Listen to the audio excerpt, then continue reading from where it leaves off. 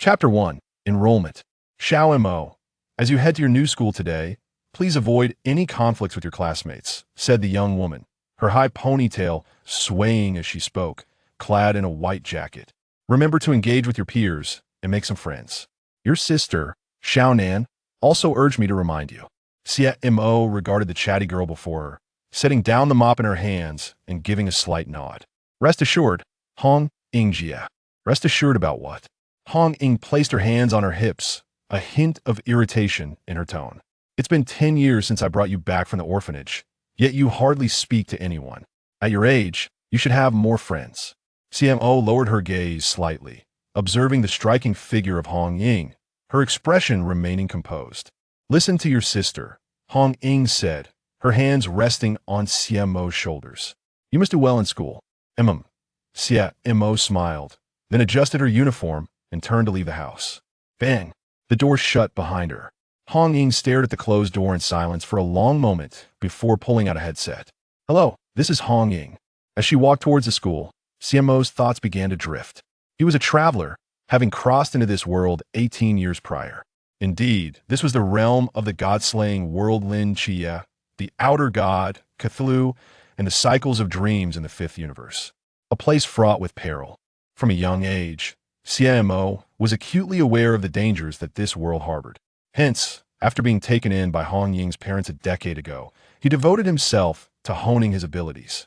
Indeed, as a traveler, he possessed his own unique advantage. However, his golden finger was rather peculiar. It was neither a system nor a magical ring, but a pair of eyes.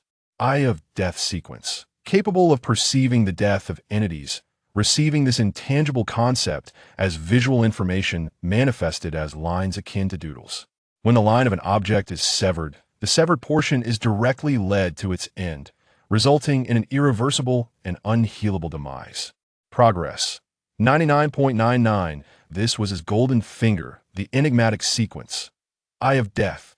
As the name implies, it granted the ability to directly perceive the death of an entity. Those endowed with this power could see crimson lines upon their target, known as the lines of death.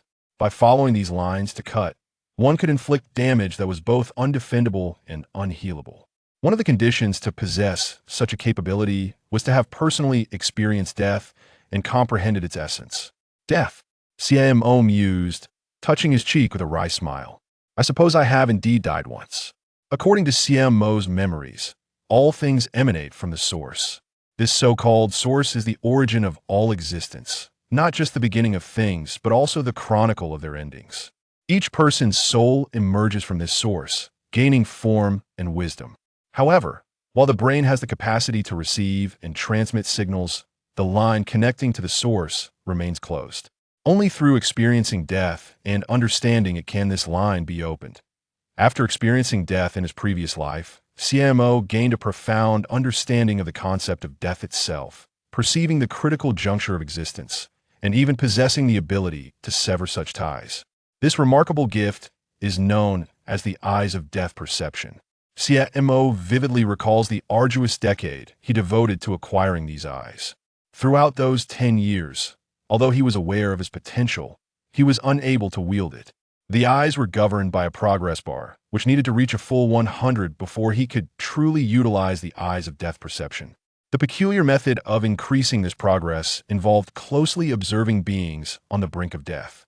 Thus, Xie Mo spent countless days and nights seeking individuals or entities that met this criterion, gradually enhancing his abilities. It is important to note that for beings nearing death, the condition was that they must die of natural causes, which only contributed a mere 0.00001 to the progress bar. Conversely, for those on the verge of death, the progress increased significantly upon their passing at a rate of 1. Casting a glance back at the villa, Xie Mo observed Hong Ying stealthily leaving with a spear in hand, a sight that elicited a chuckle from him. He was well acquainted with the members of the 136th Night Watch team in Xiaonan City, largely due to the fact that Hong Ying's parents had taken him in, leading him to frequent the unremarkable Peace Affairs office. However, it seemed that Hong Ying and the others had deliberately concealed the existence of the Night Watch from him. Nevertheless, this did not concern him. He understood the regulations of the Night Watch. Moreover, having read the original text, He was aware that even without their assistance, there were several mythological creatures in that vicinity that were not particularly perilous, providing him opportunities to test his skills. Xie Mo tilted his head slightly. Since arriving in this world, he had a clear recollection of all that transpired with the 136 team and was acutely aware of the events unfolding in this realm. As an orphan, he had received considerable aid from the 136 team over the years. Particularly after the disappearance of Hong Ying's parents, she had been the one to care for him. Now that Xie Mo's abilities had awakened, he had two primary objectives: to achieve his goals and to repay Hong Ying's kindness.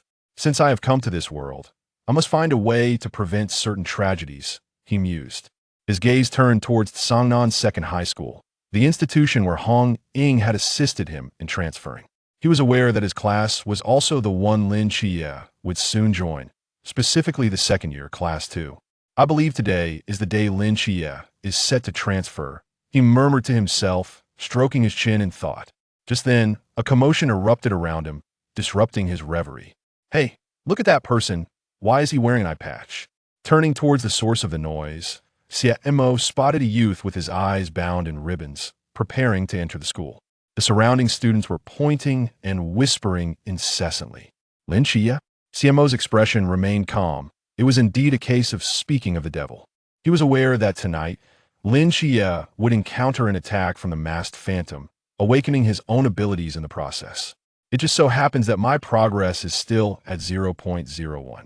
Tonight, several individuals will meet their demise at the hands of the masked phantom, providing me with the perfect opportunity to awaken my abilities as well, he thought, disregarding the gazes of others as he strode purposefully towards Lin Xie. Greetings. Lin Xie inclined his head slightly, his expression betraying no emotion, and politely nodded towards Xie Mo. Hello. May I inquire what brings you here?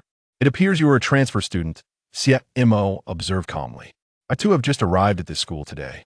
Noticing your difficulties, may I assist you in entering? Upon hearing this, Lin Xie revealed a faint smile. Thank you, but I can manage on my own. Do not feel embarrassed, Xie Mo insisted, grasping his hand. Even the blind monk claims to be capable when capturing foes, yet ends up with a score of 0-100. Lin Xie's expression faltered. However, he did not decline the offer, recognizing Xie Mo's good intentions. I am Lin Xie. May I ask your name? Xie Mo. Chapter 2. Lin Xie. Meanwhile, in a nondescript office located in the city, 7 individuals, each clad in distinct attire, surrounded a round table. Some leaned over the table, others were engrossed in their phones, and a few were even fiddling with a sniper rifle. Red Cherry, has little Mo gone to the new school? Inquired a short-haired girl with glasses, exuding a soft and charming demeanor, as she turned to Red Cherry beside her. Yes, Red Cherry replied, tilting her head slightly, and then blinking her eyes. He seemed quite cheerful today. Cheerful? The short-haired girl appeared puzzled, recalling Xie Mo's usual stern demeanor. How cheerful? She asked curiously. Well, he smiled at me. The short-haired girl responded. Ha ha ha. Xiaonan, Red Cherry, you two are truly something. Zhao Kongsheng laughed heartily at the twitching corner of Xiaonan's eye. Red Cherry and Xiaonan exchanged exasperated glances at his reaction. What is so amusing, you insufferable man? In truth, I wish to see Xie Mo, as his character will require some adjustment to the new environment, Wen Qimo remarked. Indeed, a stern-faced young man beside Wen Qimo nodded gently. This individual was named Lung Xian. Once today's mission is completed, we can all go observe for now. Let's maintain silence, Wu Xiaonan stated, holding a document while surveying the group with a calm demeanor. Upon witnessing his expression, the others subdued their laughter and fell silent. Satisfied with their response, Wu Xiaonan nodded and then picked up the document, his expression turning grave. Recently, numerous residents in Xiaonan City have fallen victim to homicides, particularly near the Old District, where many have reported sightings of ghost-faced individuals. At this revelation, the group's expressions grew serious. Wu Xiaonan continued, Our task is to eliminate these ghost-faced beings. I must emphasize that due to their increasing numbers, I suspect there is a leader behind them. Leader? They echoed in unison, momentarily taken aback. Wu Xiaonan nodded. I estimate this leader is likely to be Chuanjing. As the words fell, their pupils contracted, and all eyes turned towards Chunmai. Captain, We will need you to eliminate that leader when the time comes. Wu Xiaonan turned to Chen Mai, setting down the documents in his hands. Chen Mai nodded, then stood up, casting his gaze towards the door. There is no time to lose. We must commence our actions now. Understood. At Xiaonan Second High School, a voice chimed, "Are you Xie Mo? What a coincidence. Today we have two transfer students from our class meeting each other. It truly is quite a coincidence. I never expected Xie Mo to assist Lin Xie in entering the classroom. That indicates Xie Mo has a kind heart. Xie Mo, Lin Xie, your seats are over there." Listening to the incessant chatter around him, Lin Xie felt somewhat dazed. He had not anticipated such warmth from his classmates, and the sudden contrast was a bit overwhelming. Xie Mo, on the other hand, remained composed, fully aware that this enthusiasm stemmed from Lin Xie's parents' visit a few days prior. "Hello, classmates. I am your front desk mate, Li Yifei." At that moment, a male voice emerged from beside Xie Mo. Turning to look, Xie Mo noticed that Li Yifei had approached without him realizing. Having read the original story, Xie Mo recognized him as a minor antagonist, one whose actions had instigated the Nantua serpent demon invasion of the school. "Let us proceed to our seats," Xie Mo said, gently guiding the still-dazed Lin Xie towards their desks, responding to the greetings of their peers along the way. "Xie Mo, Lin Xie, I'm the class monitor, Jiang Qian. If you need anything, feel free to come to me." As the two settled into their seats, a girl with a ponytail approached, confidently thumping her chest. "If you want to go to the cafeteria, just let me know. I'll take you there." Li Yifei, now seated at the front, turned to the two. Soon after, numerous others introduced themselves. Xie Mo and Lin Xie reciprocated each introduction. Amidst the lively chatter, a female teacher entered the classroom.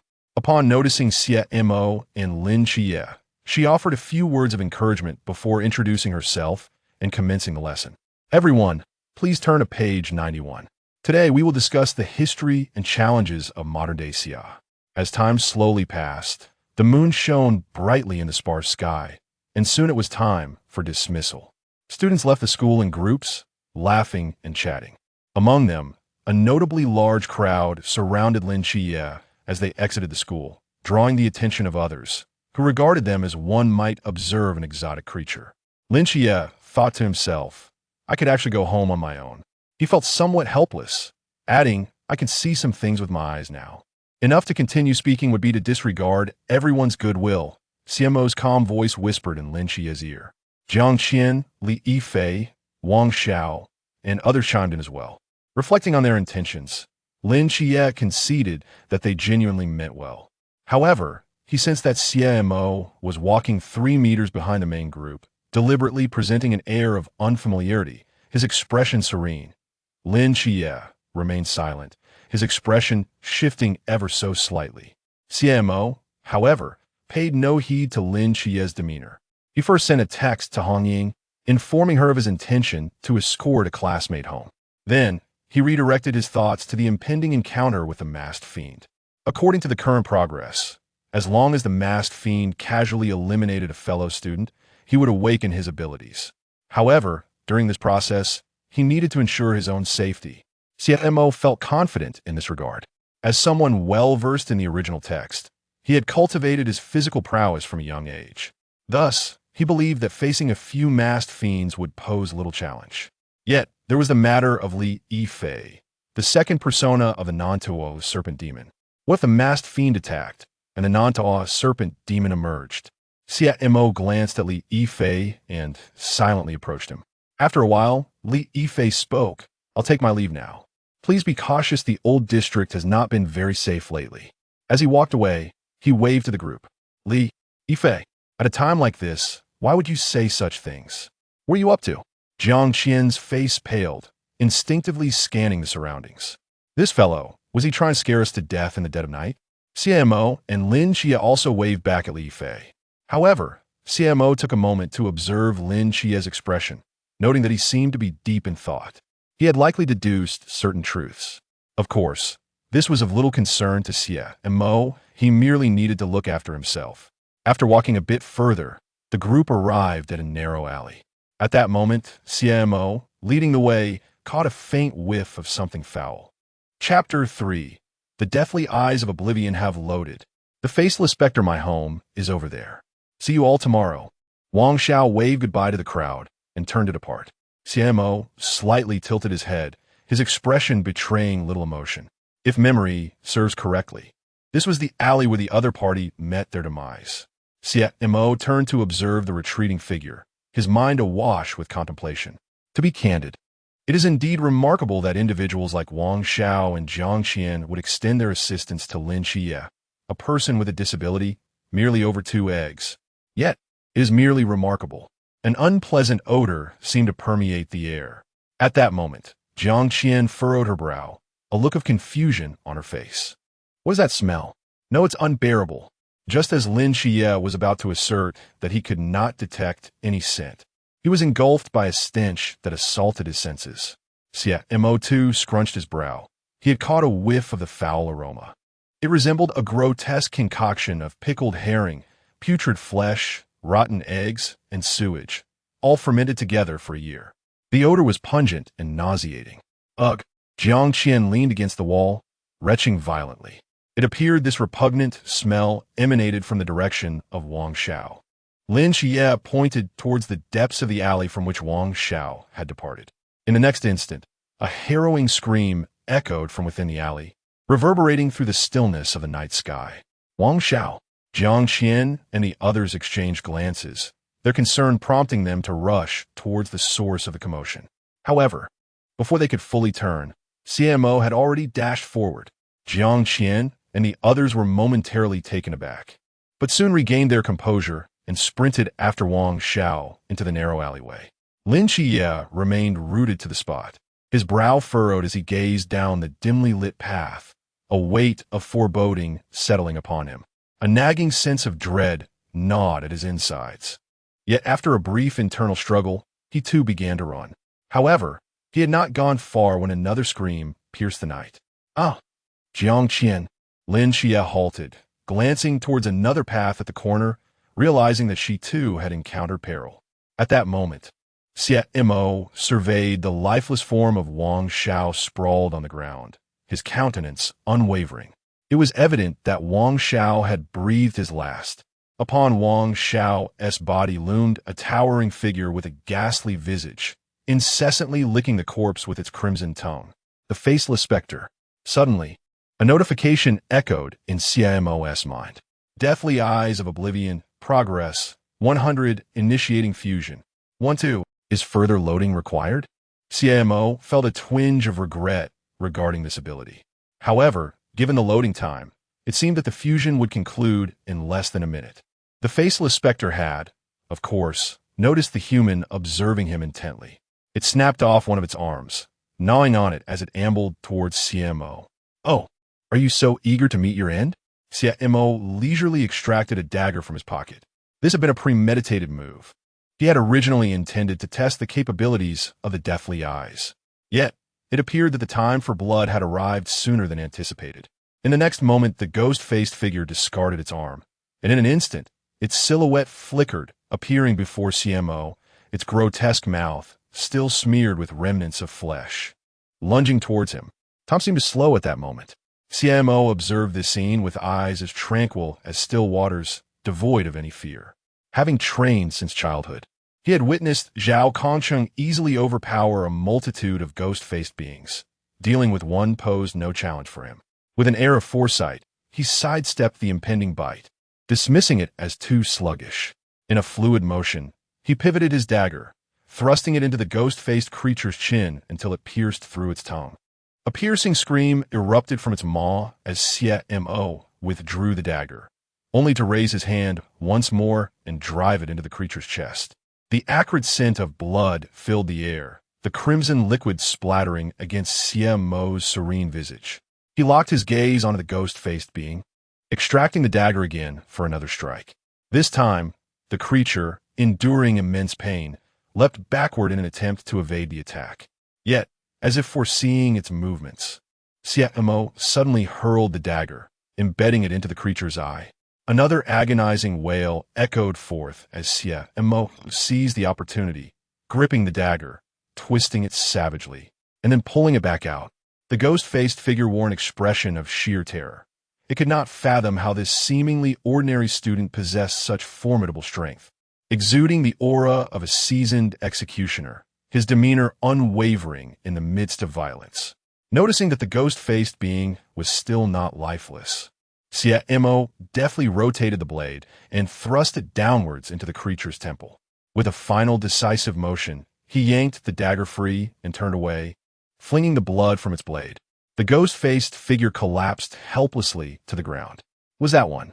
5 seconds? Xie Mo slowly pivoted, peering down at the lifeless body. Assessing the fusion duration. 10. Should I linger here for a while? He chose not to offer support. Having read the original text, he knew that Lin Xie would eventually attract a considerable number of ghost-faced beings. A reckless approach could yield dire consequences. Leaning against the wall, he toyed with the dagger while surveying his surroundings. Time slipped by swiftly. Soon, the fusion rate escalated to 97. Xie Mo eagerly anticipated the arrival of the direct death demon eye. However, at that very moment, suddenly, a blinding column of light erupted from a nearby alleyway, reaching skyward. In that instant, the darkness was illuminated. Oh, a transformation has occurred. Xie Mo twirled the dagger, lifting his gaze towards the magnificent beam. The once dim alley now shone as brightly as day, a sacred aura radiating towards him. Zhao, Kongsheng, and the members of Team 136, en route, all witnessed this luminous pillar. Zhao, Kongsheng, what is happening in the old district? Captain, it seems someone has awakened the divine ruins. Divine ruins? I beheld it. This sacred aura. It is the presence of sequence 003, Michael, the agent of Michael. They were astonished, for this was not the momentum born of the forbidden ruins. This was the momentum emanating from the divine ruins. A new divine agent has emerged, right here in Xiaonan City, and it appears to be an agent of Michael. Divine Ruin 003. At that moment, the residents of Xiaonan City stepped out of their homes in unison. What has transpired? We are unaware. Where are you looking? What is this? Oh, what is that beam of light? They gazed at the luminous column, their curiosity piqued, while suppressing the urge to prostrate themselves in reverence. As for Xie Mo, he felt little about it, for his progress bar was full. In the next instant, his irises transformed from black to icy blue. Boom! A force emanating from death surged forth with sudden ferocity, a beam of ice blue light, larger and more robust than the previous one, shot upwards into the heavens.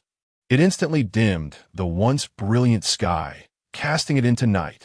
Simultaneously, a pair of mesmerizingly colossal eyes slowly opened in this darkness. At that moment, not only Xiaonan City, but countless beings sensed the looming threat of death. Chapter 4. The shock of all parties. Silence. A deathly stillness enveloped the air. The citizens of Xiaonan City, who had been chattering moments before, now stood in stunned silence, as if they had just witnessed the most unbelievable event of their lives. Why? Why do I feel such dread? What is with those eyes? I am terrified as they fixate upon me. Mother, is this the end of the world? This. Fear gripped the populace, for the gaze emanating from the darkness was overwhelmingly formidable, suggesting that death loomed just a heartbeat away. On a narrow street, 5 figures clad in dark red cloaks stared blankly into the distance, their eyes filled with astonishment. Deputy Captain, is this the divine ruins? When Xie Mo's mouth fell agape, his body involuntarily retreating. The aura radiating from those eyes was too terrifying. It felt as if an unseen force clutched his heart, ready to make it burst at any moment. I cannot comprehend this presence. I have never heard of such an aura before, and it seems no deity possesses it. Wu Xiaonan fixated on those eyes, as though facing a formidable adversary. He dared not voice his thoughts. This power surpassed even that of the Susanoo he had encountered before. In that direction, Hong Ying gazed blankly at the old city, murmuring softly. In the next instant, she jolted awake and dashed toward the source of the radiant column. This is bad. Xie Mo seems to be nearby. Upon hearing this, Xiaonan, Long Xian, and Chimai were all taken aback. Without hesitation, they followed Hong Ying, racing toward the light. Old Zhao, hurry and check if Xie Mo is near the light. Wu Xiangnan pressed his earpiece, urgency lacing his voice. "What did you say?" Zhao Kongcheng, rushing toward the alley, felt his pupils constrict. He was closer to the light than anyone else, making him acutely aware of the aura of death radiating from it. Such a presence is beyond what any human could confront. How could that brat Xie Mo be there? Zhao Kongcheng quickly discarded his cigarette and accelerated toward the alley. Similar conversations echoed throughout the crowd. Each individual, or deity, reacted differently to the sudden emergence of this aura. Within the gray mist, countless terrifying entities abruptly opened their eyes, gazing toward the direction of Daxia. What is this aura? Why does it make my heart race? This presence seems to transcend the very concept of existence, manifesting as a form of death itself. How is this possible? I am merely a consciousness now. Could the bearer of that aura truly annihilate me? Countless terrifying beings murmured in disbelief, unable to fathom that the eyes that had suddenly appeared in Daxia could instill such fear within them. In the ancient god sect, a group of devotees in black robes knelt upon the ground, uttering incantations.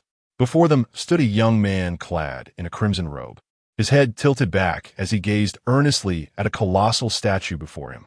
Another divine agent has descended to the mortal realm.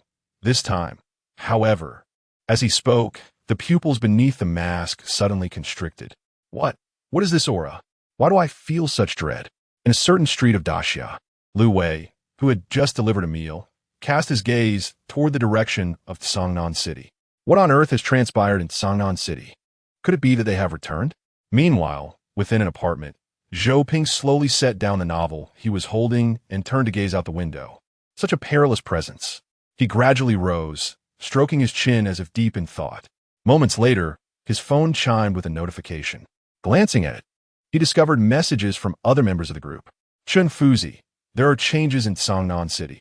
Yifan, I just contacted Team 136. They are en route to the incident site. Guanzai, something is amiss. I clearly exist as a mere concept. Yet this presence makes me feel as though death is imminent. Numerous similar exchanges echoed in the air. At this moment, various factions turned their eyes toward Xiaonan City, each face etched with alarm. Above the moon, a figure with slightly narrowed eyes stood, majestic white wings casting shadows over the land. His name is Michael, a being of the highest echelon among the deities, corresponding to Lin Chie's domain. Why does this aura invoke such a sense of crisis? Michael furrowed his brow and, moments later, directed his gaze through Lin Chie's body into a narrow alley. As his awareness advanced, he spotted a figure at the corner of the alley. It was a young boy, leaning against the wall, his expression calm as he toyed with a dagger in his hand. Could this aura be emanating from him? Michael narrowed his eyes slightly. However, in the next instant, the boy suddenly turned around, fixing his icy blue gaze directly upon him. A jolt of surprise coursed through Michael. This sensation felt as though it transcended space, locking onto him. Before Michael could sever his consciousness, the boy spoke. Michael, I didn't expect you to have a penchant for spying. Xie Mo's expression remained tranquil as he stared at a crimson thread of death. You can see me? Michael furrowed his brow. In his perception, the other was merely a minor karami of a mirror. Yet, how could he sense a supreme deity? Indeed, Xie Mo slowly lifted his gaze toward the moon. You are here merely to discern the owner of this aura, are you not? Yes, Michael replied. I too am intrigued by the nature of this power. What power? Xie Mo withdrew his gaze, his icy blue eyes shimmering with intensity. The power to annihilate all. Oh, a hint of interest flickered across Michael's serene visage. However, just as he prepared to elaborate further, an urgent voice suddenly rang out from within the alley. Xie, are you here? Upon hearing the sound, Michael shifted his tone and spoke. Your friend has arrived. I shall take my leave. With those words, consciousness faded away. Xie Mo gazed towards the place where the presence had vanished, remaining silent for a moment before turning his attention to Lin Chie's direction. He was quite familiar with the owner of that voice. It belonged to Zhao Kongcheng. Are you Michael's envoy? May I inquire as to your identity? But let us converse further after a brief pause. Have you seen a young man with a stern expression, roughly your age? I heard your call. Xie Mo, was it? He is over there. The dialogue concluded at this juncture. Before long, two figures approached. As Zhao Kongsheng and Lin Xie entered, they immediately noticed Xie Mo standing calmly in place, as if he had been waiting for quite some time. Chapter 5. The agent of the great Xia deities, the aura that just enveloped the air. Could it be Xie Mo? Zhao Kongsheng gazed into Xie Mo's eyes, only to discover that those icy blue irises seemed to lock onto him directly. In an instant, a sensation of impending death washed over him. Zhao Kongsheng involuntarily shuddered. Had he not sensed the absence of malice from the other, he might have already met his end. This presence felt even more formidable than that of the agent of Michael. Could it be that Xie Mo is also an agent of some deity? With this thought, Zhao Kongsheng turned his gaze towards Lin Xie, further solidifying his conviction. Although Lin Xie exuded a powerful aura, it did not evoke a sense of danger. In contrast, Xie Mo's presence felt akin to being preyed upon by a ferocious beast. Lin Xie was acutely aware of Zhao Kongsheng's scrutiny, yet he ignored him. His attention fixated entirely on Xie Mo, his expression inscrutable. Moments ago, Michael had conveyed a message to him through his consciousness, urging him to follow Xie Mo. Lin Xie was perplexed by the meaning behind this, but the voice was unmistakably that of the angel from a decade prior. Despite his confusion, he sensed that to unravel the mystery surrounding him, following Xie Mo was indeed the most prudent course of action. However, why did the angel's tone carry an air of caution, as if a grave threat loomed? Lin Xie furrowed his brow in contemplation. Meanwhile, Zhao Kongsheng observed both Xie Mo and Lin Xie, a smile creeping onto his lips. Two agents of deities. The great Xia had unexpectedly revealed two divine agents, just as Zhao Kongsheng was caught in his surprise. Swish, swish, swish, several figures clad in dark red cloaks appeared beside him. Xie Mo's eyes flickered as he recognized the newcomers as the entire team from Squad 136, the only night watch team in Xiaonan City.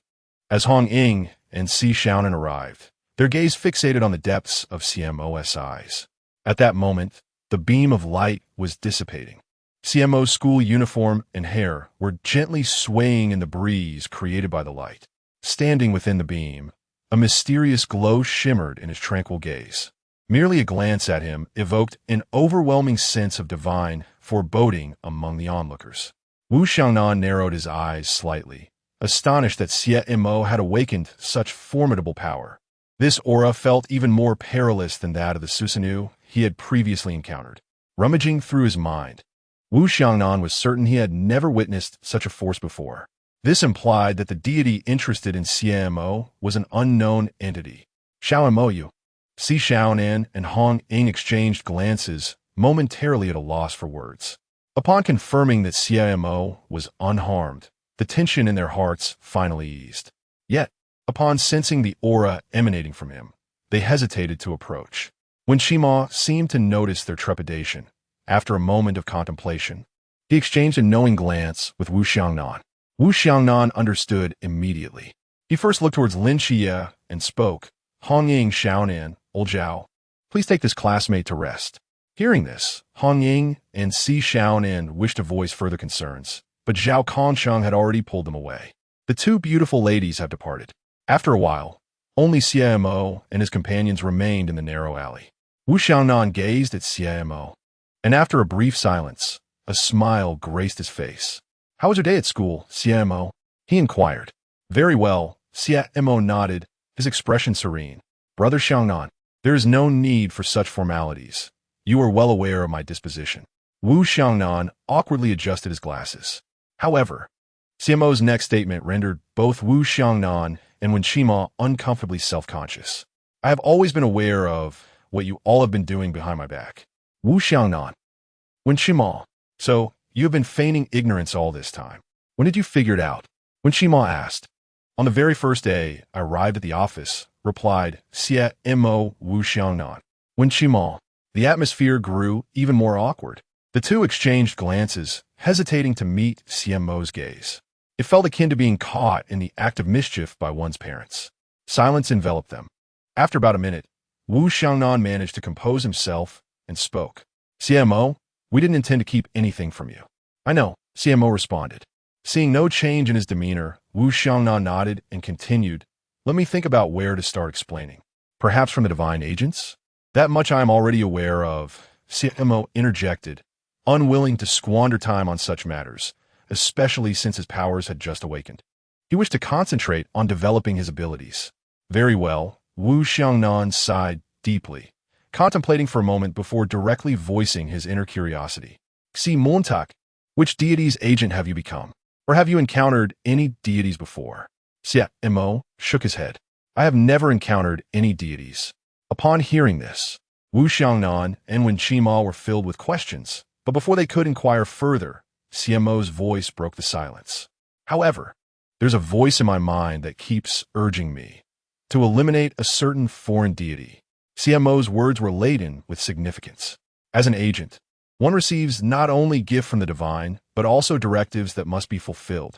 Yet, since Xie Mo's abilities were not of this world, he fabricated an instruction to allay any suspicions about his identity as an agent. To kill a deity? Wu Xiangnan and Wen Qima exclaimed in astonishment. Their minds raced with speculation. Could it be that Xie Mo was the agent of some great deity from the Xia dynasty? It was known that the deities of the Xia dynasty had vanished long ago, making it perfectly plausible that Xie Mo had never encountered one. However, this did not preclude the possibility of a deity hiding and bestowing abilities upon him. The pressing question remained, why had this deity chosen to manifest at this moment? And why Xie Mo as their agent? Most critically, was the directive not a tad outrageous? To task a mere mortal with the assassination of a deity?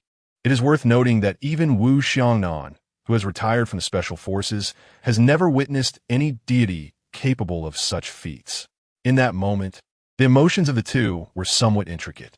They felt a surge of astonishment, for Xie Mo's appearance confirmed that deities indeed still existed in the realm of Great Xia. Yet, concurrently, they harbored a deep sympathy for Xie Mo, as this directive was far beyond the capabilities of a mere human. When Qima gazed at Xie Mo, remaining silent for a while before instinctively blurting out, Xie Mo, you need not force yourself. This demand is utterly preposterous. Wu Xiangnan interjected, indeed. Consider how absurd it is for a human to attempt to slay a deity. Xie Mo, with his head bowed, maintained an expression of calm. He first sheathed his dagger, then lifted his gaze to meet theirs. As long as it is a living being, even a deity, I can slay it. With those words, a faint luminescence flickered in his icy blue eyes. Chapter 6. I want to join the night watch. Upon hearing this declaration, Wu Xiangnan and the others were naturally skeptical. However, upon gazing into Xie Mo's eyes, calm as still water, their doubts began to waver. Very well, Wu Xiangnan nodded, clearly unwilling to engage Xie Mo further on this matter. Could you kindly elaborate on the abilities granted to you by the deity? At this moment, Wen Qima spoke candidly. The deities of the Great Xia had never been discovered by the Night Watch, let alone the divine ruins of Great Xia. Therefore, he was curious as to what powers this Great Xia deity had bestowed upon Xie Mo. Wu Xiangnan and Wen Qima exchanged speculative thoughts. Hearing their inquiry, Xie Mo replied coolly, the ability to annihilate all. What? The two were momentarily taken aback. Xie Mo, observing their expressions, felt no surprise. Such a statement could not be accurately interpreted without sufficient understanding. Would you like me to demonstrate? Sure. They nodded eagerly, intrigued to witness the nature of Xie Mo's divine ruins. In the next moment, Xie Mo produced a dagger and made a slow, sweeping motion through the air, 2 meters away. Swish, this action was unhurried, so much so that even a child could evade it. What does that mean? The two were puzzled. Xie Mo offered no further explanation and stepped closer to them. Suddenly, a fine line appeared in the air. Wen Qima looked at the line, but saw nothing remarkable. At that moment, Xie Mo brushed past them. Let's take a closer look. They were prompted, moving forward, only to discover a fly severed in half. Wen Qima frowned, failing to perceive anything extraordinary. Yet, Wu Xiangnan's pupils constricted as he gazed at the fly. As a member of the original special team, his insight was certainly broader than Wen Qima's. Thus, upon seeing the lifeless body, a profound shock surged within him. The life of this fly had been extinguished. What does that mean? Wen Qima inquired. Wu Xiangnan, Witnessing his confusion, elaborated in simple terms. Every living being possesses the concept of life. What Xie Mo just executed was not merely the death of the fly, but the obliteration of the concept of this fly's life. When Xie Mo stroked his chin, shaking his head, "I don't understand." Wu Xiaonan pressed on, "Let me clarify. Both deities and humans possess the concept of life, which is the very foundation of our existence. Xie Mo's ability can directly erase that concept. Imagine, if the concept of life were to be obliterated, could you still survive?" When Xie Mo's mind reeled, "Wow, that's so monstrous. Not even considering strength, you could be killed by concept alone." Meanwhile, Xie Mo walked towards the alley, his eyes narrowing slightly. After awakening his abilities, he sensed that his death vision seemed somewhat different. To illustrate, let's draw a comparison with Lin Xie. He could not only perceive the death lines on the other person, but he could also see the death lines of the deities behind Lin Xie. The 7 patients from the mental hospital, along with one Mikael, formed 8 death lines that swirled around Lin Xie's head. Xie Mo felt an overwhelming sensation, as if he could, if he so wished, sever Lin Xie's identity as a divine agent through these death lines. In other words, he could obliterate the powers bestowed upon the agent by the deity, rendering the agent an ordinary person. It was rather absurd, and Xie Mo couldn't help but marvel at this ability, reminiscent of the self-dismantling of cultivation found in fantasy novels. However, now the executor was Xie Mo himself. If he were to sever all 8 of Lin Xie's death lines, would he not thereby sever Lin Xie's golden finger? Xie Mo speculated in his mind. Yet even if it were indeed possible, he would refrain from such an act. After all, he harbored a peculiar feeling earlier, as though he might be able to channel his consciousness into Lin Xie's golden finger, that is, the mental hospital of the gods.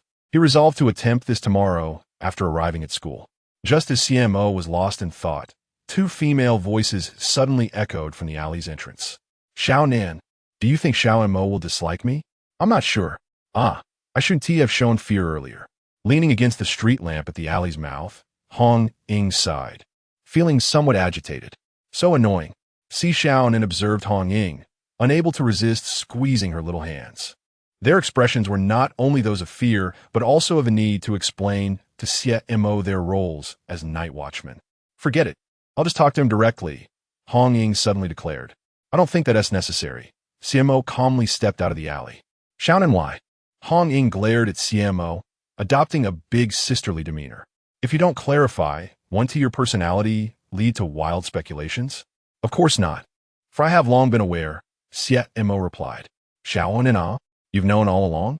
Hong Ying scratched her head awkwardly, realizing she had concealed this from Xie Mo for so long. "Wait, Xie Mo." Hong Ying suddenly had a revelation. "When did you arrive? Are you only realizing this now?" Xiaonan shook her head, then turned her gaze to Xie Mo, whose eyes had become lifeless. "Xiao Mo, we sister Xiaonan, there is no need to explain. I understand you both are looking out for me," Xie Mo interrupted. Naturally, he did not mention the terrified expressions of the 2 girls earlier.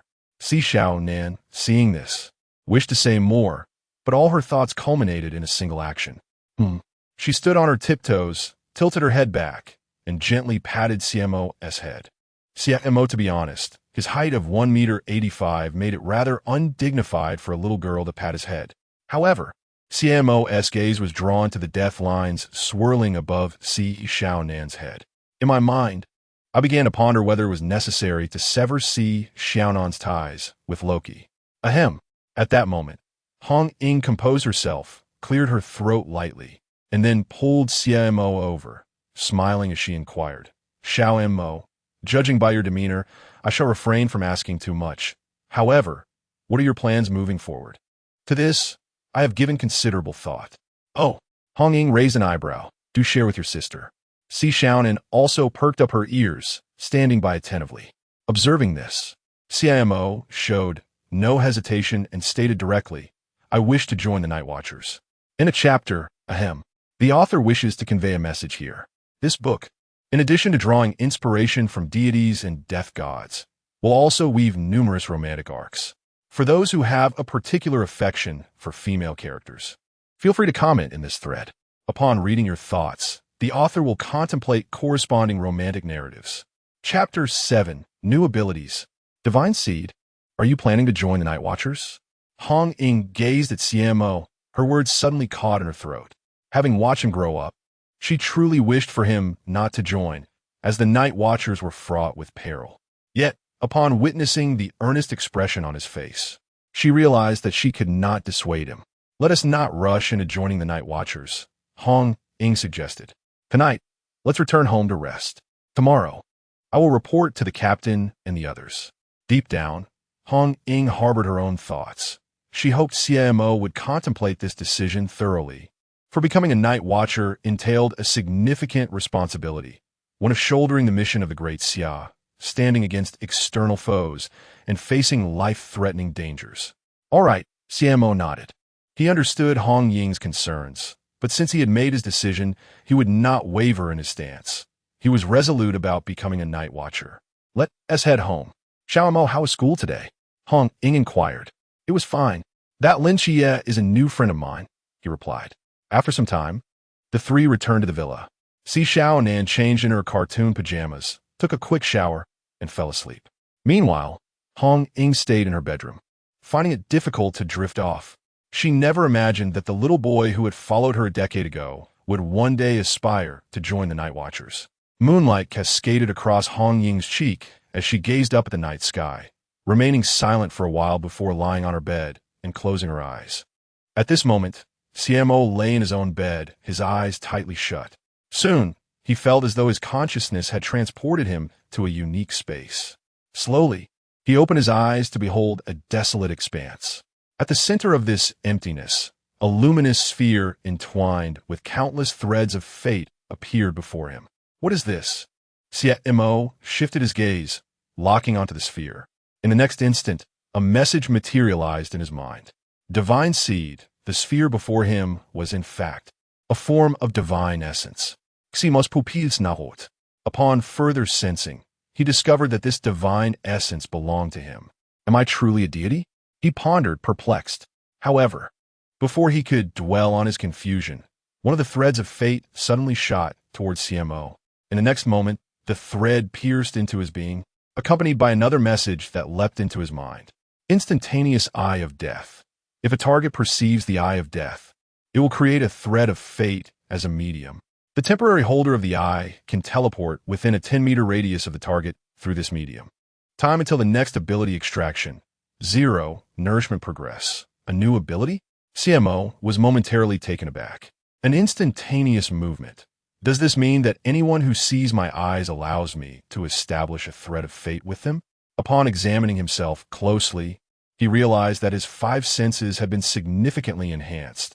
He could now perceive everything within 1,000 meters.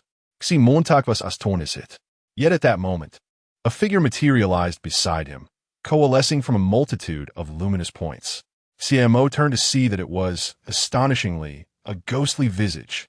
Before he could react, this specter surged toward the divine essence. In an instant, the divine essence appeared to radiate even more brightly, and Xie Mo sensed a subtle enhancement in both his strength and speed. Nourishment progress. 1. His gaze flickered, and after a brief contemplation, he swiftly grasped the situation.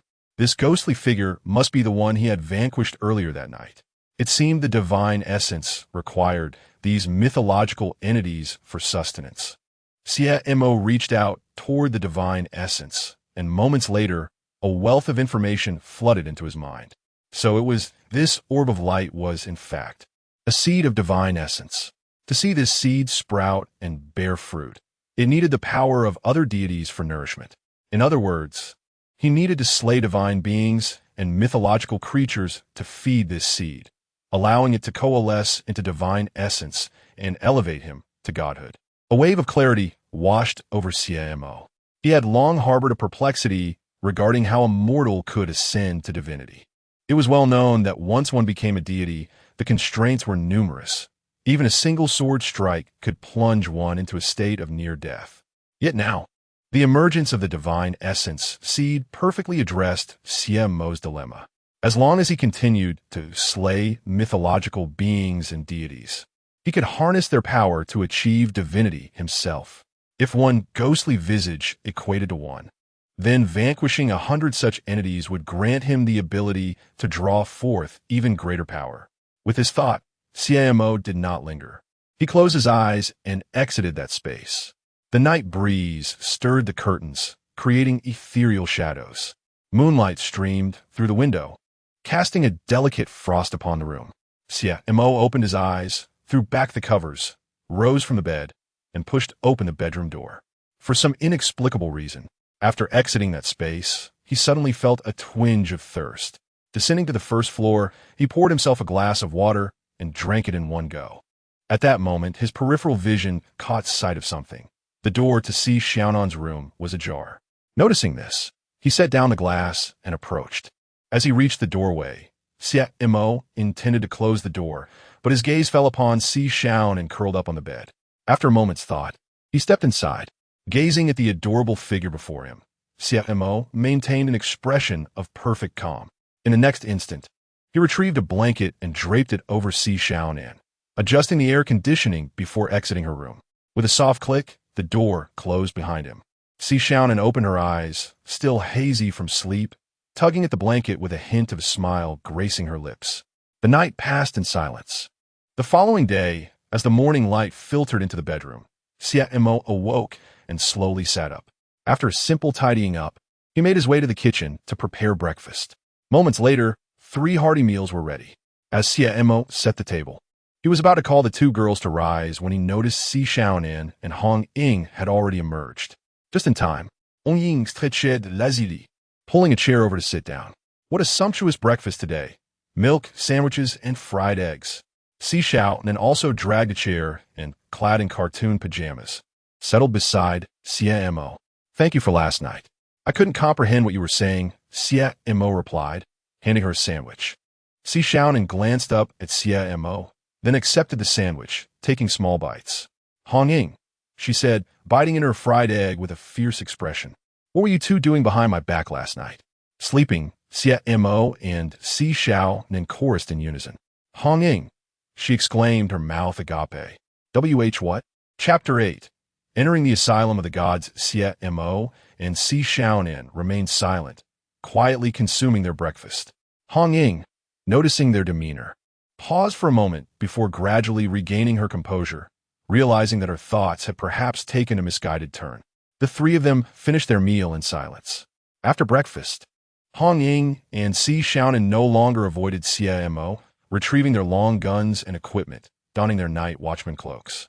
I will inquire with the captain today about your joining the night watchman, Hong Ying remarked, brushing her hair back and turning to Xie Mo. All right, Xie Mo replied, playing with a dagger and nodding in agreement. It was fortuitous that Zhao Kongcheng should be waiting for Lin Xie at the school gate, and once they arrived at the school, they could follow him to Lin Xie's home, subsequently devising a plan to enter the asylum of the gods. Xiao Montak, we are off. Xiaonan waved at Xie Mo. He responded, and the 3 of them exited the house, one heading to school while the other 2 made their way to the Peace Affairs office.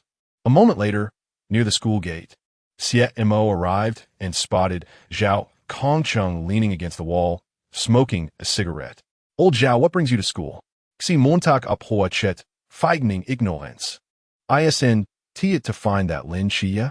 The kid actually ran away yesterday, Zhao Kongcheng replied with a forlorn expression, akin to that of a husband whose wife had eloped. By the way, I heard from a vice captain that you wish to join the night watchman? Yes, good to hear. Xie kid, let me tell you, if we're talking about who is the most dashing in our squad, it has to be me, old Zhao. Once you join our team, you'll be executing missions alongside me, Zhao Kongcheng exclaimed excitedly, thinking to himself how proud he was of this young man he had watched grow up, whose mindset and resolve were worlds apart from that Lin Xie. All right, Xie Mo nodded calmly, choosing not to engage further, as he knew Zhao Kongcheng would be busy for the next couple of days without much to show for it. He recalled that Lin Xie had come to the school once before Zhao Kongcheng's incident. It was either today or tomorrow. I believe the Ghost-Face King is also scheduled to appear in the Old City tomorrow, right? Xie Mo narrowed his eyes. If that were the case, it would provide an excellent opportunity to nurture the divine seed. Right? At that moment, Zhao Kongcheng seemed to have a revelation. his gaze fixed on Xie Mo. "Xie kid, aren't you in the same class as Lin Xie? Can you help me get him out?" Xie Mo turned his head. "He is not at school today." "Oh, he is not at school." "Huh? He is not at school." Zhao Kongsheng stood up abruptly. Xie Mo nodded. "Regarding last night's incident, I suspect he is at home. After all, who could easily recover from such an experience?" Zhao Kongsheng found Xie Mo's reasoning to be sensible. Yet he pondered, "But aren't you one of the parties involved? Why you seem unfazed?" Rubbing his temples, Zhao Kongsheng added, "I also need to find Lin Xie for a matter. Let us go to his house together." "It seems we have no other choice," Xie Mo suggested. Zhao Kongsheng took another puff of his cigarette and then retrieved his car keys. In the next moment, as the two of them entered a compact sedan, it swiftly sped away. After a while, at Lin Xie's residence, his aunt and Hongying were preparing to call him for breakfast. Just then, two voices suddenly emanated from outside the door. "This must be where Lin Xie lives, right?" "Yes, it seems so." The aunt and Hongying exchanged glances. "Moments latte." The aunt removed her apron, approached the door, and opened it. "Hello." Upon seeing the door swing open, Zhao Kongsheng quickly greeted. "Hello." The aunt replied politely, then inquired, "I just heard you were looking for Xie?" "Ah, yes." Zhao Kongsheng forced a smile and nodded. The aunt scrutinized Zhao Kongsheng for a moment before slightly stepping aside. "Please, come in and have a seat." Zhao Kongsheng and Xie Mo entered the living room. At this time, Hongjing had already brought over a glass of freshly boiled water. "Uncle, brother, this is the freshly boiled water. I'll set it down for you." "Ah, thank you." Zhao Kongsheng expressed his gratitude to Hongjing and settled onto the sofa. The ensuing conversation was between the aunt and Zhao Kongsheng. Observing this, Xie Mo glanced at Hongjing before turning toward Lin Xie's bedroom. Hongjing, witnessing this, approached Xie Mo without hesitation. "You must be my brother's classmate." "Yes. You're Hongjing, right?" "I'm Xie Mo. Your brother mentioned you yesterday at school." Xie Mo nodded, then continued without giving Hongjing a chance to respond. "I just came from school. The teacher asked me to check on Xie." Hongjing nodded in agreement, finding no reason to doubt this explanation. "Could you please wake my brother? He hasn't had breakfast yet." "Of course," Xie Mo replied, and then pushed open the bedroom door, stepping inside. A quick glance revealed that Lin Xie's room was quite simple, devoid of any unnecessary embellishments. Clean and unadorned, this was the predominant aesthetic of the room. As Xie Mo approached the window, he noticed Lin Xie still asleep. This sight elicited no change in Xie Mo's expression. It appeared that Lin Xie's consciousness was still ensnared within the confines of the Divine Psychiatric Hospital. After a moment of contemplation, Xie Mo reached out toward the 7 spiraling threads of death. Unsure of how to enter the psychiatric hospital, he decided to first attempt this ancient method. However, before he could touch those 7 threads, they suddenly sprang to life, shooting directly toward Xie Mo's head. In an instant, Xie Mo felt his consciousness begin to wane. Before long, he collapsed on a Lin Xie's bed. Tick-tock, tick-tock. As time passed, Xie Mo sensed a fog encroaching around him. He opened his eyes to find a building looming before him. Turning his head, he noticed a plaque on the right, boldly inscribed with Divine Psychiatric Hospital. Xie Mo surveyed his surroundings, discovering that apart from the edifice before him, all else was shrouded in mist. Could this be the asylum of Lin Xie? Retracting his gaze, Xie Mo directed his attention back to the institution. At that moment, the grand entrance stood ajar. Beyond the threshold, a dimly lit corridor unfolded before him.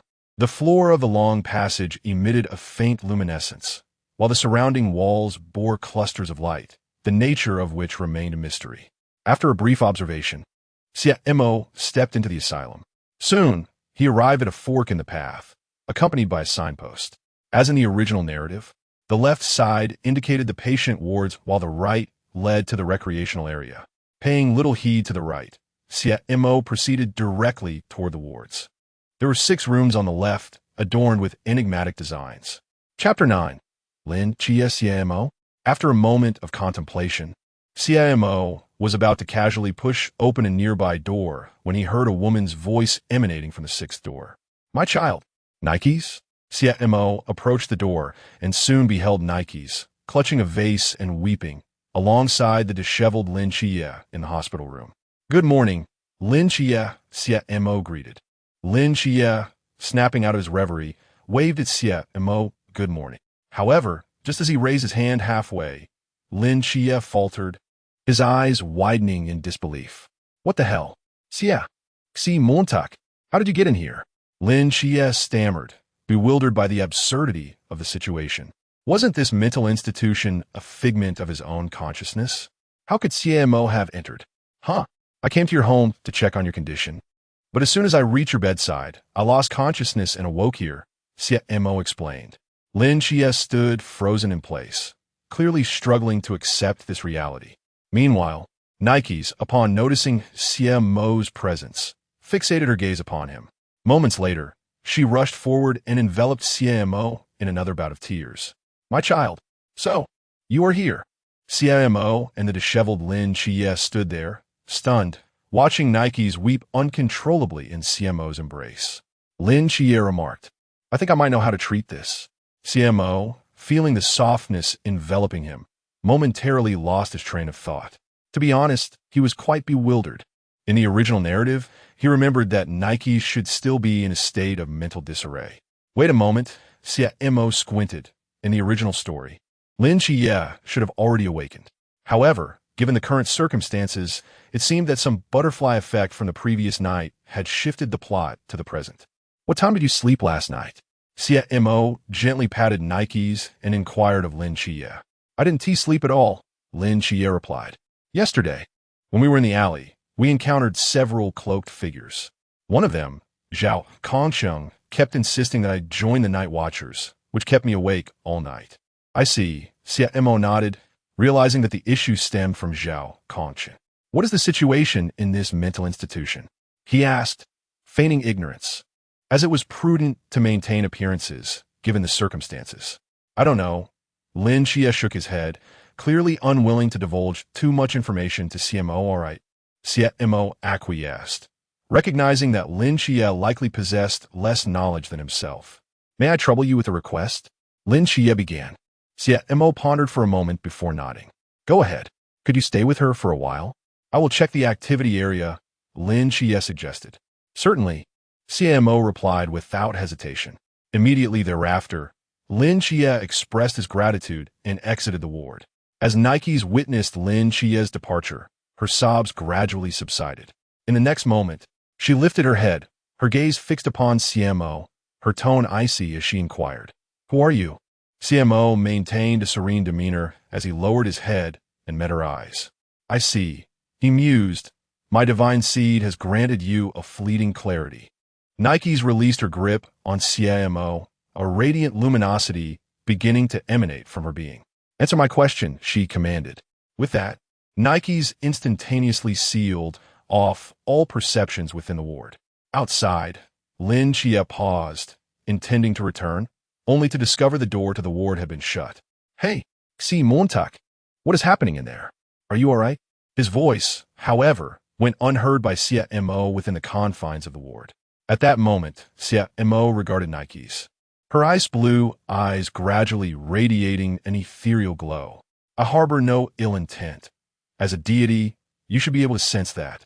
Nikes' expression remained composed. Although she recognized Xie Mo's benign nature, the mere fact that a mortal could access a psychiatric facility was an unpredictable variable that could not be overlooked by a god. Evidently, communication has proven futile. Xie Mo slowly lowered his arms. In the next instant, an aura of death erupted from him. Instantaneously, those ice-blue eyes seemed to become the singular focus of the space.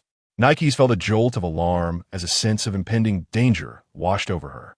It was imperative to note that she was a supreme deity, a pinnacle among the divine. Yet now, she perceived a threat emanating from an ordinary human. This was utterly preposterous. Gazing at Xie Mo, Nikes contemplated for a moment before dissipating the divine radiance surrounding her. "Who is the deity behind you?" she inquired.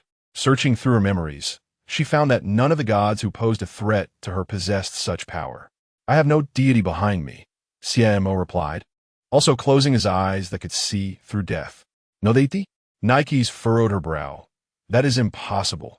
How could you wield such power without a divine being? You make a valid point, Xie Mo nodded, as if comprehending her implication.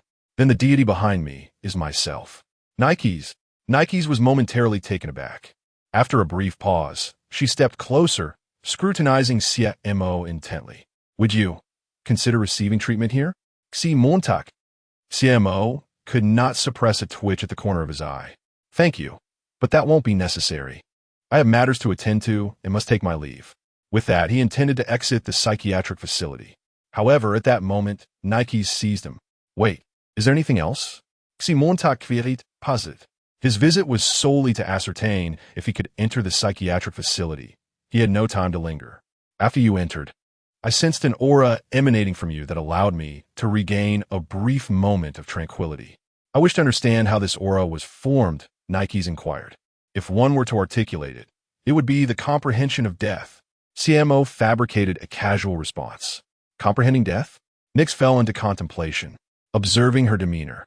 Xie Mo chose not to linger excessively and exited the space. In the next moment, as consciousness succumbed to darkness, Xie Mo gradually opened his eyes. To his astonishment, the deathly eye could indeed afford Nix a fleeting return to lucidity. He gazed at Lin Xie, who lay upon the bed, rubbing his temples. However, at that instant, an image abruptly manifested within his mind. In this vision, Nix had once again descended into a state of madness, while Lin Xie hurriedly arrived at the hospital room. Upon witnessing this scene, an inexplicable sensation surged within Xie Mo. It was as if he could, should he desire, instantly traverse space and stand beside Nix. The Eye of Death's Instant Transport? Chapter 10. The Arrival of the Demon-Faced King. Xie Mo, it's time to leave. At that moment, Zhao Kongcheng suddenly knocked on the door. Xie Mo, upon noticing, withdrew his thoughts and hurriedly opened the door. Aren't you going to recruit him? Xie Montak inquired. Isn't he sleeping? Let's discuss it tomorrow. Very well. Subsequently, the two bid a brief farewell to Auntie and Hongying before hastily departing. Shall we head to the office? On their way to the car, Zhao Kongcheng asked. No, I have my own matters to attend to. I will wait for news from Hong Ying and Xiaonan. Xie Mo declined Zhao Kongcheng's invitation. All right then. Zhao Kongcheng shrugged, lit a cigarette, and drove away. Xie Mo shifted his gaze, his mind beginning to contemplate the nature of his abilities. Based on everything that had been revealed thus far, as long as he activated the Eye of Death, anyone who beheld it would not escape his pursuit. The two abilities complemented each other and even served a monitoring function. Yet, he remained uncertain about the limits of his power. With this thought in mind, Xie Mo took out his phone and activated the Eye of Death. In the next moment, click, click, he captured 2 selfies and sent them to Xiaonan and Hong Ying. As they deliberated on how to deal with the demon-faced king, both Hong Ying and Xiaonan's phones chimed simultaneously. Upon checking their devices, they discovered the messages from Xie Mo. As he started to indulge in self-admiration, Hong Ying thought helplessly. Xiaonan, after a moment of silence upon seeing the photos, changed her wallpaper to one of them. Xie Mo, observing her reaction, involuntarily rolled his eyes. But soon, he realized a smile crept onto his lips. Indeed, this teleportation ability could transcend space, leaving a medium behind. After emerging from the psychiatric hospital, he had a surge of inspiration and attempted this. The result? Obvious and perfect. As long as one saw the Eye of Death, be it in a photo or another form, the medium for teleportation would be established. Moreover, the mental energy consumed by the eye during the teleportation was astonishingly low. It only expended energy to create the medium, while the teleportation itself required none. If this is the case, then no matter what dangers Hong Ying and Xiaonan face, I can be informed immediately and arrive at their side in the quickest manner possible.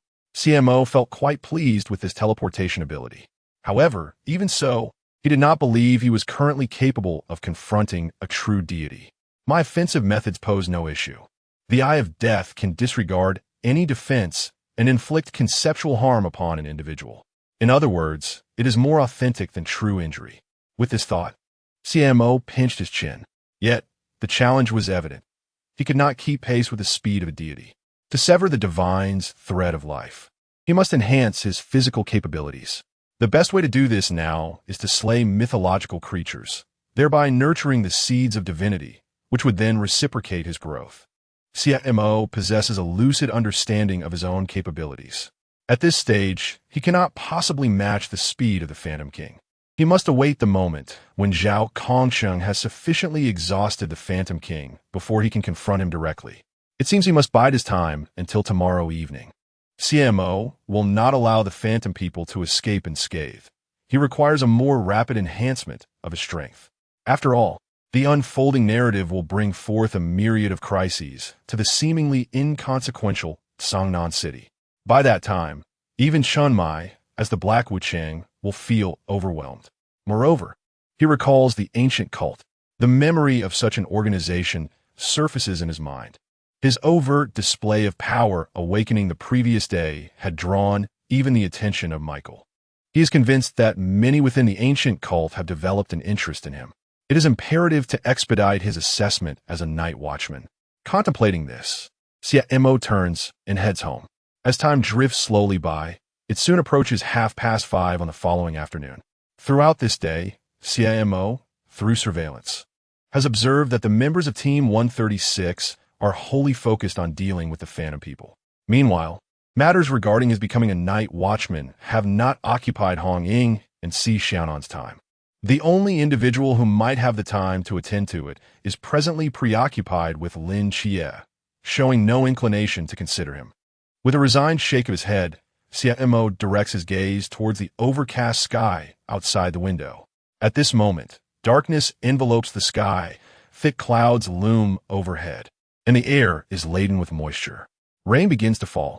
Remaining at home, Xie Mo sends a selfie to each member of Team 136. Before long, the current circumstances of everyone flow into his mind. He observes several scenes before finally locking his gaze upon Zhao Kongsheng, awaiting silently. As the minutes trickle away, the rain intensifies. Around 6:10, through the visuals, Xie Mo sees Zhao Kongsheng emerge from an apartment building, umbrella in hand, and enter a small car. However, just as he intends to retrieve a cigarette, Zhao Kongsheng pauses, suddenly pressing his earpiece with a serious expression.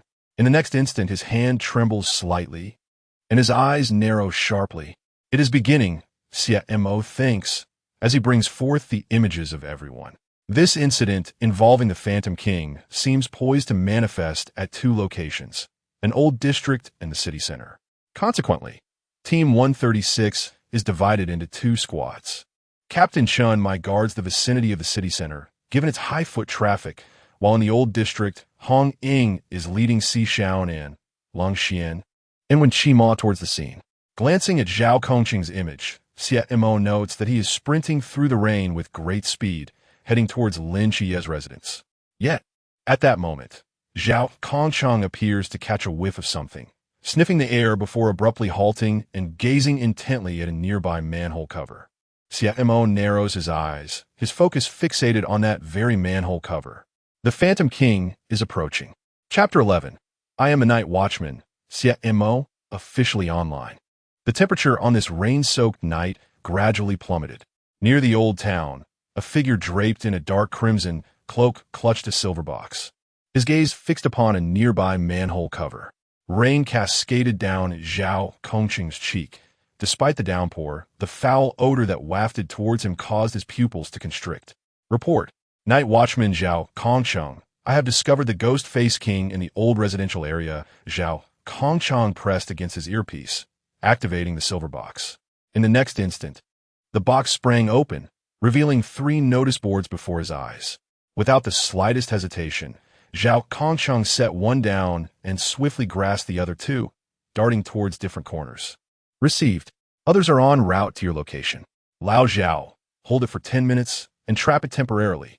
And absolutely avoid a direct confrontation with the Ghost Face King. Zhao Kongsheng listened calmly to the voices emanating from his earpiece. Though he was aware this battle would likely lead to his demise, retreat was not an option. After positioning the last notice board, he caressed the ghostly spirit lure in his palm, directing his gaze towards the manhole cover. In the next moment, bang, the manhole cover was violently ejected, and a grotesque creature crawled forth from the sewer. The Ghost Face King had arrived. Observing this scene, Zhao Kongsheng wasted no time in deploying the boundless void. Simultaneously, at the moment of preparation, he initiated a conversation with Wu Xiaonan through his earpiece. Xiaonan, do you still remember the oath you once made? Zhao Kongsheng's eyes flicked towards the residential area from which the creature had emerged. There lay Lin Chie's home. While I may not have millions at my back, I possess that boy's entire world. With his hands suddenly pressed together, Zhao Kongsheng beheld as this area became enveloped by an invisible shield. The forbidden void, boundless domain. At that moment, all members of Team 136 were listening intently to Zhao Kongsheng's words. An ominous premonition arose within them. Such a speech, reminiscent of a last testament, spoke volumes. Zhao Kongsheng was prepared to fight to the death. Panic surged among Hong Ying and the others as their pupils dilated, hastening towards Zhao Kongsheng's position. Lao Zhao, don't be foolish, when Xie Mo urged anxiously against his earpiece. Hong Ying, Xiaonan, and Wu Xiaonan incessantly attempted to dissuade him. Although Chen Mai and Lung Xian remained silent, the urgency etched on their faces conveyed everything. Even Lin Xie, who was indulging in a feast at home, sensed something was amiss. At that moment, Lin Xie stood beside the window, gazing outward. In the rain-drenched night, the distant buildings were devoid of light, as if the entire world had succumbed to silence, leaving only the torrential rain. As the rain poured, splashing, Lin Xie lingered by the window, momentarily lost in thought. Xiaoqi, the food is getting cold. Hurry up and come eat. At that moment, his aunt's voice suddenly rang out from behind him. Lin Xie jolted awake, hastily slipping on his shoes and dashing out of the house. Where are you going?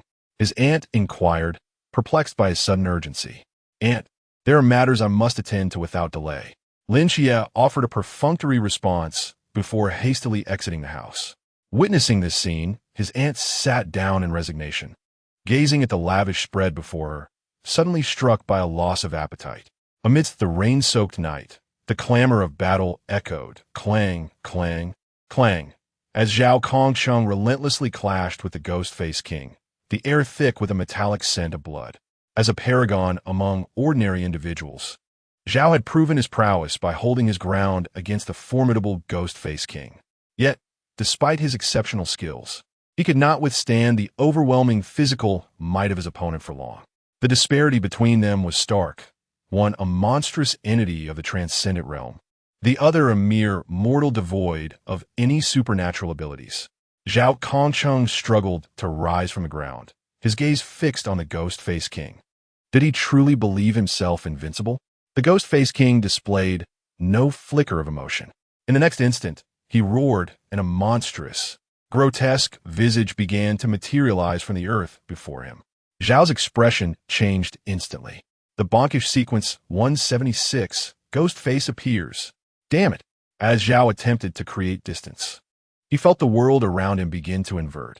It was as if he were trapped in a dreamscape. The reality around him was an illusion crafted by the Ghost-Faced King. Zhao steadied himself, relying on his extensive combat experience to momentarily resist the disorienting effects of the bonkish. However, this came at the cost of his combat effectiveness. Old Zhao, respond. Please. The voice of Wu Xiaonan crackled through the fallen earpiece on the ground. During the fray, the earpiece had slipped from his grasp. Hearing Wu's urgent calls, Hong Ying and the others were engulfed in anxiety, their thoughts consumed by concern for his safety. He must be all right? Hong Ying glanced at Xiaonan and the others, unable to suppress her words.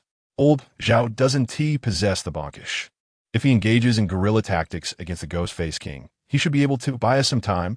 Yet, as much as when Xie Mo's voice grew softer, he understood that Zhao Kongsheng would inevitably confront the Ghost-Faced King head-on. The outcome was likely to leave behind nothing but a cold corpse. Xiaonan pursed her lips, while Lung Xian ran tirelessly with his head bowed, fully aware of Zhao's determination. Tears welled in Hong Ying's eyes as the group fell into a heavy silence amidst the rain. They so desperately wished for an extra pair of legs to hasten their arrival to Zhao Kongsheng's side. The relentless sound of rain seemed to envelop the entire world. Just as despair threatened to consume them, a calm voice resonated through the earpieces of Team 136. I am the Night Watchman, Xie Mo, officially online now. In the rain-drenched night, a tranquil-faced youth held the fallen earpiece, cold raindrops cascading down his cheeks, drenching his hair. He gazed upon the grotesque visage of the demon king before him, devoid of any trace of human emotion. Chapter 12. If you flee, do you think you can survive? The members of Squad 136 were momentarily taken aback. However, they quickly regained their composure, urgently urging through their earpieces. Xie Mo, get out of there quickly. Mo, run. The Ghost-Faced King is in Hongying. You just awakened your divine ruins, and going there now is tantamount to walking into your doom. Hurry and leave. Mo. Do not linger. Hong Ying exclaimed, gripping her spear with a tone of desperation. You are no match for that Ghost-Faced King. Flee immediately. Listening intently, Xie Mo heard Xiaonan's voice overpowering the others on the earpiece. Going there now isn't necessarily a bad thing. First, rescue old Zhao. If my guess is correct, he is currently engaged in direct combat with the Ghost-Faced King. Upon hearing this, everyone finally recalled Zhao Kongcheng. In the next moment, the cacophony in the earpiece erupted once more. Xie Mo, you must bring old Zhao with you. Indeed, he is just an ordinary person and cannot hold out for long. Leave that place first, and we will deal with the Ghost-Faced King together when we arrive. Xie Mo held the earpiece, absorbing the words as his gaze silently fixed ahead. Possessing the eye of death, he could naturally perceive all that transpired within the boundless void. At that moment, atop the grotesque and fearsome visage of the Ghost-Faced King, Zhao Kongcheng had his eyes closed, his brow furrowed in concentration. Unbeknownst to him, the Ghost-Faced King had stealthily approached from behind. With a swift motion, the crimson claws lunged at Zhao Kongcheng. Zhao Kongcheng, sensing the danger through the sound of the rain, narrowly evaded the assault. Simultaneously, as he turned, he did not hesitate to counterattack, delivering a blade strike. Clang! The sound of claws meeting the blade resonated as the Ghost-Faced King caught Zhao Kongcheng's knife and retaliated with a kick, sending him sprawling. Cough, haha! It won't be so easy to kill me. Zhao Kongcheng steadied himself with the blade, forcing himself upright. Meanwhile, the Ghost-Faced King was taken aback, unable to fathom how Zhao Kongcheng had sensed its attack. Yet, in the next moment, Zhao Kongcheng dispelled its confusion. This forbidden ruins is indeed formidable. Ordinarily, I would have fallen into your trap and perished by your hand, but alas, it is raining today. As the Ghost-Faced King absorbed Zhao Kongcheng's explanation, its grotesque visage twisted further in rage. Before long, having finished his explanation, Zhao Kongcheng rose from the ground, spitting out a mouthful of blood, and cheerfully grasped his straight blade. I am not boasting. Had I possessed the forbidden ruins, you would have died 1,000 times over. These words seemed to ignite the fury of the Ghost-Faced King. With a fierce roar, the Ghost-Faced King lunged at Zhao Kongcheng once more, and the clash resumed. Clang, clang, clang. Xie Mo observed this scene, feeling an overwhelming admiration for Zhao Kongcheng's strength. It was rare to find someone who could hold their ground against the Ghost-Faced King, relying solely on their terrifying combat instinct and experience. Yet, this was where it would end. Zhao Kongcheng! Zhao Kongcheng! At that moment, a voice unexpectedly emanated from behind Xie Mo. Zhao Kongcheng, who was engaged in battle, was taken aback. He recognized the owner of that voice. Damn it, how did that kid get here? Zhao Kongcheng's thoughts were a tangle of emotions. However, this feeling did not linger for long, as Lin Che suddenly let out a startled exclamation. Xie Mo, what are you doing here? What? Xie Mo, he has arrived too. Zhao Kongcheng clenched his teeth, surprised that Xie Mo was standing outside. Under these circumstances, he knew he could not respond to either of them. He tightened his grip on the dagger in his hand. At this moment outside, the boundless void, Lin Che stood beside Xie Mo, gazing at him with a bewildered expression. Xie Mo, have you seen Zhao Kongcheng?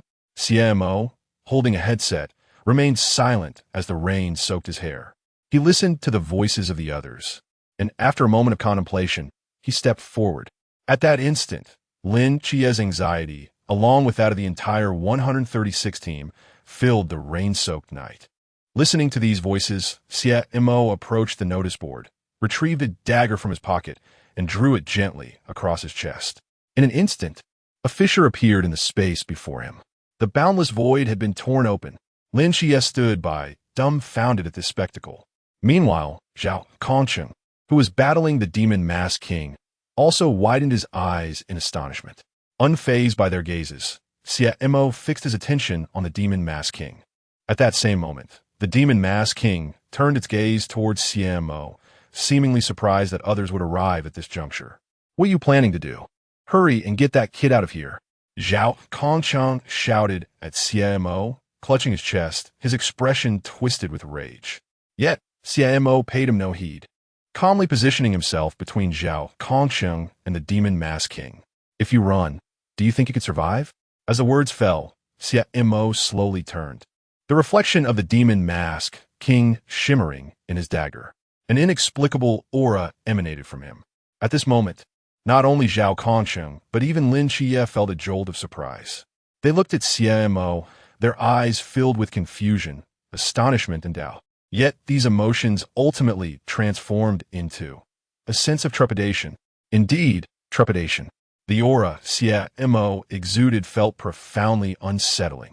To put it simply, it did not resemble that of a living being at all, but rather a chilling essence that seemed to transcend death.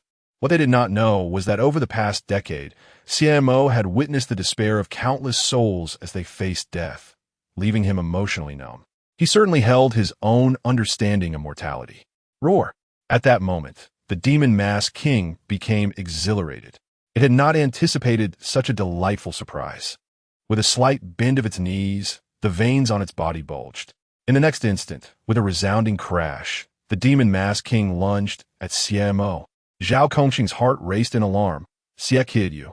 However, he could not finish his sentence, as he was left stunned by the extraordinary scene unfolding before him. Chapter 13. Zhao Kongsheng, Moral Coercion.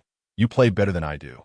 With a slight turn of his body, Xie Mo deftly flicked the dagger in his hand, effortlessly slicing through the forbidden ruins of the ghost-faced king. Zhao Kongsheng's pupils constricted. In an instant, the ghost-faced king appeared momentarily stunned, as if sensing an impending danger, before vanishing and reappearing behind Xie Mo. Yet, as if possessing eyes in the back of his head, Xie Mo, seemingly foreseeing the attack, tilted his head just in time for the sharp claw to barely graze his scalp. Lin Xie and Zhao Kongsheng stared in disbelief at the scene unfolding before them. The ghost-faced king, realizing his strike had missed, swiftly retaliated, unleashing a howling gust as he lunged at Xie Mo once more. However, Xie Mo was not one to grant him an opportunity. He flickered out of sight, appearing several paces ahead, narrowly dodging the onslaught. The barrage continued with the third claw, fourth claw, and fifth claw. Amidst the downpour of rain, the ghost-faced king's relentless attacks never ceased. Yet Xie Mo remained composed, evading each strike with remarkable precision. The two observers stood transfixed, astonished by Xie Mo's formidable prowess. Particularly Zhao Kongsheng, who was himself a strong contender and recognized the ghost-faced king's considerable fatigue. Even so, Xie Mo's effortless maneuvering amidst the fray exceeded his expectations. Zhao Kongsheng discerned that while Xie Mo's speed did not match that of the ghost-faced king, his teleportation-like ability compensated for this disparity. At last, after what felt like an eternity of unrelenting assault, the ghost-faced king halted, realizing his efforts were futile and merely a waste of time. "You are quite strong," Xie Mo remarked calmly, standing his ground. He turned his head, rain-soaked and unperturbed, his demeanor betraying no hint of anxiety. Zhao Kongsheng and Lin Xie gaped in astonishment. In stark contrast to the formidable foe they faced, Xie Mo exhibited an unshakable tranquility, as if nothing in this world could disturb his composure.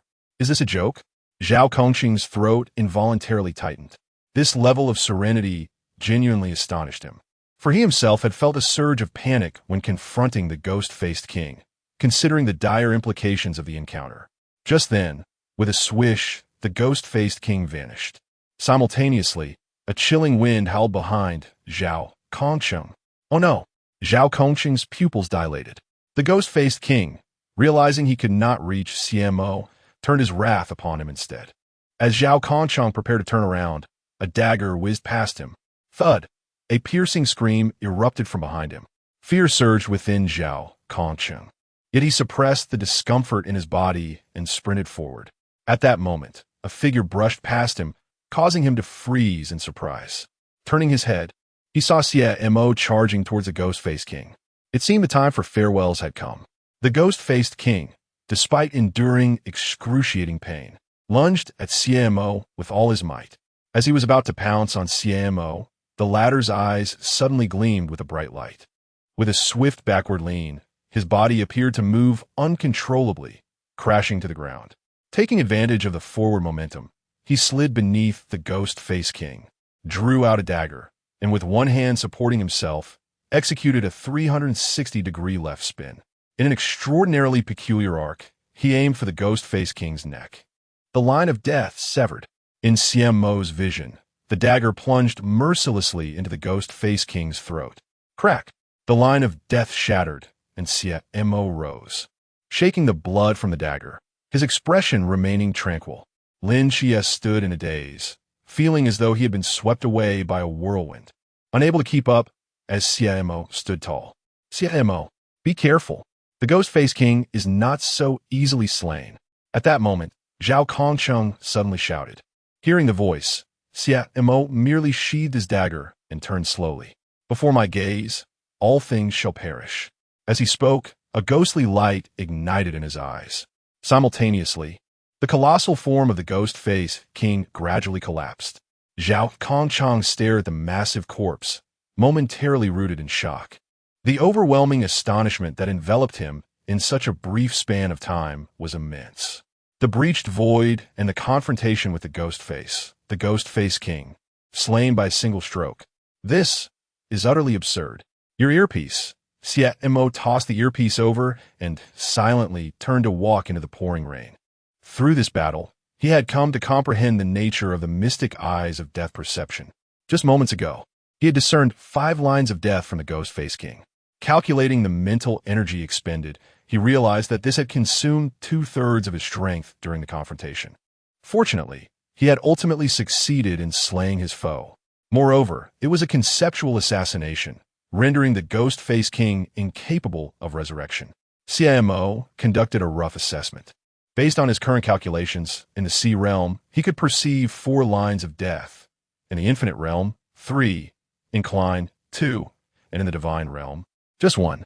The ability to see these lines consumed mental energy, with a greater disparity in realms resulting in fewer visible lines, while simultaneously accelerating the depletion of mental power. Thus, to achieve a superior kill, it must be completed within an exceedingly brief time frame. Of course, he understood that as his rank increased, this consumption would diminish, and the number of visible lines would increase. At this stage, as long as the opponent was not an excessively powerful deity, anyone who came would be harmed upon contact, and death was assured upon severance. Contemplating this, Xie Mo quietly made his way towards Lin Xie. The rain fell heavier and heavier. Zhao Kongcheng took the earpiece, gazing at Xie Mo's retreating figure, slightly lost in thought. Xie Mo, run quickly. Xiao Mo, do not be reckless. You and old Zhao must flee. At that moment, the urgent shouts from the earpiece pulled him back to reality. Zhao Kongcheng stared at the earpiece, and after a moment of silence, he opened his mouth. Night Watchman Zhao Kongcheng reporting. The ghost-faced king has been slain by Xie Mo. What? The members of Team 136 were taken aback. What did you just say? Wu Xiaonan felt he must have misheard. Xie Mo had killed the ghost-faced king? Indeed, Deputy Team Leader Zhao Kongcheng replied with a grave tone. Xie Mo truly did slay the ghost-faced king, and it was a single decisive strike. A collective gasp arose among the crowd. The ghost-faced king was a formidable presence in Hongying. Are you telling me that Xie Mo, merely an awakening Hongying, defeated him in an instant? We should hurry to the scene. Hong Ying wiped the corner of her eye and addressed Xiaonan and the others. They nodded in agreement and hastened towards the location of the incident. At that moment, Lin Xie gazed at Xie Mo approaching him, opening his mouth, yet ultimately failing to utter a word. He had indeed rushed over out of concern for Zhao Kongcheng's safety, but upon witnessing Xie Mo's earlier display, a sudden sense of disconnection arose within him, as though they belonged to different realms. Lin Xie. At this juncture, Xie Mo came to a halt, his ice-blue eyes fixating on Lin Xie. Lin Xie snapped back to reality, meeting Xie Mo's gaze, and after a brief silence, spoke. What is the matter, Xie Mo? Why do you think Zhao Kongsheng did not flee at this moment? Xie Montak inquired. Lin Xie remained silent. Xie Mo continued. There is a saying among the night watchers. If the dark night descends, I shall stand before countless souls, sword drawn against the abyss, blood staining the heavens. Here, however, there are not countless souls. Zhao Kongsheng could have easily allowed the ghost-faced king to wreak havoc here while awaiting the support of the remaining team members. In such a scenario, he would avoid injury and could eliminate the ghost-faced king with minimal losses. What are you trying to convey? Lin Xie asked. My meaning is quite simple, Xie Mo replied. Because he has your entire world behind him, even at the cost of his life, as a night watcher, Zhao Kongsheng would never retreat. Moreover, had I not arrived today, let me be perfectly clear, Zhao Kongsheng would be dead. Upon finishing this statement, Xie Mo did not linger, striding past Lin Xie. Zhao Kongsheng, overhearing Xie Mo's words, felt the corners of his mouth curve into a faint smile. What a clever lad. You truly understand me. Moral corrección? You're even better at it than I am. Chapter 14. The late arrivals, a thunderous roar erupted, accompanied by a torrential downpour that engulfed the world in cacophony. When Hong Ying and the others arrived, Lin Xie remained in a daze, while Zhao Kongsheng, bloodied, took a drag from his cigarette. Their gazes shifted, and soon they spotted a young man standing in the middle of the road. The youth had his eyes tightly shut, exuding an aura of tranquility. Another thunderclap resonated, a flash of white light flickering briefly. In the aftermath of what seemed like a great battle, only the sound of rain remained. Upon catching sight of Xie Mo, Hongying rushed towards him without hesitation. Meanwhile, Xiaonan, after a moment's pause, chose to first tend to Zhao Kongsheng's injuries. Xie Mo, Hongying reached him and, intending to scold, found her ire transformed into an embrace as she beheld him drenched like a drowned rat. How could you be so reckless? If anything were to happen to you, how would I explain it to your parents? The heavy rain pelted against Xie Mo's figure, and as he felt the warmth emanating from Hong Ying, he fell silent for a moment before gently patting her back. Sister Hong Ying, I promise I will never make you worry again. She lifted her gaze, peering through the cascading rain towards Xie Mo's handsome visage. The rumbling thunder echoed in the distant clouds, while the downpour blurred her vision. In that moment, it seemed Xie Mo offered a sincere smile, making her heart tighten. Though she was unaware of the means by which Xie Mo had arrived, she understood that his presence had saved Zhao Kongsheng. Enough, Xie Mo said, wiping the raindrops from the corner of her eyes. He recognized her distraction stemmed from concern for him, and despite his usual stoicism, he could not maintain his impassive demeanor. Sister Hong Ying, it's still raining. Your mission for today is complete. You should return home. Instinctively, she nodded. When Xie Mo and the others exchanged glances. Lung Xian, let us take old Zhao back to the office. All right. With that, the two lifted the still-smoking Zhao Kongsheng and swiftly departed. Xiaonan approached Xie Mo, saying, I'll head back shortly. She too hurried toward the office. Lin Xie observed the unfolding actions, and after an indeterminate amount of time, he slowly emerged from his reverie. Xie Mo turned to him. Lin Xie continued, I am no saint. I merely wish to care for my own family. Xie Mo nodded. I can understand, however. Before he could finish, Lin Xie abruptly interrupted, but I, Lin Xie, am also a person who values gratitude. Since Zhao Kongsheng has protected my family, I am willing to join the Night Watchers for a few years to repay this kindness. Xie Mo opened his mouth, as if to say something, but ultimately, all his words coalesced into a smile. That is splendid.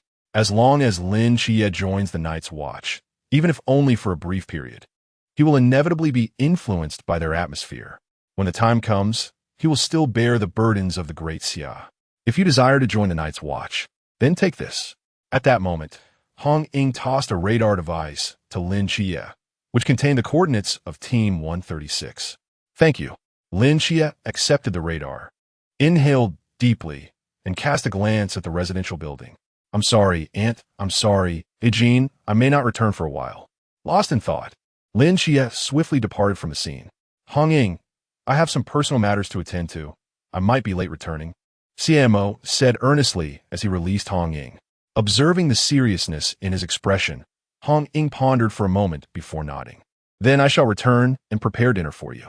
With that, she grasped her long spear and vanished into the rain-soaked night. At this moment, only Xie Mo remained in the rain. He gazed in the direction of the residential area, showing no hesitation as he stepped forward. Meanwhile, at Lin Xie's home, his aunt awaited his return. The table before her, laden with delectable dishes, was evidently cold and untouched. Mom, let us eat. Yang Jin urged his aunt. Sighing, she returned to the present and glanced at Yang Jin. What about your brother? Dinner is getting cold. Xie has some matters to attend to tonight. Xie Mo's voice came from the doorway. Both the aunt and Yang Jin turned to see Xie Mo, soaked to the skin, standing at the entrance. You are Xie's classmate. The aunt quickly rose. Come in and sit. You're drenched. Xie Mo shook his head. Auntie, I came here in a hurry. Xie has a message for you. He held a deep respect for this kind-hearted aunt. What message? She asked, somewhat puzzled. Xie Mo replied. Xie said not to wait for him tonight, and for you and Yang Jin to enjoy your meal and to get some good rest. Is he not coming back? The aunt froze momentarily. Not exactly, Xie Mo stated calmly. He simply has some personal matters to handle this evening, so he hopes you won't worry too much.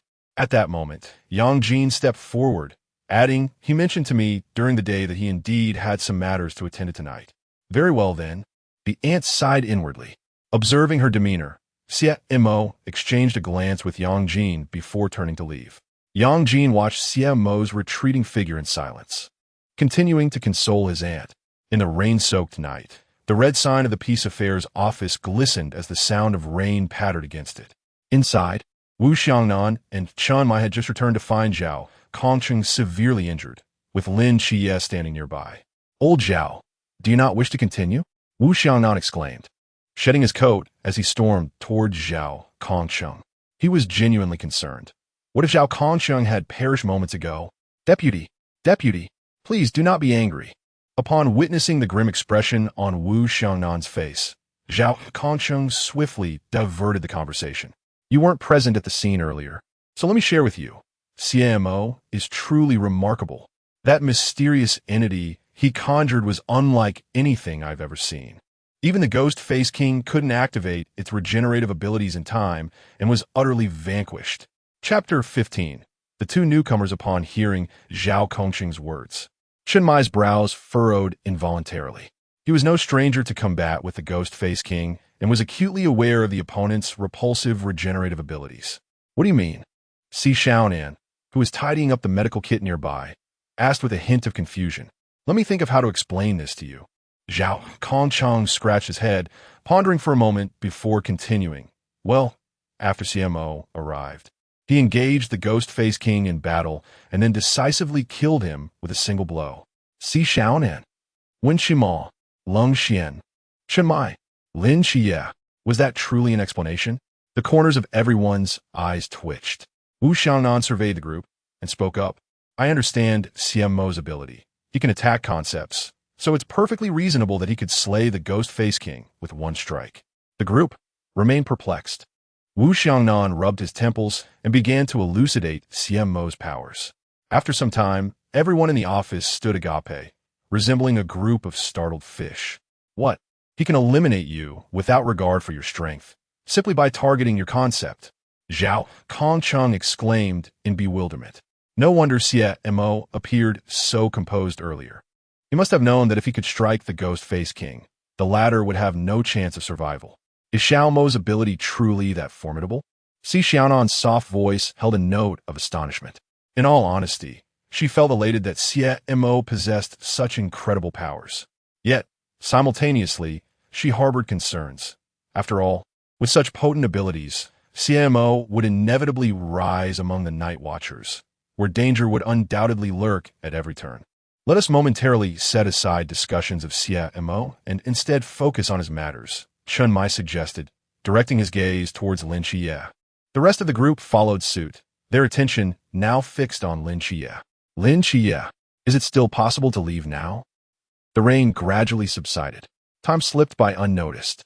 Upon returning to the villa, Xie Mo shared a simple dinner with Hong Ying before hastily retreating to his room, preparing to enter the realm of consciousness.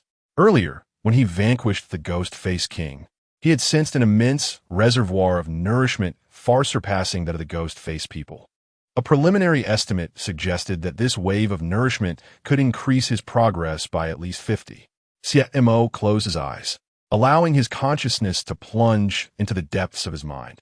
Before him floated a luminous orb ensnared by the threads of mortality, radiant and blinding. Exuding an air of sanctity, he beheld the numbers displayed above. Nourishment progress, 51, just as he had surmised. A single ghost-faced king equated to the power of 50 ghost-faced people. Xie Mo meticulously sensed his current state and was astonished to discover a remarkable development. His mental strength had grown. Indeed, his mental prowess had surged. Could it be that the previous time he had failed to perceive this growth because the ghost-faced people's progress was merely at one? The more he contemplated, the more plausible it seemed. After all, the spiritual energy within the realm of the lantern was as stagnant as water in a cup.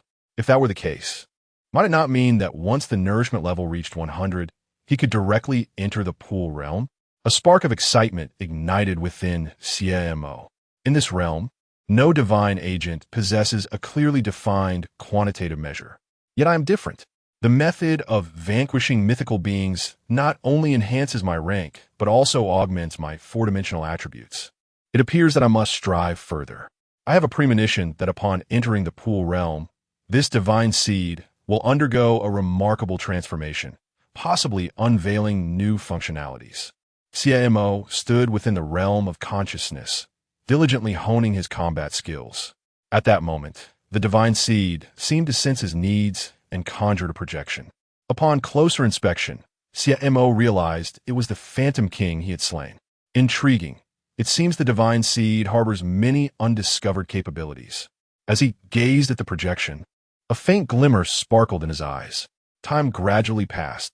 The following day, at 7:30 a.m., after a night of rigorous training, Xie Mo felt a significant enhancement in his combat techniques, particularly in the intricacies of execution.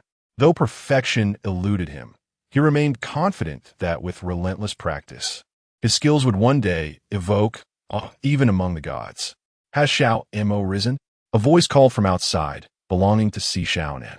Xie donned his attire and opened the door. Good morning, Sister Xiaonan. Today, Xiaonan resembled a character from an anime, clad in a JK uniform with a black blazer draped over it. What is the matter? Xiaonan tilted her head, hands clasped behind her back. Did you not sleep well last night? It's nothing, Xie replied, shaking off the momentary distraction as he descended the stairs. Xiaonan observed his retreating figure, a subtle smile gracing her lips. At last, you are awake. Hong Ying, having untied her apron, sat at the dining table, gazing at Xie Mo. Come eat, after breakfast. I'll take you to the office. All right. Xie Mo approached the table and took a seat, followed closely by Xiaonan. The trio swiftly finished their breakfast and departed the villa early. A while later, at 8:10 a.m., in Xiaonan City, the peacekeeping office's underground chamber. At this moment, within the spacious hall, all members of Team 136 had gathered, including Lin Xie. Xie Mo, we have watched you grow. I will ask you once more. Are you certain you wish to join the night watch? Wu Xiaonan regarded Xie Mo with seriousness. Hong Ying and Xiaonan, among others, fixed their gaze upon him as well. I am certain, Xie Mo replied calmly. Very well. Wu Xiaonan nodded, foregoing further discussion. Then today, let us reintroduce ourselves.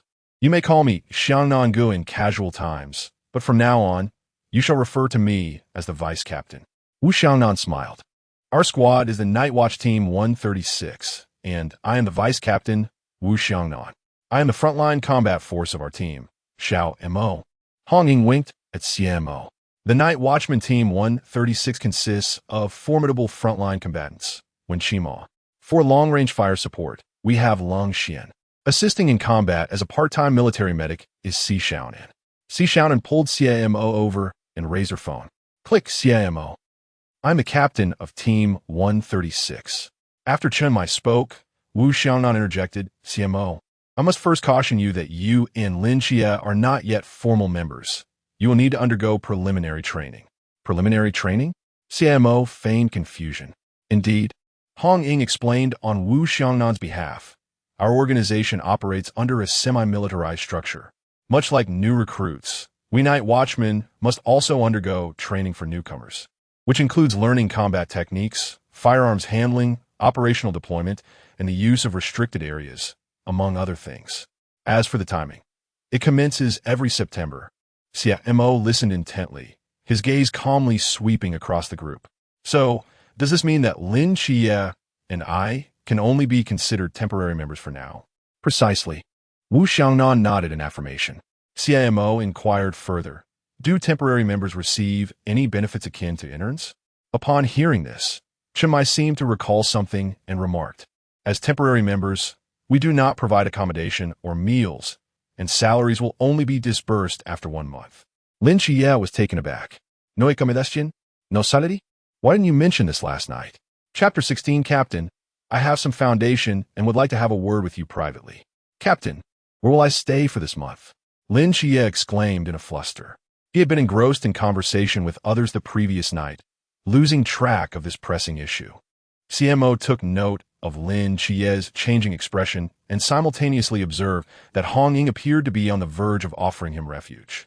Noticing this, Xie Mo turned his gaze toward Xie Mo and remarked, no worries, Xie Mo. The dormitory is quite spacious. Accommodating another bed is certainly feasible. Xie Mo was momentarily taken aback. What did you say? He turned to Lin Xie, only to find the latter gazing at him with a pitiable expression. Xie Mo. It's no problem. We just happen to have an available bed in the dorm. Since he is a member of our team, he can settle in comfortably. Xie Mo smiled. Xie Montak, just you wait. He is merely a temporary team member. Chen Mai interjected, moreover his age. As he spoke, Chen Mai suddenly faltered, his gaze shifting to Xie Mo, and his expression turned somewhat peculiar. Xie Mo, are you really 18 this year? Yes, Captain, Xie Mo replied. Upon hearing this, everyone present, save for Hong Ying, wore strange expressions. Xie, aren't you older than Xiaonan and Hongying? Why do you refer to them as? Zhao Kongqing began, but was quickly silenced by Hong Ying's glare. Mind your own business. We prefer to address each other this way. Is there a problem? Zhao Kongqing recoiled slightly. True menace. Meanwhile, Xiaonan was momentarily taken aback. She had been residing at Hong Ying's home for a year now, during which Xie Mo had called Hong Ying's sister every day. Given that she and Hong Ying were the same age, she instinctively assumed that Xie Mo was younger. Are you really 18 this year? Xiaonan inquired, tilting her head and gazing at Xie Mo with wide eyes. Indeed, Xie Mo responded. Age holds no significance, and we have all grown accustomed to it. There's no need for changes. Xiaonan nodded in agreement. That made sense. She had been a member of the Night Watch for a year, which made her Xie Mo senior. Reflecting on this, Xiaonan felt a twinge of pride. After a brief chat, the group led Xie Mo and Lin Xie to the training ground. You all. Lin Xie gazed in awe at the training ground, which spanned at least 2 or 3 football fields in size, and his words caught in his throat. Surprised? Chen Mai remarked. This was constructed many years ago by a soil-type Forbidden Ruins possessor. Ah, I see. Lin Xie nodded. Xie Mo was keenly observing his surroundings. It was his first time witnessing Team 130 SIXS training ground, and he had to admit that the size exceeded his expectations. With over a month remaining until the training camp, Chen Mai addressed them. During this time, you two must remain industrious. Our Team 136 will impart some knowledge to you. After all, you will be representing us in the training camp, and if your abilities fall short, it reflects poorly on us. Lin Xie, why does this feel like a tutoring class? How should we practice? Without hesitation, Xie Mo readily agreed. He was also eager to witness the extent of Chen Mai's combat prowess. It was an opportune moment to learn the usage of various weapons and firearms, which might prove beneficial in the future. For now, let's practice with swords. In the afternoon and evening, when Xie Mo and Lung Xian will instruct you on other matters. Chen Mai approached the weapons rack, retrieving 4 bamboo swords, which he tossed to Xie Mo and Lin Xie. Rest assured, Captain, I will ensure they train diligently. When Xie Mo observed Xie Mo with a smirk. It seems you will fall into my hands this afternoon. Xie Mo rolled his eyes, choosing to ignore the remark. Meanwhile, Lung Xian nodded in agreement. All right, Captain, will you be training both of us alone? At that moment, Xie Mo turned to Chimai, his tone calm. Don't underestimate the captain, Xiao Hong Ying interjected. The captain's combat skills are formidable. Even if he were to restrain himself to your level, it wouldn't be certain that you too could best him. To be honest, kid, Zhao Kongqing added, I acknowledge your strength, but exercise caution when facing the captain. Good luck. Xiaonan Xiaonan gently patted Xie Mo vice captain. Is the captain truly that terrifying? Lin Xie inquired, moving closer to Wu Xiaonan. Just give it a try, and you'll find out, Wu Xiaonan chuckled. For some reason, Lin Xie felt a tightening in his chest, an ominous premonition creeping in. All right, Chunmai, wielding dual swords, directed his gaze at the crowd. The rest of you stay aside, you two follow me. With that declaration, everyone sprang into action. Soon enough, Xie Mo and Lin Xie followed Chunmai to the center of the training ground, while the others stood by the entrance, engaging in cheerful discussions. How long do you think those two can last? I'm not sure, but given the strength Xie displayed last night, he should be able to hold his own against the captain for a few exchanges. A few exchanges? Is that for real? TSK Vice Captain, why don't you believe in me? The crowd fervently debated, while Xie Mo and Lin Xie gripped their bamboo swords, gazing at Chunmai. Captain, shall we begin now? Lin Xie took a deep breath, his focus fixed on Chunmai. Chunmai nodded. Let us go. In the next moment, Lin Xie tightened his grip on the bamboo sword, his gaze sharpening as he charged towards Chunmai. However, at that instant, he sensed something amiss. Lin Xie? He turned his head, realizing Xie Mo remained stationary. This moment of distraction led to Chunmai striking him to the ground with a bamboo sword. Bang! Ah, that hurts. The crowd paused momentarily, then their eyes turned towards Xie Mo. Xie Mo, why aren't you joining in? Chunmai frowned.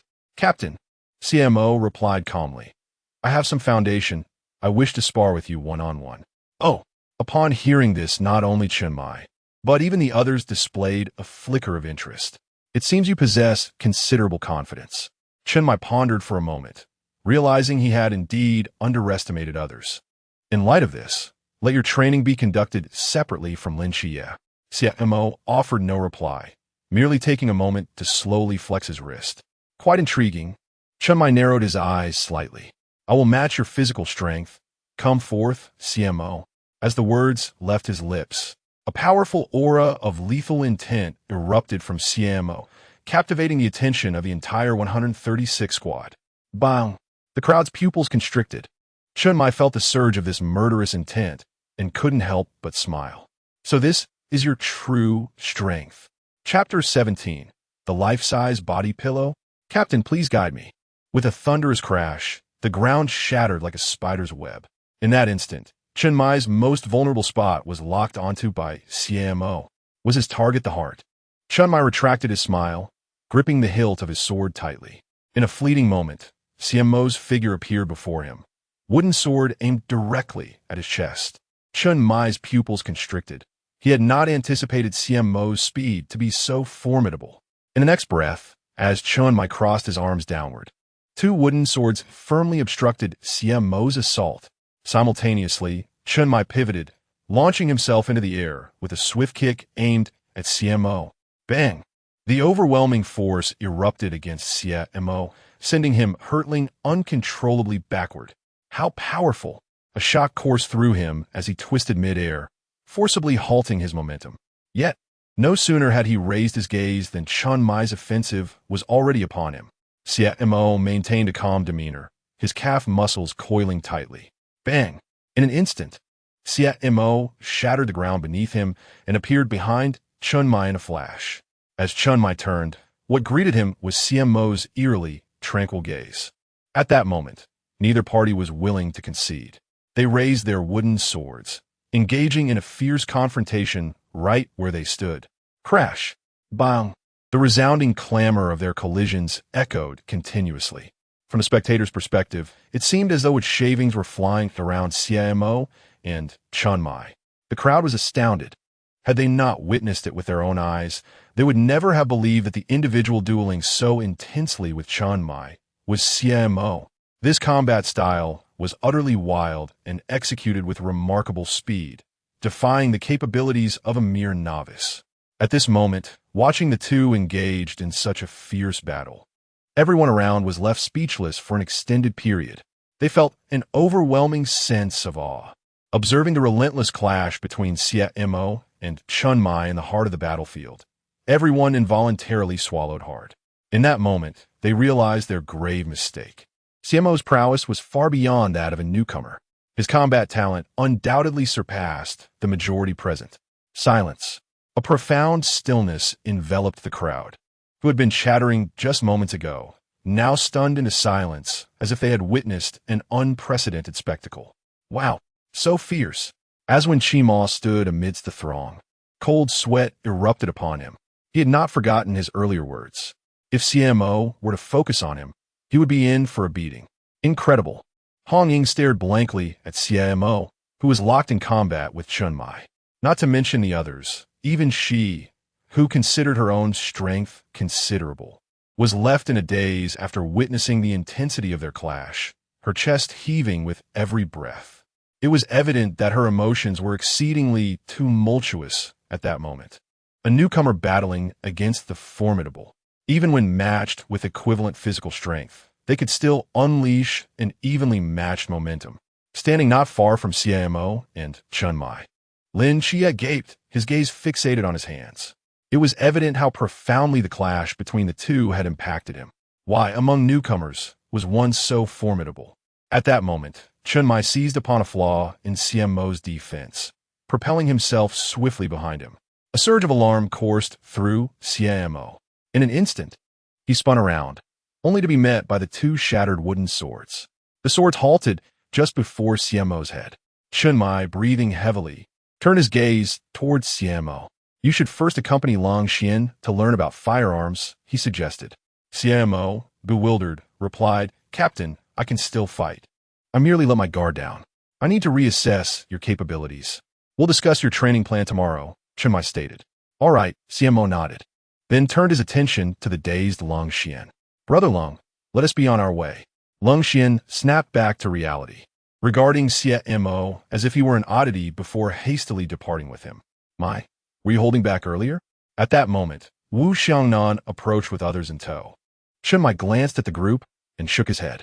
I exerted 90% of my strength, and that was even Xie Mo's full potential. If I were to engage him in the Forbidden Ruins, I would not restrain my physical prowess, meaning I would fight him at the Chuan realm. The revelation caused the crowd to collectively inhale sharply. So intense. After addressing their inquiries, Xiaonan's attention shifted to Lin Xie. Lin Xie, it's your turn. Upon hearing his name called, Lin Xie snapped back to attention, his expression pained as he lifted his wooden sword. Time flew by, and soon the day's training had concluded. Subsequently, aside from firearms, where Xie Mo was somewhat lacking, he had effectively dominated the practice, particularly against Xie Mo, who bore the brunt of it all. After all, who told him to squint? That evening, at 1823, Xie Mo sat at the dining table, his mood dark as he stared at the food before him. Xie Mo, the captain was rather ruthless, Lin Xie remarked, his face bruised and swollen as he sat beside Xie Mo, wincing at the pain in his cheek. The captain's training is indeed rigorous, Hong Ying said while crossing her arms and smiling at the two. To welcome you into the team, Xiaonan and I specifically invited you out for dinner. After we finish, remember, to head back to the dorm. Xiaonan and I will take Xie Mo home. Thank you, Sister Hong Ying, Lin Xie replied, trembling slightly as he picked up his chopsticks and began to eat. Mo, why aren't you eating? Asked Xiaonan, tilting her head in confusion. I'll eat soon, Xie Mo replied darkly, his tone casual. This response immediately aroused the suspicion of the two girls, who continued to eat while silently observing Xie Mo. However, at this moment, Xie Mo was entirely unconcerned with everything around him. His attention had long been captivated by a vivid image in his mind. In this vision, Ni Kusi had somehow procured a life-size pillow resembling Xie Mo and was sleeping soundly while embracing it. Most notably, drool had begun to trickle onto the pillow, Xie Montak. Xie, there is something I wish to inquire of you, Xie Mo said with a darkened expression. What is it? Lin Qi replied. His head lowered as he munched on his food in a vague manner. You mentioned a patient who has long mistaken furniture for children. What would her treatment plan entail? Xie Mo inquired. Upon hearing this, Lin Qi seemed to be momentarily frozen, and after a brief pause, a sudden realization overtook him, causing cold sweat to break out. This. I'm not entirely sure. Very well, Xie Mo nodded, then continued. I doubt anyone would be so bored as to use a friend's life-size pillow as a treatment plan. He emphasized the word friend with particular weight. Lin Qi let out a nervous chuckle. Indeed. It's over. He wouldn't have discovered it, would he? P.S. The new book seeks your support, dear readers. Following, urging updates, adding to bookshelves, and commenting are all vital for the growth of a new work. Starting today, the author commits to writing 8,000 words daily, ensuring no laziness. Chapter 18. Taking action in advance, Xie Mo felt a sense of speechlessness within. However, he chose to remain taciturn. After dinner, Lin Xie headed to the dormitory, while Xie Mo and his companions returned to the villa. Lying on his bed, Xie Mo began to contemplate his forthcoming plans. According to the current timeline, there remained at least 2 weeks before the Nantoa serpent demon incident would occur, during which numerous lives would be lost at the school. In this event, Lin Xie would encounter Qingyu, and upon ascertaining that Li Yifei was the corporeal form of the Nantoa serpent demon, he would eliminate the threat and subsequently take him to a psychiatric hospital as an aid. Undoubtedly, Li Yifei played a crucial role in this affair. As per the original narrative, once he entered the psychiatric institution, he would demonstrate commendable diligence. Although his presence in the story was minimal, he would still contribute significantly when the time came to release patients from a hospital. However, the crux of the matter for Xie Mo was his urgent need for mythological entities to ascend in power.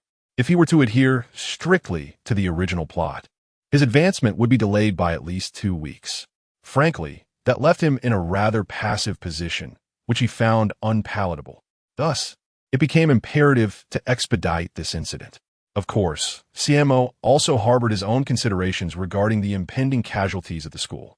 In the city of Xiaonan, due to the influence of the vengeful deity Shiva, many individuals should not have existed in the first place, even if some had relocated to Xiaonan from other regions.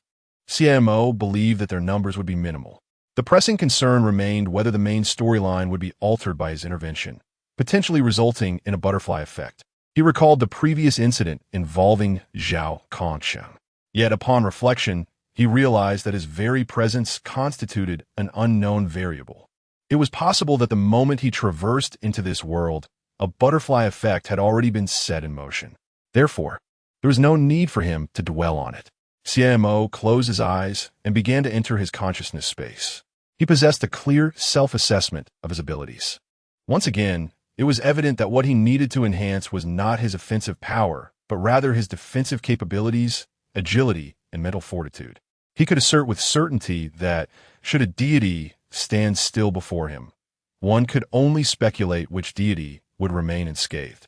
Meanwhile, in the Peace Affairs Office underground, Wu Xiaonan had just submitted the dossier on Xie Mo and Lin Xie when he was pulled aside by Chen Mai. Xiaonan, what did you write regarding Xie Mo's abilities in your report? Chen Mai inquired. Rest assured, I merely noted that his attack methods from the divine ruins are quite formidable. Wu Xiaonan replied with a smile. That's good to hear, Chen Mai sighed in relief. This afternoon during the combat, I sensed an imminent danger of death. Yet that feeling seemed to be restrained by Xie Mo. I understand what you mean, Wu Xiaonan stated. Xie Mo's abilities are quite unique, even at his current stage. He possesses such potential, which undoubtedly attracts many who have set their sights on him. Indeed, Chen Mai nodded. If others from different factions were to learn of Xie Mo's extraordinary capabilities, they would surely devise schemes to acquire him, particularly those from the cult of the ancient gods. According to the information received, the ancient god church has set its sights on Xie Mo and Lin Xie. Wu Xiaonan's brows furrowed in concern. This band of miscreants from the ancient god church. He turned his head and spoke solemnly. The news I have indicates that they seem particularly intrigued by Xie Mo, the divine agent of the great Xia. Even Lin Xie, the agent of Michael, has been relegated to a secondary position. Therefore, we must remain discreet regarding Xie Mo's unique capabilities. Chun Mai stated, once the ancient God Church becomes aware of Xie Mo's exceptional nature, should they be unable to possess him, they will undoubtedly resort to any means to destroy him.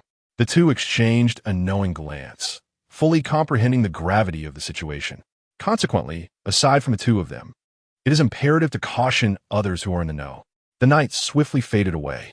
The following day, at 6:30 a.m., Xie Mo did not head to the Peace Affairs office.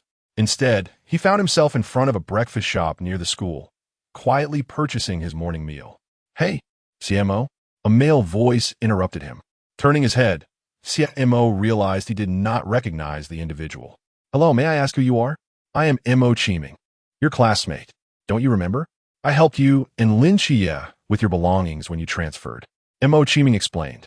"I recall now," Xie Mo nodded, honestly admitting that having only transferred a day earlier, it would be odd to remember everyone. "That's all that matters," Mo Qiming smiled, then changed the subject. "However, Xie Mo, you're the most peculiar person I have ever encountered in a transfer." "Why do you say that?" "Just having transferred, and now you're transferring again. You truly are a talent." Xie Montak, upon reflection, indeed found this situation rather abstract.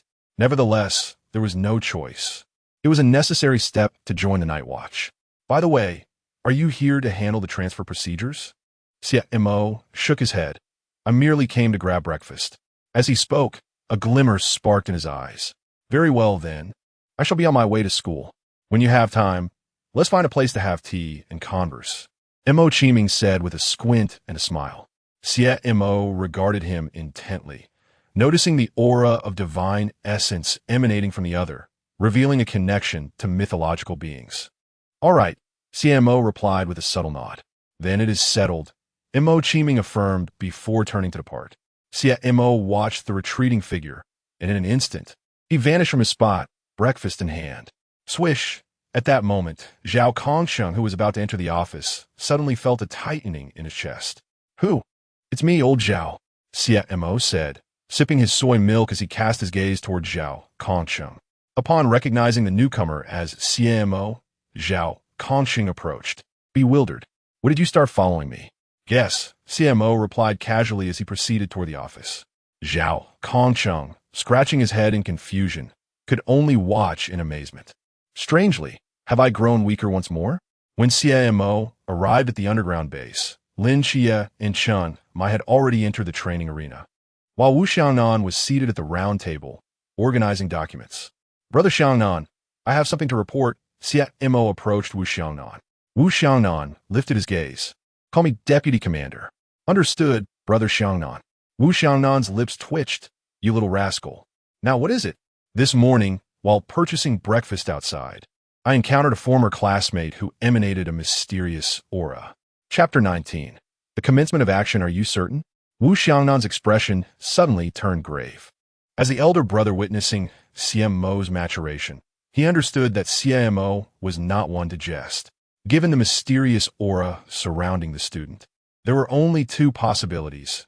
Either the student had recently encountered a mythological creature, or the student was one in essence. "Affirmative," Xie Mo replied calmly. Wu Xiaonan scrutinized Xie Mo for a moment before inquiring, "What is his name?" "Montak Qiming." "Very well. I shall have Xie Mo and Lung Xian investigate this matter today, and will update you tomorrow." With that, he picked up his earpiece and contacted Xie Mo. Observing this, Xie Mo chose not to linger, turning instead toward the training grounds. A moment later, "You've arrived, Xie Mo," Chun Mai remarked upon seeing him, setting aside his bamboo sword and signaling Lin Xie to take a breather. "Ah, finally a moment's respite," Lin Xie exclaimed, collapsing onto the ground and gasping for breath. "You still need to train diligently," Chun Mai commented, casting a glance at him as he strode towards Xie Mo. "Xie Mo, your application to join the Night Watchers has been received. If you wish to review it, feel free to visit the archives." Xie Mo nodded. "Understood, Captain. However, your blade, cloak, and insignia will only be distributed post-training camp. No objections?" "Of course not." Xie Mo then addressed Chun Mai. "Captain, there is a matter I need to report. I have already spoken with the vice captain. Is it regarding the school? Xiaonan asked, crossing his arms and stretching his ankles. Xiaonan has already briefed me. We shall await the investigation results tomorrow. All right. Xie Mo was somewhat taken aback by Wu Xiaonan's efficiency, yet this only served to affirm the reliability of the night watchers. If there are no further matters, prepare for training. Yes, Captain. A day swiftly passed. The following day, within the Peace Affairs office, Xie Mo, Xiaonan, and Hong Ying entered the activity room only to find the members of Team 136 already assembled. Standing by the door, Chun Mai approached the conference table as Xie Mo and his companions arrived, taking his seat with an impassive demeanor. Now that everyone is present, we shall commence the meeting. Xie Mo and his companions settled in. Chun Mai continued. Yesterday morning, Xie Mo reported a suspected appearance of mythological creatures at the second high school. Consequently, around 6:40 a.m., Xiaonan dispatched Xie Mo and Lung Xian to investigate. The second high school? Lin Xie exclaimed, momentarily taken aback. Indeed, is the very school where you and Xie Mo transferred just days ago, Chun Mai stated calmly. This, Lin Xie hesitated. The second high school seems to be rather unfortunate. Xie Mo, please share the findings of your investigation with everyone, Wu Xiaonan directed, casting a glance at Xie Mo. When Xie Mo nodded and began, yesterday, during the day, Cold Xian and I disguised ourselves as maintenance workers to infiltrate the monitoring room, reviewing the recent surveillance footage from school, where we uncovered numerous suspicious occurrences. The group listened intently, captivated by his report. When Xie Mo continued, the school is filled with numerous individuals, seemingly leading some unfamiliar faces towards the blind spots of surveillance. Is there an issue with this? Zhao Kongchang scratched his head. I would do the same. Old Zhao, please allow me to finish, when Xie Mo replied, casting a glance at Zhao Kongchang before proceeding with his report. I too sensed no immediate concern. However, the blind spots in surveillance are undeniably sensitive locations. Therefore, Cold Xian and I specifically ventured to examine these areas. At this juncture, when Xie Mo's expression shifted to one of discomfort, what we uncovered was indeed mysterious. The crowd furrowed their brows. We witnessed a student transform into a monster and devour another student. Remarkably, shortly thereafter, the consumed student was regurgitated, and both departed the surveillance blind spot, chatting and laughing as if nothing had occurred. Had Cold Xian and I not fled swiftly, we would likely have alerted the creature. Upon concluding Wen Qima's account, Wu Xiaonan nodded, directing his gaze towards him. From your report, it appears this mythical entity possesses formidable camouflage abilities, enabling it to assume another's identity while engaging in normal conversation. Zhao Kongchang sighed in resignation. Camouflage? This is indeed a troublesome fellow. Indeed, Wen Qima affirmed with a nod. Mythical beings capable of disguise are particularly vexatious. Wu Xiaonan disregarded the others and continued articulating his assessment. Moreover, it is suspected that it possesses the ability to assimilate those it consumes. Similar to an infection capability? Hong Ying inquired. In theory, yes, Wu Xiaonan replied. Then noticed Xie Mo sitting in contemplation. Observing this, he looked towards Xie Mo and asked, Xie Mo, do you have anything to add? Certainly. Xie Mo responded directly upon being addressed. Oh, please share your thoughts, Chimai encouraged. Very well. Xie Mo nodded and scanned the group before calmly stating. Firstly, based on the intelligence provided by Qima and the analysis from Xiaonan, there is one aspect you all seem to have overlooked. What aspect? Zhao Kongchang scratched his head again. That is, how many individuals within the school are currently infected? And among these infected individuals, have any discovered the identities of Qima and Cold Xian? Upon hearing this, the group's pupils dilated. They had indeed contemplated the number of infections within the school. However, are you suggesting that Qima and Cold Xian have already been exposed? Wu Xiaonan narrowed his eyes. Yes, Xie Mo tapped the table. Furthermore, given that this is an infectious mystery, it stands to reason that there are likely multiple entities involved. It's possible that while Qima and Cold Xian were conducting their investigation, another creature happened to pass by. This revelation left Wen Qima and Cold Xian momentarily speechless. They had not anticipated that their covert actions would still provoke a response. If that's the case, We have no way of knowing how long this mythical being has existed or how many individuals it has infected. Sensing the weight of the situation, Xiaonan paused before continuing. Thus, we must prepare for the worst-case scenario. The worst-case scenario? Hongying phoned. Thus, the entirety of the second high school has transformed into a veritable monstrosity. Wu Xiaonan slowly spoke, his eyes reflecting a profound gravity. Indeed, the affliction wrought by this creature has not merely encompassed the school, but has also extended to other locales within Xiaonan City. Upon hearing this, Zhao Kongsheng nearly collapsed onto the table. Surely you jest. However, Xiaonan did not jest. Xie Mo interjected, stating, we are uncertain of the specific circumstances within the school. Thus, there exists a considerable possibility that the entire institution has succumbed to infection. Zhao Kongsheng's pupils constricted, yet upon further reflection, the fact that the Raven of Calamity Detector had remained silent thus far suggested that the situation may not be exceedingly dire. At this juncture, Chun Mai spoke with measured calm. Since the mysterious entity has manifested, we must inevitably investigate thoroughly.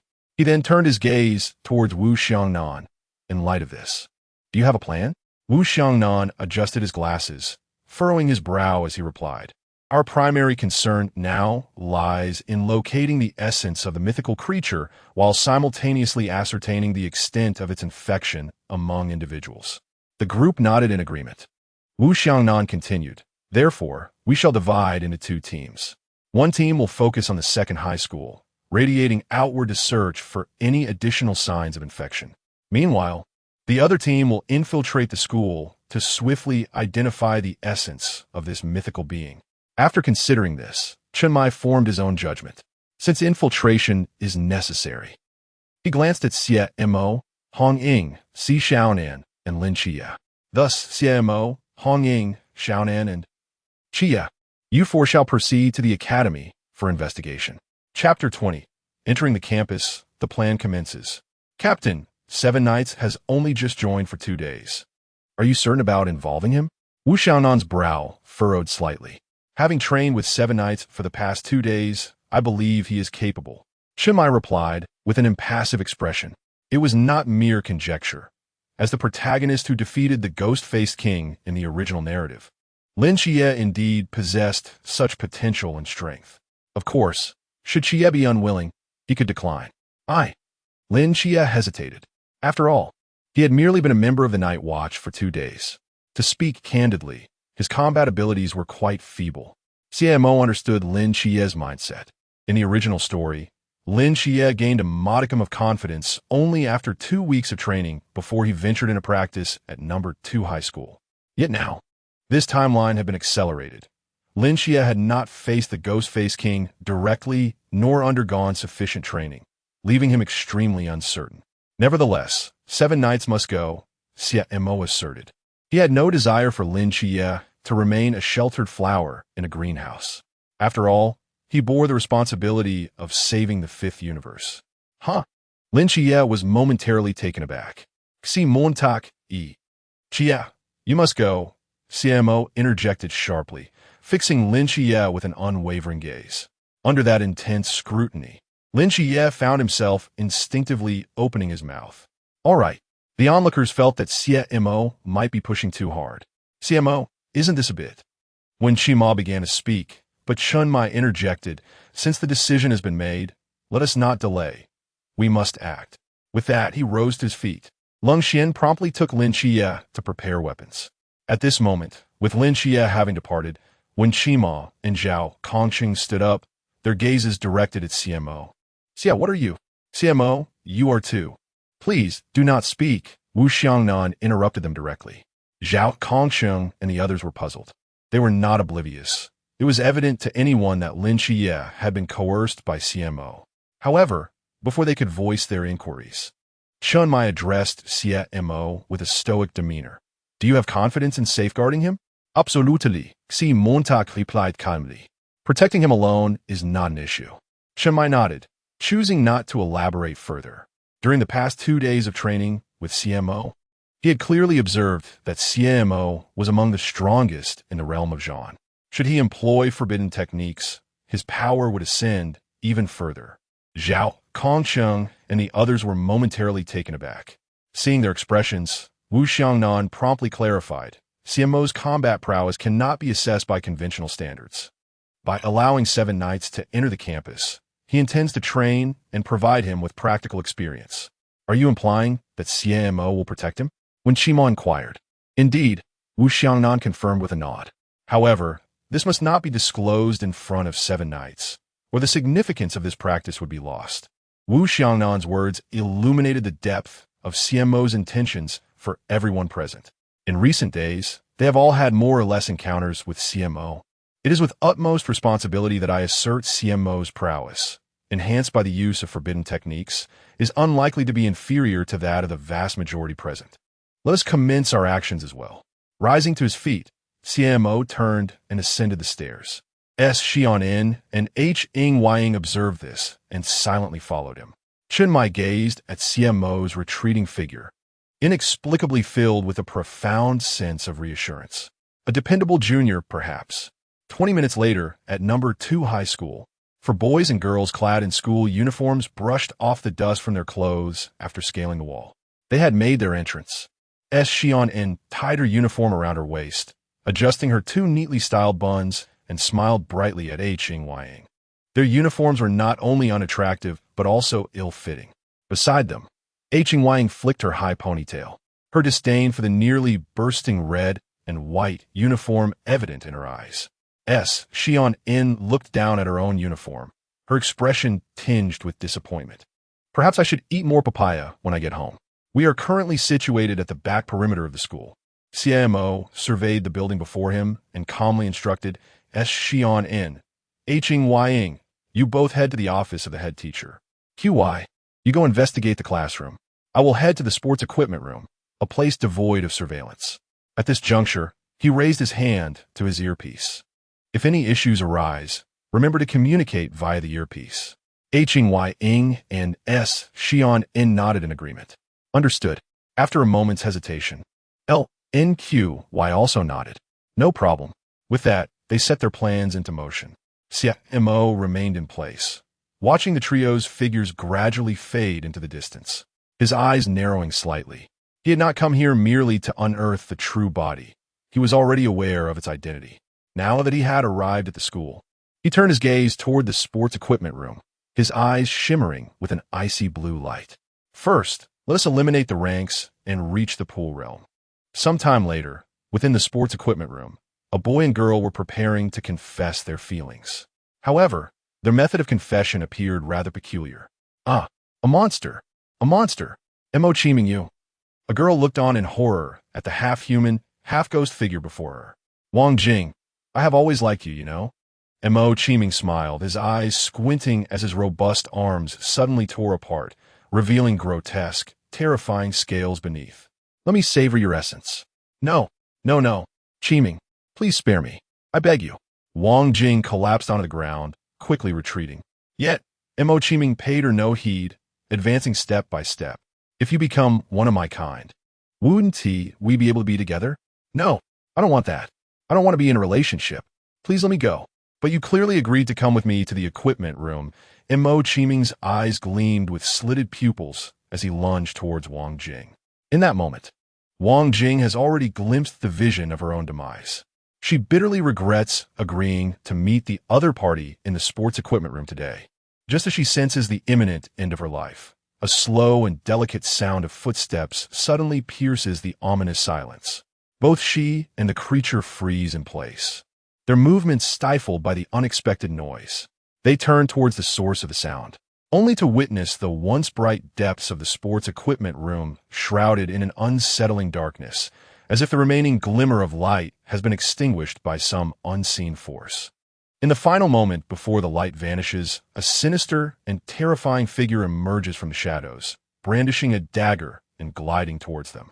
The incoming light reveals a tall man, seemingly devoid of life, with an icy blue glow emanating from his eyes as he slowly traverses the depths of the equipment room. Mo Chiming, upon catching a fleeting glimpse, is overcome with a profound sense of dread. Who is there? The figure offers no reply. Unable to restrain himself, Mo Chiming shouts anew. Stop pretending to be a ghost. Do you believe I will consume you whole? Rest assured, this time you shall have your fill, the figure responds, his tone devoid of any emotion. Upon hearing the voice, Mo Chiming feels a sense of eerie familiarity. In the next instant, a realization dawns upon him, and his expression contorts into a grimace. Xie Mo, huh? Just in time, watch as I devour you too. The figure remains silent, yet the ethereal glow in his eyes intensifies. As time flows slowly by, approximately 5 seconds elapse. The figure, now holding a lifeless body with a visage of terror, strides towards the exit of the equipment room. A dagger is gruesomely embedded in the chest of the corpse he carries. No one knows the precise events that transpired in this space moments ago, but one can easily imagine that a fierce battle of unequal strength erupted within the confines of the equipment room. Tragically, Mo Chiming has succumbed, becoming a lifeless shell. His opponent was not only formidable, but also appeared in an exceedingly enigmatic manner. End of chapter. Chapter 21. The number of infected. Thank you. Mo Xie. Are you a practitioner? Wang Jing's gaze had not strayed from Xie Mo since she exited the equipment room. The sensation of being rescued from despair fostered within her a fleeting reliance on him. No. Without casting her glance, Xie Mo hoisted the corpse and turned to leave. Within the same rank, observing the deadlines hardly drained mental energy. Xie Mo narrowed his eyes slightly, contemplating that the shortcoming lay in physical fitness. As long as one possessed robust physical capabilities, surpassing levels would not pose a problem. With this thought in mind, Xie Mo meandered in the vicinity. After some time, he returned near the equipment room, settling into a corner while raising a hand to his earphone. I haven't discovered anything significant here. How are things on your end? Lin Xie's voice was the first to resonate through the earpiece. There are 3 in my level. 2 are our classmates named Lu Xiaonan and Han Yuo. The other is from the neighboring class, a girl named Tianli. His tone grew somber. My eyes can discern their internal conditions. Currently, these 3 individuals possess no internal organs, resembling monsters clad in human skin, with only a mass of flesh and blood within them. At this juncture, Lin Xie added, by the way, Li Yifei just informed me that Tianli, Han Yuo, and Lu Xiaoyan share the same dormitory. Li Yifei? A flicker of intrigue passed through Xie Mo's eyes. This entity is quite fascinating. Could it be that he sensed the demise of child? Thus, he subconsciously prompted Li Yifei to take action. Xie, find a method to investigate the situation of all faculty and students. Let's gauge the circumstances and see if we can resolve this matter discreetly. Also, Hong Ying and Xiaonan, you 2 should check the girls' dormitory. Chen Mai issued the directive. Upon hearing this, Xie Mo furrowed his brow. It had only been 2 days since he and Lin Xie left the school. Yet, all conversations and actions indicated one thing. It appeared that this campus incident had been prematurely triggered for some reason. Could it be that Li Yifei had not followed Lin Xie on that day? A conjecture arose within Xie Mo's mind. He recalled that after school that day, Li Yifei had not encountered the ghostly figure as scripted in the original narrative. Did this fortuitously imply that his interference had led to subtle changes in the entire event? Xie, how did Li Yifei find you? Xie Montag in Kvirat Zudnli. When I returned to class, he sought me out for conversation, Lin Xie replied. He mentioned he didn't expect that we had just transferred and were transferring again, so he followed me to inquire about the situation. The utilization of their shared identity as classmates was rather adept, Xie Mo mused, internally commending Li Yifei. However, it seemed that his actions had thrown the Nantua serpent demon into disarray. Now, he was left with no choice but to tentatively engage with Lin Xie. Captain, there will be a flag-raising ceremony soon. At that time, I will have the opportunity to investigate the entire faculty and student body. Very well. We shall wait for the flag-raising. Captain, Xiaonan and I have discovered a shed human skin in the office, and I suspect the entity involved resembles a serpent. Hong Ying communicated through the earpiece, and faintly, Xie Mo seemed to hear Xiaonan retching. Understood, Chen Mai replied, turning to the side where Lung Xian stood. Lung Xian, investigate those mythical creatures that are serpent-like, capable of shedding skin, with a strong infection ability, transforming their consumed prey into kin. He then pressed the earpiece once more. Hong Ying, You and Xiaonan should remain discreet. First, have Xie conduct a thorough search of the school, and Xie Mo be prepared to assist at any moment. Xie Mo refrained from mentioning that he had already eliminated an infected individual. His intention was to save time. After dispatching one infected, he anticipated that others would seek him out. However, it seemed that the Nantawa serpent demon did not intend to confront him directly. Since it had not approached him, it implied that the demon was unaware of his combat prowess, opting instead to target Lin Xie, Hong Ying, and Xiaonan.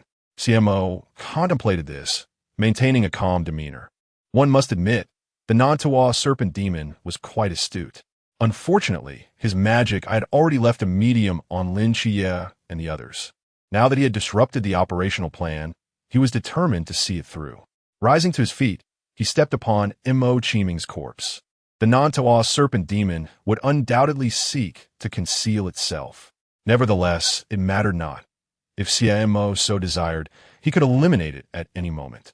Dingling, dingling, the familiar school bell rang, and students surged forth, forming orderly lines on the playground. At that moment, Xie Mo leaped onto the roof of the equipment room, his gaze fixed upon the flagpole. He also noticed several eyes directed towards him. In response, Xie Mo courteously met their gazes, leaving a medium on each of them. Soon, with the arrival of the teachers, the flag-raising ceremony was about to commence. Xie Mo observed Lin Xie taking the red flag from a student and approaching the flagpole. The teachers and students below noted the change in flag-bearer, but did not react immediately. It was only when they saw Lin Xie not raising the flag, but instead lingering under the flagpole that they began to register a moment of confusion. Only this many? Xie Mo scanned the students and teachers on the playground with his death magic eye, discovering there were merely over 20 infected individuals present, mostly females with few males. It appeared he had arrived somewhat prematurely. Just as Xie Mo lamented the scarcity of nourishment, suddenly, a group of teachers and students emerged from the surrounding teaching buildings and other structures. A quick glance revealed that this new group consisted entirely of infected individuals, numbering at least 30.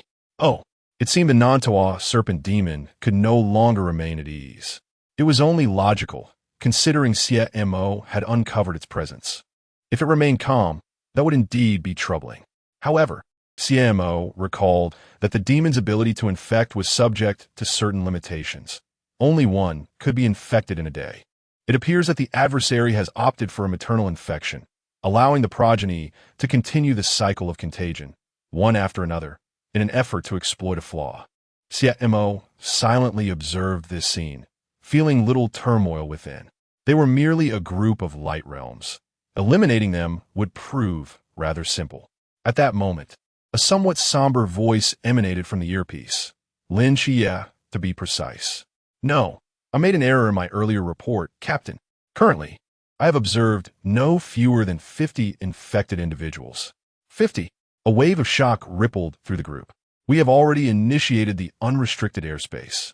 You must ensure the complete eradication of these infected within the school premises. Shinmai's tone was icily resolute. There is no need for subtlety now. You are free to act within the school. Our team possesses a forbidden object that can create a dreamscape within a certain radius, erasing fragments of memory from individuals. Given the rapidity of this contagion, should it spread to the city, it would undoubtedly result in a catastrophic disaster, necessitating the swift extermination of these mythical beings. At this moment, Shinmai flicked the blood from his blade, casting his gaze upon the surrounding remnants of flesh and blood. He was in Lu Xiaoyan's home, and it was evident that the family had transformed into monsters. Your statement suffices. Xie Mo grasped the lifeless body and activated the medium of the magical eye. Chapter 22. So powerful? In the blink of an eye, a myriad of images materialized before Xie Mo's eyes. With a swift glance, he pinpointed the locations of all the infected individuals. Captain, we are in the girls' dormitory and have also discovered human skin, came the voice of Hong Ying through the earpiece. Xie Mo's gaze shifted to the images of Hong Ying and Xiaonan, who were currently following a roster to a room on the second floor. On the balcony of that room, 4 thin sheets of human skin were ominously suspended. How intriguing. Xie Mo observed a large group of girls heading towards the dormitory building. It was evident that the Nantoa snake demon had commenced its actions. Meanwhile, at Hong Ying's location, Senior Hong Ying, Xiaonan, by le faced, gazed at the 4 pieces of human skin, murmuring to herself. Beside her, Hong Ying furrowed her brow and moved to the edge of the balcony, scrutinizing something. This dormitory building was situated on the outskirts of the school, surrounded by open land devoid of other structures. It was no wonder they dared to display human skin so brazenly here.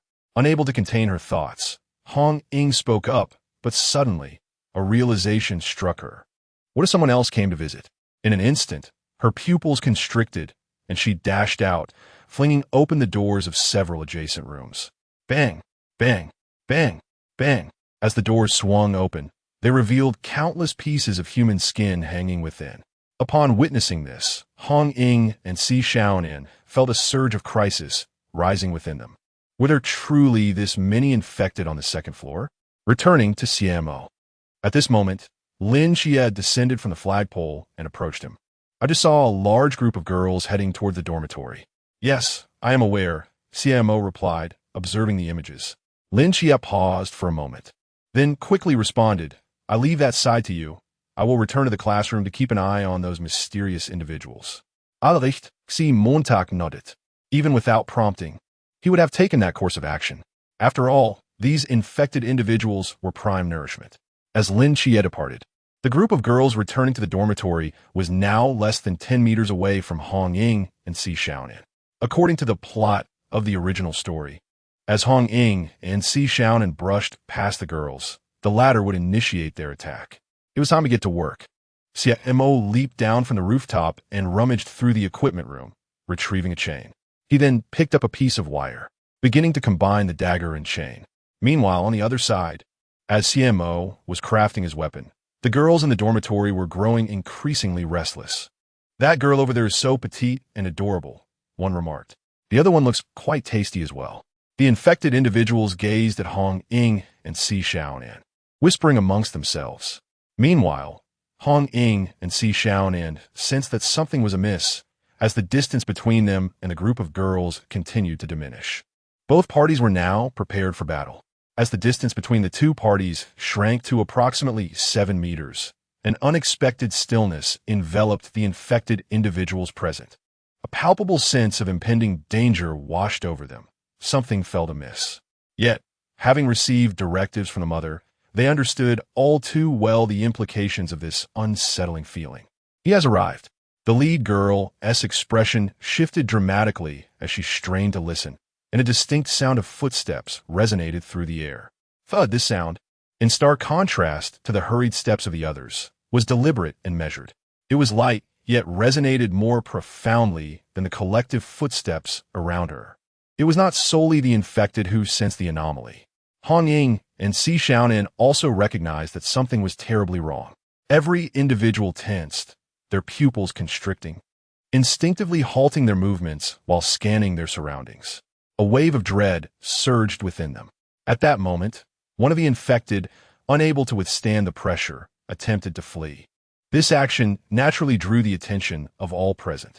However, the next instant, a swift whoosh, a chain adorned with a dagger shot forth from the corridor between them, piercing the unfortunate infected's skull in an instant.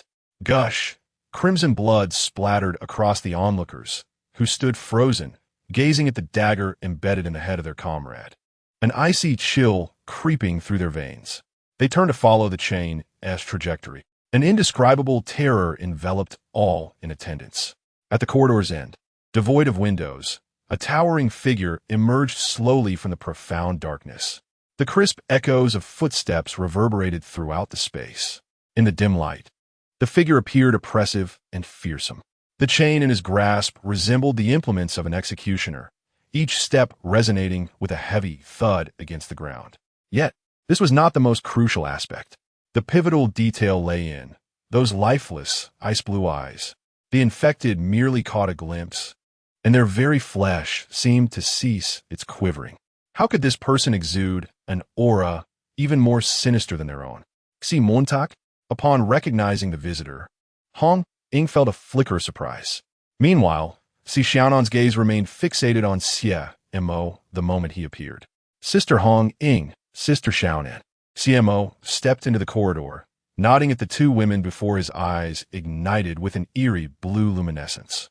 I've killed one, and there are still 15 left, he remarked without a backward glance.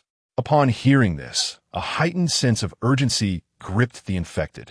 In the next heartbeat, before they could turn to flee, an overwhelming aura of murderous intent erupted from Xie Mo, surging forth like a tempest.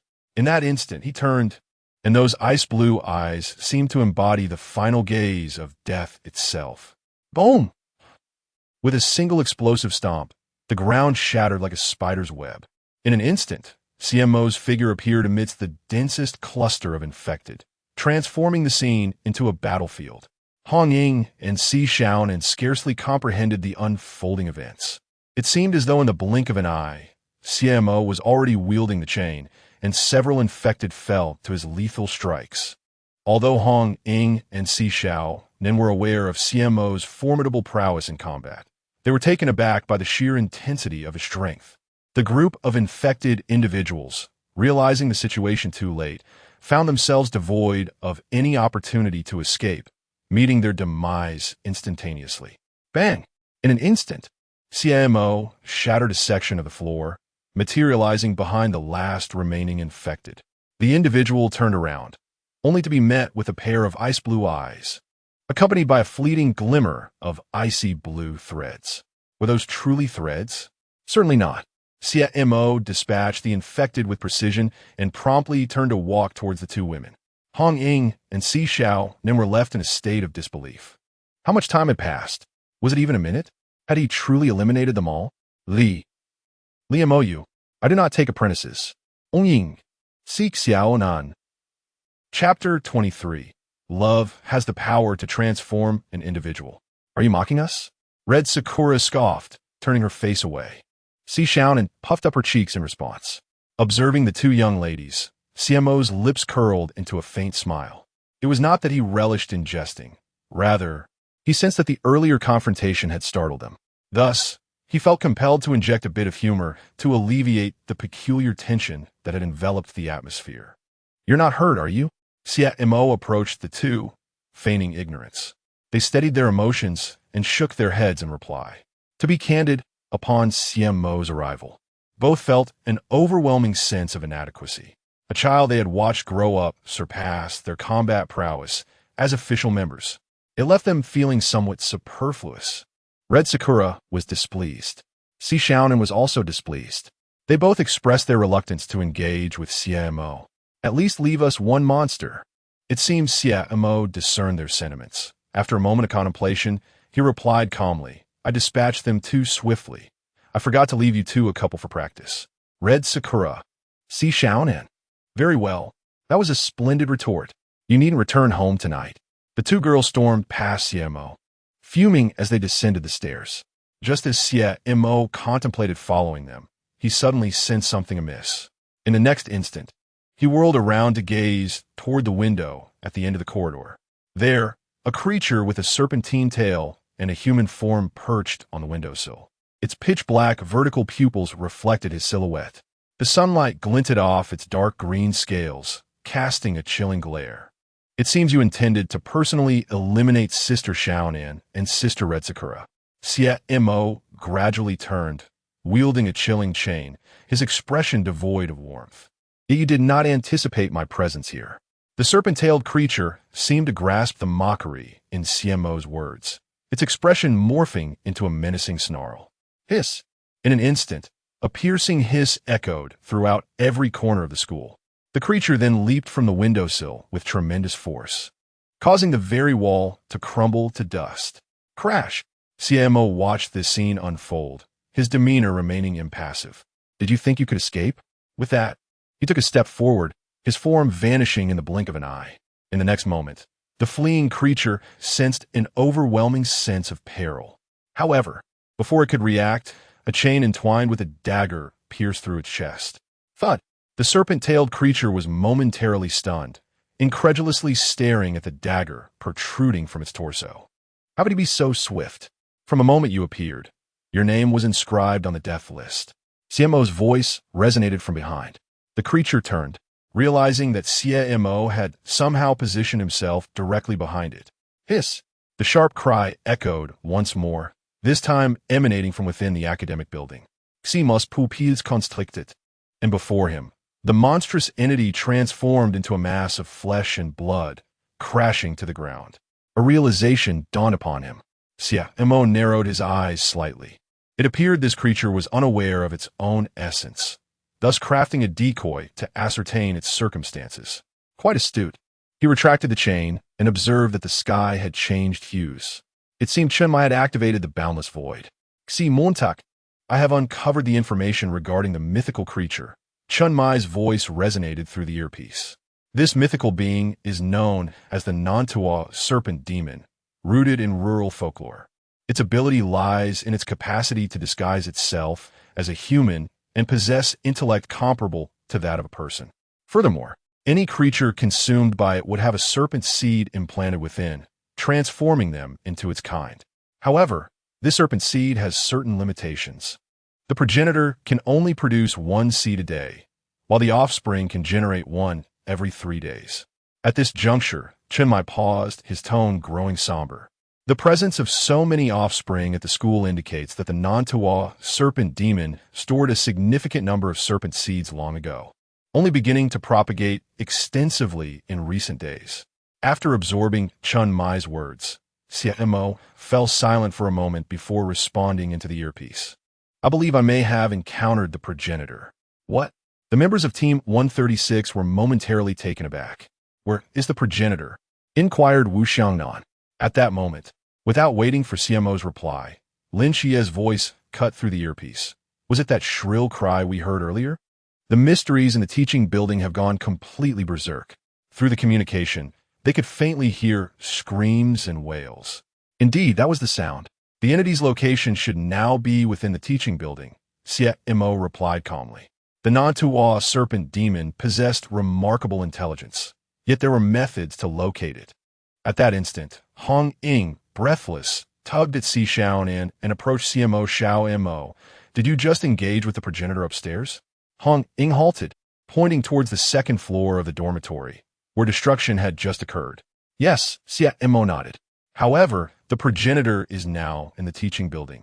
We must hurry, or else Xie will be in danger. Then what are we waiting for? Let's move quickly, Hongying exclaimed, pulling Xiaonan forward. Seeing this, Xiaonan hastily embraced Xie Mo, gasping, and no, I can't run anymore. Hongying, you go ahead. It was evident that Hongying was sprinting too swiftly. With her short legs, she would likely exhaust herself before even confronting the Nantua serpent demon. Hongying, you go on ahead. We'll catch up shortly, Xie Mo suggested. Hongying nodded. All right, but you must be quick. With that, she dashed into the teaching building. At that moment, Xiaonan, witnessing Hong Ying's disappearance, slumped against Xie Mo's back. I'm so exhausted. Xiao Mo, give me 10 seconds to catch my breath, and then we can go. Xie Mo said nothing, instead silently lifting Xiaonan onto his back. Xiaonan was taken aback. Immediately, she realized this, and her entire body relaxed in an instant. The shower gel you usually use has a delightful fragrance. I want to flatter you unnecessarily. I am currently reeking of blood. Seek Xiaonan. The corners of Xiaonan's eyes twitched slightly. Has anyone ever mentioned to you that this approach will hinder your chances of finding a girlfriend? Xie Mo walked on with an expressionless face. I have no intention of seeking one. Huh? Xiaonan leaned her little head forward, gazing at Xie Mo's handsome face, her expression suddenly turning serious. Xiao Mo, your mindset is misguided. Once this incident concludes, let us venture out together. I shall assist you in correcting your perspective. How shall we correct it? Xie Mo cast her a sidelong glance. Quite simply, we shall pretend to be a couple, wander the streets, watch a movie, and enjoy some chestnuts together. I assure you, the experience of love can transform a person, Xiaonan chattered on. Xie Mo pondered for a moment before suddenly asking, have you ever been in a relationship? Xiaonan. Chapter 24. In Xingyu, while the conversation between Xie Mo and Xiaonan remained unknown to the others. In another part of the teaching building, a bespectacled youth was commanding his classmates to relocate desks and chairs. Faster. Those creatures are about to break in. Wang Cheng, you and the others hold those desks. The girls, too, were urged not to be idle, but to assist in the barricade. Under his direction, the casualties among his classmates were minimal, a testament to their endurance thus far. At that moment, Lin Xie and Li Yifei found themselves in the same classroom. Having descended from the 5th floor using a rope, they had initially intended to escape the building with it, but to their surprise, the rope was severed midway, leaving them trapped. Xie Mo, we are currently stuck on the 3rd floor, Lin Xie reported before abruptly ending the communication and refocusing on the classroom before him. Hello, I am Xingyu. At that moment, the bespectacled youth approached. Lin Xie, he acknowledged. And Xingyu nodded. Yes, Lin Xie. I noticed you were speaking into your headset earlier. Is the person on the other end your teammate? He had been observing Lin Xie and sensed that the latter possessed a unique status, seemingly tasked with dealing specifically with these monsters. Yes, they're my teammates. We are trapped here and need to wait for them to arrive in order to escape. Lin Xie admitted candidly. In the current circumstances, concealing the truth would serve no one. Moreover, their team possessed a memory erasing artifact, so it mattered little if the other party was informed. Are you certain? And Xingyu questioned, doubt creeping into his voice. There are at least a dozen monsters on the 1st and 2nd floors, not to mention what lurks on the 3rd, 4th, and 5th. Lin Xie regarded Xingyu, paused for a moment, then nodded. I am certain. If that person comes, there will be no issue. The image of Xie Mo's rigorous training flashed in his mind. Frankly speaking, Lin Xie felt that Xie Mo was a veritable combat machine. In battle, Xie Mo's unleashed abilities and his calmness in the face of danger were far beyond the grasp of a novice. Remarkably, Xie Mo seemed unsatisfied, constantly seeking ways to improve. Despite his formidable strength, he was never complacent, which Lin Xie deeply admired. Yet he also believed he would not lag behind, for he possessed the psychiatrist of the gods, a tool akin to a narrative cheat that allowed him to extract various skills simply by treating patients within. Catching up to Xie Mo was merely a matter of time. Hearing Lin Xie's words, and Xingyu could not help but wonder who that person was. Could it be the Xie Mo he had just mentioned? And in Xingyu's eyes, Lin Xie's displayed combat prowess had already surpassed that of an ordinary individual. Even he held such unwavering faith in the other, which indicated that this individual must possess extraordinary strength. Just as the two engaged in conversation, a woman's voice suddenly echoed from downstairs. Xie, are you all right? Lin Xie, upon hearing the voice, glanced out the window and beheld Hong Ying being obstructed by several monstrous entities who denied her any chance of entry. I'm fine, Sister Hong Ying, Lin Xie reassured her. Is she the person you mentioned? And Xingyu furrowed her brow, although the other appeared significantly more formidable than Lin Xie. Her overall assessment did not suggest an outrageous level of power. Just as Xingyu contemplated further inquiries, a shadow flickered around Hong Ying. Subsequently, the group of attacking monsters seemed to be abruptly paused, collapsing one after another onto the ground. Thud! And Xingyu's pupils constricted. However, in the next instant, silence enveloped the corridor behind her, and Xingyu whipped around, discovering that the monsters, which had been assaulting the door, had vanished. No, not quite. To be precise, they lay sprawled on the ground. What has happened? And Xingyu was momentarily bewildered. He made his move, Lin Xie stated calmly. Who? Xie Mo. Just as Lin Xie finished speaking, a crisp sound of footsteps resonated through the corridor. Step, step. Upon hearing the footsteps, and Xingyu felt an oppressive sensation rise within her. Meanwhile, Lin Xie utilized the mundane divine realm to observe the situation outside, breathing a sigh of relief. Mo, what is the principle behind your ability? A soft female voice inquired from outside. I'll explain when we get home, though I never anticipated that this instantaneous movement could include others. A calm male voice replied. Hearing this, and Xingyu quickly organized everyone to clear the desks and chairs. Moments later, as the furniture was pushed aside, without a hint of hesitation, he dashed out of the classroom. He was genuinely curious about the miracle that had just transpired. However, upon reaching the corridor, he was taken aback to see a man and woman engaged in conversation. And Xingyu froze momentarily, but soon regained his composure, directing his gaze towards the chains held by the man. At that moment, The chain was drenched in the blood of the monsters. Clearly, this group of monsters had fallen victim to the man before him. Yet, the man's expression remained eerily tranquil, as if he had merely executed an inconsequential task, devoid of any tumult. At that juncture, Xie Mo also caught sight of Xingyu. Their gazes locked at that instant. Suddenly, Xingyu felt a wave of weakness wash over him, his gaze instinctively averting. What kind of eyes were those? It was as if the entire world had been reduced to mere death. Death was the sole essence of this world. To him, life was nothing more than a plaything. And Xingyu could not help but take a step back. Meanwhile, the students who had just exited the classroom also noticed Xie Mo. They were unlike Xingyu. Merely gazing upon Xie Mo, they were struck by an aura of fearlessness towards death, a profound understanding of it, and a chilling indifference to its presence, which left them feeling unsettled. Among them, several girls even trembled involuntarily.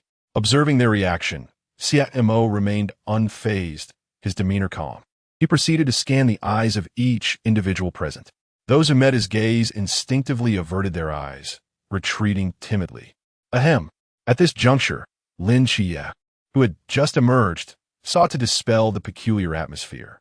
You have arrived, Xie Mo. Yet, as he spoke, his voice dwindled to a whisper, clearly hesitant to meet Xie Mo's eyes. Xie Mo felt a sense of helplessness but chose to remain silent, for his thoughts were entirely occupied with Xingyu. It seemed that even with his interference in the timeline, Lin Xie would still encounter Xingyu. Xiaonan, Xiaonan, you are moving too swiftly. Chapter 25, The Pool Realm. A new skill. At that moment, the voice of Hong Ying resonated from behind. Xie Mo turned around to find Hong Ying, wielding a long spear, gazing at him with an expression of disbelief. You were simply too slow, Xiaonan remarked with a chuckle. Hong Ying halted before the group, her astonishment unmistakable. This is utterly exaggerated. With just a few swift movements, the entire floor of infected has been cleared. Her chest rose and fell dramatically. Observing the gathering of everyone, Xie Mo pondered briefly before setting Xiaonan down. He then surveyed the crowd and announced, "There are no infected on the first to third floors." Upon hearing this, the students present reacted with joy, their faces lighting up. "This is wonderful. We can escape. Let us hurry." With that, the students surged towards the stairs. Meanwhile, Lin Xie, Li Yifei, and Xingyu remained stationary, making no move to follow. "Aren't you planning to escape?" Xie Mo glanced at Li Yifei and Xingyu. "We will leave shortly," Xingyu replied, adjusting her glasses as she composed herself. Noticing her calm demeanor, Xie Mo paid it no mind and turned to Lin Xie, Hong Ying, and Xiaonan, saying, "You all should report the information first. I will check the 4th and 5th floors." With that, Xie Mo's figure vanished from sight. Is Xie Mo really that intimidating? Li Yifei sighed in relief as the figure departed, the fear instilled by his gaze overwhelming. Even from 6 or 7 meters away, he felt as though his life was at the mercy of that presence. Quite so, Lin Xie responded thoughtfully from beside him. Not just Li Yifei, even he could feel his own body trembling slightly. It was beyond what one could describe as a battle machine. The term executioner seemed more fitting for Xie Mo. And Xingyu stared at the spot where Xie Mo had vanished, replaying the gaze he had cast upon them in her mind. Perhaps due to the shock, she discovered a burgeoning curiosity within her, a desire to examine his physical nature. In other words, she wished to study Xie Mo. And Xingyu turned her gaze towards Hong Ying. "May I join your organization?" Meanwhile, on the 4th floor, gazing at the slowly collapsing corpses before him, Xie Mo exhibited no flicker of emotion. His nurturing progress had reached 97. Merely 3 remained before he could enter the pool realm and claim his reward. He wondered what skills awaited him upon entering the pool realm. A sense of anticipation stirred within him. In the next moment, without hesitation, he pinpointed the locations of 3 infected and instantly moved towards them. Splat, splat, splat. Nurturing progress 100 boom. A resounding echo reverberated in his mind as Xie Mo found himself seated at a table, realizing that his mental strength had transformed from a mere cup of water to a vast pool. His mental prowess now resembled the stillness of a pond, abundant yet tranquil. The pool realm. Promotion. In an instant, Xie Mo felt a newfound clarity enveloping his mind. This sensation is entirely distinct from the previous state, imbued with an invigorating transparency throughout his being. Quite pleasant indeed. Xie Mo clenched his fists, realizing that his physical prowess had also seen an enhancement. Observing this, he first performed several movements to familiarize himself with his newfound strength, before allowing his consciousness to plunge into the depths of his mind. Contract of the Demon Eye. By severing the target's lifeline, a forced contract may be enacted upon the concept of the target's imminent demise. Upon contracting, the target is transformed into a necromantic entity for the holder's command. Simultaneously, any damage inflicted upon the holder will be primarily absorbed by the necromantic entity. Oh, Xie Mo raised an eyebrow. In simpler terms, this new skill allows him to eliminate the opponent and forcibly convert their soul into a soldier. Furthermore, should he be attacked, any resulting harm will be redirected to the soldier, who will bear the brunt of the damage on his behalf. Of course, Xie Mo understood that the contract did not pertain to the soul itself, but rather to the concept of the being's existence. Fascinating. Xie Mo cast a glance at the lifeless body on the ground, noting that the ice-blue glow in his eyes had, unbeknownst to him, transformed into a deep azure hue. Contract of the Demon Eye. In the next moment, Xie Mo observed that the severed lifeline had shifted from a vivid crimson to a shadowy blue, beginning to self-repair. Simultaneously, the shadow beneath his feet surged outward, enveloping the lifeline within its depths. Shortly thereafter, a figure clad in obsidian armor, its eyes glimmering with a cerulean light, gradually emerged from the shadows. Xie Mo looked up and beheld a necromantic entity towering nearly 3 meters high. Its armor accentuated its muscular form, complemented by the massive sword it wielded, with dark blue auras radiating from each joint, imparting a formidable sense of pressure. This necromancer possessed the strength of a peak state. Xie Mo, sensing this, felt a flicker of astonishment. It was noteworthy that when he had slain the opponent, they had been merely an ordinary entity.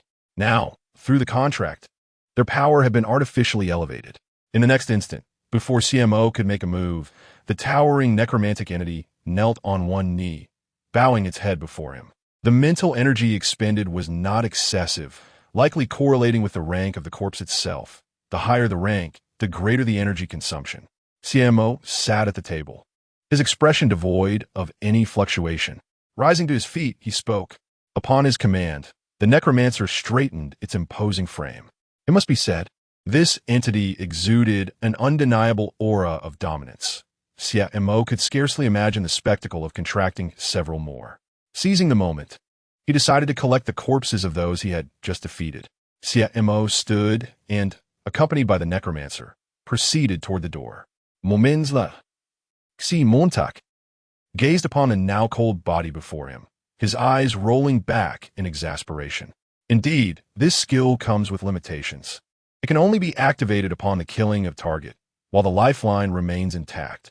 Xie Mo calculated the time, estimating that the lifeline dissipates within approximately 5 seconds. Thus, he realized he had a mere 5 seconds to enact the contract. It remains uncertain whether there exists a quantitative limitation to this skill. After a moment of contemplation, Xie Mo resolved to first eliminate all the monsters on the 4th floor. Meanwhile, on the other side, the captain reported the external monsters have been eradicated. We are now left with the mother creature and the hidden monsters within the building. Understood. Continue your operations, Lin Xie instructed as he severed the communication, his gaze directed towards the teaching building. Chapter 26. Clamor. After Xie Mo departed, the small team commenced their individual tasks. Lin Xie took charge of the remaining monsters outside, while Hong Ying and Xiaonan made their way to the cafeteria, and Xingyu and Li Yifei were responsible for the evacuation of personnel. After a moment's contemplation, Lin Xie resolved that the most prudent course of action was to regroup with Hong Ying and the others. However, at that very moment, a resounding crash echoed through the air. The wall of the 5th floor of the teaching building suddenly crumbled. Following this, a creature with a human upper body and a serpent's tail morphed into a shadow, darting swiftly through the school grounds before vanishing to the north. The maternal entity? Lin Xie squinted at the spot where the creature had disappeared. There were two buildings on the north side, the cafeteria and the art building. It remained uncertain which structure the creature would choose for concealment. Hong Ying, I just spotted a being that resembles a maternal entity heading in your direction. Lin Xie communicated through his earpiece. Xiaonan and I have not observed anything unusual. It is highly likely that the creature has taken refuge in the art building. Hong Ying replied with a grave tone. Do not act recklessly. Wait for me to arrive. Xie Mo's voice crackled through the earpiece. The team promptly acknowledged his command. Understood. I shall keep an eye on the vicinity of the art building for you. Xie Mo Hongying, and I will conduct a thorough search of the cafeteria first. Upon receiving their responses, Xie Mo ended the communication, his gaze shifting to the four undead creatures before him. These were the four minions he had contracted thus far. He had certainly heard the commotion that erupted from the fifth floor. It seemed the maternal entity had sensed his presence and fled ahead of him. As of now, he had not yet felt the limits of his skills. It was prudent to eliminate the remaining infected individuals on the fifth floor before proceeding. With this decision, Xie Mo initiated his actions. After some time, Xie Mo emerged from the teaching building, quietly wiping the blood from his face. While on the fifth floor, he had contracted 6 additional undead, yet he still felt no sense of the skill limit. Could it be that this ability had no cap? Xie Mo furrowed his brow. Regardless, now is not the time for such musings. First, he must locate and eliminate the maternal entity in the art building. In the midst of his thoughts, Xie Mo activated Lin Xie's visual feed. In the next instant, Lin Xie, crouched amidst the grass, felt a sudden chill.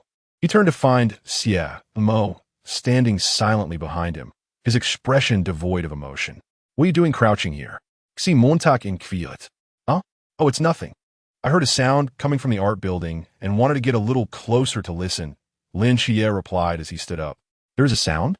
Yes, there's indeed a sound. Lin Xie and Xie Mo exchanged glances and approached the art building, straining to listen. At this moment, Xie Mo distinctly heard a voice emanating from a room on the second floor.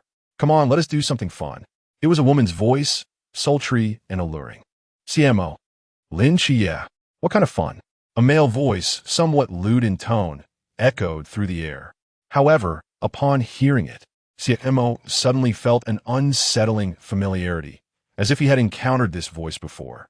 It seemed reminiscent of Lu Yuan and Han Nuan. Lin Xie's pupils constricted, and it dawned on him. So that's it. Xie Mo squinted slightly, pondering why it felt so familiar.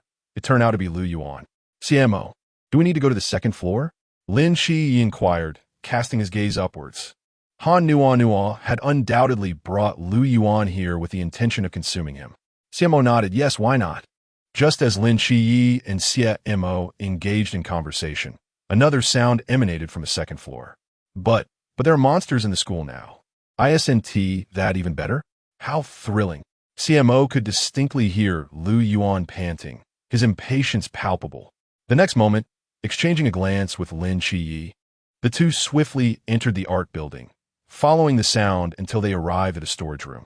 Lin Xie regarded the door before him, remaining silent for a moment as he assessed the situation inside. Soon, his expression shifted to one of profound nuance. Xie Montak, we need to hurry. Before Lin Xie could finish his sentence, a loud bang resounded as Xie Mo kicked the door open. Lin Xie. He turned to look at Xie Mo, who wore an expression devoid of emotion. Lu Yuan, in the midst of unbuckling his belt, and Han Nuo, poised to transform, froze in shock. The sudden noise effectively extinguished their fervor. Lu Yuan glared at the intruding Xie Mo, his expression gradually contorting into one of rage. Xie Mo, Lin Xie, are you two transfer students out of your minds? Xie Mo simply cast a sidelong glance at him. In that fleeting moment, Lu Yuan felt as though he had been ensnared by a ferocious beast, immobilized. He looked at Xie Mo, his throat constricting as he struggled to articulate his thoughts. But the words were swallowed back down. I might just kill you, Xie Mo uttered coldly, his gaze shifting to Han Nuo. Lu Yuan, witnessing this scene, felt a surge of anger, yet he could unmistakably sense that Xie Mo was not jesting. He was acutely aware that if he acted recklessly, Xie Mo would indeed carry out his threat. Xie Mo approached Han Nuan. In the next moment, to Lu Yuan's horror, the very Han Nua who had been preparing to practice her shooting suddenly transformed. An ugly, grotesque monster emerged before his eyes. Lu Yuan trembled, and then, in a panic, fled the room, exclaiming, "Ah, a monster!" Lin Qi silently stepped aside, his gaze fixed on Xie Mo and Han Nua. However, the next instant, "Yeah, transformed Han no surprisingly spoke." Let us discuss how to. With a swift motion, Xie Mo flicked his chain, and Han's body was cleaved in two. Nanda, snake demon. Lin Ji. How noisy. Xie Mo retracted his chain and turned to exit the door. Lin Qi was left in a state of bewilderment. But Xie Mo, that was clearly the Nanda snake demon trying to communicate with us. Why did you kill him? Xie Mo cast a cool glance at Lin Qi. Did he deserve to? Lin Qi, does he truly deserve it? These three words echoed in Lin Qi's mind like an incantation. However, upon deeper reflection, Xie Mo's assertion held merit. The other party had taken so many lives. Indeed, they were unworthy of engaging in dialogue with them. Just as Lin Qi sought to calm his thoughts, suddenly, a colossal shadow emerged from the wall beside Xie Mo. At that very moment, a robust tail swept towards Xie Mo with ferocity. Lin Qi's pupils constricted. Xie Montak. However, before he could finish his warning, the scene that unfolded next sent a shiver through his entire being. Goodness. End of this chapter, chapter 27. The Nandu snake demon was bewildered before Lin Qi's gaze. Bang! Xie Mo abruptly stomped the ground, deftly evading the attack and positioning himself behind the Nandu snake demon. Lin Qi was certain that Xie Mo had not employed any instantaneous movement ability. This indicated that Xie Mo's physical prowess had augmented. What could account for this? Just moments ago, he was not like this. He had ascended to the pool realm. The Nandu snake demon's pupils constricted, disbelief etched across its face. In the next moment, as it turned to face Xie Mo, it was met with the formidable chains that emanated a palpable strength. Whoosh! A powerful gust surged forth, sweeping away all the dust within the vicinity. The Nandu snake demon could not evade in time, and its arm was severed cleanly. In an instant, the expression of the Nandu snake demon transformed, eyes wide with terror as it gazed at Xie Mo. It had not anticipated such overwhelming strength from Xie Mo. This was far beyond what an ordinary pool realm could possess. Xie Mo was indeed of the pool realm. No wonder he was so formidable. Lin Qi could not help but gasp in astonishment. What kind of jest was this? The Nandu snake demon turned its gaze towards Lin Qi. Would a normal pool realm possess such offensive capabilities? Are you out of your mind? Lin Qi, let us not even discuss insulting my friend. We are enemies, after all. Is it truly appropriate for you to converse with me in this manner? The Nandu snake demon seemed to recognize its own lapse in composure, hastily regaining its demeanor and redirecting its attention to Xie Mo. Yet at that very moment, bang, an unforeseen occurrence transpired. A shadow emerged with the force of dawn, instantly materializing before the Nandu snake demon. Its expression was cold, eyes glinting with a spectral light. The chain in Xie Mo's grasp was now less than half a centimeter from the Nandu snake demon. To remain distracted in battle, you must truly wish to invite your own demise. Xie Mo spoke with calm resolve. The Nandu snake demon's countenance stiffened, hastily employing its skin-shedding ability to retreat. In the next moment, within Lin Qi's horrified gaze, whoosh boom! The chain pierced through the shed snake's skin, embedding itself into the wall. You managed to evade quite nimbly. Xie Mo retracted the chain, discarding the snake's skin. The Nandu snake demon could not help but take a step back, astonished that its ambush had been so effortlessly thwarted by Xie Mo. This was unacceptable. It must flee quickly. In the following moment, the Nandu snake demon cast a glance at Lin Qi, its tail sweeping towards him at an exceptionally acute angle. Did you think attacking him will be effective? Xie Mo's figure flickered, instantly appearing behind Lin Qi. He then swung the chain horizontally, ensnaring the snake tail, and propelled himself off the ground. Bang! Cracks splintered the earth. Xie Mo soared high into the air. Within his sight, the dagger descended towards the vulnerable part of the tail. The Nandu snake demon's expression froze. Lin Xie's countenance halted. Then, they witnessed Xie Mo effortlessly sever the snake tail, forcefully casting the chain downwards. Boom! A massive crater erupted into the ground. Undoubtedly, that tail could not regenerate. Xie Mo returned to the ground and turned to see the Nantuo serpent demon break through the wall, its massive form charging forth like a sprinter. This is bad. It intends to flee. Lin Xie exclaimed. Xie Mo swiftly blocked his path. There is no escaping. We must first report the situation. With that, Xie Mo paid no further heed to him, his figure vanishing in an instant. Lin Xie was momentarily taken aback, and after a brief pause, he quickly activated his earpiece. Captain, Xie Mo and I have engaged in battle with the entity. What is the outcome? The adversary has escaped, and Xie Mo is currently in pursuit. Understood, Hong Ying. Xiaonan, hasten to support. Xie Mo acknowledged, Captain.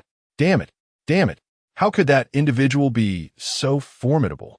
The Nantuo serpent demon dashed into the classroom, frantically touching its vacant right arm. Why can't it regenerate? What on earth is happening? What is this forbidden wasteland? It rushed into a classroom, panting heavily as it collapsed onto the floor. It simply could not comprehend why its body was incapable of regeneration. After all, as a serpent demon, its most potent ability was regeneration. No, I must replenish my energy quickly, or I will find myself in peril when he catches up. Scanning the surroundings, the Nantuo serpent demon soon fixed its gaze upon the corpse of a creature. It grimaced, enduring the pain, and reached for the lifeless body. However, at that moment, thud, a dagger suddenly pierced through its chest. Did you think I would allow you to escape?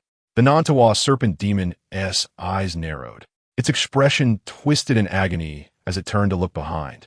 In the corridor outside the classroom, a figure, cold and indifferent, approached slowly, grasping a chain. The Nantuo serpent demon's lips trembled, caught in a struggle to speak yet unable to utter a word, its gaze fixated on Xie Mo. It began to regret not having fled the school sooner. If only it had escaped earlier, perhaps it would not have encountered Xie Mo. But alas, there are no remedies for regret, and its thoughts would forever remain unvoiced. At that moment, as the chain was drawn out by Xie Mo suddenly, the Nantuo serpent demon collapsed to the ground as if severed from all sensation. Thud! Xie Mo gazed at the fallen corpse, contemplating for a moment, his eyes shimmering with a dark blue glow. Demon eye contract. In the next instant, shadows writhed, and from beneath the corpse, a figure clad in pitch-black armor began to materialize. Xie Mo sensed that this death soldier was of the same tier as the Nantuo serpent demon, both being of the pool realm. However, this death soldier did not possess the enhanced attributes of the previous ones. It appears that mythic beings of the same rank, upon contracting, do not enjoy this benefit. Xie Mo stroked his chin, observing the towering death soldier before him. Consuming 1/5 of my spiritual energy, after a brief interlude, he retracted the death soldier and activated the demon eye interface, directing his gaze towards Lin Xie. He indeed went to seek Li Yifei. Xie Mo's expression remained unchanged. Just moments ago, while vanquishing the Nantuo serpent demon, he had discerned the death line belonging to Li Yifei's persona. However, Xie Mo refrained from severing it. For Li Yifei was an indispensable character within the psychiatric institution. He was merely astonished. He had not anticipated that a persona forcibly forged could exist as an autonomous entity. It is noteworthy that when he dispatched the Nantuo serpent demon, Li Yifei should have perished alongside it. Perhaps Li Yifei has now entirely liberated himself from the Nantuo serpent demon on a psychological level. Xie Mo constructed a hypothesis, likening Li Yifei's persona to humanity and the Nantuo serpent demon's persona to a deity. Thus, Li Yifei could be seen as the divine agent of the Nantuo serpent demon. What Xie Mo endeavored to accomplish was merely the annihilation of the deity behind the demon, thereby severing the connection between the two. Chapter 28. It is indeed me. The subsequent events hardly require the intervention of Xie Mo. After a while, the teaching building suddenly echoed with 3 gunshots. Upon hearing the sounds, Xie Mo, dragging a chain with one hand and pocketing the other, silently made his way towards the school gate. At this moment, Hong Ying and Xiaonan were already waiting there. "Qi, do you need us to come over?" Hong Ying communicated with Lin Qi through her earpiece. "No need, he is not resisting." "All right, remember to contact us promptly if anything arises." "Received, Sister Hong Ying." After receiving the reply, Hong Ying lowered her delicate hand and turned her gaze towards Xie Mo, who was approaching. However, suddenly, both Hong Ying and Xiaonan froze in place. They sensed the fluctuations of the pool realm emanating from Xie Mo. "Wait before you enter the school. Weren't you in the light realm? How have you transitioned to the pool realm now?" A large question mark appeared above their heads. Could it be that Xie Mo has been possessed? Hong Ying furrowed her brow. "It's possible." Xiaonan silently drew out a handgun. "Xie Mo is indeed me." Xie Mo stood before the two women, speaking calmly. Noticing his unusually taciturn demeanor, the two exchanged glances and began to scrutinize Xie Mo's physique from top to bottom. "It seems to be Xie Mo." Hong Ying poked his chest muscle. "Xie Mo, indeed, it is him." Xiaonan lifted Xie Mo's outer garment, her brow furrowing deeply. "Xie Mo, I am calling this inappropriate." Xie Mo rolled his eyes dramatically. "Do you dare?" Hong Ying retracted her arm, exclaiming with annoyance. "Quickly explain how you transitioned to the pool realm." "I don't know. I just leveled up while fighting." Hong Ying, Xiaonan, what do you mean by leveling up? Do you think this is a game? The two glared at Xie Mo, clearly displeased with such a dismissive response. Seeing their expressions, Xie Mo remained silent for a moment before opting to hold his tongue. Hong Ying and Xiaonan stared at him for quite a while, ultimately deciding not to press further. After all, everyone harbors their own secrets, and as long as that secret is beneficial to Xie Mo, there is no need for them to pry. Subsequently, the three engaged in conversation about other topics. Patiently awaiting Linjie. As time slowly passed before long, a slender figure approached, moving at a somewhat leisurely pace. It was Lin Qi. At this moment, his eyes were filled with fatigue. "Qi, are you all right?" Hong Ying stepped forward, expressing her concern. "I'm fine," Lin Qi replied, glancing at Xie Mo, who stood with one hand in his pocket. For some reason, he felt as though Xie Mo was aware of Li Yifei's circumstances. Was it merely a delusion? Just as Lin Qi began to entertain this thought, he swiftly dismissed it.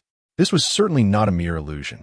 Whether it was the previous Ghost-Face King or the current Snake Demon incident, Xie Mo seemed to possess an uncanny ability to predict events in advance. To be frank, it was all too coincidental. Lin Qi opened his mouth, intending to inquire about Xie Mo, but ultimately, the words remained unspoken. Xie Mo surely harbors his own secrets, much like possessing a mental asylum, and he certainly does not wish for others to pry into them casually. Lin Qi's expression of discomfort did not escape Xie Mo's keen observation, prompting a silent admiration for the other's perceptiveness. It is to be expected of a protagonist. However, Xie Mo was not overly concerned, as he understood Lin Qi's character. As long as they interacted sincerely, exchanging genuine feelings, he could rely on him as a trustworthy companion, provided Xie Mo was willing to engage. At that moment of contemplation, a black van came to a halt before them. Chen Mai and Wu Xiaonan had just rolled down the window when their gaze was drawn to Xie Mo, who stood nearby. "What is this? Hiriam, did you ascend via a rocket? Just a few days since awakening?" Both were taken aback, but their astonishment was quickly concealed. Meanwhile, in the back seat, when Xie Mo was left in a state of shock. "Who am I? Where am I? Is this still Xiaonan?" "Ahem." Wu Xiaonan cleared his throat, directing his gaze towards Lin Qi and Xie Mo. "How do you feel?" After all, it was their first task together. Concern was warranted. Lin Qi replied, surprisingly simple. Xie Mo added, "Material Bureau." Wu Xiaonan. "Chen Mai, seek Xiaonan." Hongying. "You two are still pretending. And what exactly is the Material Bureau?" The group exchanged glances, their expressions twitching. Observing their reactions, Xie Mo felt quite pleased with his gains this time. His nurturing level had reached 100, his rank elevated to the Qi realm, enhancing his physical capabilities, and he had also acquired 11 subordinates. Moreover, he sensed that the divine seed within his consciousness seemed to have undergone a change. Upon returning home, he must take the time to investigate. "You two rascals." Stop pretending and get in the car. The captain has bought some items. Old Zhao has just returned with them from the office, and we shall feast upon our return. Wu Xiaonan chuckled. Chimai also wore a smile. Hong Ying and Xiaonan exchanged glances, their hearts lifting in delight. Hooray! A grand feast awaits. Are there chestnuts? I want to eat chestnuts. Rest assured, there will definitely be some, Wu Xiaonan replied, shaking his head in exasperation. Today's youth, even when treated, are picky eaters. Thank you, Captain, Lin Xie said as he approached Chunmai to express his gratitude. Chunmai nodded in acknowledgement. Captain, what have you all bought? At that moment, Xie Mo approached with an inquiry. Fear not. What the captain has purchased will surely include dishes you enjoy. I didn't ask you, you rascal. And during work, address me by my title. Very well, Wu title, Wu Xiaonan retorted. Click. On a rooftop somewhere, Long Xian observed the photographs on his camera, a faint smile curving his lips. The images captured a group of people seated in a vehicle, laughing and frolicking. Why has Xie Mo become so still? Long Xian murmured, his gaze shifting to the petrified when Xie Mo still seated within the car. Time flowed slowly onward. At precisely 8 p.m., the gathering at the office was in full swing. As everyone savored the meal brought back by Zhao Kongsheng, they animatedly recounted the intricacies of their recent mission. During this exchange, Hong Ying, Lin Xie, and Xiaonan repeatedly mentioned Xie Mo. The audience, captivated by their embellished narratives, found themselves so engrossed that they momentarily forgot to eat. This is utterly bizarre. They collectively gasped in astonishment. Before long, half an hour had slipped away. Meanwhile, Xie Mo stood at the entrance of the villa, gently knocking on the door. Sister Hong Ying, Sister Xiaonan, may I come in? He inquired.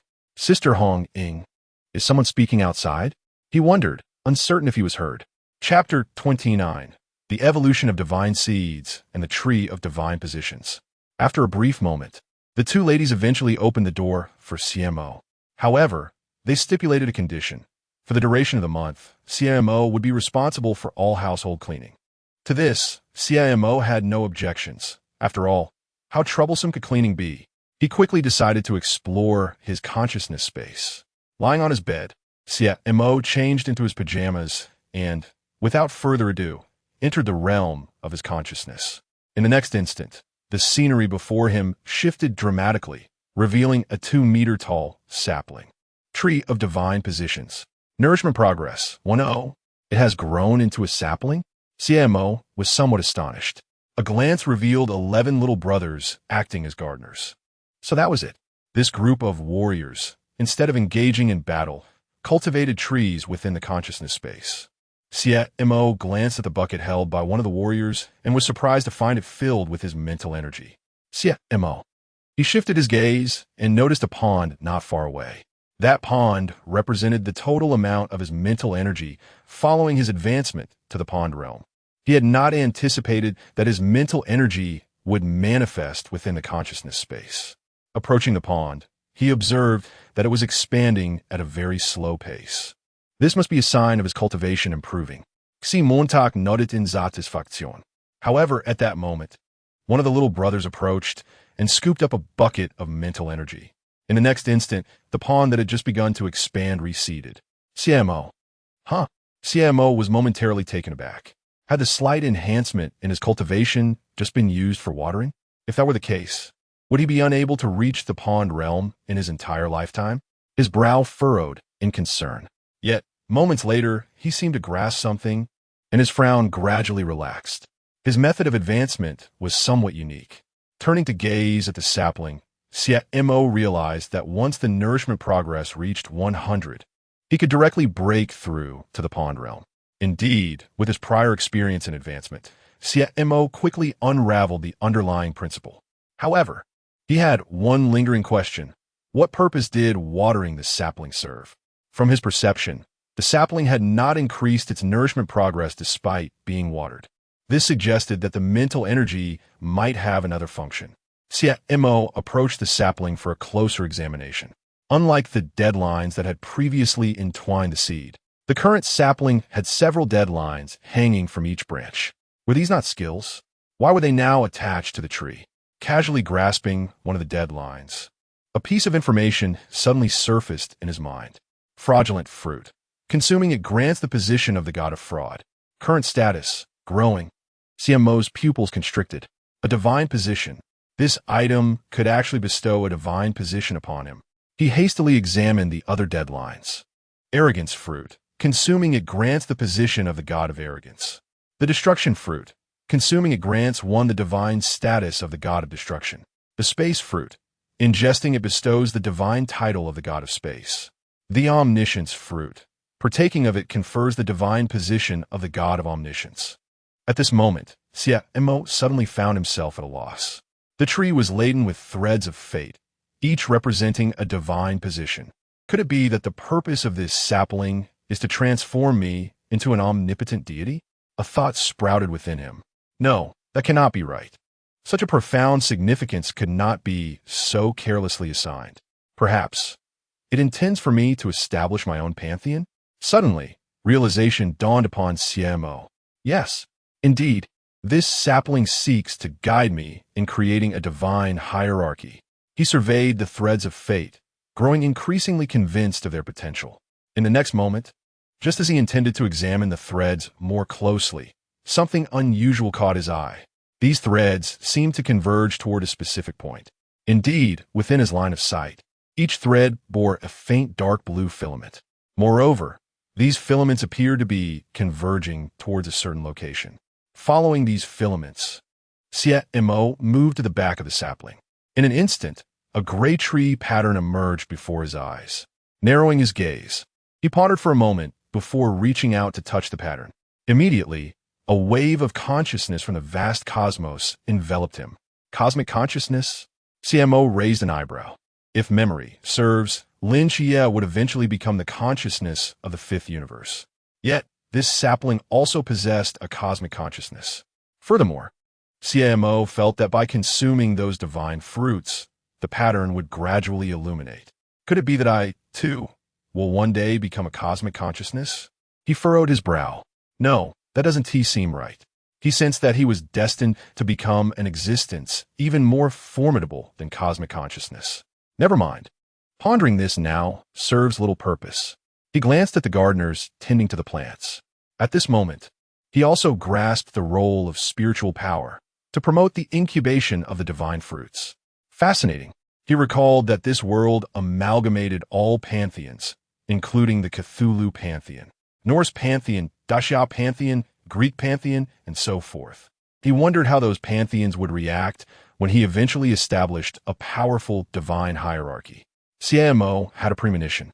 The stage of this world could not possibly belong solely to Lin Xie. He, Xie Mo, would also shine upon this grand stage. With his thoughts refocused, he turned his gaze towards the projection of the Naga. It was time to commence training. Time flowed slowly. The following day, at 6:30 a.m., in the living room, the three individuals enjoying breakfast were abruptly interrupted by the ringing of Hong Ying's cell phone. Xie Mo and Xiaonan looked up, only to see Hong Ying picking up her phone and pressing the call button. Hong Ying, Xiaonan, Xie Mo. Did you three happen to see the corpse of the Nantua serpent demon when you left school yesterday? Wu Xiaonan's voice came from the other end of the line. The corpse is missing? Hong Ying's gaze shifted to Xie Mo. Xie Mo shook his head. I'm not sure. It was still there when we departed yesterday. Upon receiving this response, Hong Ying hurriedly spoke into the phone. It was still there when we left yesterday. Could it be that a student has hidden it? Xie Mo observed Hong Ying's anxious demeanor, his expression turning contemplative. If memory served him correctly, that corpse had been taken by Xingyu for research. However, Xie Mo's focus was not on that matter at present. His attention was drawn to a scene before him, and the upper half of his face darkened. Lin Xie, are you out of your mind? Chapter 30. Lin Xie, it's over. Completely over. In the scene, Nikes held a chibi version of Xie Mo, singing a lullaby. Meanwhile, Lin Xie had adorned the hospital room with numerous posters of Xie Mo. Was this the purpose of visiting the mental hospital last night? A flicker of emotion stirred within Xie Mo. He then rose to his feet, casting his gaze towards Hong Ying and Xiaonan. Sister Hong Ying, Sister Xiaonan. I must step out for a moment. With that, Xie Mo hurried towards the door. Both Hong Ying and Xiaonan noticing his urgency, refrained from further inquiries and continued their conversation with Wu Xiaonan. A moment later, Xie Mo stood outside the villa, his eyes glimmering with a mysterious light. Demonic, instantaneous. The next instant, Nikes, who was singing the lullaby, suddenly felt her awareness return. She stared blankly at the chibi, Xie Mo, in her hands. The lullaby was indeed beautiful. As Xie Mo approached from behind, his gaze swept across the surroundings. Hearing the sound, Nike snapped back to reality and instinctively attempted to conceal the doll. Yet, upon seeing the posters in the room, she abandoned that thought. "What brings you here?" Nike's inquired calmly, though Xie Mo detected a hint of awkwardness in her tone. "What do you think?" Xie Mo pointed at the posters on the wall. "Is this how he treats you?" Nike sighed in resignation. "Child, I have no choice. You know that once you leave here, my consciousness spirals into anxiety, confusion, and depression, a cascade of negative emotions." Reflecting on her words, Xie Mo conceded that perhaps he had acted impulsively. A brief silence enveloped them. However, just then, the door to the hospital room swung open with a creak. Lin Xie, clad in a white coat, entered with his eyes closed and head held high. "Nikes, your condition has improved. It seems you've been getting along quite well with the child." Lin Xie felt quite the genius for devising such an ingenious therapeutic method involving Xie Mo's merchandise to assist the goddess of night with her affliction. Indeed, Nikes pondered for a moment before her expression suddenly dulled. "Director, is my child here?" "Xie Mo is certainly here." Lin Xie confidently adjusted his glasses. "I still shut." At that moment, Li Yifei entered the room holding a bottle of medicine. "Director, here is your medication." He smiled, then turned to look at Nikes. Suddenly, a cold sweat broke out. "Oh no, Xie Montak. This. I paid attention to Xie Mo before. I know he loves chestnuts. If I get the chance, I'll bring some for you to try. They're your child's favorite snack." Li Yifei graspat Elena ki escruting. "Xie, stop talking," he whispered urgently. Lin Xie frowned and turned to face Li Yifei. Yifei, currently undergoing treatment, acknowledged the abstract nature of the therapeutic approach, yet recognized it as an integral part of the process. He raised his hand to point at Nikes, his voice trembling. "Xie, please, refrain from speaking. I fear you may become abstract." "Huh?" Lin Xie was momentarily taken aback. "Are you jesting? Turn around and look." Upon turning, Lin Xie was met with an overwhelming sight that sent a cold sweat cascading down his back. "Good morning, Xie Mo." "Good morning," Xie Mo replied, one hand tucked into his pocket, his gaze fixed on Lin Xie. "This treatment plan is commendable. Thank you for the compliment." Lin Xie stammered, feeling utterly defeated. How could he possibly explain this? His mind raced, yet when he beheld the walls plastered with posters, he nearly collapsed. What could he even say? There was nothing to explain. In the midst of Lin Xie's anxious turmoil, Nikes suddenly rose and embraced Xie Mo. "Child, my child, you have always been by my side." As he spoke, Nikes communicated telepathically with Xie Mo. "What do you intend to do? Perhaps I could grant you an ability called extraordinary fertility, and you could settle matters with the director once and for all." Xie Montak responded calmly, "Extraordinary fertility? How absurd." He then glanced at Lin Xie. "I must take my leave. Remember to arrive at the office early." "Certainly," Lin Xie replied, while Xie Mo chose silence, aware that Nike's treatment progress was pivotal to the overarching narrative. Despite any personal grievances, he could not afford to act impulsively.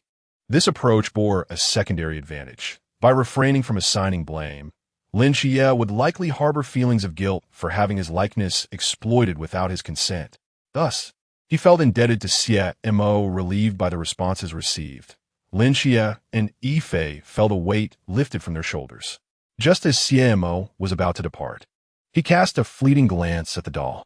The atmosphere grew increasingly tense. Moments later, Xie Mo seized the doll without hesitation and exited the psychiatric hospital. At the very last moment, he caught sight of Nike's treatment progress. 10:12. Upon reaching the entrance of the villa, Xie Mo's expression darkened. Meanwhile, within the psychiatric hospital, Nike smiled faintly at the unfolding scene. Phew.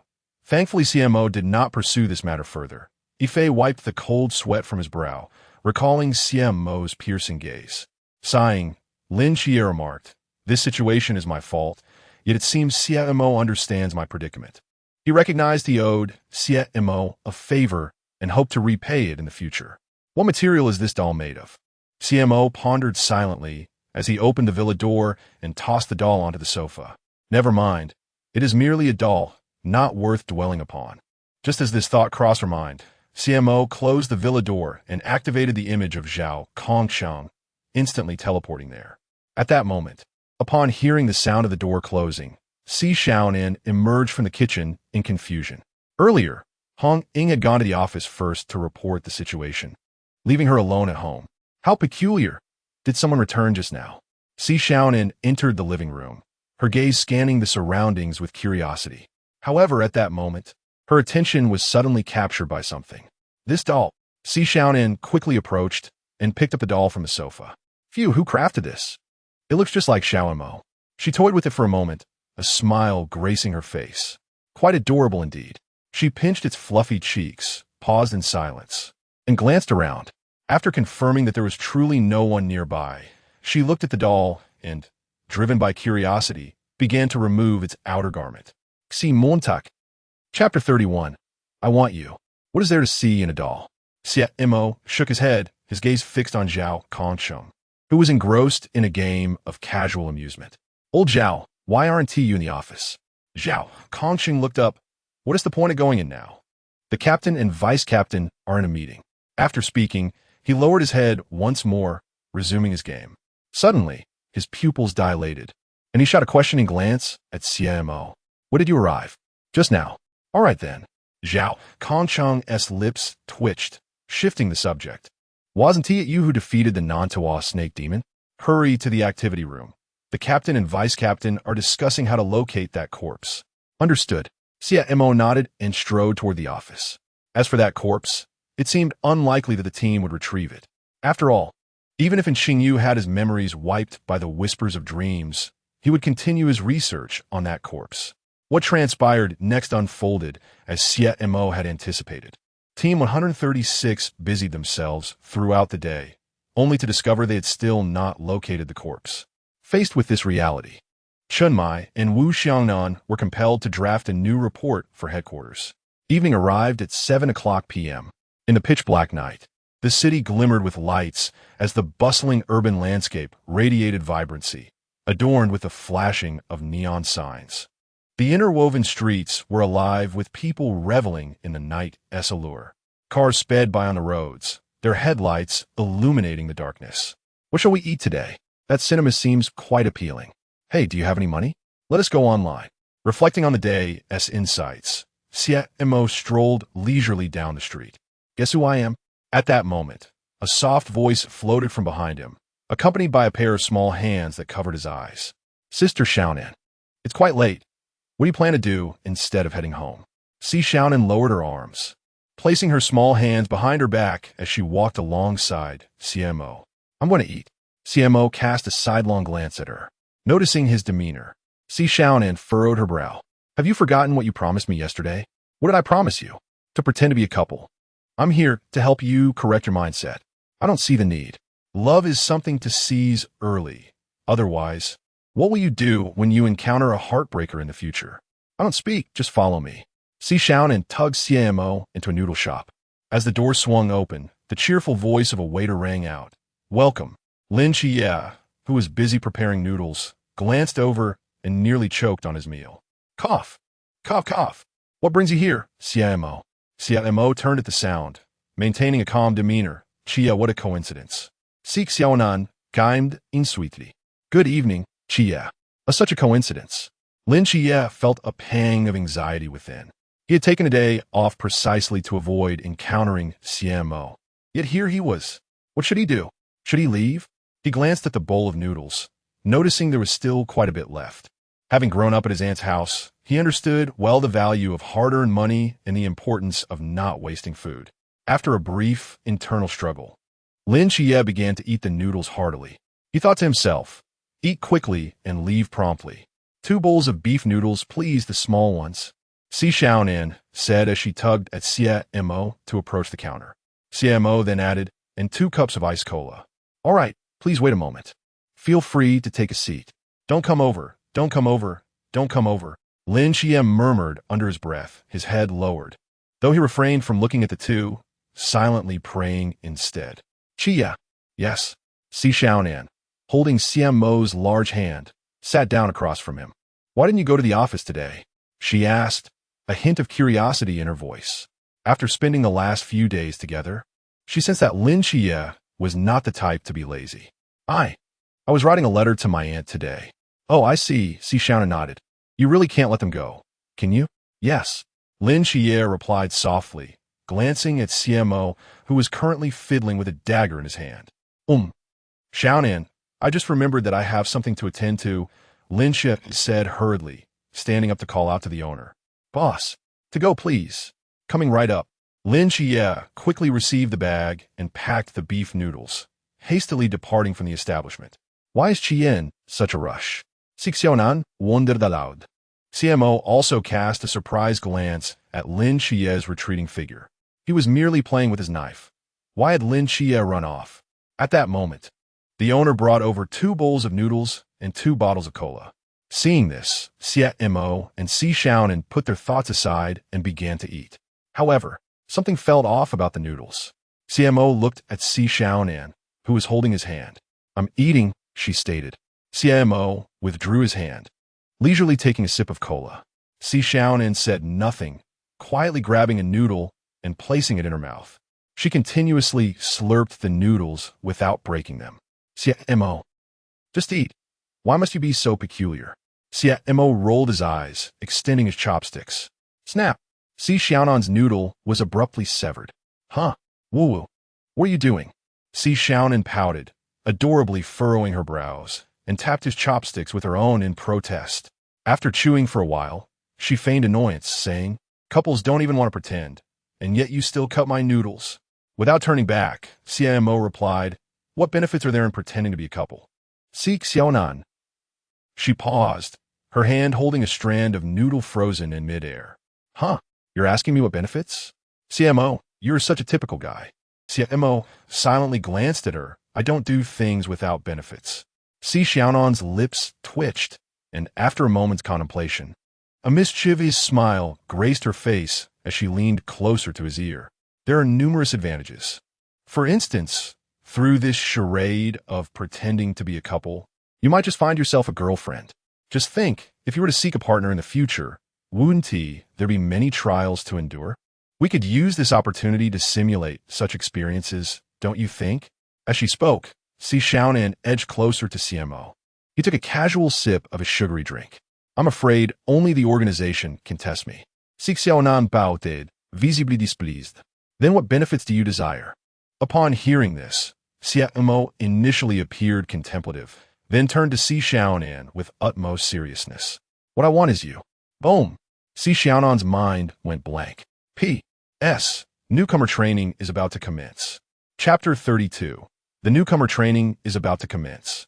The chopsticks in hand suddenly snapped, clattering onto the table. They were made of stainless steel. Xie Mo gazed at her with a puzzled expression. What's the matter? Is there a problem? Huh? Oh, wait. Let me take a moment. After a few seconds of dazed silence, Xiaonan's cheeks flushed a brilliant crimson, visibly so. Her cherry blossom lips parted slightly, yet no words escaped her. Was he confessing? How could that be possible? He was such a straightforward guy. It was inconceivable that he would express his feelings. Could he be playing tricks on her?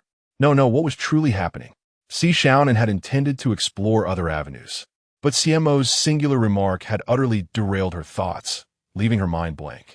Are you serious? Of course, Xie Mo affirmed with a nod. He had suddenly recalled a certain fruit of the divine realm, one associated with deceit. As Xiaonan was the agent of the trickster god, her fate could be quite dire. Thus, in his mind, Xie Mo contemplated severing her ties with the trickster god and subsequently elevating her to the status of the deity of deception within his own pantheon. This decision was not made lightly. After all, he had interacted with Xiaonan for an extended period and understood her intricacies. Xiao Mo right now. It's not appropriate. Perhaps in a year, when you return from training. Xiaonan cupped her cheeks with her hands, unable to suppress the smile that spread across her face. He had finally come to his senses. All right, Xie Mo replied, swiftly finishing his meal and rising to depart. Seek Xiaonan. She stood there, momentarily stunned. Had she misspoken? Was Xie O Montag displeased? That shouldn't be the case. Sie schauen in bitter straw. Pondering Xie must two cooks. Yet she understood his character well. If he truly were to be upset over something so trivial, then she had misjudged him entirely. Reflecting on Xie Mo's earnest expression, her cheeks flushed anew. This state of mind persisted throughout the night. At 4 a.m, Xiaonan lay in bed, still awake. Her face remained rosy. Her thoughts were consumed by the 4 words he had uttered during their meal. I want you. Xiaonan's face transformed into a ripe apple as she hastily pulled the blanket over her head. Before long, she drifted into slumber. Time passed swiftly, and soon a month had slipped by. Bang, bang, bang. At that moment, within the peace office, the martial arts arena echoed with the clash of 2 figures, generating gusts of wind throughout the space. With a swift flick of a chain, one individual distanced themselves from the other, their demeanor remaining calm. This individual was Xie Mo, standing opposite Chenmai. You've made quite rapid progress, Chenmai remarked, glancing at the scars adorning his arms and nodding with satisfaction. Xie Montag, you and Qi should tidy up. The newcomer training begins tomorrow. You have the afternoon off. Understood, Captain. Xie Montag nodded, placing the chains into a silver box before turning to exit the training grounds. Lin Qi, who had been observing the match, immediately rose and followed Xie Mo. Is it true that you can overpower everyone except the captain now? He inquired.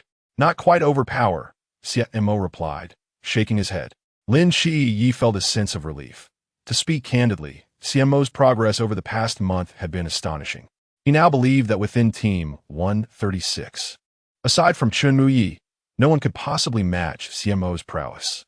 You're invincible among your peers, and against those of a higher tier. You could at least aim for a trade, Xie Mo added.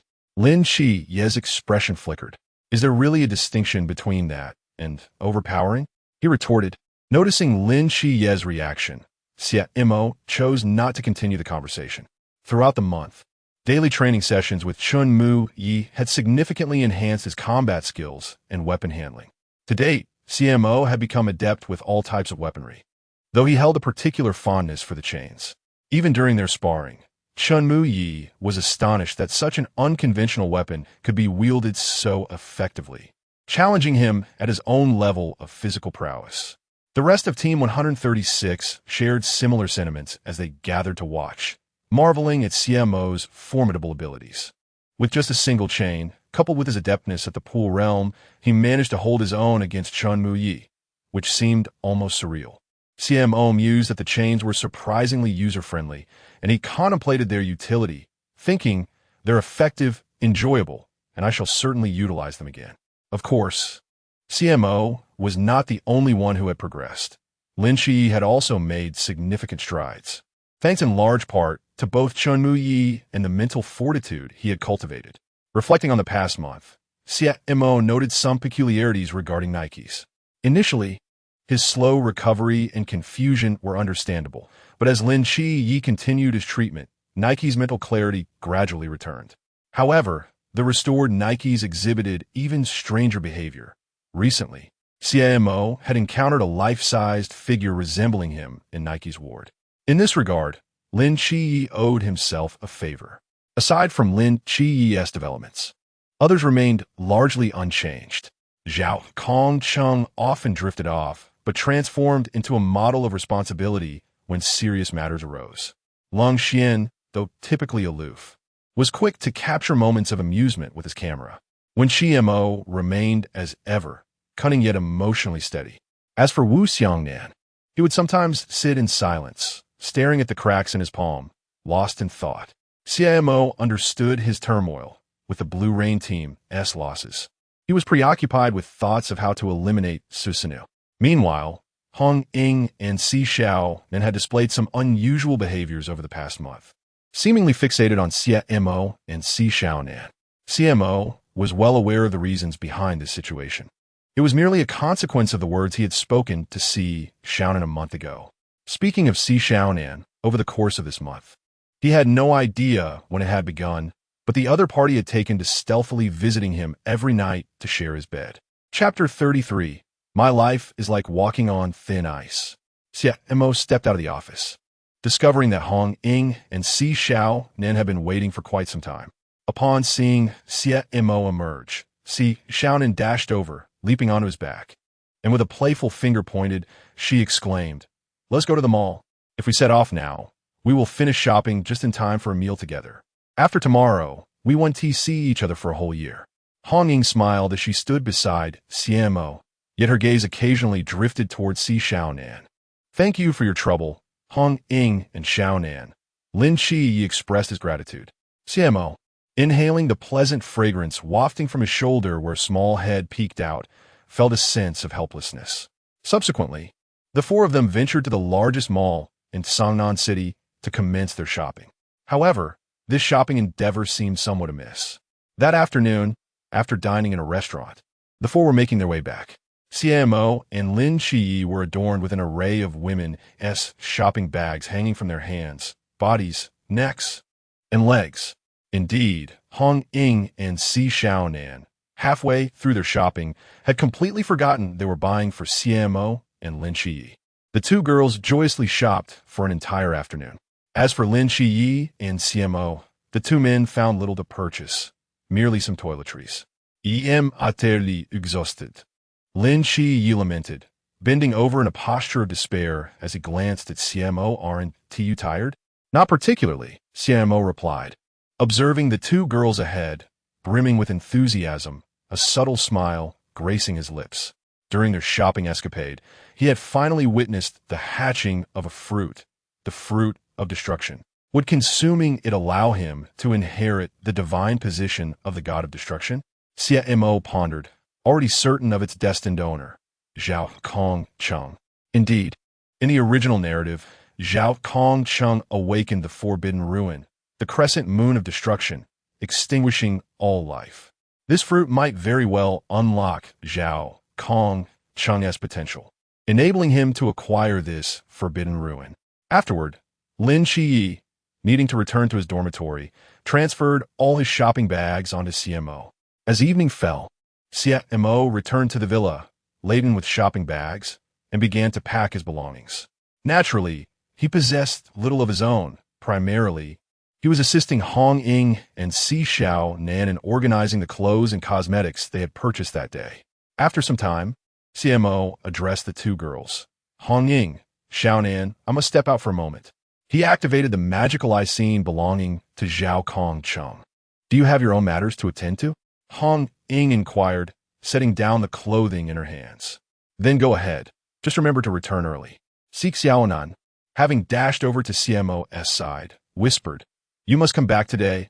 I have something to discuss with you tonight." Understood, Xie Mo nodded, and in an instant, his figure vanished before the two girls.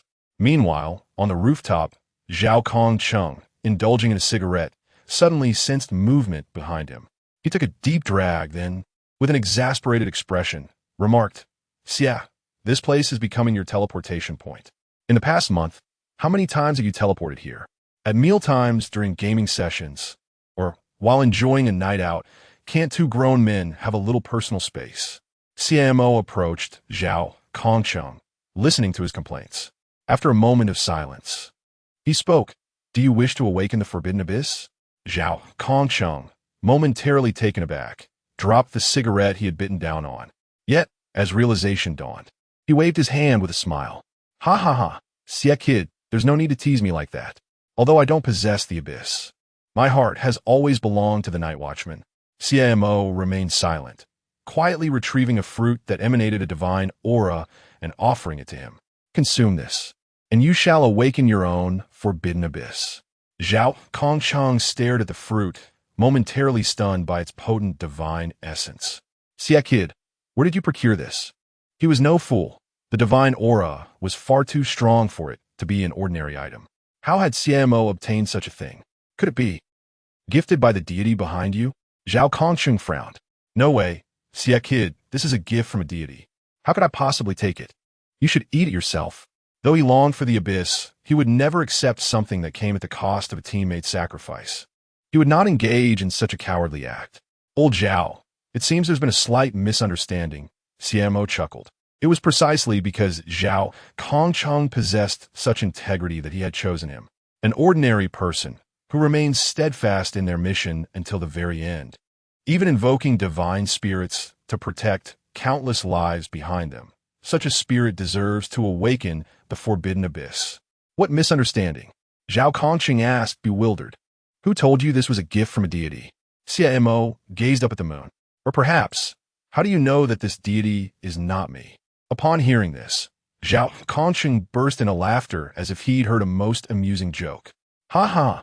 You? A deity? Ha ha!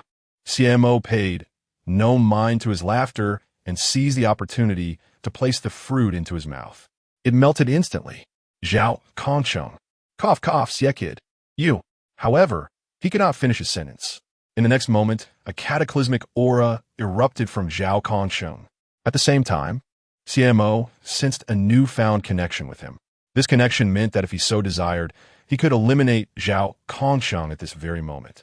After contemplating briefly, he quickly suppressed the overwhelming aura emanating from Zhao Kongqing, preventing it from spilling over. What the hell? I truly awakened. Is it an unknown divine abyss? Wait, there's also the forbidden abyss. Like a crescent moon, extinguishing all life. Extinguish life, flash moon. And this divine abyss. What the hell? The agent of the god of destruction. Annihilation of all things. Zhao Kongqing was astonished. He stood rooted to the spot, as though a pause button had been pressed upon him, rendered speechless. Time seemed to stretch endlessly before he regained his senses, his gaze drifting towards Xie Mo. Just as he was about to speak, he suddenly perceived an almost ethereal aura emanating from the other. Goodness, is he truly a deity? You. In that fleeting moment, Zhao Kongqing was overwhelmed with astonishment, unsure of where to begin his inquiries. Perhaps it would be best to retreat and ponder this later. Xie Mo gently patted his shoulder before vanishing without a trace, leaving Zhao Kongqing alone, standing amidst the chaotic winds. Have I become an agent of the divine? No, my friend. Having merely traversed half a life, I am now in my 30s, and I have become a representative of the divine. Zhao Kongqing trembled as he lit a cigarette. My life has been a precarious balance indeed. Chapter 34. These two have something going on. On the other side, as Xie Mo returned to his bedroom, a sudden flash of information surged through his mind. Destruction of all things. Upon activation, a realm of annihilation will form within a radius of 100 meters, wherein all entities shall be bestowed with the state of destruction. Destruction state. Once attached, it disregards defenses, inflicting genuine damage. Did I acquire this divine position after Lao Zhao consumed the fruit? Xie Montak pondered. Does this imply that by administering the fruit to anyone, I can receive divine feedback? He cast a glance at the capabilities granted by this divine ruin. To be candid, the powers of the god of destruction offered little assistance to him, given that he possessed the mystic eyes of death perception. However, the ability to disregard defenses and inflict true damage could be worth testing during training. Lost in thought, the bedroom door was suddenly pushed open. Xiaonan peeked her head in. Oh, you're back. Xie Mo, taken aback by her adorable gesture, returned to the present. Yes, I'm back. Xiaonan entered the room, closing the door behind her, hands clasped behind her back as she approached Xie Mo. You went out and didn't even tidy your clothes. She reached out to adjust Xie Mo's attire. He looked down at her, paused for a moment, then affectionately ruffled her hair. Thank you. Xiaonan stood frozen, speechless for a while. After an indeterminate time, she took Xie Mo's hand and led him to the window. Tomorrow, you're heading to training. By the time you return, I'll just be turning of age, as per our pact for the year. Xie Mo gazed up at the starry night sky. Indeed, to be honest, even if Xie Mo was somewhat oblivious, he had gradually come to understand Xiaonan's intentions over the past month. His original aim was to extricate her from that murky situation, but matters were becoming increasingly peculiar. Nevertheless, Xie Mo felt indifferent. Having someone to share the night was merely a comfort. Xiaomo, are you perhaps a bit too straightforward? Xiaonan frowned. In the narrative, this would be the moment for heartfelt confessions. Wouldn't it? Didn't you mention you had something to tell me later tonight? Xie Mo in Kviat. Nothing at all. Just, don't forget our agreement. He nodded. Rest assured, my memory is quite reliable. With that, he lay down without further ado and began to drift off to sleep. Xiaonan. Nan was taken aback. This was rather blunt, wasn't it? The corners of her eyes twitched slightly. A night passed in silence. The following morning, Team 136 received news. The rookie training originally scheduled to take place in the capital was instead set in Xiaonan City this year. Xie Mo felt little stirrings of emotion at this announcement. Following the trajectory of the original narrative, Lin Xie and Xiaonan City were inextricably linked. He could not escape this locale. At this moment, the group was en route to the training camp. Sitting in the van, they exchanged bewildered glances at Zhao Kongsheng. Divine Agent? Forbidden Ruin? Lao Zhao, what is going on? Have you awakened after just one night? The extraordinary awakening of the Divine Ruins and the Forbidden Ruins has taken place simultaneously. As one approaches the age of 30, the prowess remains undiminished. Surely, the deities cannot have misjudged. The crowd, sensing the aura emanating from Zhao Kongsheng, engaged in fervent discussions. Zhao Kongsheng, upon hearing their remarks, felt a surge of pride swelling within him. After returning home yesterday, he had sensed a shift within himself and realized that he bore little resemblance to the agents of the divine. Rather, it felt as though he himself was a manifestation of divinity. This notion left Zhao Kongsheng puzzled, yet he chose not to dwell on it. For the long-desired divine ruins and forbidden ruins had awakened. Henceforth, Team 136 would be his dominion. The mere thought of this brought an irrepressible smile to his lips. Following these revelations, he also came to understand that Xie Mo harbored secrets of his own, and it seemed he might indeed be a true deity. Observing Xie Mo, who appeared to be in a meditative state, Zhao Kongsheng felt the overwhelming pressure of divinity emanating from him, causing his brow to furrow slightly. Never mind, he mused. He was well aware of who Xie was. If Xie were a god, then he would be the elder brother of the divine. This thought brought a sense of comfort to Zhao Kongsheng's heart. Mo, make sure to eat well during your training.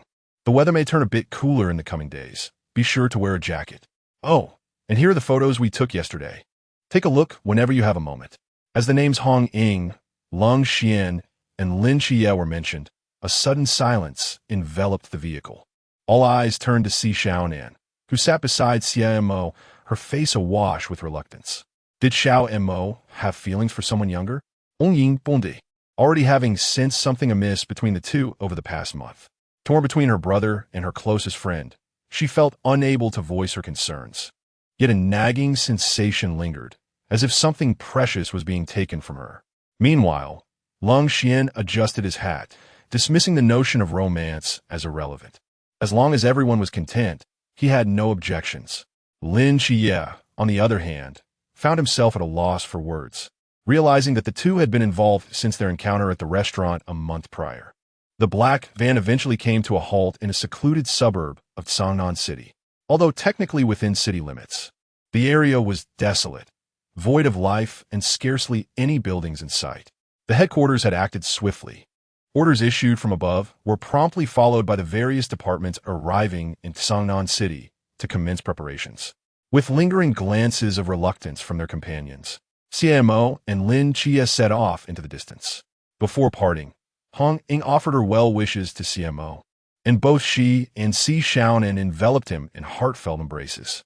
In contrast, Zhao Kongsheng and Xie Mo bestowed upon Lin Xie a grand bear hug, while Chun Mai, Wu Xiangnan, and Lung Xian raised their fists in encouragement to the two. The training session was finally about to commence. Lin Qiushtog besiegte Xie Mo, his heart brimming with anticipation. Xie Mo cast a silent glance at him before continuing to walk ahead. However, suddenly, Xie Mo's gaze fixated on several directions, his deathly eyes activating in an instant. Chapter 35. Entering the training camp. In an instant, several soldiers gazing in this direction felt as if their hearts were gripped by an unseen hand. They were taken aback by the sense of peril emanating from the young boy, as though their very lives might be snatched away in the next heartbeat. Report 01. 2 young individuals have arrived at the training camp. one of whom instills a sense of danger in me. Report 02. I feel the same.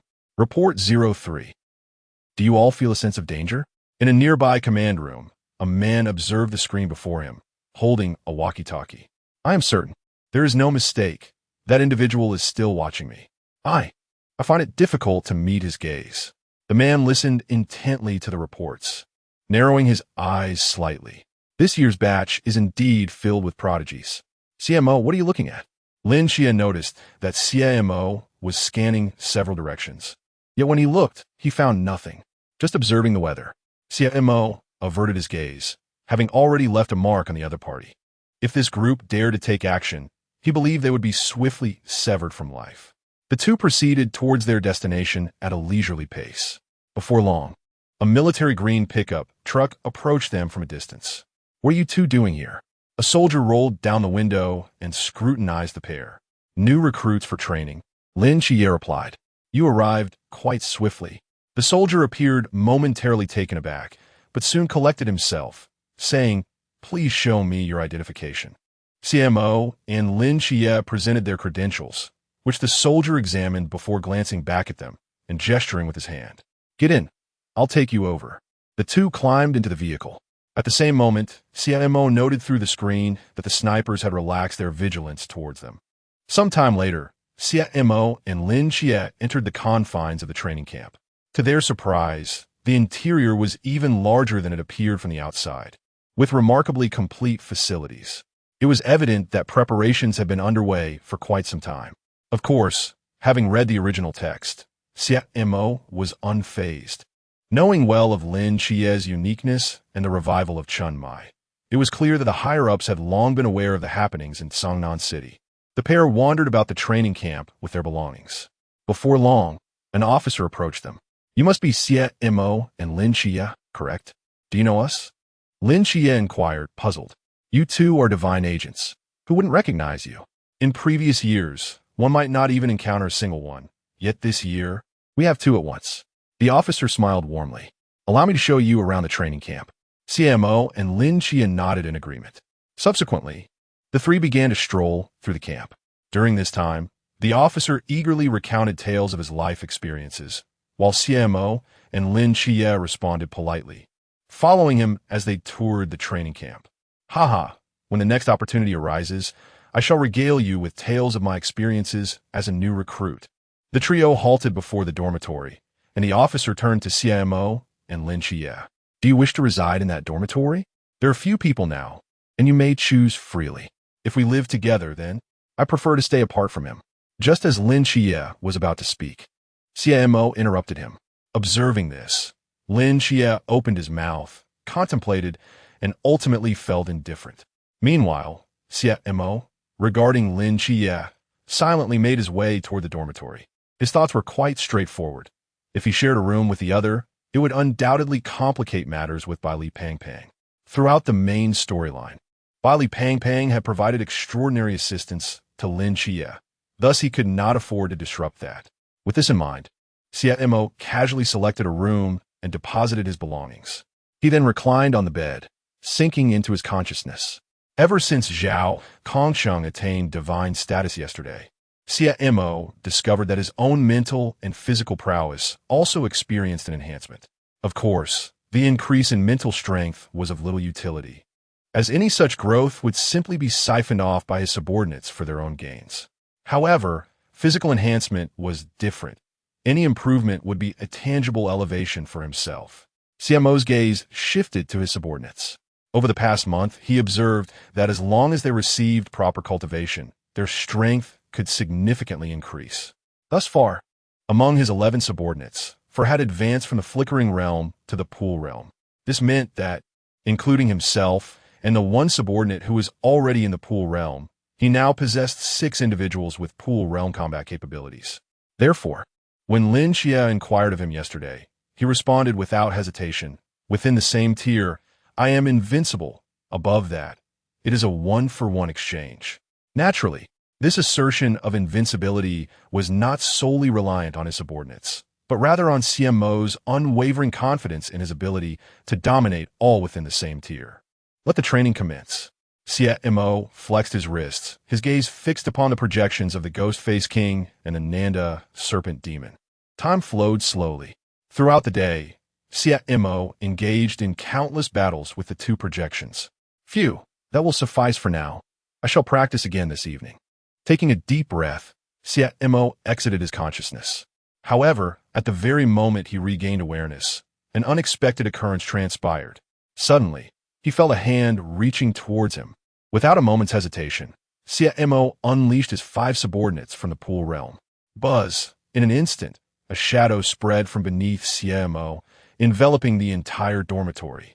Simultaneously, 5 figures clad in dark armor emerged from the shadow, swiftly forming a circle that ensnared the owner of that hand.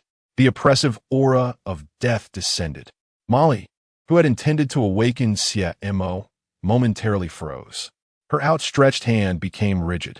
In that instant, a profound sense of crisis surged within her heart. She gazed at the oppressive figures surrounding her, instinctively tightening her grip on her longsword. While I was asleep, an ambush occurred. At that moment, lying in bed, Xie Mo sat up slowly and parted his lips. There is but one fate awaiting you. As the words fell, Xie Mo opened his deep blue eyes. In an instant, Emily felt as though she had been ensnared, as if the grip of death had seized her heart. Chapter 36. Shunqing Zhu Ugh. Why is this person so arrogant? I'm also a newcomer here for training. My name is Molly. Molly, suppressing her fear, spoke up. Molly? Step back. With a wave of his hand, Xie Mo swiftly dismissed his underlings. Upon witnessing this scene, Molly instinctively retreated, gasping for breath. What was that group of creatures earlier? Why did I feel as if the slightest movement could lead to my demise? My apologies. I tend to be overly cautious. I frightened you earlier. Xie Mo rose, lowering his gaze towards Molly. Molly waved her hand, taking a moment to compose herself before continuing. It's my fault. I'm sorry. What is your name? Xie Mo. Xie Mo glanced toward the nearby red suitcase. What brings you here? I was looking for the girls' dormitory and intended to ask about it, since this room had its door slightly ajar. Did the instructor not inform you? The instructor was called away for a meeting midway, and I stumbled upon this place by chance. I see. Xie Mo nodded and pointed to a location not far away. The girls' dormitory is over there. Thank you. Molly expressed her gratitude and hurriedly exited with her luggage. Observing her departure, Xie Mo remained unfazed. He went out for a meal, returned to his dormitory, and began polishing his dagger and chains. Afterward, several other newcomers arrived for registration. However, upon entering the room, they were immediately startled by the intensity of Xie Mo's gaze. As a result, by the end of the day, the entire boys' dormitory was filled. Yet no one chose to be Xie Mo's roommate. This, however, stirred no turmoil within him. Having no roommate was, in fact, preferable. The following morning, as Xie Mo was tidying up his bedding, Lin Xie, accompanied by Li Pang, knocked on his door. Knock, Xie Mo, it's me, Xie. Coming. Xie Mo opened the door to be greeted by the sight of a gift box held by Li Pang. Hello, my name is Li Tumming, and this is a gift for our first meeting. Please accept it. Li Pang flashed his big, white teeth. Lin Xie's eye twitched. Xie Mo, don't mind him. That's just his personality. Xie Mo opened the gift box and took a glance inside. It contained a luxury watch. He estimated it could easily fetch several million when sold. Hello, I'm Xie Mo. Xie Mo calmly accepted the gift box and extended his right hand. Seeing this, Li Pang excitedly grasped his hand. Wonderful, wonderful. I heard from Xie yesterday that he has a remarkable friend like you. I didn't expect you to be so kind. Lin Xie looked at Xie Mo in disbelief. In the month they had known each other, when had he ever seen Xie Mo take the initiative to befriend someone? Was the sun rising in the west? Xie Mo naturally noticed Lin Xie's expression. However, opportunities to gain something worth millions without effort were rare, so there was no reason to decline. Moreover, Li Pang was a celestial being. Befriending him could only be advantageous. Let us go. It's time for breakfast. Xie Mo tucked away the gift box and, accompanied by Lin Xie and Li Pang, made his way to the cafeteria. Throughout the journey, Lin Xie wore a look of astonishment, as if he had witnessed something utterly unbelievable. Meanwhile, Bailey Pang Pang engaged Xie Mo in conversation about his family wealth, claiming to be just a child from an ordinary family. Upon reaching the cafeteria, the trio had a simple meal before returning to their respective dormitories. It was then that Xie Mo noticed an additional occupant in the bed next to his. The young man had one foot perched on the bed, wearing a backwards baseball cap, and his demeanor exuded a rogue-like quality. Shen Qingzhu? Xie Mo maintained a calm expression as he approached his bed, sitting down to organize his memories regarding Shen Qingzhu. The 068 high-risk forbidden domain, Qi Min, capable of manipulating air to a certain extent. Upon seeing Xie Mo return, Shen Qingzhu pondered for a moment and greeted him. "What is your name?" "Xie Montak," he replied succinctly before falling silent and lying down on his bed. Observing this, Shen Qingzhu rose to stand at Xie Mo's bedside, smirking. "Hey, what's your forbidden domain?" "Mine is 068, Qi Min agent," Xie Mo replied with a sidelong glance, shutting his eyes to drift into sleep. Shen Qingzhu, having received a response, chose not to pursue the matter further and returned to his own bed, clicking his tongue in annoyance. What a conceited fellow. But an agent. Could he be a divine agent? Shen Qingzhu cast a glance at Xie Mo. What being an agent? We are both human. Am I any lesser than him? For the remainder of the day, neither spoke. Xie Mo trained within his consciousness space, while Shen Qingzhu organized his belongings, checked on others, and then returned to the dormitory to chat with the orphanage director. As evening approached at 6 o'clock p.m., Xie Mo awoke from his slumber to hear Shen Qingzhu's voice. "Oh, finally awake after a whole day. Are we heading to dinner?" "Sure," Xie Mo nodded, rising to leave the dormitory with Shen Qingzhu. As they walked toward the cafeteria, Shen Qingzhu instinctively frowned, sensing a chilling aura emanating from Xie Mo. However, he brushed it off, considering they were both newcomers and unlikely to harm one another. Meanwhile, in the cafeteria, as Lin Xie and Bailey Pang Pang were about to eat, they were interrupted by a young man. "What did you say his name was?" Bailey Pang Pang instinctively took a step back, gazing at the youth with black hair and eyes, who was clutching a string of prayer beads. Lin Xie, Lin Xie, Lin Xie. Standing tall like two trees, the 8 gods converge into one, traversing through the night for 10 years, guiding us mortals. Indeed, it is you, the boy murmured, his expression turning fervent. Lin Xie could not discern the words spoken, only feeling the stranger's gaze upon him was oddly intense. "Do you know me?" "I do not know you, but I know you are the noble person I have awaited." "Lin Xie," Chao Yuan shouted with excitement. His outburst successfully drew the attention of all the newcomers present. "What is happening over there?" "I have no idea." The individual, could he possibly be unhinged? There seems to be an unsettling instability in his emotions. The crowd buzzed with speculation. Meanwhile, Molly, seated in a corner, gazed curiously at Lin Xie. Noticing her stare, Lin Xie furrowed his brow. "What is your name, my friend?" he inquired. "I am Chao Yuan," came the reply. "Ah, Chao Yuan, would you mind stepping aside? We need to get our meals." "I shall fetch it for you, Lin Xie," Chao Yuan declared, seizing Lin Xie's plate. Lin Xie's expression stiffened. No, I can manage it myself. It's quite all right, I will go." "Really, it's unnecessary. I can handle it." The two engaged in a light-hearted tug-of-war, eliciting laughter from onlookers. However, abruptly, a chilling presence wafted through the entrance of the cafeteria. Instantly, all newcomers ceased their laughter and turned their gazes towards the door. Lin Kai, Gao Juan, Bai Li, and Molly were no exceptions. In the next moment, a young man entered, his hands shoved into his pockets, exuding a rakish aura. The crowd squinted slightly. Was this energy emanating from him? Yet, just as that thought crossed their minds, they realized their error. For behind the young man followed another figure. It was this individual who radiated the chilling aura. Upon seeing this person, Molly was instantly reminded of the terror she had felt just yesterday. Chapter 37. The Gathering of Newcomers. Everyone discreetly fixated their gaze on Xie Mo. For reasons unbeknownst to them, an inexplicable sense of trepidation arose within them, akin to the feeling that one might be struck down at any moment by a blade. Lin Xie, upon noticing the newcomer, waved towards Xie Mo. Xie Mo turned his head, disregarding the stares of those present, and approached Lin Xie. Shun Qingzhu, observing this, silently followed in his wake. What are you all doing? Xie Montag in Kvilet, fighting ignorance. Brother Mo, this fellow. Bai Li Pang glanced at Qiao Yuan, then at Lin Xie, and quietly remarked, "This brother wishes to spend the night with Xie." Lin Xie, what nonsense are you spouting? Lin Xie shot him an irritated glance. Meanwhile, Qiao Yuan scrutinized Xie Mo from head to toe. Yet suddenly, he felt his uncontrollable restraint gradually calming. Qiao Yuan was taken aback, and as his gaze ascended, it met Xie Mo's dark blue eyes. In that instant, the oppressive atmosphere appeared to settle, rendering him motionless.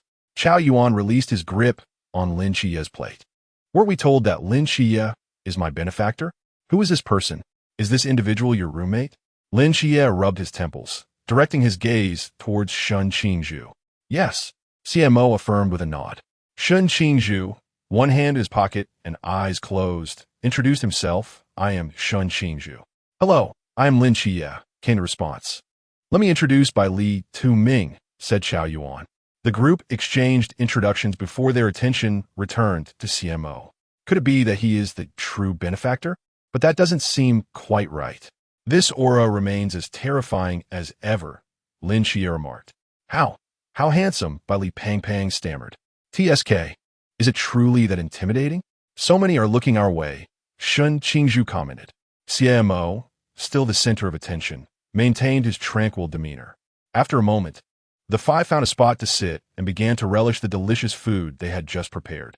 The atmosphere gradually fell into silence. It was unclear when the cafeteria had turned eerily quiet. Sensing the strange ambience, Lin Xie turned to Xie Mo and asked, "Do you have something planned later?" "No, why?" Xie Mo replied without lifting his head.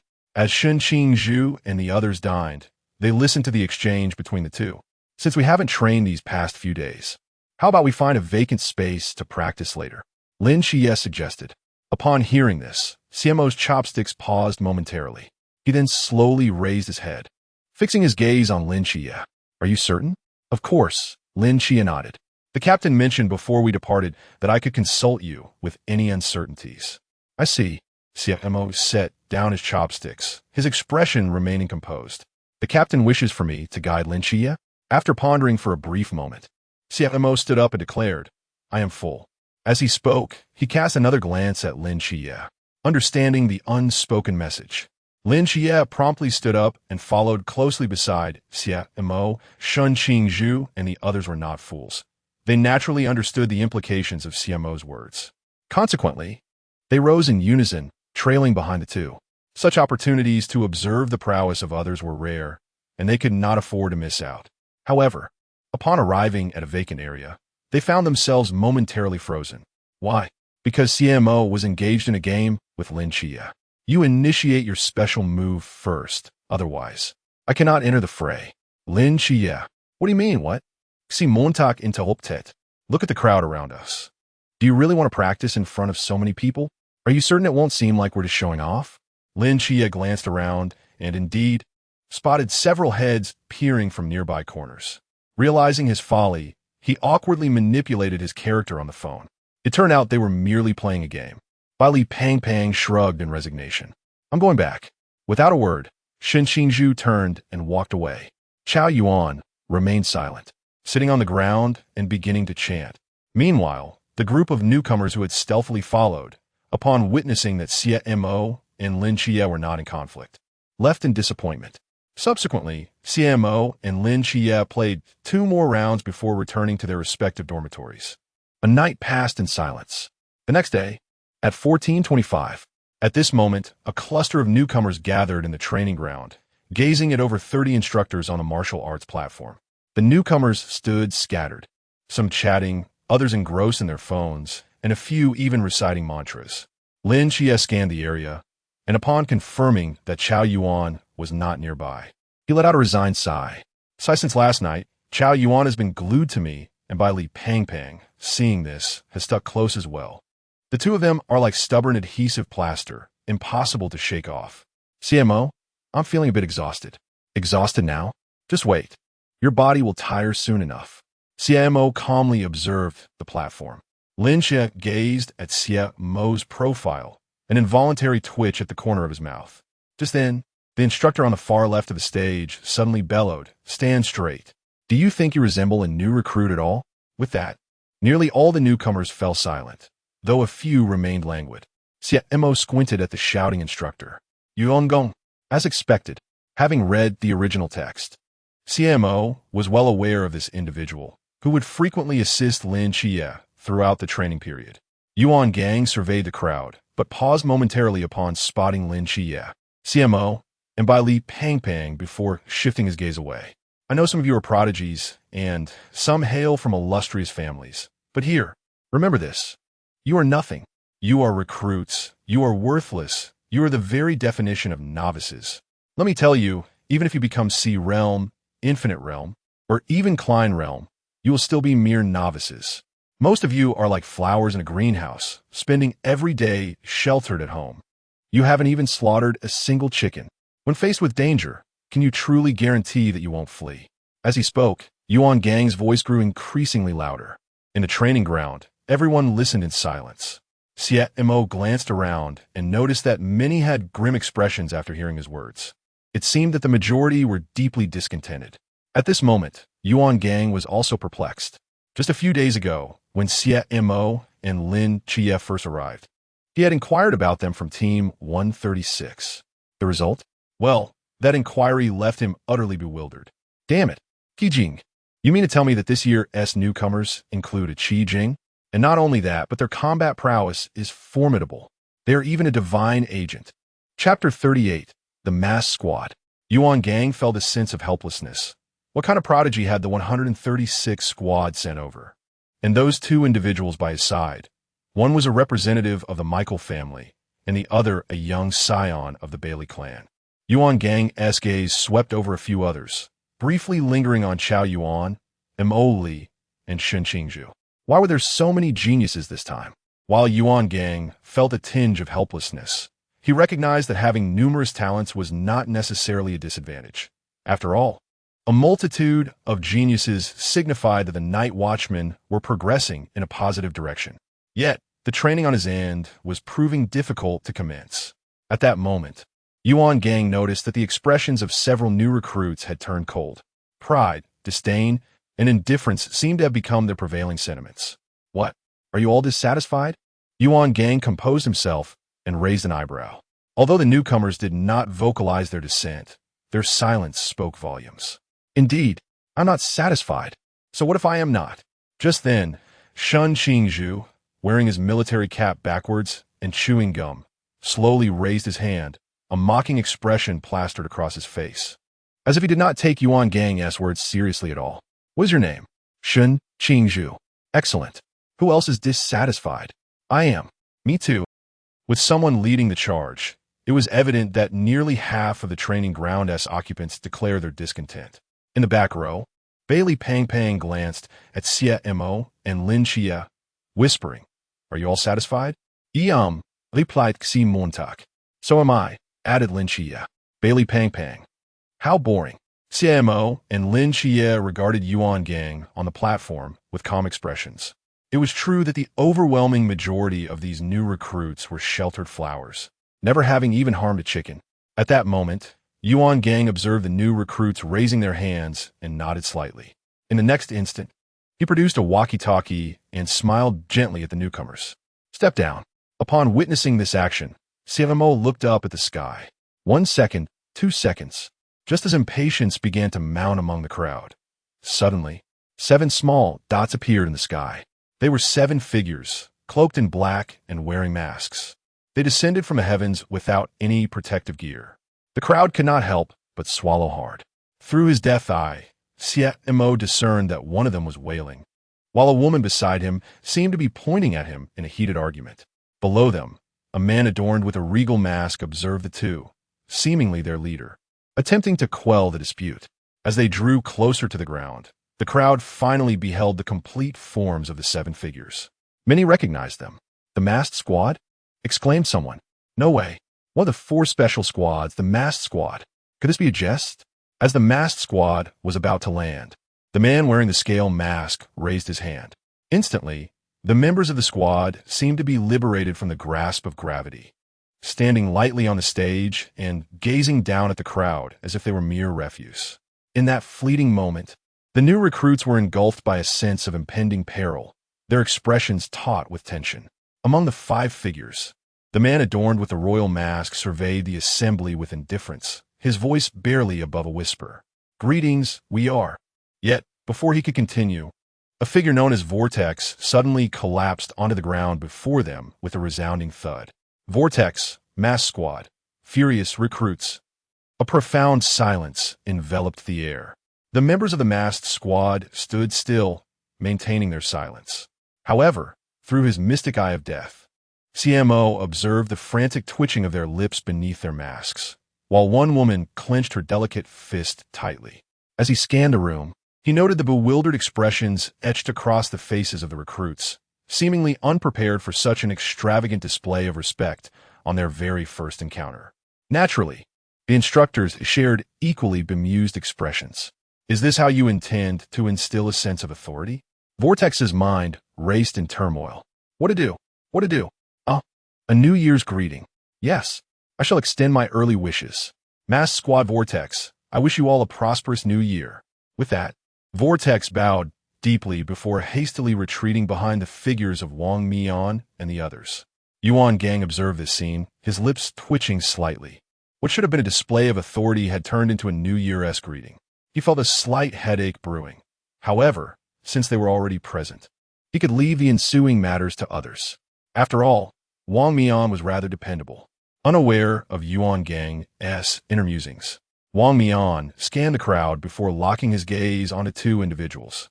He sensed a divine aura emanating from them. One was an agent of Mikhail, and the other. Wang Mian's brow furrowed as he regarded Xie Mo. Suddenly, Xie Mo's gaze shifted from Vortex and met his own, causing Wang Mian to momentarily falter, a shiver coursing through him. Intriguing. He narrowed his eyes slightly, choosing to divert his gaze and resume the unfinished dialogue. "We are the masked special squad." Upon concluding his statement, Hongying interjected, continuing from Wang Mian's words. "Since you are unwilling to submit, I shall grant you an opportunity. It is currently 14:30. Before 2100 hours, you may employ any means necessary to unmask any member of the masked squad. Should you succeed, you shall be deemed victorious. This serves as a testament to your prowess. You need not partake in this training session, and I shall expedite your graduation tomorrow. However, if none are able to accomplish this within the allotted time, then cast aside your arrogance and hubris into the nearest restroom. Comply with every arrangement and command during this training. Do you understand?" At this pronouncement, the new recruits erupted in dissent, voicing their grievances and directing their ire towards Hongying. Upon witnessing this scene, Hongying could not help but chuckle. Why the haste before the contest has even commenced? Are you not rather formidable? However, rest assured, this competition will see them matched against you at an equal realm, a contest of equal standing, 240 against 7. Do you have any objections? The new recruits in the audience brightened at this proclamation. While a battle between realms appeared futile, a contest at equal levels held promise. After all, with their numbers, the strategy of overwhelming might could allow a few to breach the defenses. At that moment, Wang Mian turned to the excited new recruits, casually remarking, 7 are unnecessary to deal with you. 5 will suffice. This statement incited another wave of fervor among the recruits, their words now laced with provocation, leading to a tumultuous uproar. Amidst the crowd, Lin Shiye's expression stiffened upon hearing this. A phrase echoed in his mind. "I am invincible within the same tier. 1 for 1 above it." He slightly tilted his head, casting a fleeting glance at Xie Mo, only to discern that the aura of death surrounding him seemed to have intensified. Chapter 39. How astonishing. Wait. At this moment, Hongying approached Wang Mian and his 4 companions. "Have you seen that tall lad?" he whispered, pointing discreetly towards the figure of Xie Mo at the rear. The 4 from the vortex looked in the direction of his finger, their brows furrowed in confusion. Wang Mian squinted, realizing he is from the pool realm, isn't he? Upon hearing this, the pupils of Vortex, Rose, Moon Ghost, Balance, Star Trace, and Sandalwood contracted in unison. The pool realm? How could that be possible? Are you joking? A newcomer, and yet he is from the Pool realm? This is utterly absurd. The crowd murmured amongst themselves. It matters not. We all surpass the river realm. We shall suppress his rank and confront him, Wang Mian stated calmly. Hearing this, Yuan Gang felt at a loss for words, yet an ominous premonition nagged at him. I hope it is just a figment of my imagination. Since when did this begin? Suddenly, a rookie shouted from the crowd. The moment his words left his lips, Rose brandished a small hammer in her hand. In an instant, the hammer transformed into a massive one, for meters in diameter, descending with a thunderous crash. Boom! It has begun. With her declaration, several rookies were immediately eliminated, leaving the remaining newcomers in stunned silence. However, just then, bang, a deafening explosion erupted from the back of the crowd. The onlookers' pupils dilated, and they all turned to look behind them. Even the masked team and the instructors on stage shifted their gazes towards the source of the sound. What has transpired? Rose furrowed her brow, while Vortex and the others wore puzzled expressions, unsure of the situation unfolding behind them. Nearby, Lin Xie felt a surge of cold sweat for the instructors. He has made his move.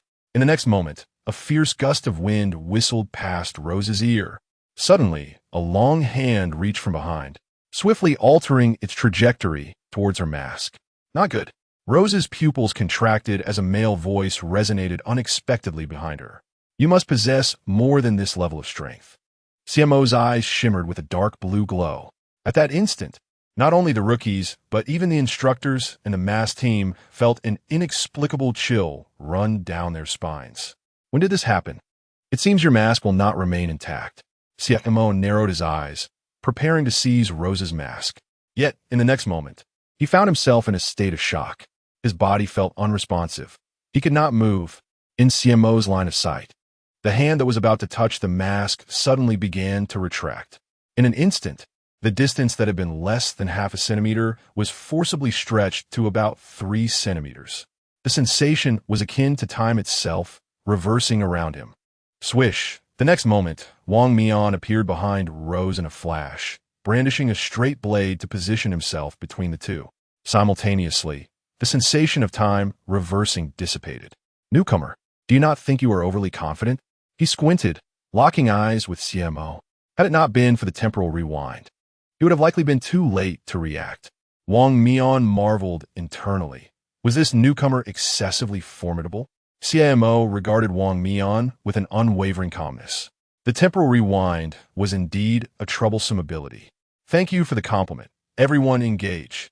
With that declaration, the remaining 3 members of the masked team simultaneously launched their assault on Xie Mo. However, in the next instant, Xie Mo's figure abruptly faded, ultimately vanishing before their very eyes. What? The vortex immediately grasped the situation. This was a spatial ability. Xie Mo had been prepared to escape while conversing with Wang Mian, which explained his swift disappearance from the crowd's sight. Most of the new recruits had been fixated on the movements of the masked team, and when they witnessed Xie Mo's sudden strike, nearly shattering the Rose's mask, their pupils dilated in shock. Among the throng, Emily trembled uncontrollably. She was certain that had Xie Mo's attack landed on her, she would not survive the day. How could he be so powerful? It was important to note that she, too, was a genius. Yet now, even she, a prodigy, felt utterly defenseless, highlighting the immense strength possessed by Xie Mo. What on earth just happened? Bai Li Pang Pang, just returning to his senses, stared wide-eyed at the masked team on the training stage, their expressions grim. This was utterly absurd. He hadn't even comprehended the situation before the confrontation had already occurred. What are we still doing here? Lin Qi interjected. Since Xie Mo had chosen to temporarily evade them, it implied he was not yet confident in confronting the masked individuals. Oh, I almost forgot. Bai Li Bang Bang, now aware, quickly followed Lin Qi out of the vicinity. Meanwhile, Shun Qingzhu and Chao Yuan stood aghast, one with mouth agape and the other with narrowed pupils, clearly astonished by Xie Mo's remarkable prowess. In an instant, the entire training ground descended into chaos. Some witnessed Xie Mo's offensive and were eager to join, while others furrowed their brows, pondering before hastily making their exit.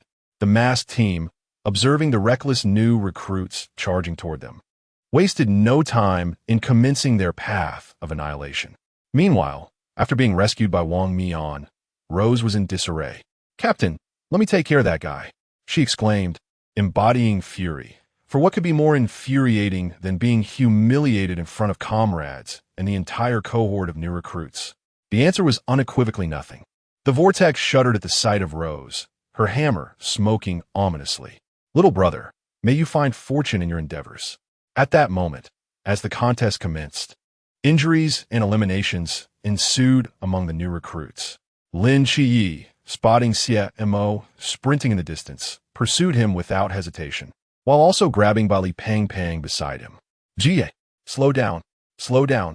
At this rate, Xie Mo will vanish from sight." Lin Jie remarked. "Given the current situation, do you believe you can take on any member of the mass team in single combat?" Ahem. Bali Pang Pang fumbled in his pocket, hesitating to speak. On the martial arts platform, Wang maintained an impassive demeanor while facing the new recruits. Yet his gaze drifted towards a distant small black figure, Xie Mo. It must be said that this newcomer was quite astute. Aware of my presence, he dared not act recklessly. Wang pondered, extending his hand to seize a recruit, and without a word, delivered a punch. The recruit was sent flying instantly. Are the two agents planning to join forces? How intriguing. With a swift motion, Xie Mo halted before Grand Door. Just moments prior, after Wang had utilized the divine ruins, he was able to perceive the 5 deadly lines present on it. However, the rapid consumption of mental energy, coupled with the presence of the mass team surrounding him, left him uncertain about demolishing the divine ruins. Given the circumstances, both the Vortex and Wang would certainly be vigilant against my sudden approach.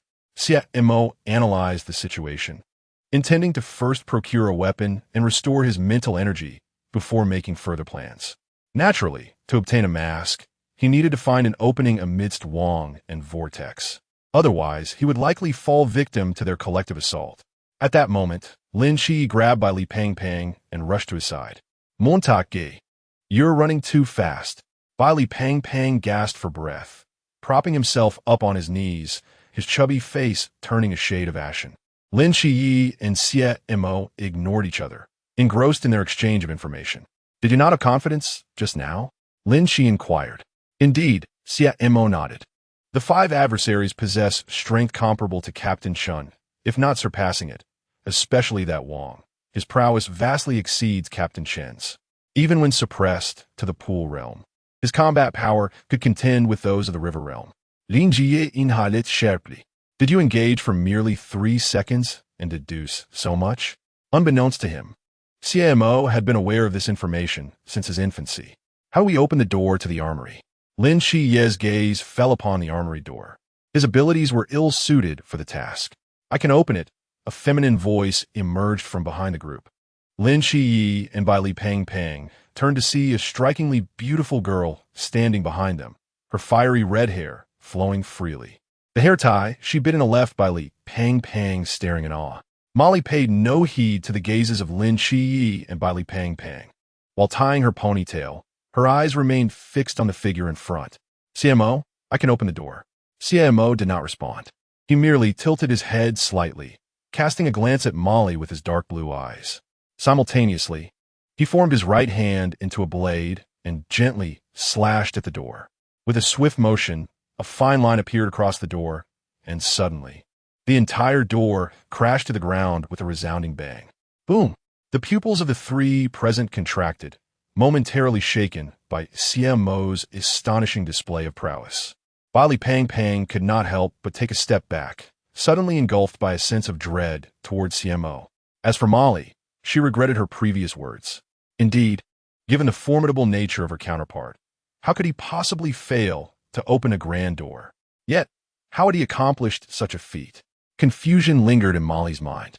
Xie Mo, however, offered no explanation, for the concept of annihilating a door was one that few could comprehend.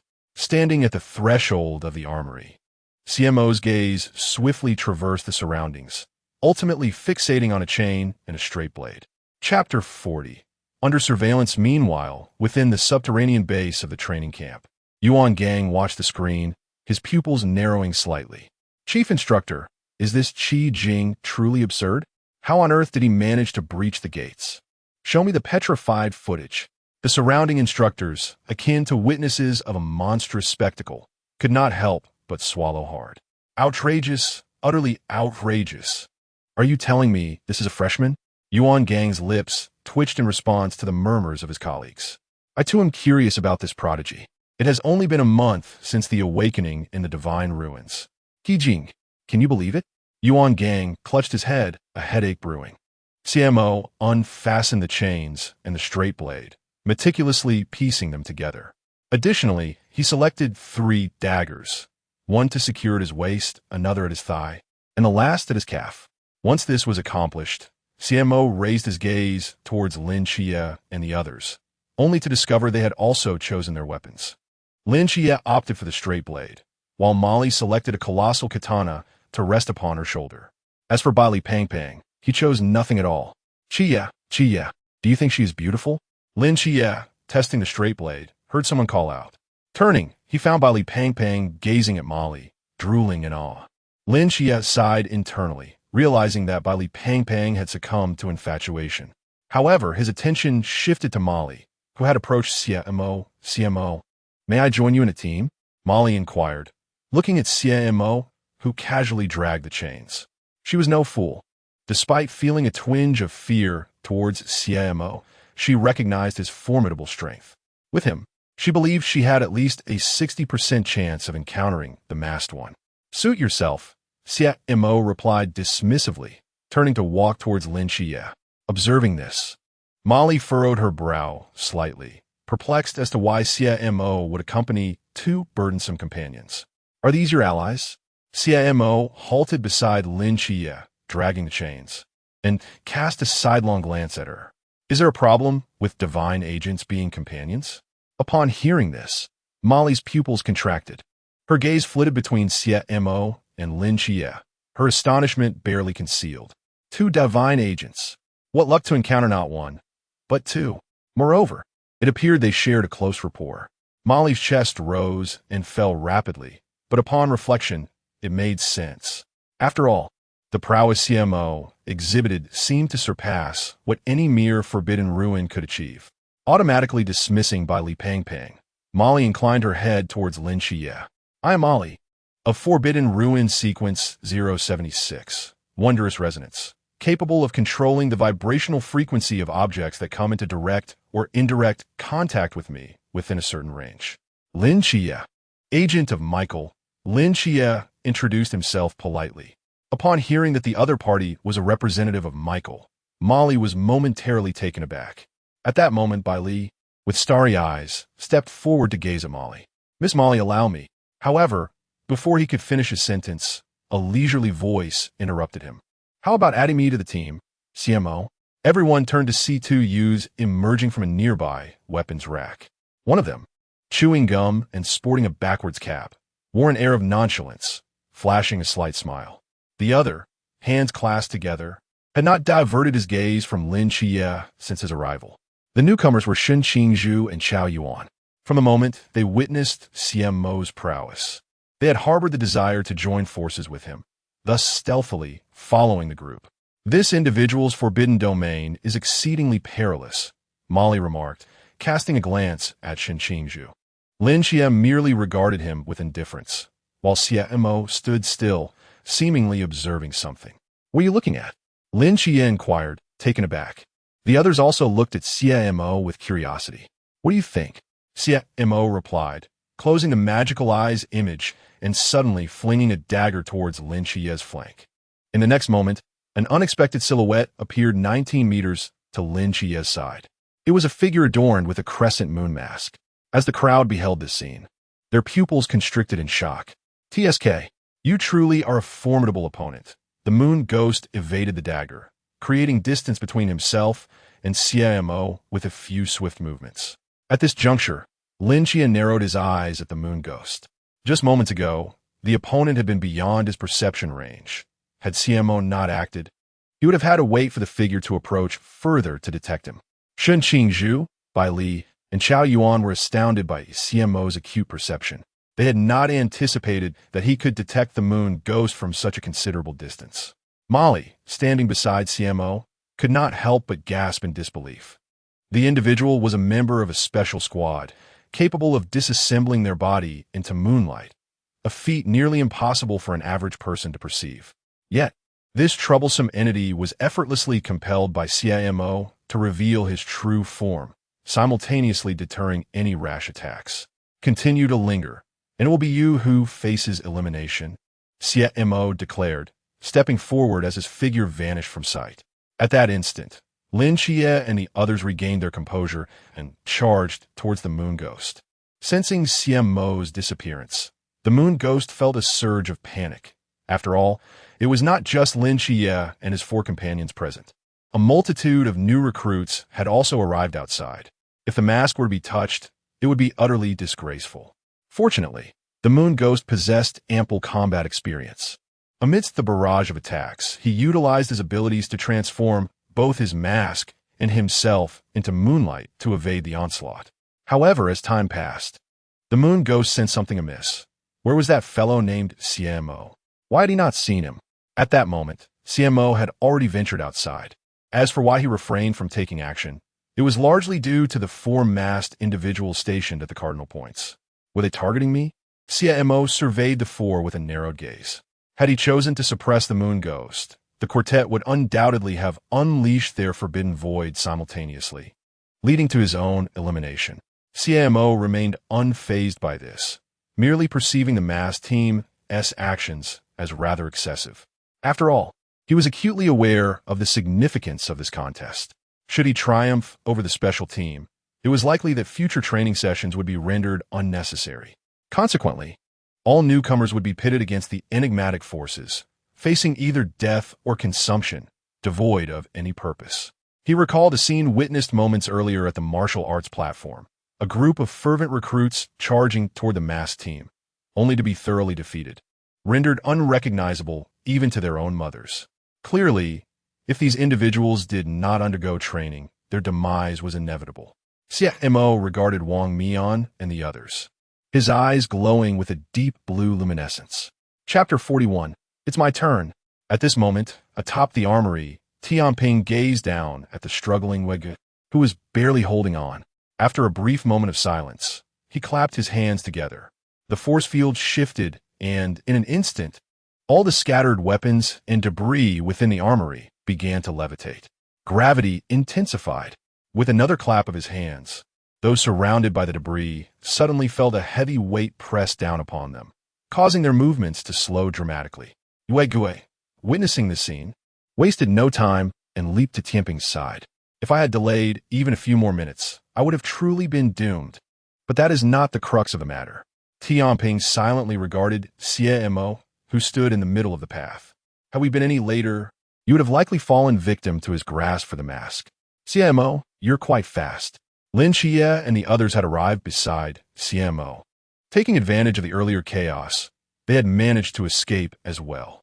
Hey, Xie Mo, where were you during the assault on Yue Gui? Shen Qingzhu, chewing gum, directed her gaze toward him. This inquiry echoed the curiosity of the group, as they had an excellent opportunity just moments ago. With a collective effort, they might have triumphed in this trial. Assault on Yue Gui? Xie Mo responded calmly. You might want to take a look around you. Upon hearing this, the group suddenly became aware of their surroundings, their gazes shifting in all directions. Quite perceptive, young man, came a voice from the south. Xuanhua approached with a leisurely gait. Simultaneously, Qianwei stood on the western path, her small hammer swiftly enlarging to a height of 3 stories in mere moments. That brat is mine, Qianwei declared, her expression fierce. Qianwei, calm yourself. These foes are not as easily dealt with as the previous ones, warned Wang Mian, who observed from a rooftop to the east, surveying the gathering crowd. With Tianping and Yue Gui positioned to the north, they were effectively encircled. The oppressive atmosphere weighed heavily upon them, and only then did they comprehend why Xie Mo had rushed out earlier. What now? Is this it? Bai Li, feeling a tremor of anxiety, voiced his dismay. Damn it. We need to devise a plan to escape. Be cautious. The others echoed similar sentiments. Wang Mian, witnessing this unfolding scene, fixed his gaze on Xie Mo, who stood with one hand in his pocket, casually holding a chain. Their eyes met, and Xie Mo remained unflustered. "Brother Mo, what are we to do? Are we doomed?" Bai Li hurried to Xie Mo's side, his voice trembling. "Doomed?" Xie Mo cast him a sidelong glance before taking a decisive step forward. "If you wish to avoid elimination, then engage your mind." As he spoke, a palpable aura of death emanated from him. Instantly, Lin Kai, Shen Qingzhu, Gao Juan, Mo Li, and the members of the masked team stared at Xie Mo with expressions of terror. Everyone felt a wave of unease wash over them due to Xie Mo's imposing presence. Only Lin Xie, having spent considerable time with him, quickly grasped the situation. He first glanced at the southern side, then shifted his gaze to the west. "Follow me," he commanded. With that, the group snapped back to reality and hurriedly trailed behind Lin Xie towards the west. As the other recruits hastily made their escape, they surged westward with an urgency that even surpassed that of Lin Xie. Noticing the throng rushing towards her, Rose, without a moment's hesitation, swung her colossal hammer, aiming to strike them down. "How dare you approach me when I am already in a foul mood? You truly seek your demise." In the next instant, the massive hammer descended, eliminating several recruits in an instant, plunging the scene into chaos. Seizing the opportunity, Lin Xie turned south without a word, prompting Shen Qingzhu, Mo Li, and the others to immediately grasp his intent and follow suit. "Captain, a few have fled to the south." Tianping observed this development, his gaze narrowing. Wang Mian hesitated for a moment, then turned his attention to the recruits engaged in combat with Rose. "Let Vortex hold them back. We must first eliminate these dozen or so recruits." He cast a sidelong glance at Xie Mo on the main road. "Quite astute, realizing that upon your disappearance, we would prioritize your capture." A wave of satisfaction washed over Wang Mian. "Understood, Captain." Vortex responded, swiftly altering course to pursue Lin Xie and his companions, igniting a fierce chase. Throughout, Xie Mo remained vigilant, observing the movements of those around him. As he noted Lin Xie and his group darting south, a glimmer of intrigue sparked in his eyes. How fascinating! A mere Sea Realm individual and a cadre of River Realm recruits place such emphasis on me. His gaze swept across Tianping, Weigui, Rose, and Wang Mian, who occasionally stole glances in his direction. Their intentions were straightforward. Should they converge upon him immediately, he could delay them long enough for the other recruits to launch their assault, allowing him to escape, making his subsequent capture increasingly difficult. They would also need to remain wary of ambushes, as he would be concealed while they remained exposed. Yet, if they left him here, with everyone aware of his position, they could confidently focus on eliminating the other recruits. However, how self-assured must one be to believe they had him cornered? This flawed strategy would only prove effective against those inexperienced recruits. It seemed they had yet to comprehend why he stood there. Indeed, Xie Mo was not merely enjoying the scenery. Well-versed in the original narrative, he anticipated an opportunity that would leave everyone momentarily stunned. He intended to seize this moment to impart an unforgettable lesson to the masked squad. After all, while others might tolerate being scrutinized, he himself could not endure it for even a moment. "If you refuse my courtesy, what more is there to discuss?" Xie Mo mused, casting his gaze to the south. At that moment, Vortex, engaged in a chase, arrived before a warehouse. Simultaneously, a cart laden with explosives careened towards him. Upon recognizing the contents of the cart, Vortex's heart raced in alarm. Boom! A thunderous explosion erupted from the south, instantly engulfing the entire area. Blinding flames mingled with thick, billowing smoke, obliterating the remaining warehouse in an instant. At that very moment, a catastrophic secondary explosion erupted in the warehouse, igniting all the grenades, RPGs, detonators, and other flammable materials within. Boom! The faces of the members of the masked squad, who had just eliminated dozens of new recruits, shifted simultaneously in alarm. Flames soared like columns, and thick smoke billowed forth. They abandoned the few remaining recruits and hastily made their way toward the warehouse, their expressions grave. Meanwhile, Xie Mo, who was observing their movements, felt a sudden spark of intensity in his gaze. It was his moment. Bang! In the next instant, an astonishing aura of lethality erupted from Xie Mo. The masked squad was taken aback, sharply turning their heads to find that Xie Mo, who had been standing on the main road, had vanished without a trace. This was not good. Chapter 42. Rose Wang Mian abruptly halted his steps, his gaze darting swiftly around him. Where'd he go? Considering the current circumstances, the vortex presented itself as the most advantageous target. Thus was his aim indeed the vortex. Everyone, to the vortex! Wang Mian bellowed, sprinting toward the vortex with his blade drawn. Tian Ping, Gue Yu, and Rose, as seasoned comrades, instantly comprehended his intentions. His objective was the vortex. Alarm surged within them. In the next moment, all rushed toward the site of the explosion. However, at that very instant, Rose was inexplicably engulfed by a sense of impending danger. This feeling, it was akin to a ghost lurking by her side. She halted, her senses heightened as she scrutinized her surroundings. Observing the new recruits who had yet to be eliminated, her body taut with tension. Was it merely an illusion? Or was she overly sensitive? She furrowed her brow deeply. Yet, just as she prepared to move, suddenly, a dark chain coiled around her waist. This chain was robust and powerful, immediately enveloping her in a constricting grip. Moreover, she sensed that any erratic movement on her part would result in the annihilation of the Forbidden Realm. This is bad. In an instant, Rose lost her balance, crashing heavily to the ground. Thud, thud. Pain surged through her mind, and before she could react, the chain began to retract, dragging her relentlessly across the ground. Everything unfolded too swiftly, without any forewarning, akin to an abrupt ambush. Yet, having previously been attacked, and with her guard now raised, Rose was quick to respond. She lifted her head sharply, disregarding the pain coursing through her body, and called out to Wang Mian and the others, "Captain, he is targeting me." In that moment, Wang Mian halted, swiftly pivoting to charge toward Xie Mo, who stood behind Rose. Damn it! How could this kid possess such combat experience? He gazed at Xie Mo, who wielded the chain, his heart racing with an inexplicable apprehension at the opponent's formidable intensity. Yet, just as Wang Mian neared the range to unleash the Forbidden Realm, suddenly, the figure of Xie Mo, clutching the chain, vanished in an instant. Rose regained her mobility. Observing this scene, Wang Mian cautiously surveyed his surroundings. Just then, the vortex amidst the smoke called out, "Ouch, you touched me?" Wang Mian and Rose simultaneously turned their heads, only to see a disheveled figure emerging from the dense fog. A note affixed to his mask, swaying unsteadily.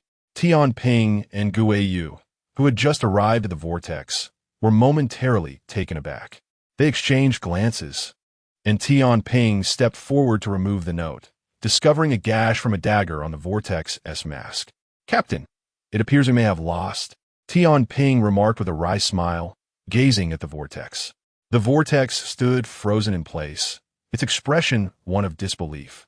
Is this real or fake? Wang Mian and Gue Yu beneath their masks displayed a myriad of emotions.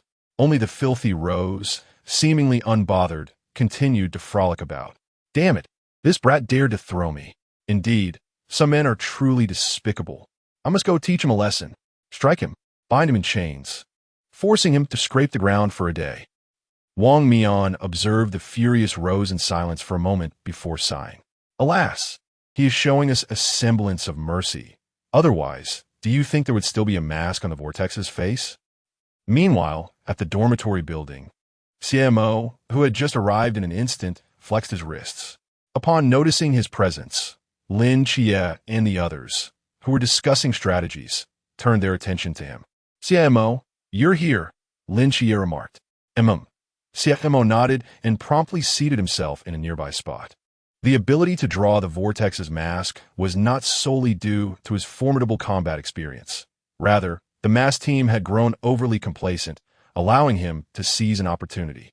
This ambush had been quite successful, he contemplated, glancing towards the approaching Molly. "Xie Mo, with our current combat strength, as long as it's not Wang Mian, we should have no trouble dealing with any member of their team," Molly stated. Expectations often diverge from reality, Xie Mo replied. What do you mean? Shen Qingzhu furrowed her brow, while the others looked at Xie Mo with confusion. Noticing their bewilderment, Xie Mo cast a glance out the window. Bai Li, perplexed, looked on, but Shen Qingzhu and Lin Xie had already grasped the situation and rushed to the window. Boom! A violent impact rang out from the left, followed by the sounds of various structures collapsing, echoing in the ears of the group. Faintly, Lin Xie also heard the wails of the new recruits. This is too exaggerated, Bai Li thought instinctively, swallowing hard. Xie, do we need to take action? Chao Yuan inquired, looking towards Lin Xie. Lin Xie nodded. They are pursuing too closely. We have no option but to engage. When he glanced outside earlier, he had noticed several other locations where members of the mass team were appearing. It was evident they had surrounded them. I will handle Rose, Molly stated coolly, turning to exit the dormitory. Leave the balance to me. After a moment's contemplation, Chao Yuan leapt out of the window. Bro, who are you going to deal with? Bai Li asked Shen Qingzhu. Chewing gum. Shen Qingzhu replied nonchalantly with her hands in her pockets. The vortex. With that, he too departed. Bai Li then turned his gaze to Lin Xie. Xie, who will you confront? I will deal with. He will handle Wang Mian. You will confront Yue Gui? Xie Mo interjected swiftly. Huh? Lin Xie and Bai Li were taken aback. In their minds, Xie Mo, as the strongest combatant, should have faced Wang Mian. But now, Lin Xie stared blankly at Xie Mo, and in a moment of realization, he hesitantly approached Xie Mo and whispered, You took off your mask? Xie Mo did not respond to the question. He merely stated in a nonchalant manner, I will provide support. Very well. Lin Xie nodded in acknowledgement and refrained from further inquiries. Pang pang, let's depart. Xie Mo will be ready to assist at any moment. With that, Lin Xie took the still bewildered Bai Li Pang Pang by the hand and left the premises. Observing the departure of the group, Xie Mo quietly activated the magical eye to spectate the unfolding events. Meanwhile, in a certain open area outside, Emoli gazed at the furious Rose before her, a fierce glint of murderous intent flashing in her eyes. The Rose, who was in the midst of eliminating new recruits, instantly sensed this malevolent aura. Turning her head, her eyes initially sparkled with intrigue, but she quickly regained her composure and coldly inquired, Where is Xie Mo? Eliminate me, and I shall divulge his whereabouts. Emoli stepped forward, her pristine hand slowly reaching for the hilt of her blade. Chapter 43. Pardon me, but from this moment forth, you shall be the challengers. After a while, underground, the instructors observed several large screens before them, engaged in fervent discussion. Look at how furious Rose has become. Yet, that does not deter others from cherishing beauty. TSK, I find that bold soldier rather intriguing. Does that young heir of the Bai family only know how to run? The group of instructors pointed and commented, each offering their assessment of the various seed recruits. Meanwhile, Yuan Gang gazed at the ongoing battle between Lin Xie and Wang Mian, his brow furrowing slightly. What transpired during the moment when Xie Mo vanished? Why did the mass squad seem like entirely different individuals upon emerging from the smoke? Yuan Gang pondered in confusion. At that moment, an instructor pointed at the large screen and exclaimed, Chief Instructor, Tian Ping is being suppressed by Chao Yuan. Yuan Gang lifted his gaze to the screen, where he saw Chao Yuan unleashing the forbidden ruins, madly pursuing Tian Ping with wild abandon. Goodness, that bold soldier possesses some skills. Just then, another voice chimed in, followed by a cacophony of sounds resonating throughout the underground base. My goodness, is the chubby boy from the Bai family a treasure trove? Look at Yu Gui. How I wish to remain there. This divine agent also has some prowess. Managing to exchange blows with Wang Mian. The crowd was abuzz with chatter. However, ultimately, the most captivating spectacle remained the clash between Lin Xie and Wang Mian. At that moment, the two were locked in a fierce battle, blades flashing, each step fraught with peril. Oh, has the outcome between Rose and Emoli been determined? Just then, an instructor pointed at a particular screen. The audience followed the sound and beheld Emoli kneeling on one knee, gasping for breath. You have lost. Rose sheathed her massive hammer, looking down upon Emoli. Can you now tell me where that young man is? Emoli panted, silent and contemplative. She regretted her earlier impulsiveness. Had she divulged Xie Mo's whereabouts, he might regard her with cold indifference henceforth. After all, that would be akin to betraying a comrade. What? Do you wish to retract your statement? Rose furrowed her brow. She actually held some affection for this mature woman, which left her momentarily perplexed. Truly, an impulsive member of a peculiar squad. At that moment, a male voice suddenly resonated from behind Rose. Both she and Mo Li's pupils constricted upon hearing the sound. In the next instant, they turned to see Xie Mo, one hand in his pocket, dragging a chain, standing atop the ruins. You brat, do you wish for death? Rose's visage darkened beneath her mask, her tone chillingly cold. Upon seeing Xie Mo, Mo Li felt an immediate sense of relief. Yet soon after, she began to worry for him. Rose's ferocious strength was something she had just experienced. Now, with Xie Mo's taunting, would she not pound him into submission? So eager to eliminate me, are you? If that is the case, then you shall suffer a little. Xie Mo's expression remained impassive, his tone equally indifferent. He had already shown the Phantom Squad considerable courtesy. Since they were unwilling to accept, he would have to subdue them by force. With all the new recruits eliminated, it would not be long before Lin Xie and his companions met the same fate. Estimating the time in his mind, a glimmer of dark blue light flickered in his eyes. So, they wish to endure hardship, do they? The small hammer in Rose's hand magnified once more as she fixed her gaze on Xie Mo, charging toward him without hesitation. Let us see who truly suffers. Boom! With a single strike, dust erupted into the air. Debris from the buildings scattered everywhere. Xie Mo stood behind Rose, his back turned to her, his demeanor still tranquil. The force was considerable. Rose's pupils contracted. When did he become so swift? Damn it! She spun around abruptly, swinging the massive hammer toward Xie Mo once more. Yet, the anticipated sensation of impact never came. The hammer crashed into the ruins instead. Impossible. Why can't I hit him? Retrieving her hammer, Rose scanned her surroundings warily. She knew Xie Mo was nearby, poised to strike at any moment. No, I cannot allow him to close the distance. Shifting her gaze, she swiftly pulled the hammer close to her side. In the next instant, she began to spin. As she twirled, the massive hammer followed suit, rotating alongside her. Watching from the sidelines, Molly was momentarily stunned by the sight. Then, she sprang to her feet and dashed backward in a frenzy. Are you two fighting without regard for your lives? Boom! Boom! Boom! The continuous sounds of explosions rang out. Xie Mo stood not far away, observing the dormitory building's chaotic collapse, his expression as serene as ever. Meanwhile, he seized the opportunity to test a new skill. Annihilation of all. In the next moment, within a 100-meter radius, everything around Xie Mo turned to shades of gray. Simultaneously, he sensed that anything he touched within this realm, regardless of its solidity or defensive capabilities, will be reduced to dust. True damage? Xie Mo assessed the consumption of his mental energy. None. This meant that as long as he refrained from engaging physically, his mental energy would remain intact. He decided to test whether the energy consumption correlated with the size of the objects. With this thought in mind, Xie Mo commenced his actions. After a period of time, as a powerful rumble resonated through the air, the others had already determined the victor and made their way over to witness the unfolding drama. Notably, after concluding his battle, Lin Xie wasted no time and headed straight for Xiaonan. Having spent a month alongside Xie Mo, Lin Xie was acutely aware that nothing could possibly be amiss with him. Thus, he chose to follow the plump Bai Li and seal Xiaonan first. How much longer will she spin?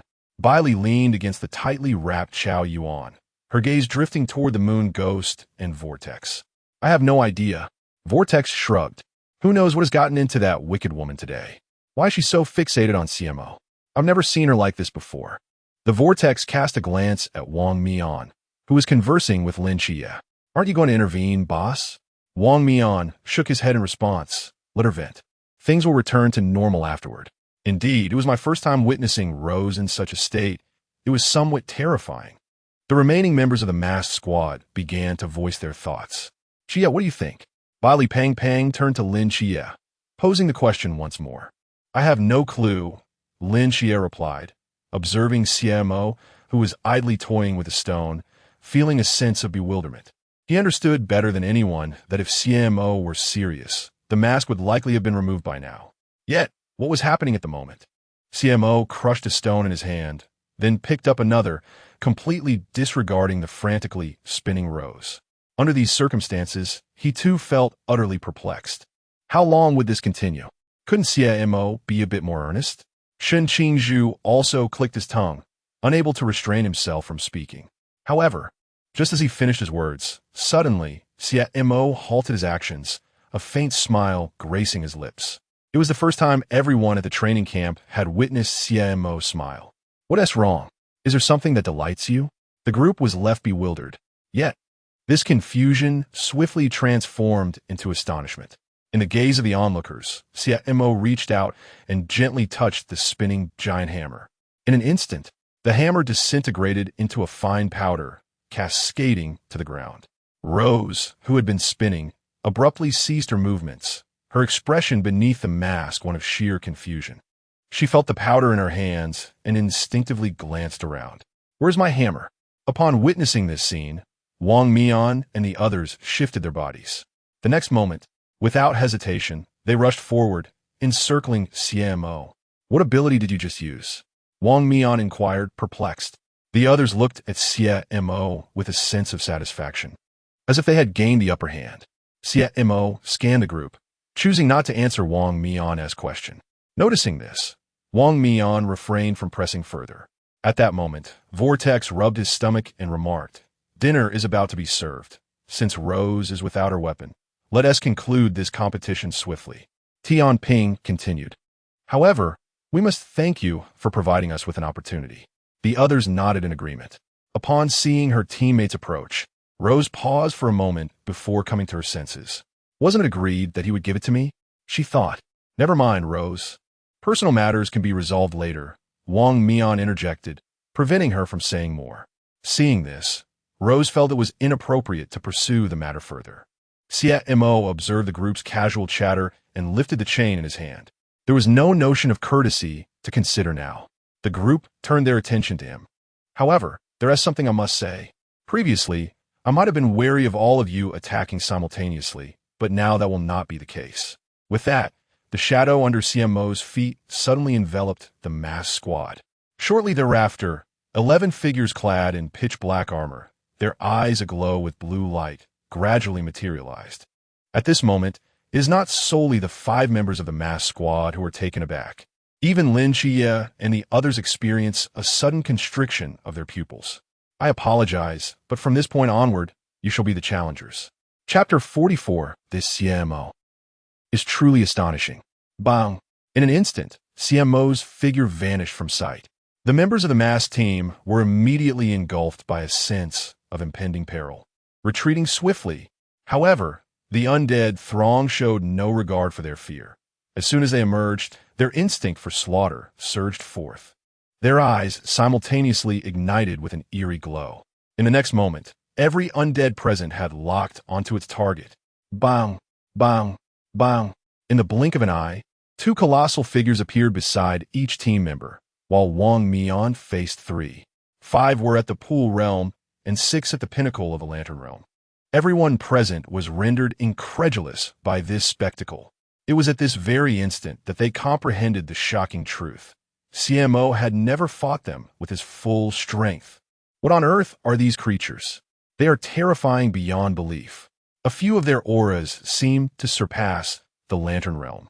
Lin Xie and the others were evidently shaken. Even the hastily arrived recruits and the instructors from the underground base stared at Xie Mo in utter astonishment.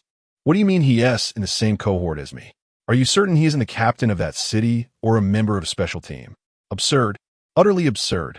Chief Instructor, what kind of deity is this recruit?" "I have no idea. How would I know?" Everyone buzzed with speculation. Meanwhile, the members of the masked team felt an overwhelming sense of crisis rising within them. They readied themselves for battle. Wang Mian let out a fierce roar, activating the temporal berserker, gripping Yuan tightly and propelling his speed to its utmost limit. In an instant, a storm of blade energy surged forth towards the three undead. The pool realm undead, witnessing this, abruptly raised its heavy sword and swung it with great force. Swish! The rushing blade energy displayed a slight fracture. The undead, sensing this, accelerated their mental energy, launching a relentless barrage of strikes. In a flash, the speeding blade energy was reduced to mere fragments, exploding in the air. Bang! Wang Mian's pupils constricted as if he had witnessed something unfathomable, his mouth agape. Yet in the next moment, he regained his composure, adjusting his stance to charge directly at the undead. Just then, an ominous aura suddenly enveloped him from the side. Wang Mian turned to see Xie Mo's chains had, unbeknownst to him, appeared right before him. Damn it! Wang Mian jumped back a step to evade the onslaught, swiftly distancing himself from the undead. He finally grasped the meaning behind the phrase, "You are the challengers." During this interval, Xie Mo would ceaselessly assault them, and should they inflict a fatal blow upon the undead, he would not hesitate to eliminate them. What a formidable opponent! Wang Mian muttered, raising his hand to target the pool realm undead, intending to slow its time and forcefully eliminate it. However, in the next moment, he was left dumbfounded. His newly activated ability was shattered by the pool realm undead's sword. It too transformed into a celestial display of sparkling dust. Moreover, that wraith merely swung its sword through the air. It possesses the capacity to obliterate my unleashed abilities. Wang Mian felt a jolt of alarm, sensing the predicament he found himself in. Naturally, the other members of the mass squad shared a similar sentiment. At that moment, Tianping had just amalgamated the debris into a sphere when the wraith's heavy sword reduced it to mere dust. Meanwhile, Yuegue, having transformed under the moonlight, hadn't he even had the chance to display its prowess before being reverted back to its original form by the wraith. They were struck with shock, confusion, and a lack of understanding. Turning around, they discovered that the portals summoned by the vortex had also been cleaved into stardust by the wraith's blade. My goodness! What manner of monsters are these? The vortex could not help but exclaim. As for Rose, she found herself in the direst situation. Xie Mo, aside from being ready to ambush at any moment, was fixated on attacking her relentlessly. Did you think that without my weapon, I would be powerless against you? Rose evaded the wraith's strike and instantly charged towards Xie Mo. Observing this, Xie Mo remained composed. He dragged his chains, taking a step forward. In the next instant, Xie Mo's figure appeared beside Rose. Her pupils constricted as she supported herself with one hand and kicked her long, fair leg towards him. Whoosh! The powerful force, accompanied by a howling gale, surged towards Xie Mo. His expression remained tranquil as he deftly dodged the attack in a split second, then lifted his leg to overturn Rose's supporting hand. Thud! Rose stumbled again, but this time she reacted swiftly, performing several front flips to regain her balance and standing a short distance away.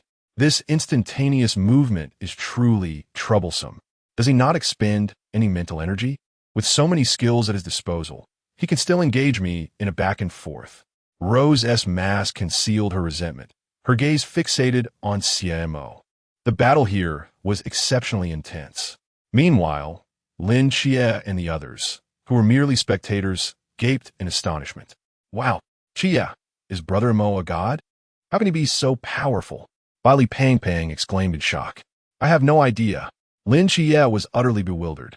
He hadn't seen Xie Mo display such a multitude of skills during their time in Team 136. Could his ability possibly destroy any object he comes into contact with?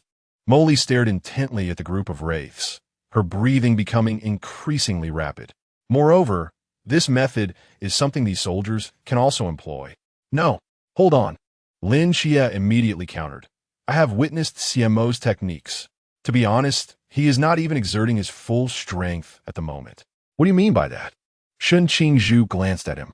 Lin Xie hesitated for a moment, ultimately offering a vague response. Just the literal meaning. Everyone appeared perplexed. Lin Xie did not elaborate further. When it comes to abilities, unless Xie Mo himself articulates it, any commentary from others is merely presumptuous. Furthermore, The ability Xie Mo possesses to sever all things is entirely different from the one he is currently employing. One concerns the concept of severance, an irreversible act. The other pertains to destruction, yet the concept remains intact.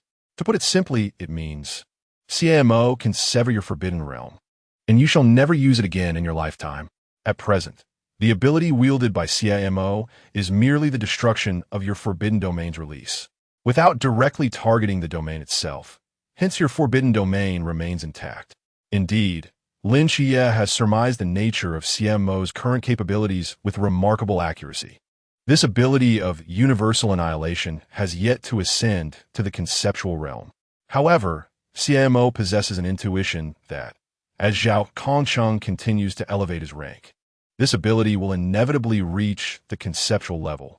When that time arrives, Zhao Kongsheng will undoubtedly emerge as a formidable force within the divine hierarchy. Yet, such considerations are of little consequence now. What astonishes Xie Mo most about this ability is its duality. It not only annihilates all, but can also restore what has been destroyed. For instance, at this moment, should Xie Mo wish for the rose to acquire a small hammer, it could be accomplished with but a mere gesture. Furthermore, this process does not deplete mental energy, only that which is necessary for the destruction of objects.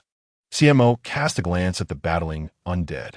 This marks his inaugural deployment of the undead in combat. To his surprise, the demon eye contract, aside from its binding nature, incurs no mental energy cost at other times. As it stands, each undead possesses its own mental energy, inheriting all skills save for the direct death demon eye. In other words, they too can wield the power of universal annihilation. However, the situation with Wang Mian proves somewhat troublesome. Each time the opponent unleashes a sword aura, it nearly drains all the mental energy from the undead.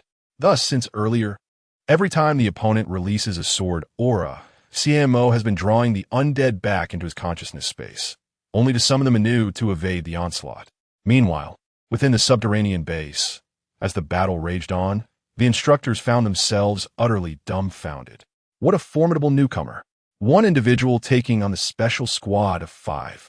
This is no longer merely impressive. After years of serving as instructors, I have witnessed my fair share of absurdities, but I must say, this individual is truly beyond reason. Absurdity has opened the door to absurdity. The crowd continuously shared their opinions, while Yuan Gang gazed at the screen, feeling an unexpected shift from apprehension to anticipation. Indeed, anticipation. Xie Mo, as a new recruit, has only just entered the camp, yet is already matching the massed squad blow for blow. It is difficult to fathom whether the future of Daxia will witness the emergence of another human paragon. Surely, following this training session, they will come to recognize the significance of Xie Mo. In Yuan Gang's mind, 5 figures materialized: 1 sword, 1 deity, 1 sage, 1 knight, and 1 void. Back on the battlefield, Wang Mian and his 4 companions had extricated themselves from the undead, distancing themselves from Xie Mo boss. This kid is rather peculiar, Xuanyuan remarked, pointing at Xie Mo in a state of agitation. Hearing Xuanyuan's words, a slight smile crept across Wang Mian's lips beneath his mask.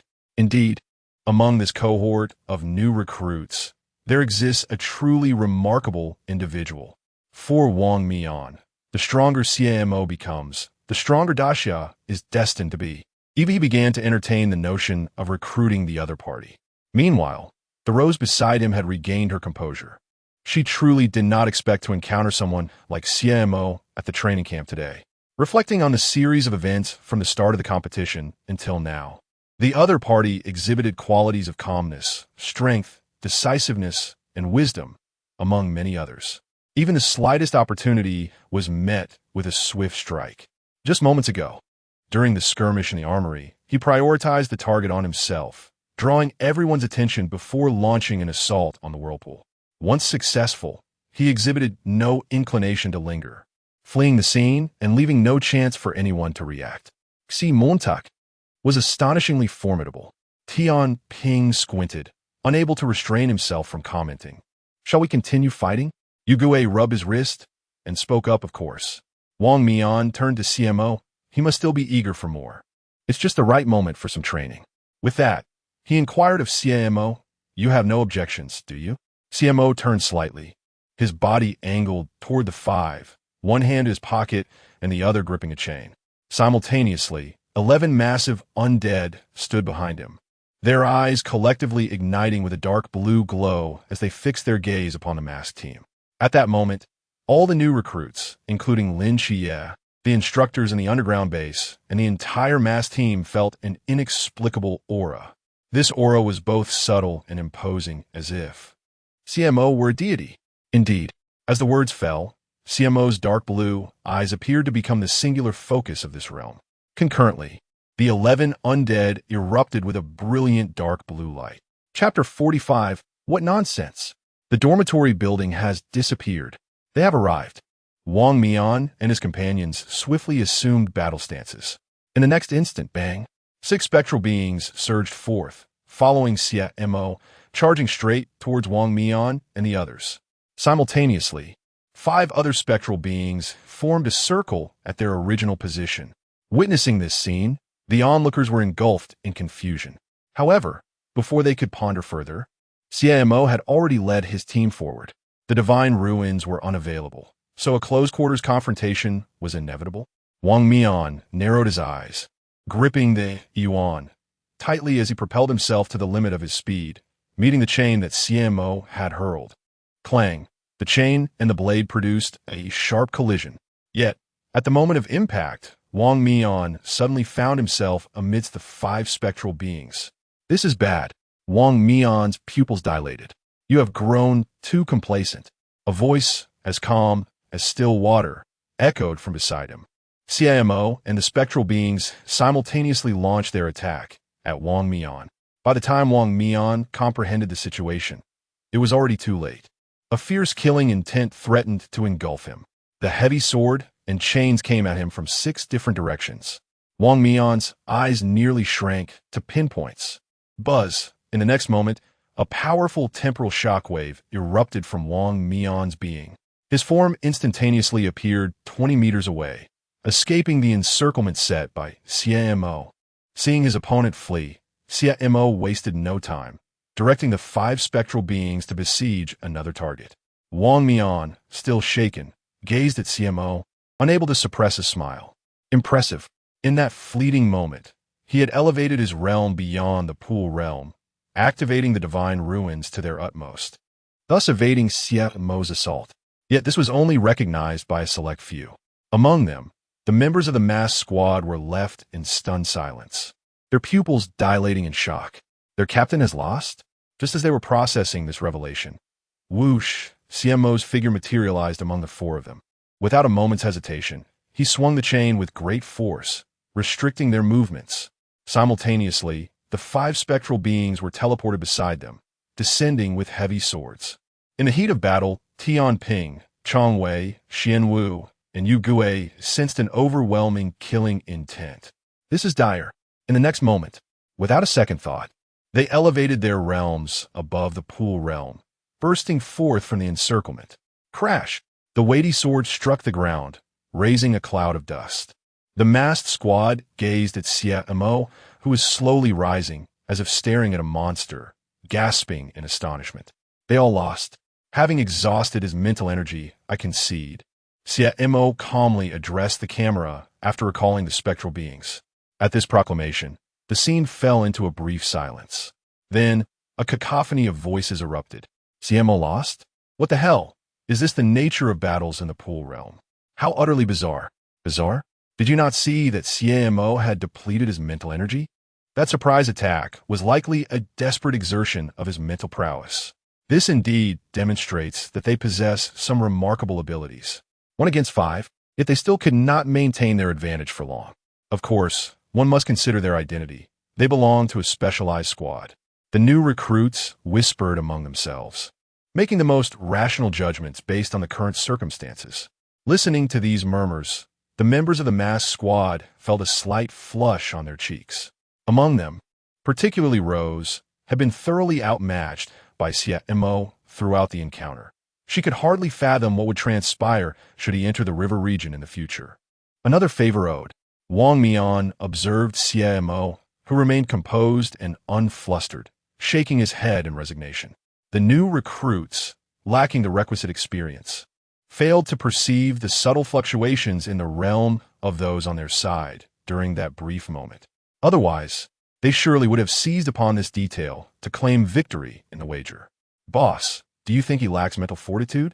The members of the masked squad exchanged knowing glances, clearly recognizing that he had intentionally fabricated a lie. Meanwhile, within the underground base, the instructors were momentarily stunned upon witnessing Xie Mo concede before slowly regaining their composure. The explosive display just witnessed compelled the instructors to erupt in applause. To be candid, it was astonishingly powerful. Xie Mo's combat experience and adaptability were nothing short of impeccable. In fact, within the same tier, few could rival his excellence. Chief Instructor, do we still need to train him? I feel he surpasses many night watchers, one instructor remarked. Train him? Why would we not? Hongying's eyes sparkled with enthusiasm, as if he had discovered treasure. Having conceded training was imperative, he would surely increase the difficulty of his training regimen. This individual was destined to be one of the pillars of the great Xia in the future. Failing to train him adequately would likely lead to his own resignation letter. At that moment, Xie Mo was seen approaching a pile of rubble, seemingly contemplating something. What is he doing? Hongying pursued. Report to the chief instructor. One instructor said awkwardly, he is examining the dormitory building. The dormitory building? Hongying's gaze fixed upon the debris before Xie Mo, his expression frozen in disbelief. What nonsense! The dormitory was entirely obliterated. The instructors hesitated to speak. During the previous battle, Rose had inadvertently collapsed 3 dormitory buildings with a powerful maneuver. Subsequently, during the skirmish between Xie Mo's soldiers and the mass squad, 2 more dormitories have been reduced to dust. Thus, only 1 dormitory remained. Stay calm, stay calm. Hongying took a deep breath, striving to regain his composure. At least 1 dormitory still stood. Male soldiers could occupy the 1st and 2nd floors, while female soldiers could share the 3rd and 4th floors until Wang Mian repaired the dormitory and redistributed accommodations. With this thought in mind, Hongying issued commands without hesitation. After some time, all the new recruits returned to the newly assigned dormitories as designated by the instructors. It is noteworthy that the original double room has been transformed into a quadruple one. Lin Qie, Shun Qingzhu, Bailey Pangpang, and Xiao Yuan have all been assigned to the same dormitory. As for Xie Mo, at this moment, outside a certain dormitory on the 3rd floor, Hongying observed the calm demeanor of Xie Mo beside him, glancing back at the girls peeking out from the dormitory. Instinctively, he patted Xie Mo's shoulder. There are no available dorms on the 1st and 2nd floors, and most new recruits are rather hesitant to share a room with you. Fortunately, there is an extra vacant room on the 3rd floor, so I apologize for the inconvenience of having to settle for just 1 night. That is perfectly fine, Xie Mo replied nonchalantly. For him, having a place to sleep was sufficient. The location mattered little. All right then, please pack your things. I have some matters to attend to, so I shall take my leave. With that, Hongying hurriedly made his way towards the stairs, seemingly anxious that Xie Mo might change his mind. Xie Mo watched Hongying's retreating figure, paused for a moment, and then entered the dormitory to begin organizing his belongings. However, at that moment, the girls who had been peeking out of the dormitory quickly approached Xie Mo. Xie Mo, may we assist you in packing? Are you really Qi Jing? Of course. Brother Mo's prowess speaks for itself. A group of enthusiastic individuals eagerly helped Xie Mo with his tasks, occasionally stealing glances in his direction. Observing the scene, Xie Mo expressed his gratitude, but refrained from saying much else. After all, with assistance at hand, why not take pleasure in it? Lost in thought, he leisurely took out his phone, intending to contact Lin Qie. Yet in the next instant, as he opened the chat interface, a video call abruptly seized the entirety of his screen. See, Xiaonan invites you to join a video call. Chapter 46. The King's face. It appears that this evening, there will be no time to assist the training camp with repairs. Xie Mo glanced at the caller ID and, without hesitation, pressed the call button. Hello, young Xie. Xie Mo, how are you and Qi Yi faring over there? Do you feel like you're being tormented? I heard that the mass squad has arrived at the training camp. You and Xie must have encountered them, right? On the screen, a group of mature men crowded around a small camera. It was evident that Xiaonan was currently at the office, and the conversation had shifted to Xie Mo and Lin Qi. Pass me the phone. At that moment, a soft female voice emerged from the phone. The screen began to shake, and shortly after, Xiaonan, wearing glasses, appeared on the display. What are you up to, Xie Mo? Xiaonan fleshed a charming smile.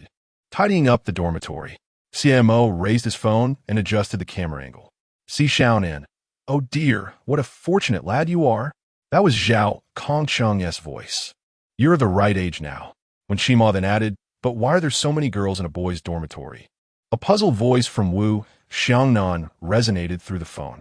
After a moment of contemplation, Xie Mo gazed at the dazed Xiaonan and replied, we had a competition that resulted in the dormitory being destroyed, so now the male and female dormitories are in the same building. Xiaonan, in the same building? You should be separated by floors. Hong Ying squeezed into the frame, waving at Xie Mo as she spoke. Indeed, Xie Mo reciprocated her wave. The boys' dormitory is full, so the instructor arranged for me to stay on the girls' floor. Xiaonan, is that how the instructor arranged it? Precisely, Xie Mo nodded. Then, Xiaonan abruptly hung up the call. Xie Mo? What's going on? Xie Mo stared at his phone, a look of confusion crossing his face. At that moment, a girl who had been watching Xie Mo approached him. Xie Mo, you shouldn't have answered like that. What do you mean? Xie Mo furrowed his brow. Never mind, you'll figure out yourself. The girl fidgeted for a moment before hurriedly running off to assist with folding clothes. Seeing her demeanor, Xie Montak's confusion deepened. Meanwhile, at the peace office, Xiaonan, where are you going? Wu Xiaonan, clutching a pink suitcase, looked at Xiaonan in alarm. Vice Captain, I need to take a leave of absence for personal matters, Xiaonan coldly stated, securing a handgun at her side.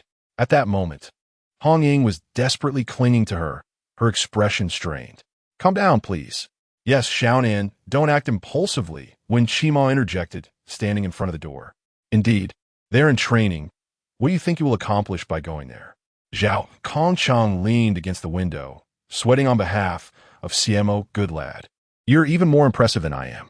Long Xian and Chun Mai gazed at Xiaonan, their expressions betraying a hesitation to speak. Xiaonan declared, I don't care. That group of scandalous cats must be taught a lesson. And Xie Mo, he should return and kneel before the keyboard.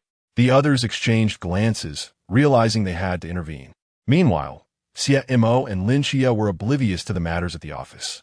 At that moment, on the training camp's martial arts platform, following the earlier dormitory allocation incident, the new recruits gathered once more on the field, standing in orderly formation. All right, after a few minor interludes, I hereby announce the conclusion of the contest. Not a single one of you managed to remove the mask of the masked squad, Yuan Gang proclaimed, surveying the new recruits with a resonant voice. Let me remind you, not only did you fail to unmask your opponent, but most of you didn't even lay a finger on them. Are you not ashamed? At this, the new recruits hung their heads in embarrassment, while the masked squad also bowed their heads in shame.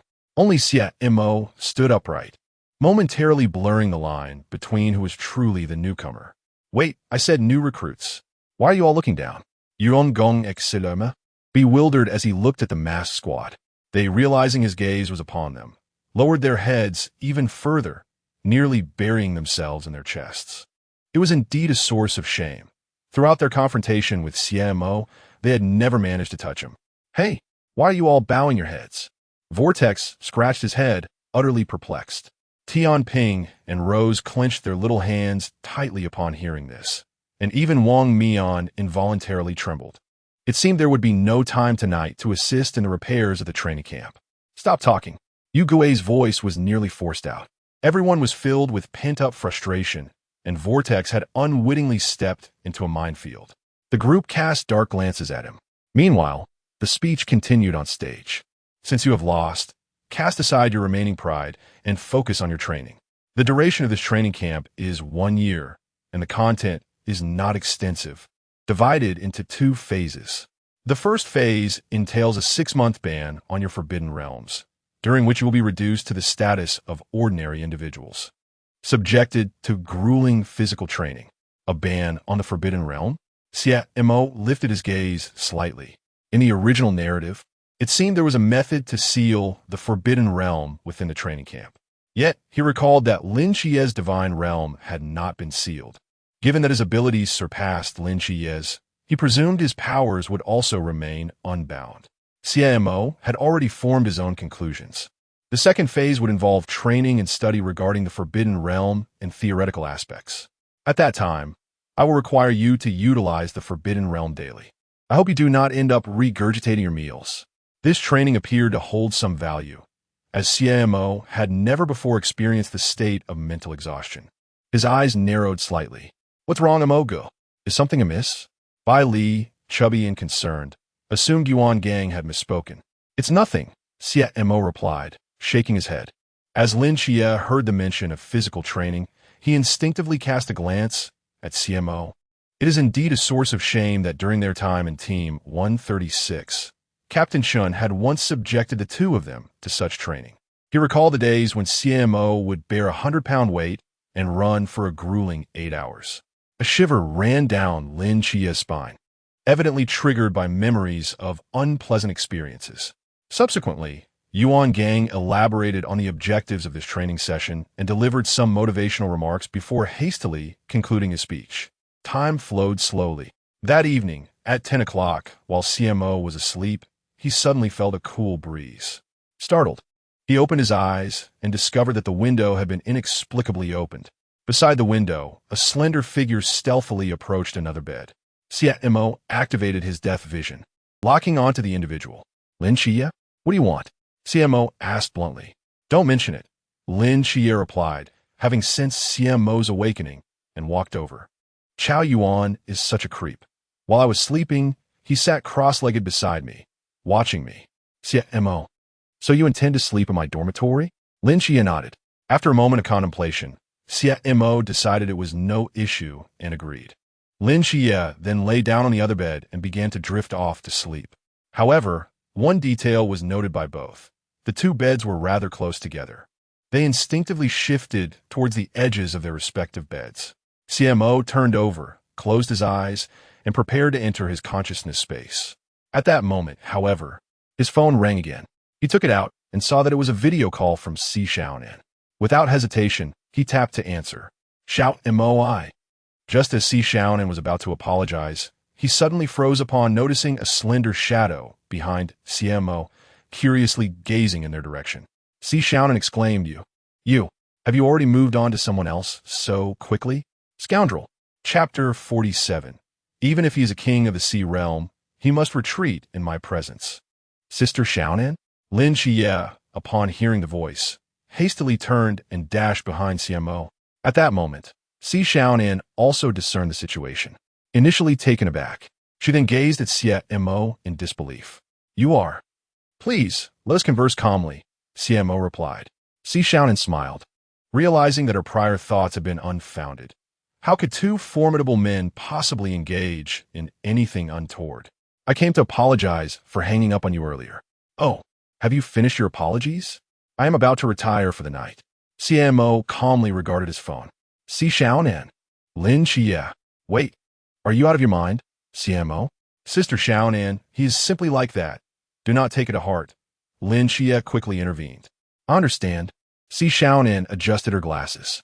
Speaking of which, did you find a mass team's visit today rather terrifying? Reflecting on the day's events, Lin Xie nodded vigorously. Indeed, it was quite frightening. Even when the mass team was suppressed to our level, they still dominated us. Wasn't that to ensure you received proper training? Xiaonan chuckled. Somewhat. Xie Mo interjected. I did learn quite a bit from competing against them. As long as you learn something, that is what matters, Xiaonan said, removing her glasses and yawning. Well then, I shall not prolong our conversation. Good night. Good night, Sister Xiaonan, Lin Xie replied. Good night, Xie Mo added. The video call ended, and Lin Xie prepared to return to his bed. However, at that very moment, with a sudden rush, a figure leapt through the window. Xie Mo, our team. Crack. Rose paused, observing the two in an awkward stance, momentarily stunned. Then, regaining her composure, she swiftly jumped back out the window. My apologies for the intrusion. Lin Xie. Wait, wait. Lin Xie reached towards the window, but Rose had already vanished from sight. Lin Xie. This is a disaster. Let us sleep. Xie Mo glanced at Lin Xie, indifferent, and proceeded to rest. That's not at all. Xie Mo, we will be misunderstood like this. We must chase after her to explain, Lin Xie declared, rising from the bed to put on his shoes. Upon hearing this, Xie Mo contemplated for a moment, his expression remaining unchanged. The innocent shall remain untainted. It is futile.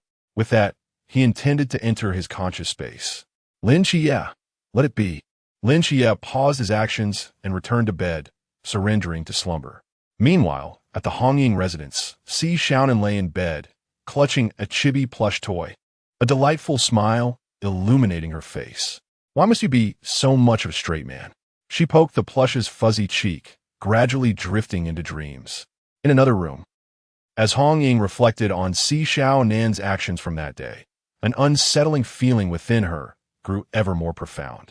Xiao Mo must be asleep by now, she mused, staring blankly at the chat window on her phone. After a brief moment, she sighed and deleted the message she had just typed. Never mind. It would be inappropriate to disturb him at such a late hour. Unbeknownst to herself, she seemed increasingly concerned about the relationship between Xie Mo and Xiaonan. A night passed in silence. The following morning, Qi, where were you yesterday? Do you no longer want me? Chao Yuan shouted loudly, chasing after Lin Qi on the training field. The surrounding recruits and instructors whispered among themselves. What happened? What's going on? You don't know? Yesterday, Chao Yuan annoyed Lin Qi to the point of leaving the dormitory. No one knows where he went to sleep. Lin Qi? I saw him coming out of Xie Mo's room this morning. Oh, what's the story here? I smell a juicy gossip, feeling the peculiar gazes of those around him. Lin Qi's lips twitched slightly. However, he chose not to offer any explanations and instead stopped to confront Chao Yuan. After a while, Lin Qi finally clarified the situation from the previous night. Simultaneously, Chao Yuan assured him that he would keep it together during their rest periods and refrain from any foolish antics. Finally resolving this troublesome matter, Lin Qi looked up at the night sky, feeling a sense of helplessness. It was only 3 a.m, and they were already up for a run. It could only be said that the instructors truly did not regard them as human. Everyone assemble. A stern-faced instructor blew his whistle. Upon hearing the signal, everyone, yawning and appearing half asleep, made their way over. We have to run this early? I've only had 3 hours of sleep. After last night's warning against playing cards. Now look where we are. I'll probably be exhausted soon. Listening to the murmurs around him, the instructor silently counted heads. Once he confirmed that everyone was present, he nodded in satisfaction before slowly stating, "Today marks the first day of training. From the moment I blow the whistle until the last person stands here, you will have 20 minutes. This is your first warning. I can let you off this time. However, if next time you do not assemble within 5 minutes and your mindset remains unchanged, we will not scold or hit you. We will simply train. Relentlessly train." At this juncture, the instructor paused and pointed toward the field. Now, everyone with a load of 10 pounds, run a 15-kilometer warm-up. He kicked the weighted backpack at his feet. But it wasn't over. He then pointed at Xie Mo and Lin Qi. You too. Xie Mo with a 100-pound load, and Lin Qi with 30 pounds. If you don't finish today's run, you will continue running indefinitely. The crowd glanced at Xie Mo and Lin Qi, silently moving forward to collect their backpacks. No one spoke, as the two divine agents were each more formidable than the last. Additional training was to be expected. Lin Qi stepped forward to grab the backpack the instructor had prepared for him. He felt no particular pressure. After all, he had undergone physical training previously. Due to Xie Mo's intense enthusiasm, Xie Mo had once found himself, as a temporary team member, burdened with a 25-pound backpack. Is the Forbidden Abyss no longer usable? At that moment, a gasp erupted from beside Lin Qi. Turning his head, he noticed a girl attempting to lighten her load using the Forbidden Abyss, only to discover that her internal access to it had been entirely sealed off, rendering it utterly useless. Hadn't it been stated last night that for the next 6 months, the Forbidden Abyss would be inaccessible, and we would revert to being ordinary people? Ordinary people? Lin Xie murmured to himself, quickly attuning to his own state. In the next instant, he realized that both the Starry Night Dancer and the mortal realm abyss were indeed subject to certain constraints. Was it merely a limitation? Lin Xie pondered, glancing at Xie Mo, who was busy organizing his backpack. Is your abyss restricted as well? Xie Mo paused, looking up at Lin Xie. He then extended his hand and lightly swiped at the air before him. No restrictions. After saying this, Xie Mo lowered his gaze and continued to tidy up his backpack. Lin Xie, is it really fair for you to be so overpowered? Lin Xie felt as though he was inviting trouble upon himself. Meanwhile, Xie Mo finished organizing his backpack and, disregarding Lin Xie's murmurs, slung it over his back. To be honest, it was only upon experiencing the seal of the Forbidden Abyss that Xie Mo realized his error. Seal, perhaps it was better to let it go. The signs were too evident. Not severing the connection would be a disservice to himself. Xie Mo calmly flexed his ankle. He severed the link between this forbidden object and himself, allowing for free movement in the upcoming half-year. Of course, physical training was still essential. Xie Mo would not indulge in laziness. After all, the effort expended now was for the sake of survival in the future.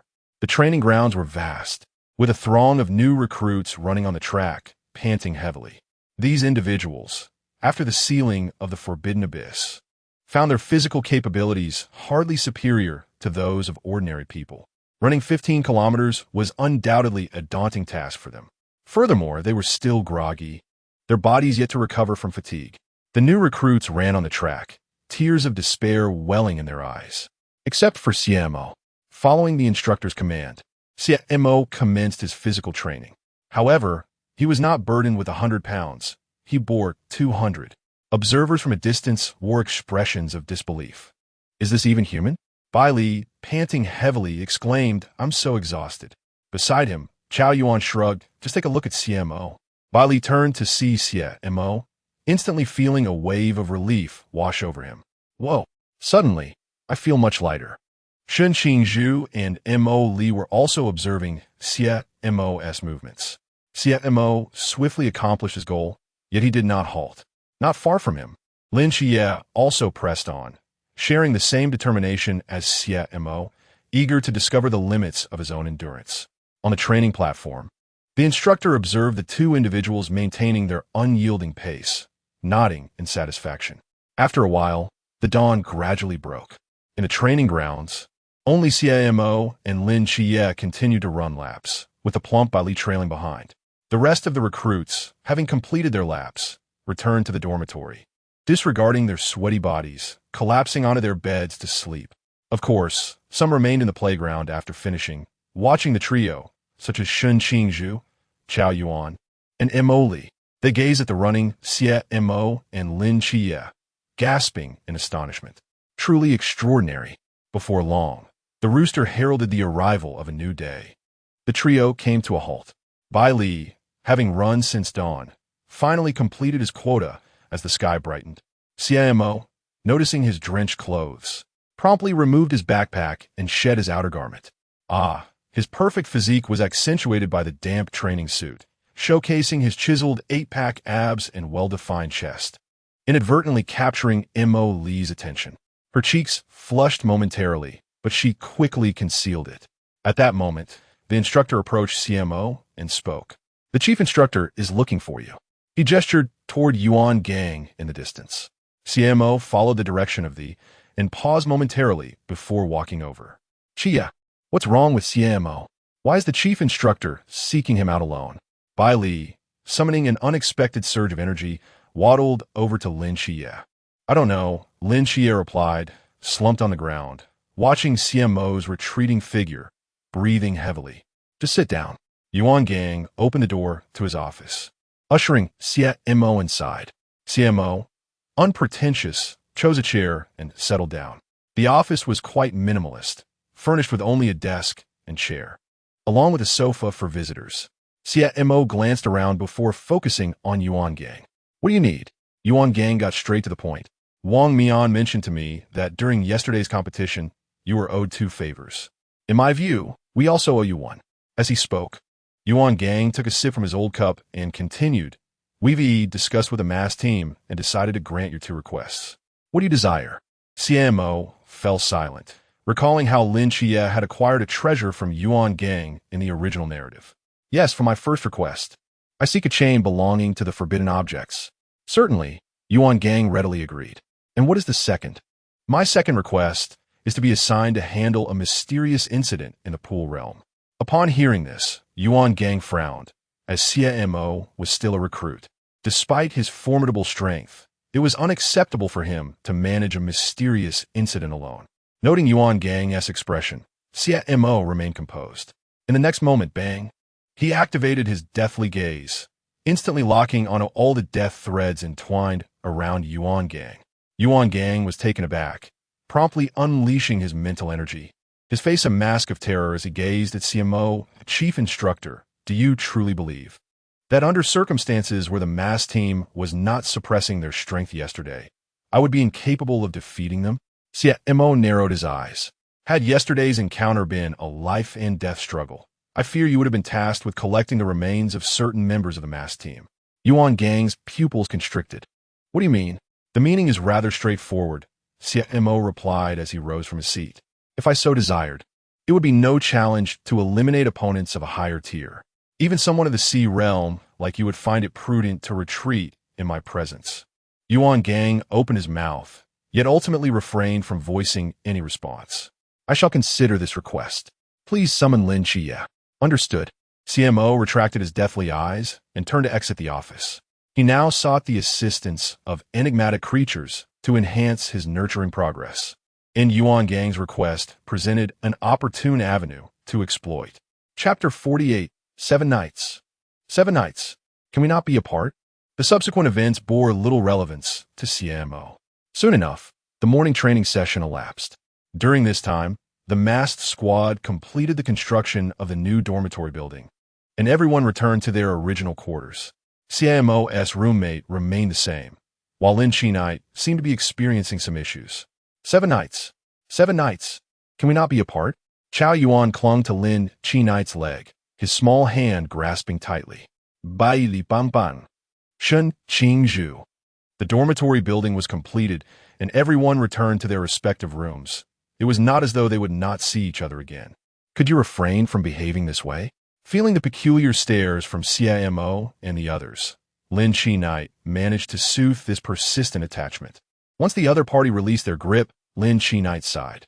Even though he did not care much about others' opinions, he found it difficult to endure such a situation. Lin Xie glanced at Xie Mo, who was engrossed in his phone, feeling a surge of indignation at his apparent indifference. As a good brother, he ought to lend a hand. With just a glance from him, Chao Yuan would surely let go. What are you doing, Xie Mo? Chatting with Sister Hong Ying. Came Xie Mo's curt reply, as he ignored the forlorn gaze directed at him and continued typing. Xie Mo, we're fine here. Hong Ying, do you need any clothes or anything? I can send them over. Xie Mo, no need. The weather in Xiaonan isn't cold. And I'm in the pool realm, so I want to feel the chill. Hongying. All right then, by the way, Xiao Mo, I recently bought a new sports outfit. Tell me if it looks good. Hongying, image, JPEG. A selfie in a form-fitting sports outfit. Xie Mo, looks good. Hongying. Haha, your taste is impeccable, Xiao Mo. Let me ask you, what type of girl do you like? Xie Mo, as long as she is female. That's sufficient. Hongying. Such low standards? I believe the person one likes must be someone familiar. After all, knowing each other well is essential. Xie Mo, that's a valid point. Hongying, right? Hongying, I won't chat with you any longer. I'm off to take a shower. Xie Montag, Alricht. Hongying, bye-bye. Xie Mo closed his phone, only to find Bali Pang peering at his screen. Meanwhile, Shen Qing Zhu and Lin Xie occasionally glanced over. Is there something you need? Xie Montag in Kvirat Kamli. Montag. Montag gay. Bali Pang looked at Xie Mo with a hesitance, finally managing to utter 4 words. Our role model. The girl was dropping hints left and right, yet you remained utterly unmoved, simply stating your preference for females. Truly a Sigma male. Shortly thereafter, the 5 departed from the dormitory building and made their way to the cafeteria. Upon arriving at the entrance, they found Instructor Hong already waiting for them. Is everyone here? Instructor Hong surveyed the circle of new recruits. Present. The recruits shouted in unison, their enthusiasm akin to that of starving ghosts returning to life. After an entire day of rigorous training, they were now ravenously hungry. Finally, it was time to eat. Bai Li, plump and eager, stood amidst the crowd, his eyes seemingly shimmering with anticipation. What could possibly bring more joy than a hearty meal? The answer was, of course, nothing. With a commanding wave of his hand, Instructor Hong addressed the group. You have 20 minutes to eat. Commence now. With that, he turned to leave, but paused midway to add, I expect to see you all back here in 20 minutes. The new recruits exchanged bewildered glances. Not to mention 20 minutes. 10 minutes would suffice for a battle. In the next instant, the recruits surged into the cafeteria like famished wolves. Among them, Bai Li was the fastest, employing every means at his disposal. Food! Food! Damn it! I'm starving. Finally, I can eat. I want 10 buns. Moments later, the new recruits sat at the cafeteria, glancing down at their plates with grim expressions. Lin Xie poked at the raw meat in his bowl, his disdain unmistakable. How am I supposed to eat this? It looks revolting. And where are the side dishes for these buns? Bai Li complained. Lin Xie remained silent, merely gesturing for him to look at Xie Mo. Bai Li turned his head to see Xie Mo sitting there, one hand on his phone while the other deftly picked up raw meat with chopsticks, eating quietly. This left Bai Li wide-eyed and speechless for quite a while.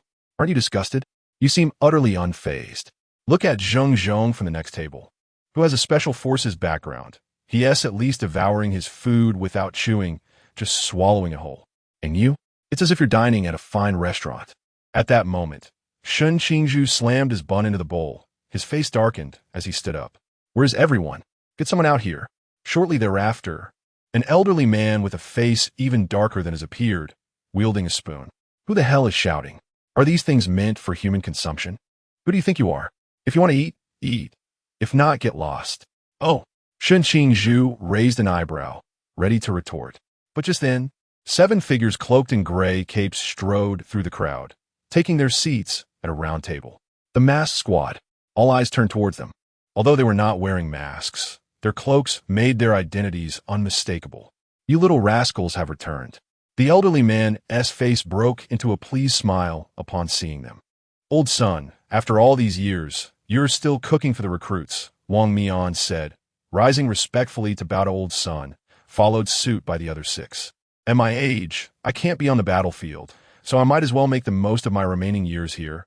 Old son waved his hand dismissively, unconcerned. Enough of that.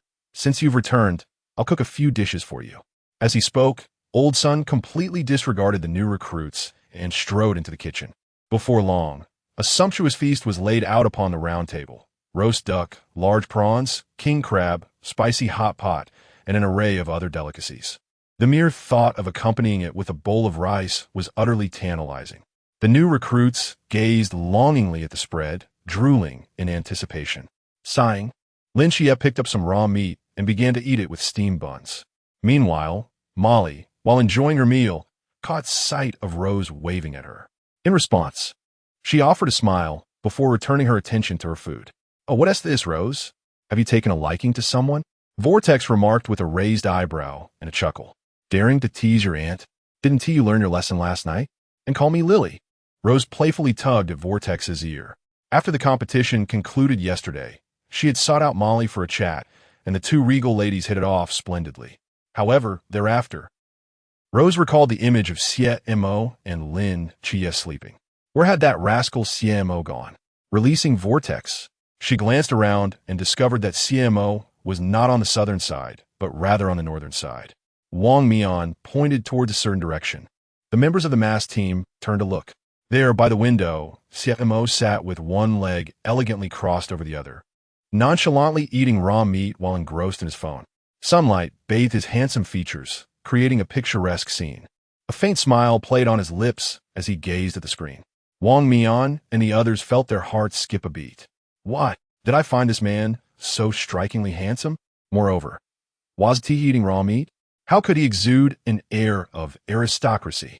Rose found herself momentarily entranced by Xie Mo's smile. Though she had seen him in battle before, in this serene setting, enhanced by the gentle rays of sunlight, He radiated a warmth that was captivating. She was not the only one captivated. At that moment, Molly secretly glanced at Xie Mo, taking a small bite of her bun. When he isn't fighting, he is quite serene. Indeed, quite serene. Chapter 49. Hey, are you out of your mind? Why did you choose a boss? Look to the north. What is going on? Have you noticed that Xie Mo seems to be a bit handsome? He has always been quite handsome, but now he appears even more charming. His smile is truly captivating. The girls around them whispered softly, while Lin Xie and his companions found their meal particularly uncomfortable. Is he really that handsome? Is it really necessary? Shun Qingzhu, Lin Xie, Bailey Pang Pang, and Chao Yuan turned their heads. In the next moment, that was careless. What is the matter? Xie Mo, noticing the many gazes upon him, set down the raw meat, picked up his phone, and asked with a smile. At that moment, as he laid down the meat, everyone in the cafeteria instinctively lowered their heads to eat. Lin Xie, however, looked at Xie Mo and retorted, "You seem so cheerful. Is there something delightful happening?" "Indeed, there is," Xie Mo replied, bringing his phone before Lin Xie. Lin Xie focused on the screen and exclaimed, "Goodness! What happened to Zhao Kongsheng?"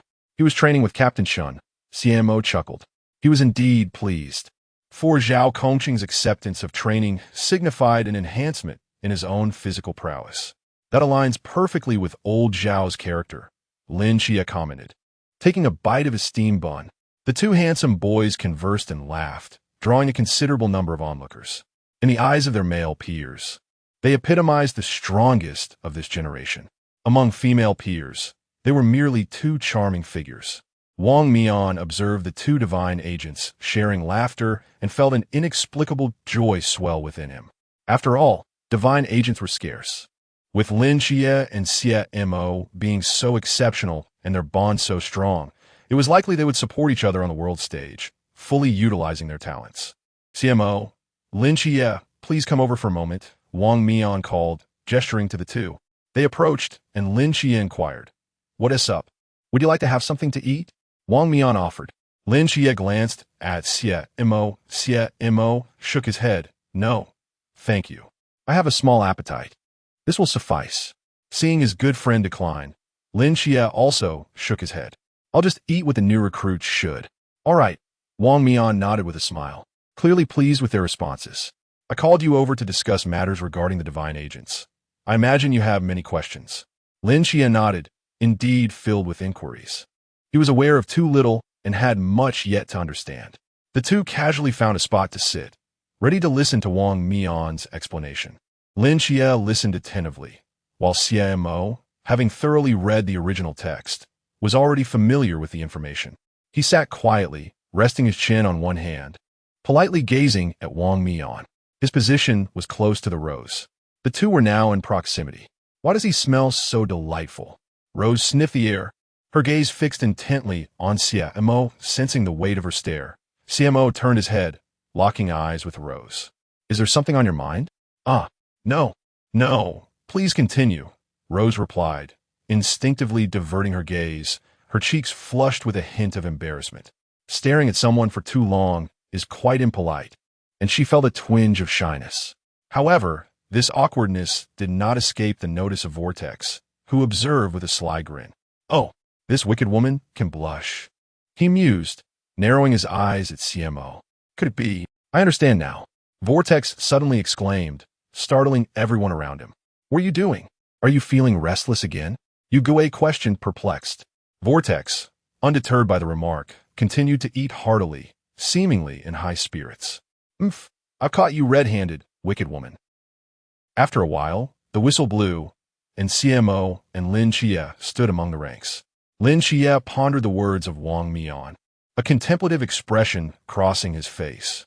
Shouldn't the agent and the deity share a contractual relationship? His brow furrowed. According to Wang Mian, not just anyone could become a deity's agent. Certain traits must be present for one to be chosen. Ultimately, this relationship is a form of exchange. The deity grants you power, and in return, you assist the deity with tasks that are beneath them. But what exactly does Michael require of him? He had not mentioned any tasks that needed his attention. Lin Xie felt perplexed. Suddenly, a realization struck him, and he froze in thought. Wait, didn't Michael instruct him to follow Xie Mo? Yes, that's it. A slight smile crept across Lin Xie's face. Naturally, Xie Mo noticed the shift in his demeanor. Michael's interest in Lin Xie was merely a transaction between deities. With this thought in mind, Xie Mo glanced at Bai Li, who was still chewing with a look of disdain. Subsequently, the afternoon training proceeded as usual, though the focus shifted to weaponry. Standing on the training platform was a newly arrived instructor, explaining the Night Watchman's signature blade. Thus, the Star Blade is the standard for the Night Watchman. This afternoon, we will particularly demonstrate the techniques of using the straight blade. The instructor spoke, and the new recruits listened with rapt attention, save for Xie Mo and Lin Xie, who had already covered this material weeks prior under Chun Mai's training. What are your plans for tonight? Lin Xie whispered. Sleeping, Xie Mo replied calmly. Well, if you're free, would you practice with me? All right, but let's be clear this time. No dragging me off to play games. Agreed. As they chatted, their diversion did not escape the notice of the new instructor, who furrowed his brow and pointed decisively at Xie Mo and Lin Xie. Hey, you two over there. Since you were so eloquent, come up here and demonstrate for everyone. The taller one among you, you go first. Xie Mo pointed to himself. Yes, it's you. Come on up. Let us see if your skills match your words. Instructor Han squinted, contemplating how to discipline Xie Mo for his inattentiveness in class. The new recruits exchanged peculiar glances upon hearing this. Such a daring instructor. Meanwhile, in the underground base, Instructor Hong, who was taking a sip of water, suddenly sprayed it out. No way. Are you serious? Of all the people, you pick a boss? P.S. The author is currently typing. Your 5-star reviews, gifts, and requests for updates are greatly appreciated. The upcoming debut will depend on the support shown through bookshelf placements and the frequency of updates. Thank you all for your continued support. Chapter 50. Picking you up yet not happy, not picking you up yet unwilling returning to the training ground. Lin Xie's expression was particularly captivating. He was acutely aware of the formidable combat talent possessed by Xie Mo. It was not merely a matter of wielding a straight sword. Even if one were to provide him with a mere wooden stick, he could still dispatch foes with ease. At this moment, the new recruits parted to create a path for Xie Mo, who stood at the back of the line, without uttering a word. To speak candidly, they had witnessed Xie Mo's prowess with chains, yet none had seen him solely wielding a straight sword, which piqued their curiosity. Step by step, Xie Mo approached the platform under the watchful gaze of the crowd. He initially picked up a wooden sword, played with it casually for a moment, and then positioned himself opposite Instructor Han. Instructor Han, observing that Xie Mo was half a head taller than himself, pondered briefly before addressing the onlookers.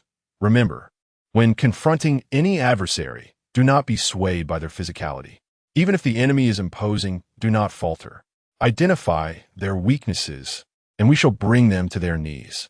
The recruits nodded in agreement, acknowledging the instructor's wisdom. Regardless of the enemy encountered, there would invariably be vulnerabilities, be it in speed, strength, or intellect. Now allow me to demonstrate, Instructor Han declared, tightening his grip on the wooden sword and turning to face Xie Mo. Let's begin. As soon as he finished speaking, boom! The ground before them suddenly shattered. Xie Mo transformed into a shadow, instantly appearing above Instructor Han. Holy cow! The new recruits gaped in astonishment, their eyes struggling to keep pace with Xie Mo's speed. Min ville, instructoren stod frusen, utelidum fundet. Instructor Han. LLL, what the hell? ISNT, this kid supposed to be a mere novice? How is he so fast? In the next instant, a swift sound echoed as the ground was struck, creating a large crater. Boom! Instructor Han lay on the ground, donning a mask of pain, while Xie Mo stood behind him, casually flicking the wooden sword without even glancing at the instructor. Damn, how ruthless! A shiver ran through the new recruits. Lin Xie wore an expression of inevitable realization, awkwardly rubbing his forehead. Ahem, weren't you just a novice? Instructor Han coughed a few times, taking a moment to recover before rising from the ground. Indeed, Xie Mo nodded affirmatively. Instructor Han's lips twitched. He felt as though he had drawn the short straw. However, a significant issue loomed. His reputation seemed to be at stake. He glanced at Lin Xie. You may step down. Your combat experience is robust. That lad, Come fort. As Xie Mo left the platform, Lin Xie ascended. Please, go easy on him, Instructor Han implored. Lin Xie took a deep breath, gripping the wooden sword tightly. Instructor Han, sur smiley rest assured. Go easy. I am currently brimming with pent-up frustration, and you, the disobedient one, shall be my outlet. 3 minutes later, Instructor Han gazed incredulously at Lin Koi. Instructor Han, with a slight twitch at the corner of his mouth, observed the boy who had just engaged in a 3-minute duel with himself. What a stubborn one. Is it possible you've had prior training with a blade? Just a little, came the response. Who was your instructor? Captain Chun Mai of Team 136. As the words left the boy's lips, Instructor Han's expression shifted subtly. You may step down now. You there? Yes, the chubby one, come up. Lin Xie exited the stage, making way for Bai Li, the portly figure. Do you remember everything I just said? Bai Li's gaze flickered, and after a moment's hesitation, he admitted no. I didn't remember. Hearing that he was a second-generation rich kid, Bai Li proposed, then let's settle this with money, so I can see how wealth can triumph over mystery. Instructor Han softly. Surely, this time would yield a different result. After all, such a weak opponent could salvage some dignity. As he pondered, Instructor Han tightened his grip on the wooden sword. 3 minutes later, Instructor Han, Bai Li. Instructor Han stared at the wooden sword now shattered into 3 pieces and at Bai Li, who stood encased in a golden barrier. Silence enveloped the scene.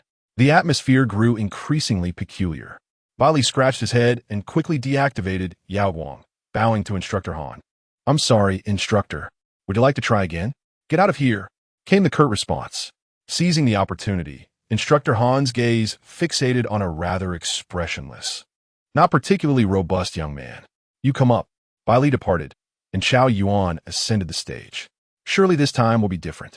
This new recruit seemed utterly average, blending into the crowd like an unremarkable passerby. Instructor Han mused, tossing the sword to Chao Yuan. However, Chao Yuan did not catch it. What do you mean? Pick up the sword. I cannot touch it. Why not? I fear I may lose control. It's merely a wooden sword. A sword is still a sword, regardless of its material. After some debate, Chao Yuan reluctantly bent down to retrieve the sword. Meanwhile, Lin Qi and the others in the audience instinctively retreated several meters, casting sympathetic glances toward Instructor Han. What's wrong? Is there an issue? A sudden, unsettling premonition gripped him. Could it be? This boy is peculiar as well? Instructor Han's expression turned contemplative. Just as he was about to speak, a deafening explosion erupted. Boom! A dark, malevolent aura radiated from Chao Yuan, engulfing the entire training ground in a terrifying pressure. Instructor stod dumbfounded. What on earth? See? You're unhappy whether I pick it up or not. The new recruits shook their heads, retreating while simultaneously admiring Instructor Han's misfortune. In a training facility where a select few stood out, he had encountered them all. Truly a formidable presence. At that moment, Chao Yuan appeared as if possessed, resembling a malevolent spirit clawing its way out of the depths of hell. Before Instructor Han could react, the blade in Chao Yuan's hand, enveloped in dark flames, sliced toward him. Observing this scene, Instructor Han took a deep breath and swiftly adjusted his mindset. Though a sense of helplessness washed over him, as an instructor, his reflexes were far from sluggish. With a sudden leap backward, he seized a straight sword from a nearby rack and deftly swung it at an oblique angle toward his opponent. In a flash, the gleam of the blade appeared before Chao Yuan. However, Chao Yuan's response was equally quick. He sharply sidestepped, narrowly evading Instructor Han's attack. Simultaneously, the wooden sword in his grasp erupted with dark flames. Boom! A colossal wave of black fire surged forward, rapidly enlarging in Instructor Han's eyes. The speed of Chao Yuan's strike was astonishing, leaving him no time to react. The new recruits below watched in horror, their pupils constricting. This is bad. Just as they contemplated rushing to Instructor Han's aid, whoosh, a chain shot forth from the crowd, instantly coiling around Chao Yuan's arm. At that moment, the attention of Instructor Han, Chao Yuan, and all the new recruits was drawn to this chain. Following its length, they beheld Xie Mo standing sideways, calmly gripping the chain with one hand, his expression serene as he regarded Chao Yuan. Chapter 51. Who is training whom? With a sudden jerk, the chains pulled taut, and Xiaonan was uncontrollably thrust into the grasp of Xie Mo. Xie Mo clutched Xiao Yuan's neck, his dark blue eyes seeming to pierce through the fabric of space and time, locking onto a frenzied shadow. "Step back," he commanded in a low voice, and Xiao Yuan began to convulse before soon collapsing to the ground like a lifeless dog. This entire sequence transpired in less than 2 seconds. The new recruits gaped in astonishment at this spectacle. Impressive. Meanwhile, Instructor Han looked at Xie Mo, momentarily at a loss for words. It had occurred too swiftly. His eyes had failed to keep pace with Xie Mo's reaction. Everyone retreat. At that moment, Instructor Hong burst onto the scene, shouting, "Instructor Hong, what is happening? Where is Xiao Yuan?" The group of recruits pointed to the motionless figure on the ground. Instructor Hong had just witnessed Xiao Yuan transform into the Black King at the underground base and had rushed over without hesitation. However, he had not anticipated arriving only to find him already incapacitated. Hong glanced over at Xie Mo, realizing he must have been the one to act. "Are you all right, old Han?" Hong withdrew his gaze and approached Instructor Han. "I'm fine." Han dismissed him with a wave, not even wanting to move. "What kind of students are these? Why is each one so peculiar? One bests himself, another matches him evenly, one is excessively powerful, and another exploits glitches. What on earth? Am I training them? Or are they training me? How is this supposed to work?" Following this, a group of instructors entered to clean up the aftermath. Instructor Han, however, was pulling Instructor Hong aside, expressing his inability to handle the situation. Upon hearing this, Hong shook his head in resignation and began to instill the ethos of rigorous training in him. Ultimately, after much persuasion, Instructor Han decided to stay. During this time, he learned the true identities of the 4 individuals involved: 2 divine agents, one of extreme danger, and a chubby member of the Bai Li family. Upon learning this, Yuan Gang's expression turned peculiar. In a training camp where there are hardly any prodigies, you've selected them all. He looked at Instructor Han's retreating figure, instinctively wanting to distance himself. "This person seems to carry a bit of misfortune. It's better to keep my distance." As time passed, following these events, Instructor Han meticulously instructed the new recruits on weapon usage. The recruits did not underestimate him due to his earlier defeat. After all, Instructor Han only engaged in high-level battles. Everyone understood the significance of the few individuals he had chosen. "Attention, everyone!" Standing on the training platform, Instructor Hong surveyed the crowd. "Soon, you will undergo your first extreme training. Is there anyone who wishes to withdraw?" "Not at all." They all responded in unison. Seeing this, Instructor Hong nodded in satisfaction. At long last, the semblance of a military formation emerged. Shortly thereafter, several buses arrived to transport the new recruits. After a brief period aboard the bus, the group arrived at a sprawling mountain range, where the surrounding hills encircled the prominent central peak, rendering it particularly striking. Lin Xie immediately recognized this mountain. Jinan Mountain? Could it be that the instructor's intention was to have them ascend it? "Everyone disembark," Instructor Hong bellowed, gesturing towards the distant, undulating peaks. "The mountains ahead will constitute the focus of your extreme training. Each of you will bear a load of 35 pounds and must traverse this mountain before dawn tomorrow." At this juncture, he glanced at Xie Mo and Lin Xie. Lin Xie will carry 50 pounds, while Xie Mo will bear 200. Any objections? As his words hung in the air, a multitude of drones descended before the recruits. The weights you carry are equipped with tracking devices. These drones will follow you closely, spraying paint upon you. Should you be marked with paint, you will be eliminated. And as for the punishment for elimination, well, I trust you would prefer to avoid experiencing it, Instructor Hong said, narrowing his eyes with an unsettling tone. Furthermore, there are 3 rules you must all remember. First, you may exchange your loads. Second, you are prohibited from attacking the drones or obstructing their actions. Third, no internal conflicts or mutual attacks are permitted. Do you understand? Understood. The new recruits replied in unison. Satisfied, instructeur on le dead. Excellent. Now step forward to receive your loads. Without hesitation, the group approached a strap on their climbing packs.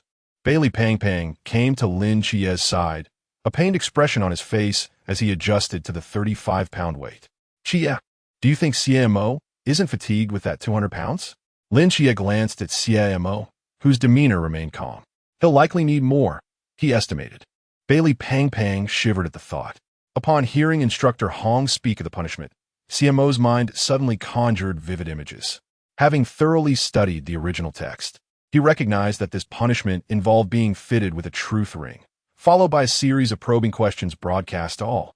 It was undoubtedly a tool of social demise.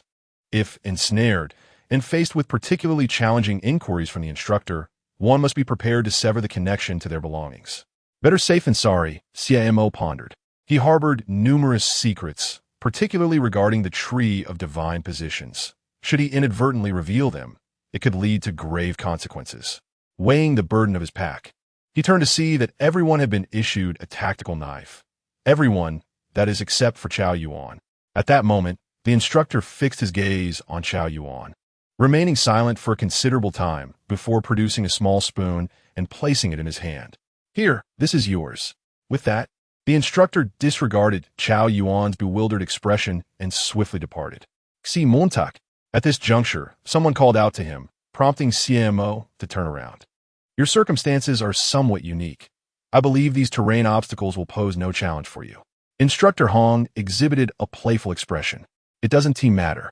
Upon speaking, a sudden sound echoed, and Xie Mo transformed into a shadow, vanishing from his line of sight. Instructor Hong, it seems I will need to increase his weight to 300 pounds next time. Shaking his head, Instructor Hong then entered a tent, unfurling a vast map and gazing at the multitude of red dots scattered across it. After a while, Brother Mo, what do you think the punishment will be? Bailey Pang Pang, trotting along the mountain path, inquired curiously at Xie Mo. I'm not certain, Xie Mo replied indifferently, continuing to observe the scenes on the demonic eye screen to pass the time. It probably isn't anything good, Lin Xie interjected, his gaze fixed on Xie Mo. For some reason, he felt that Xie Mo was aware of what the punishment entailed. It seems he is concealing something again, Lin Xie pondered, just as Xie Mo's voice suddenly reached his ear. Xie, tell me, if a patient were to have your life-size figurine beneath them, how would you feel? Lin Xie, what on earth? Chapter 52. How dare they challenge me? They must be prepared mentally. Lin Xie quickly sensed the psychiatric hospital. Lin Xie. Oh my. Lin Xie was taken aback. In the ward, Nike sat on a life-size figurine, leaning forward to cradle its face, still in a duck-like posture. My dear child, you, cough cough. Lin Xie awkwardly cleared his throat to mask his embarrassment. This should not evoke any significant feelings. Nikes, please do not put me in a difficult position. Xie Mo cast a deep glance at Lin Xie, choosing not to pursue the matter further. After all, there was no need to be upset over a mentally ill person. It would be beneath him a degradation of status. The three of them silently traversed the mountain path, when suddenly 3 girls came running towards them.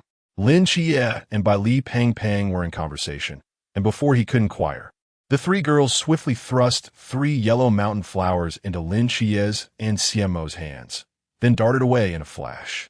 Notably, Xie Mo received 2 flowers, while Lin Xie received 1. Bailey Pang Pang. Lin Xie, winky face, what is the special significance of these flowers? Xie Mo squinted slightly, intently examining the 2 flowers in his hands.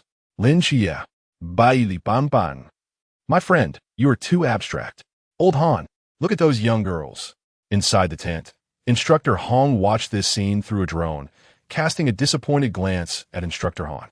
Go away. Instructor Han shot him a glare. TSK, TSK, TSK. Those 3 young girls are quite lovely. If only our training camp allowed dating. I suspect these 2 boys would be surrounded by girls by now. Alas, speaking of this, one cannot help but mention old Han, who spends all day tinkering with his weapons, seemingly still a virgin. The surrounding instructors burst into laughter. Instructor Han's face darkened with each jest. Back to Xie Mo. Lin Xie gazed at the small flower in his hand, feeling somewhat dazed. This was something he had never received throughout his life. Ultimately, he had no idea how to respond to the affections of a girl. After all, he was merely a 17-year-old boy. He glanced over at Xie Mo, who had been staring at the flowers for quite some time before finally placing them in his pocket. What's the matter? Have you decided how to respond to them? Lin Xie inquired. He believed that even if Xie Mo was somewhat oblivious, he would at least grasp the situation to some extent. Moreover, being approximately 10 months his senior, he would surely handle any situation with composure and decisiveness. I've thought it through. Xie Mo replied expressionlessly. I will find them tonight. Oh, Lin Xie raised an eyebrow. Such a direct approach? That makes sense. After all, it is a heartfelt gesture. Whether to accept or decline, one must respond appropriately. Daring to challenge me, they must be prepared for the consequences. Xie Mo articulated the latter half of his statement. Lin Xie, bai li pan pan. Wait, montak ge. Is this how you interpret it? Is there a problem? Xie Mo, your actions may frighten them. Mo go, let me tell you. Consider this matter as if it never occurred, or I fear you may headline the training camp tomorrow. The two were fervently dissuading Xie Mo. Meanwhile, from a nearby thicket, Xiaonan, armed with a small spoon, resolutely followed suit. Xie, do not abandon me. After a brief moment, Xiaonan joined the group, causing Lin Xie to twitch at the corner of his eye. Xie, are you weary? I can help alleviate some of your burden. I have water here. Would you care for a drink? Hangzhu, Gao Juan, let us continue our journey. Lin Xie replied courteously, casting a glance at Xie Mo. He can solve your problems as well. Why must you follow me? At this moment, Xie Mo gazed toward a certain direction, his expression remaining serene. He could perceive countless death lines converging in the sky. If his judgment was correct, that entity must be an object capable of disrupting their sense of direction. Intriguing. Xie Mo did not sever his own death line. After all, this was extreme training, and it required not only physical endurance, but also mental acuity. However, at that instant, a sharp buzzing sound reverberated in their ears.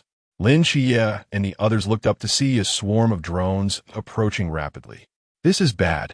We must flee, Lin Xie shouted, turning to find that the spot where Xie Mo had stood was now devoid of his presence. Mo go, you're running so fast, Bali Pang Pang exclaimed, staring at the distant figure of Xie Mo, now just a small dot.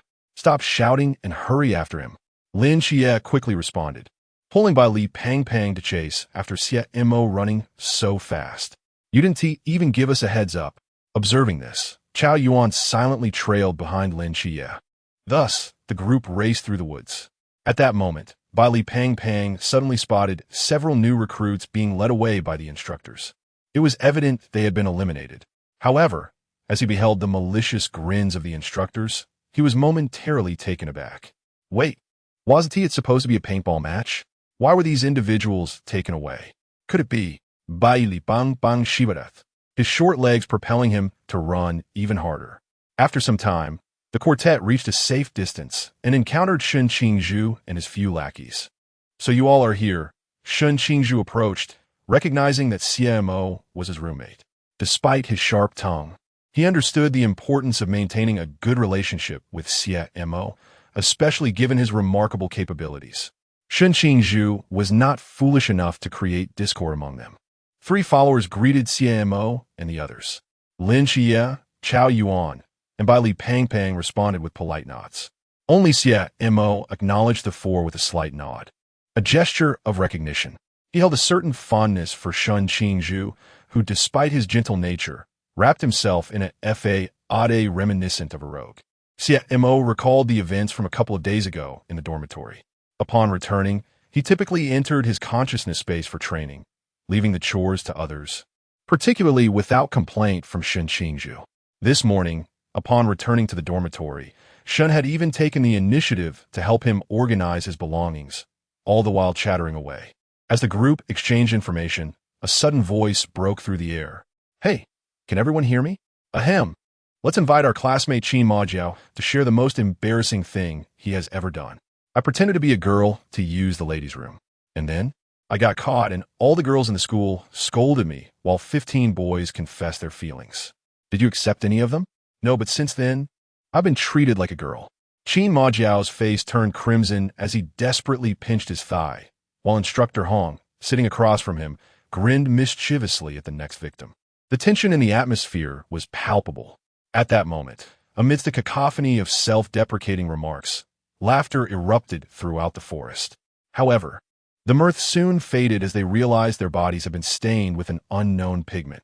The eliminated recruits murmured their farewells. Xie Mo, unfazed by the commotion, stood up and spoke. Shen Qingzhu nodded in agreement, and they each took off in different directions. As time passed slowly, Lin Xie glanced around and suddenly remarked, "It seems we have been going in circles." His brow furrowed, sensing a disturbance in their sense of direction. If this continued, they would never find their way out, even if exhaustion overtook them. "We are not circling back," Xie Mo interjected. "There's an object of prohibition disrupting our sense of direction, preventing us from making accurate judgments. We are currently on the right path." The principle was simple. The object merely confused their sense of orientation, preventing a straight course. Aware of this, Xie Mo decided to take a circuitous route instead of a direct one. While the others felt they were meandering, in Xie Mo's perception, they were consistently moving in a straight line. Upon hearing Xie Mo's explanation, Lin Xie pondered for a moment before grasping its significance. Subsequently, the three continued onward under Xie Mo's guidance. Chapter 53. The Limit Training concludes. As anticipated, mere minutes later, Shen Qingzhu's subordinates began to express their admiration for him. Ultimately, Shen Qingzhu himself revealed a significant piece of information to everyone. "Oh, Shen Qingzhu, you even managed to take down a drone. Do you regard my words as mere whispers in the wind? My apologies." "No need for apologies. Your penalty duration will simply be doubled." I believe you heard Li Liang's words, correct?" "Yes." "Good. Then could you elaborate on why you choose to present yourself in a roguelike manner? In a world governed by the survival of the fittest, individuals only prey upon the weak, while the vulnerable are perpetually exploited. Although I am curious about your past, given the current circumstances, I shall refrain from probing further. Could you share your motivations for wanting to grow stronger?" "I refuse to be looked down upon like the weak." "Is that all?" "Yes." "Well then, let us discuss your romantic experiences. How many love letters have you penned thus far?" 114. "Oh, so many? Pray tell, to whom were these letters addressed?" "To a neighborly older sister." "Just to her?" "Yes." As Xie Mo and his companions raced through the forest, they listened to Shen Qingzhu's mortifying moment, their lips twitching in disbelief. Absurd. Writing 114 love letters to the same person since the age of 4. The crucial point is that she did not consent, yet you persisted. What a disaster. Even the proud brother has stumbled. Li Pang gasped for breath and spoke. "Hurry, we must not waste time." Lin Xie glanced at the sky, estimating the time. There remained a considerable distance to the finish line. If they continued following Xie Mo's path, it should pose no issue. Casting a sidelong glance at Xie Mo, Lin Xie realized that he was deliberately restraining his speed. Otherwise, he would have likely reached the finish already. With this thought, Lin Xie quickened his pace. Time flowed slowly, and it was unclear how long had passed. Li Pang, exhausted from exertion, fainted midway. Xie Mo observed this scene without any emotional upheaval. Given the other's physical condition, fainting was to be expected. 8 hours had elapsed since entering Jinan Mountain, and who remained? Xie Mo, Lin Kai, Gao Zhuan, and that special operative Zheng Zhong. Now only 3 were left, as Zheng Zhong had slid down the slope and lost consciousness. Has the medical team been dispatched? They have already gone. Then, that is sufficient. Instructor Hong nodded while seated in the tent. "Old Hong, it's quite late. Shall we conclude this training for now?" "Indeed. Visibility is poor, and if we continue, an accident is inevitable."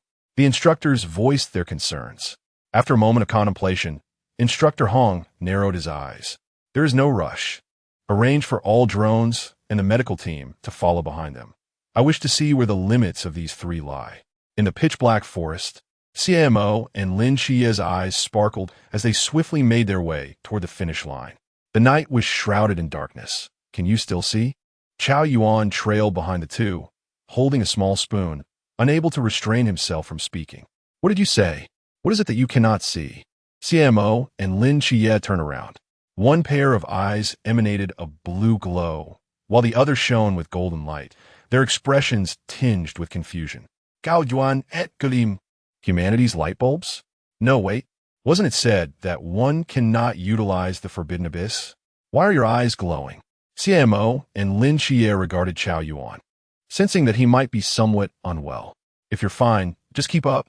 If you fall behind, no one will assist you, Xie Mo said calmly. Gao Yuan Shalip Dwight. Although his physical prowess had significantly improved due to the effects of the Forbidden Abyss, his endurance was still limited, and he was nearing his breaking point. I can understand Xie Mo, given his prowess in the pool realm. But why are you, Xie, so strong as well? Chao Yuan was utterly baffled. It was not unreasonable for him to think this, considering Lin Xie was a Starry Night dancer. Even if his stamina faltered, his physical attributes surged under the cover of darkness. After running for a while longer, Chao Yuan could no longer endure and found a place to sit down. I cannot faint. Otherwise, the Forbidden Abyss will retaliate. You all go ahead. All right. See you at the training camp. Lin Xie nodded, silently following behind Xie Mo. At the foot of the mountain, Chao Yuan was exhausted, leaving only the two young men. One of the instructors spoke up. Hee, these two boys are rather interesting. Instructor Hong raised his eyebrows, reflecting on the situation. Moreover, not long after they began, Xie Mo has been moving in a straight line, and Lin Xie, at the long level, has managed to endure until now. What did you say? The instructors within the tent were taken aback. I did not expect Lin Xie to perform so well, but how could Xie Mo maintain a straight path? We have constantly altered the route of Jinan Mountain. It's true, and I estimate they will emerge in about half an hour. Half an hour? That's quite fast. Indeed, it is swift. Instructor Hong narrowed his eyes, remaining silent for a moment before continuing. Leave someone behind to punish Chao Yuan. The rest follow me to the other peak. As he spoke, the other instructors were momentarily stunned before swiftly springing into action. 29 minutes later, at another peak of Jinan Mountain, Instructor Hong, along with a group of instructors and recruits, awaited in silence. Mo Li, Shun Qingzhu, Chao Yuan, and Bai Li Peng were all fixated on the path ahead. The news relayed by the instructors indicated that Xie Mo and Lin Xie had entered the sprinting phase, with less than 150 meters remaining to their location. How monstrous! Bai Li Peng swallowed hard. I never expected Xie to keep up with Xie Mo. Indeed, it is extraordinary.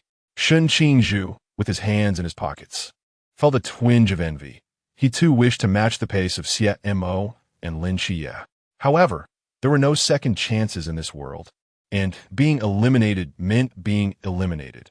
He had to continue growing stronger. Emoli leaned against a nearby boulder, her emotions complex. It was unclear when it began, but she found herself inexplicably drawn to Xie Mo. The decisive, calm, and reliable demeanor that belonged solely to the strong captivated her, making her yearn to learn and aspire to become as formidable as he was. Suddenly, a new recruit shouted, pointing towards the main road. Everyone turned their gaze and spotted two small black dots rapidly enlarging on the horizon. The approaching figures were none other than Xie Mo and Lin Xie. Everyone, Instructor Hong inhaled deeply and bellowed, "Give him a round of applause." As his words echoed, a thunderous applause erupted within a 50-meter radius. Lin Xie and Xie Mo, who were sprinting, exchanged a glance upon hearing the sound. In the next moment, Lin Xie gritted his teeth and surged forward alongside Xie Mo towards the finish line. They continued down the path, overcoming various obstacles until they finally stood before the crowd. However, as soon as they crossed the finish line, Lin Xie, his eyes filled with exhaustion, asked, "Did I make it?" The instructors and recruits were momentarily taken aback. After a brief pause, Instructor Hong stepped forward and patted his shoulder. "You did it, kid. You have made history." Upon receiving the answer, Lin Xie could no longer maintain his balance and stumbled to the ground. Witnessing this, Instructor Hong swiftly caught him. It was evident that he had truly reached his limit, even with the support of the Starry Night Dancer. The grueling long-distance run had pushed him to his breaking point. Xie Mo glanced at Lin Xie with indifference before shifting his gaze away. As the next chapter begins, Xie Mo embarks on a solo mission, and the Phoenix Squad is about to make its entrance. Chapter 54. Child, you are awake subsequently. The group boarded the bus returning to the training camp. As Xie Mo gazed out at the passing scenery, Instructor Hong unexpectedly approached him. "Xie Mo, there is something I need to discuss with you," he whispered. "What is it?" The chief instructor has requested you visit his office upon your return. Hongying is looking for me? Xie Mo narrowed his eyes. All right, I understand.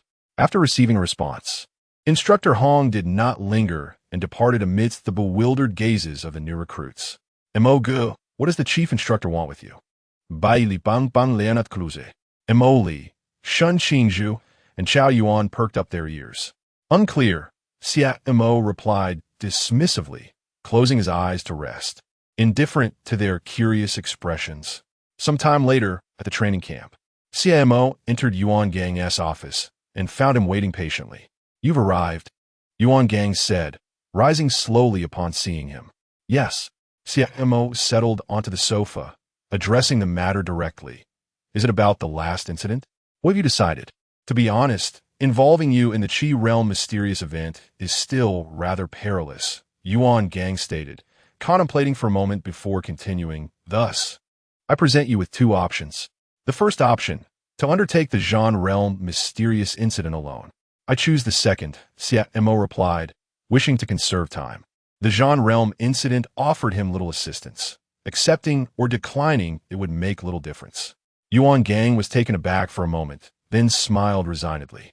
The second incident pertains to the Qi realm, but you will be assigned to work with one of our instructors, which is also to ensure your safety. Xie Mo found it.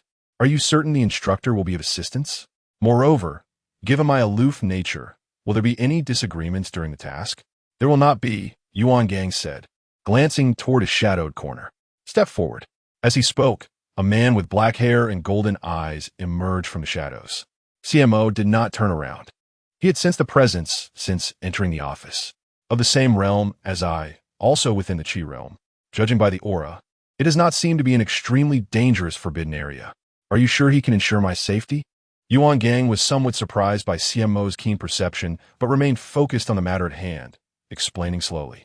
This instructor's name is Yi Feng. Although not among the foremost in the forbidden area, he can guarantee your safety, and, as for his character, he is quite rational. Indeed, very rational, Xie Mo remarked, glancing at Yi Feng, who had been observing him since earlier. The man showed no sign of reaction when Xie Mo disclosed his information. Chief Instructor. Yi Feng spoke up, his tone equally flat. I have already formed a preliminary understanding with him. You may proceed to inform him of the task. Oh, how astute, Xie Mo said, intrigued. Was this what they referred to as kindred spirits? Upon witnessing this, Hongying nodded, his expression becoming serious as he said, recently, Fengdu has been the site of two exceedingly peculiar mysterious incidents. The night watchman, Li Diang, is currently addressing one of them, while the other has been temporarily shelved. However, we received news yesterday that numerous fatalities have occurred near the latter incident, necessitating an urgent dispatch of personnel to handle the situation. At this point, Xie Mo felt a surge of skepticism. If this were indeed an urgent mission, why was he being summoned? Ordinarily, when a night watchman issue an urgent task, it should be assigned to the masked squad, not himself. It seemed the night watchman had no choice in the matter. Hongying's countenance darkened slightly as he continued. Today, the masked squad conducted an investigation in the vicinity of that area and discovered a restriction. A restriction? Xie Mo intrigued. Indeed, it appears that only those at the pool realm are permitted to enter that area. Anyone above that level will be subjected to an illusion akin to a ghostly wall, which will eject them from the premises. So, you chose to send us two amidst a crowd of those at the pool realm? Perhaps it is also the intention of the masked squad, Hongying replied. That is quite astute, he acknowledged. Wang Mian has stated that he has never encountered anyone more capable than you at the pool realm. Coincidentally, you had previously expressed such a desire. So after discussion with Wang Mian, we decided to send you and Yi Feng. I understand. When shall we depart? Xie Mo asked without hesitation. Given that this was a request from Wang Mian, all doubts began to dissipate, leaving him with the singular focus of reaching Fengdu. We shall leave the day after tomorrow in the early morning. Be sure to rise early, Hongying instructed. Very well. With the details settled, Xie Mo exited the office. As the door clicked shut behind him, Hongying remained silent for a moment before turning to Yi Feng. What do you think of him? Is he capable of handling the mysterious incident on his own? Absolutely, Yi Feng replied, nodding without a second thought. Since he entered the room, Xie Mo has been on guard against me. I have a distinct feeling that had I harbored any malicious intent towards him, I would have been the one to perish. Hongying gasped at this revelation. Can your forbidden domain kill? Indeed, it is quite lethal, Chief Instructor Yi Feng affirmed. Hongying. Upon returning to his dormitory, Xie Mo wasted no time and entered his consciousness space. The night passed in silence. The following day, at 2100 hours, after a day of rigorous training, Xie Mo felt significantly enhanced in his combat skills. Throughout the day, he learned of Yi Feng's forbidden domain, aptly named cellular regeneration. It allowed for the separation of cells for surveillance purposes and even permitted the exchange of positions between individuals and cells. Xie Mo conducted an internal assessment. It bore similarities to the functionality of the Eye of Magic and instant movement. However, Yi Feng's forbidden domain lacked a medium, rendering it less beneficial for his own purposes. Nonetheless, there was a notable advantage. The separated regions could regenerate. Xie Mo shook his head, dismissing the thought. Never mind. When faced with my own forbidden domain, all regenerative abilities become moot. He was, in fact, quite aware of Hongying's intentions. It was merely to send someone to keep an eye on him. If they couldn't defeat him, they would simply retreat. As Xie Mo pondered over this, suddenly, a divine aura manifested within the training camp. This presence was one he recognized all too well. Nike's. It seemed the other party's healing progress had surpassed 50%. Lying in bed, Xie Mo turned his gaze toward the window. However, it held little significance for him. He murmured softly, listening to the persistent noise of the helicopter, and closed his eyes in silence. At that moment, his thoughts were solely consumed by the journey to Fengdu the following day and how much it would enhance his nurturing progress. Thus, he needed to conserve his energy tonight, and for that reason, he decided not to visit Lin Chia as conscious space for the time being. As Xie Mo's consciousness gradually faded, the sound of the helicopter slowly dissipated. After an indeterminate period, just as he was on the verge of slipping into slumber, suddenly, he felt as though someone had embraced him. Who could it be? Xie Mo abruptly opened his eyes and turned his head, only to find Nike's lying beside him, gazing at him with a gentle expression. Child, you are awake. Xie Montak. Tomorrow, Xiaonan will make her debut. Chapter 55. Do you remember extraordinary procreation? What brings you here? Can't you see that I have a roommate? Xie Mo cast a glance at Shun Qingzhu, who was already deep in slumber. He wouldn't awaken. The child. Nike smiled gently, wishing to caress Xie Mo's cheek. Xie Mo swiftly grasped her fair hand, his tone calm as he said, I have tasks to attend to tomorrow morning. Upon hearing this, Nike's nodded softly. Very well. If time permits, do remember to visit me in the ward. With that, Nike's rose, leaning down to gaze at Xie Mo, her exquisite face drawing near. In an instant, they were mere centimeters apart, feeling each other's breath. Is there anything else? Xie Mo remained tranquil, his demeanor unruffled. Observing this, Nike's chuckled and spoke. I was previously quite curious about which deity you might be, yet after perusing my memories, I found no trace of you within any pantheon. Get to the point, Xie Mo interjected directly. The fragrant aura emanating from her words unsettled him slightly, as he was on the verge of sleep and preferred a fragrance-free environment. Taken aback by Xie Mo's interruption, Nike's momentarily paused, but soon resumed her affectionate expression, softly stating, Thus, I believe you're not a deity, but rather a being transcending the divine. Oh, and then? I'm intrigued by what you truly are, for deities are merely higher forms of life. Since you have surpassed that realm, your potential, once you regain your strength, is incalculable. The disparity between us may then resemble that of a deity and an ordinary person. Such a theory had never crossed Xie Mo's mind. The emergence of the tree of divine seeds had instilled in him a sense of destined supremacy over all things. Now, Nike's theory unraveled his confusion. After pondering for a moment, Xie Mo suddenly sensed something amiss. You still haven't gotten to the main point. Nike's leaned closer once more, their faces nearly touching. Do you remember extraordinary procreation? As her words fell, Nike's vanished before Xie Mo could respond. He squinted slightly at her statement. What does that mean? After contemplating for a while, without finding clarity, he decided to dismiss the thought and closed his eyes to sleep. On the other side, within the psychiatric hospital, Lin Xie, upon seeing Nikes appear in the ward, hurriedly approached her. Nikes, you're back. Yes, thank you, Director, for granting me some personal time, Nikes replied with a smile, casually picking up a new Xie Mo doll to embrace. Lin Xie observed her for a while, suddenly sensing that she seemed quite pleased. As his gaze lifted, he noticed a sudden leap in Nike's therapeutic progress. Lin Xie observed with a knowing smile that as long as Nix encountered Xie Mo, the healing progress would accelerate significantly, and remarkably so.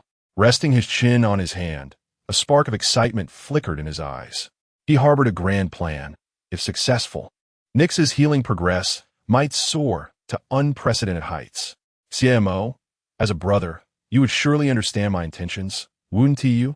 The following morning, Xie Mo and Yifeng, guided by Yuan Gang, boarded the aircraft. Their mission destination was an ancient street in Fengdu, rumored to be engulfed by a mysterious tempest. Zitting besieged Xie Montag, Yifeng casually flipped through some documents. Suddenly, he narrowed his eyes. What is wrong? Xie Mo inquired, noticing the change in his companion's demeanor. Yifeng looked up, closing the file with a neutral tone. Are you afraid of ghosts? Ghosts.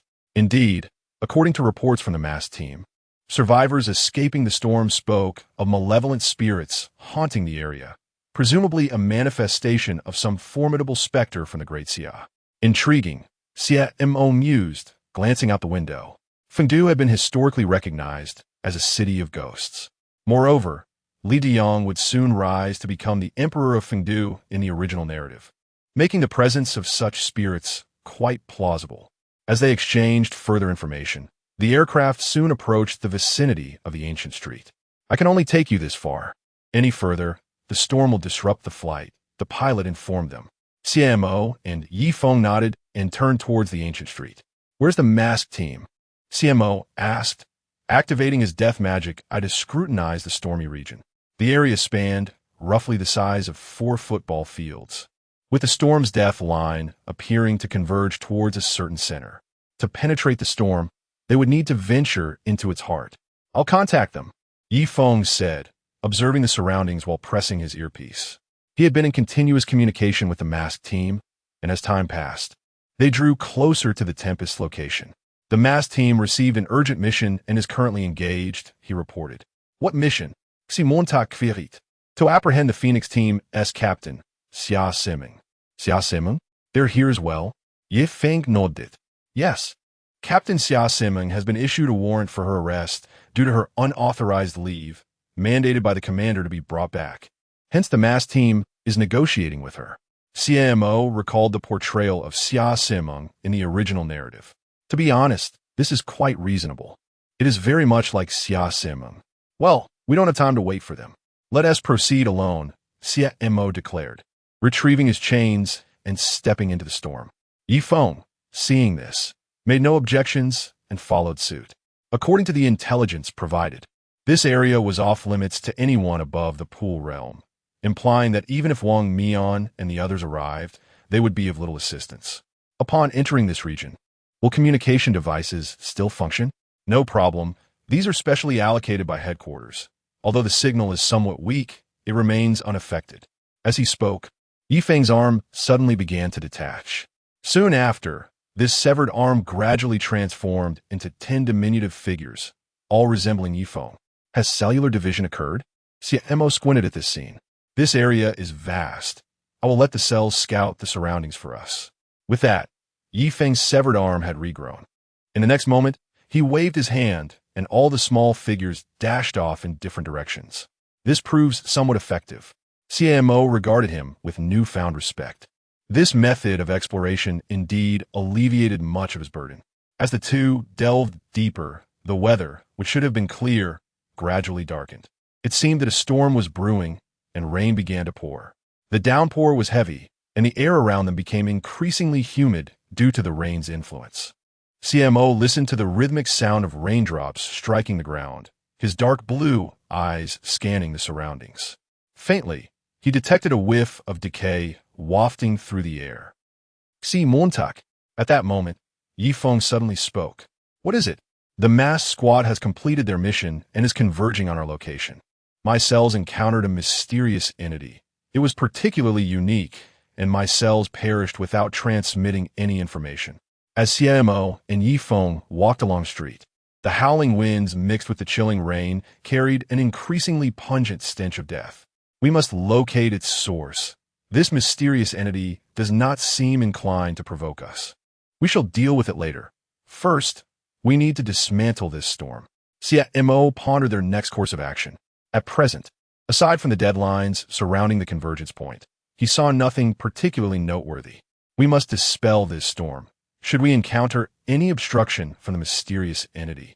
My deadlines and instantaneous movement can eliminate it on the spot.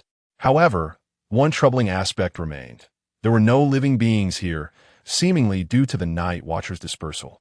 His instantaneous movement lacked a medium, rendering him unable to reach the convergence point swiftly and sever the storm's deadlines. Xie Mo, something feels amiss. There stand a figure. No. Wait, I can intermittently glimpse a mysterious entity. Yifeng's resolute expression turned grave as he fixated on an empty street ahead. Indicate its position. 5 figures clad in dark armor emerged from the shadows, racing towards that street. Yet, Xie Mo did not perceive any living creatures, nor did he sense the deadlines. Unable to find it? Impossible. Every entity possesses a deadline. How could I fail to locate it? Instantly, Xie Mo unleashed the obliteration of all things. Yet the gray street remained devoid of life. Are you certain you did not misjudge? I am certain that this enigma has located me through the recently deceased cells. You have not been attacked, as this enigma is not area-based. The realm is a pool. It continues to draw closer to me, inching forward with each shift of my gaze. In the corner of Yifeng's eye, the rigid enigma remains motionless in that vacant space. With every glance averted, this enigma inches nearer to him, and now Yifeng dares not move, fixated upon that street. He senses that should this enigma come too close, even with his cellular regeneration, he would meet his demise at its hands. Xie Mo drags the chains in his grasp, unwilling to squander time here, determined to eliminate the adversary with utmost swiftness. In the next instant, all the undead simultaneously materialize, swiftly engulfing the street. Concurrently, Xie Mo arrives at that open space, concentrating his mental power, pushing the direct death eye to its zenith. Yet the death line remains elusive. It is inconceivable. According to the nature of the direct death eye, all things possess a death line, even if I am currently incapable of slaying the supreme deity. How could I not perceive the death line in this pool-like event? Xie Mo rapidly contemplates this enigma that seeks to assault Yifeng. Having previously vanquished the ghost-faced king and the Nandu snake demon, he is certain that this enigma is also a concept possessing its own death line. Thus, unless this enigma transcends the very concept itself, it cannot escape the scrutiny of his gaze. Or perhaps, this enigma is not physically present. Yifeng just mentioned that he has been able to see it. Could it be? Xie Mo suddenly whips his head towards Yifeng. Dig out your eyes. That enigma resides within your sight. Chapter 56. Xie Mo. Ha ha. Wang Mian. Are you trying to kill me with laughter? Yifeng's expression changed dramatically as he suddenly grasped Xie Mo's intention. He raised his hand and attempted to stab his own eye. However, in the next moment, as the eyeball was extracted, Yifeng was horrified to discover that he could no longer move. Xie Mo, that mysterious entity eludes my sight. It seems he has attacked me using some unknown means. Yifeng's remaining eye scanned the surroundings, utterly bewildered by the unfolding events. Why has that mysterious figure vanished? It has not disappeared. Xie Mo narrowed his eyes slightly. From his perspective, a rigid and eerie silhouette abruptly appeared before Yifeng. The figure was covered in corpse-like spots, emanating a foul stench with hollow, dark eye sockets fixed intently on Yifeng. Suddenly, this mysterious being opened its decaying arms and embraced Yifeng, rendering him immobile. The method employed transcended the realm of the corporeal, or perhaps utilized a conceptual ability. It was certainly more complex than mere invisibility. Xie Mo assessed the situation within his mind. In the next moment, he materialized beside Yifeng, his chains whipping fiercely towards the mysterious entity. With a swift motion, the death line shattered, and the entity dissipated instantaneously. Yi Feng felt an immediate lightness in his body, regaining his ability to move. This terrifying mystery seemed to transcend the balance of space. Yi Feng quickly analyzed the situation, his heart still racing as he remarked, "Just moments ago, after the extraction of my eyeball, I realized that the cells belonging to it had vanished from this space. Had it not been for Xie Mo's timely intervention, I would have surely ceased to exist here today. You have discerned this?" Xie Mo replied, while invoking the magic eye contract on the severed death line. "I was oblivious to it when I was immobilized, but after your intervention, I began to comprehend the situation. Blood and flesh began to churn within Yi Feng's hollow eye socket. Before long, a new eyeball sprouted forth. As he rotated the new eye, Yi Feng suddenly sensed the presence of something else in the vicinity. It seemed another mysterious entity had appeared, drawing perilously close to us. No need to panic. Xie Mo observed the newly contracted specter, narrowing his eyes slightly. Surprisingly, this specter was entirely different from the previous ones. It existed in another realm. Though it could interact with the corporeal world, its form was invisible to it, akin to the earlier mysterious being. "We have gained an ally," Xie Mo stated calmly.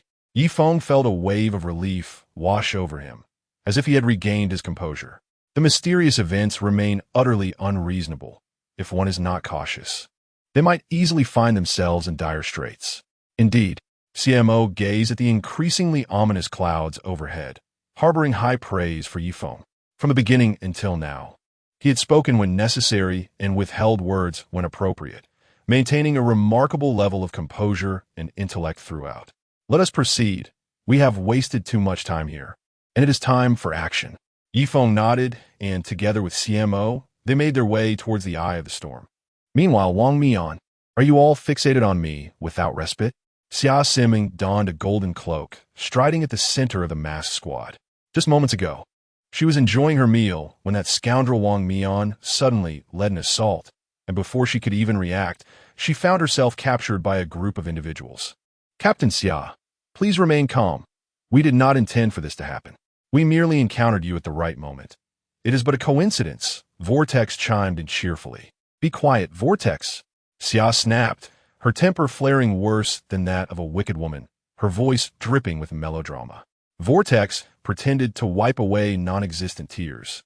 "Enough of the bickering for now," Wang Mian interjected gravely. "Xia Simeng, lift your gaze and look ahead." "Look ahead?" Xia squinted in confusion. In the next instant, she froze. "What's going on? Why does that storm possess such formidable suppressive power?"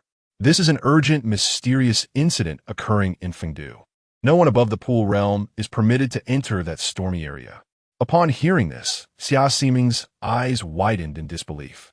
"If entry is forbidden to those of the pool realm, what are we doing here? We need to send someone with pool realm capability to handle this matter. Hurry and release me. I want to return to my cake." "Wang Mian, I have already sent someone," he replied, his lips twitching. "But I have my reservations. This storm seems rather peculiar." "Who did you send?" "To the training camp, a rookie." "Ha ha! Are you trying to make me laugh to death?" "Wang Mian?"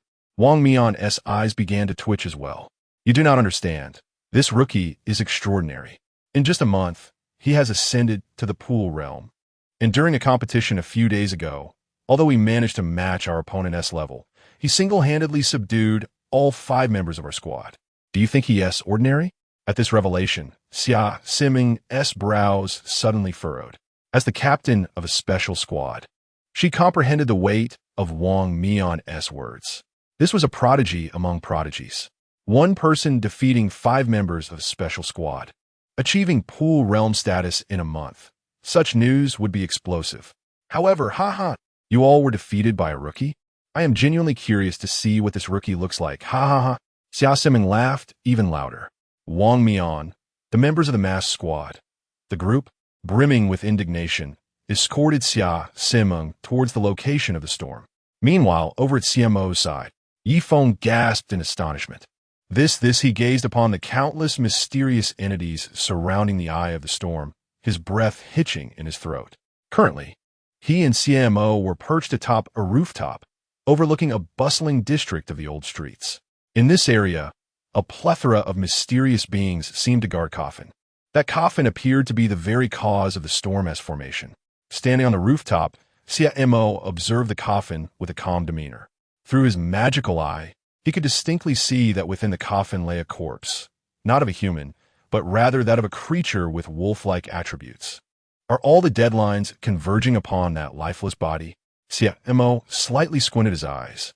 Xie Mo, with a composed demeanor, addressed the situation gravely. There are at least 20 mysterious entities here, all at the pool realm, and relying solely on the two of us seems rather precarious. You are mistaken, Xie Mo replied. It is actually 40. His gaze shifted towards the prosperous district, where an additional 20 mysterious entities, identical to those that had just attacked Yi Feng, resided. Clearly, they did not exist in the space either. 40? Yi Feng was momentarily taken aback, but quickly regained his composure, stating, I will report this to headquarters immediately and request reinforcements. No need, Xie Mo interrupted him. Yi Feng intended to say more, but Xie Mo's cold voice cut in. If support were necessary, do you think Wang Mian would have assigned me this task? As soon as he finished speaking, all the undead emerged from behind Xie Mo. In the next instant, bang, Xie Mo and the phantoms vanished simultaneously, stirring up a tempest. Yi Feng was momentarily stunned by this sight. Then he suddenly heard Xie Mo's voice beside him. Stay put. If you succumb to bloodlust, I cannot guarantee your survival. Chapter 57. Night Peak, are you certain I can protect him? A thunderous explosion echoed, shattering the ground like a spider's web. Xie Mo, with an impassive expression, stepped forward, dragging a chain behind him. At that very moment, all the undead present zeroed in on their targets, wielding their heavy swords without hesitation. In an instant, 12 mysterious beings were dismembered. What? Night Peak stared in disbelief at the scene before him. In just a fleeting encounter, including the one Xie Mo had slain, 13 mysterious entities had perished. The next moment, before he could fully absorb the shock, an astonishing sight unfolded. Beside the 13 corpses, 13 new undead materialized simultaneously. Night Peak instinctively covered his mouth, nearly losing his balance and tumbling from the rooftop. Goodness! Even with his vast experience, he was astounded by Xie Mo's tactics. The number of undead surged dramatically, nearly equalizing the disparity in combat strength. At this juncture, the mysterious beings also took notice of Xie Mo. They turned their stiff bodies and lunged towards him en masse. Instantly, he found himself surrounded on all sides, with no escape in sight. Do you recognize me as the master of the undead?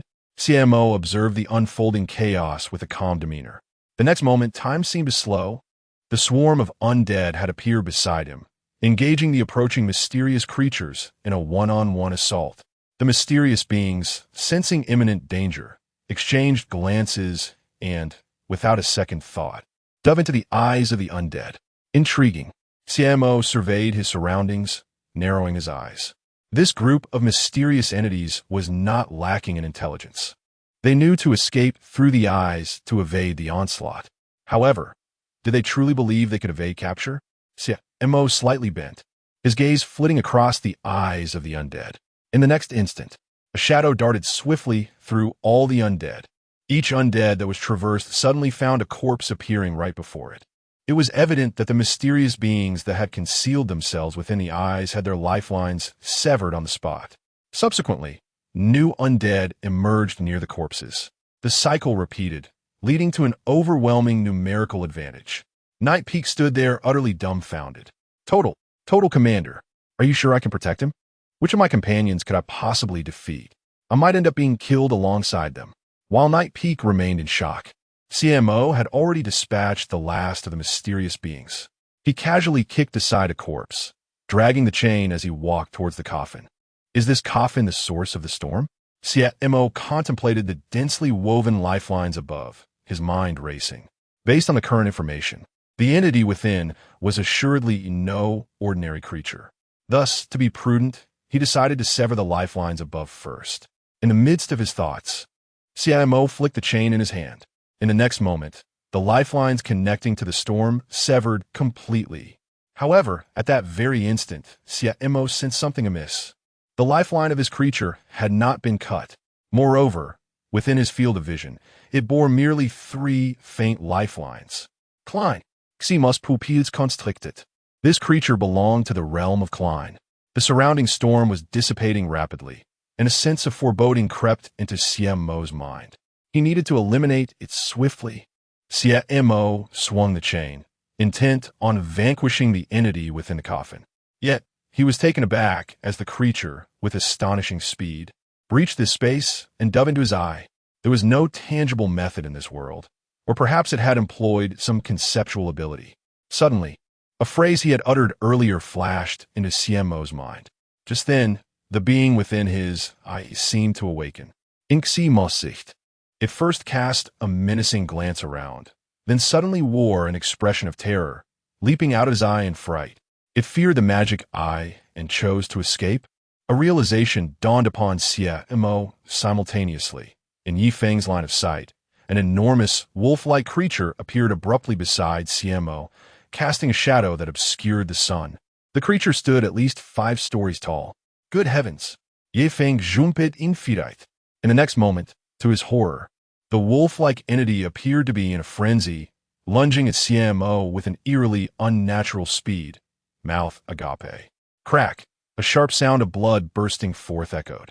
A headless corpse dragging chains materialized before Yi Feng's eyes, his pupils nearly constricting to pinpoints. Xie Mo is dead? Blood gushed forth violently from the wound of the headless body, which stumbled and collapsed helplessly to the ground. Thud! All of this transpired within a mere second, as a mysterious force of Klein struck with such swiftness that neither Xie Mo nor Yi Feng had time to react, resulting in the birth of a headless corpse. Yi Feng trembled uncontrollably, but suddenly he snapped back to reality, rapidly exchanging positions with the cell, and fled frantically along the path he had come. Hey, is anyone listening? Yi Feng pressed his earpiece, forcing himself to calm down, and shouted into it. Emergency mission in Fengdu, encountering the wolf-like mystery of Klein. Xie Montag. Xie Mo is deceased. Boom! This message detonated in the minds of everyone present, igniting chaos. In that moment, the masked squad and the instructors at the training camp were left frozen in disbelief. Xie Mo is dead? Xuan's gaze was vacant, struggling to comprehend the words echoing in his earpiece. Xia Siming stared blankly at the crowd. Who has died? Yet, no one acknowledged her. Upon hearing of Xie Mo's demise, Wang Mian erupted with a powerful aura of time. In the next instant, he propelled himself to his utmost speed and charged forth. Buzz, everyone, do not conserve your mental energy. Increase your speed. As the conversation concluded, the remaining members of the masked squad unleashed their respective forbidden realms. Upon hearing the news, Chang Wei stood frozen in shock, and among the team, she sprinted the fastest, even faster than Wang Mian. She was uncertain why she felt compelled to run so swiftly. How rude of everyone! Who has perished? Could it be that new recruit? Xia Simong furrowed her brow. In this dire situation, she recognized that it was not the time for childish tantrums. Never mind, I shall go and see for myself. Meanwhile, within the confines of the training camp's underground base, Yuan Gang slowly lowered his hand from where it had been pressed against his earpiece. Dead? How could this be? Why would there be a Klein-level anomaly present? Such a phenomenon is exceedingly challenging for the masked squad to confront, let alone for Xie Mo, who is merely at the pool level. Night Peak, are you certain that Xie Mo is deceased? Instructor Hong's expression twisted into a grimace, his fists clenched tightly. I am certain, came the reply through the earpiece. A profound silence enveloped the scene. The instructors exchanged glances, each one rendered mute. At this moment, the atmosphere within the entire base was palpably heavy. Upon hearing Night Peak's voice, Yuan Gang appeared to age considerably.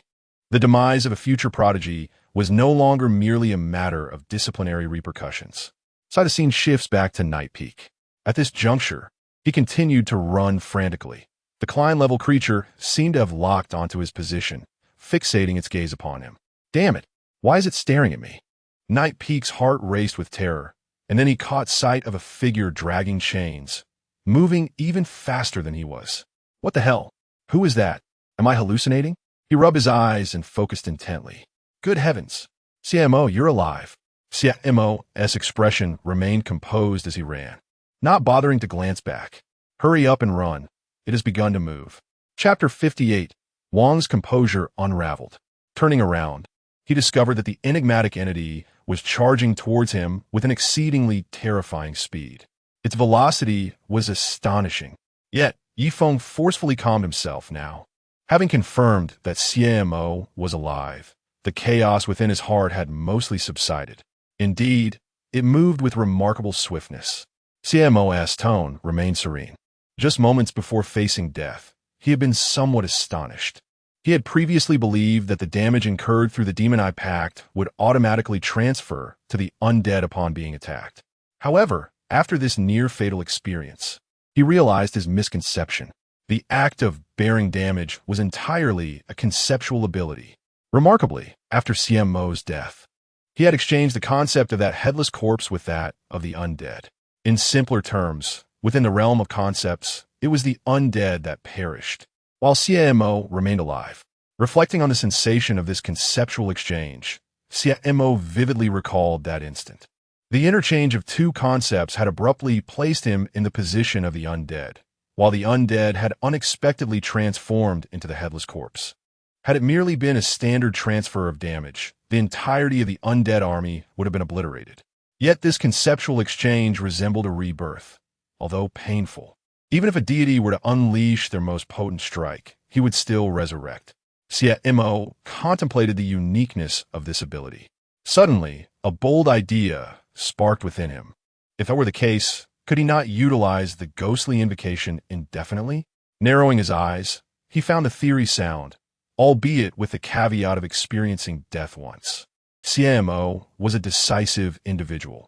Having conceived this notion, he was resolute in his desire to explore it. Thus, he cast a glance at Yifeng. In the next moment, without a trace of hesitation, Xie Mo placed a hand upon his shoulder. Yifeng, taken aback at first, suddenly seemed to recall something, and a sigh of relief escaped him. Thank you for this. It's nothing. Meanwhile, the expressions of Wang Mian and the others were grim as they raced forward. Upon receiving the news of Xie Mo's death, they had hurriedly made their way towards the old street, the atmosphere palpably tense. Each individual remained silent as they sprinted along the path. However, just then, a calm voice unexpectedly resonated from beside Rose. Show me the emblem of your team. Rose frowned slightly. At this juncture, we should first assess the situation at the old street. Xiaonan, is that not you? Who are you all? When did you arrive?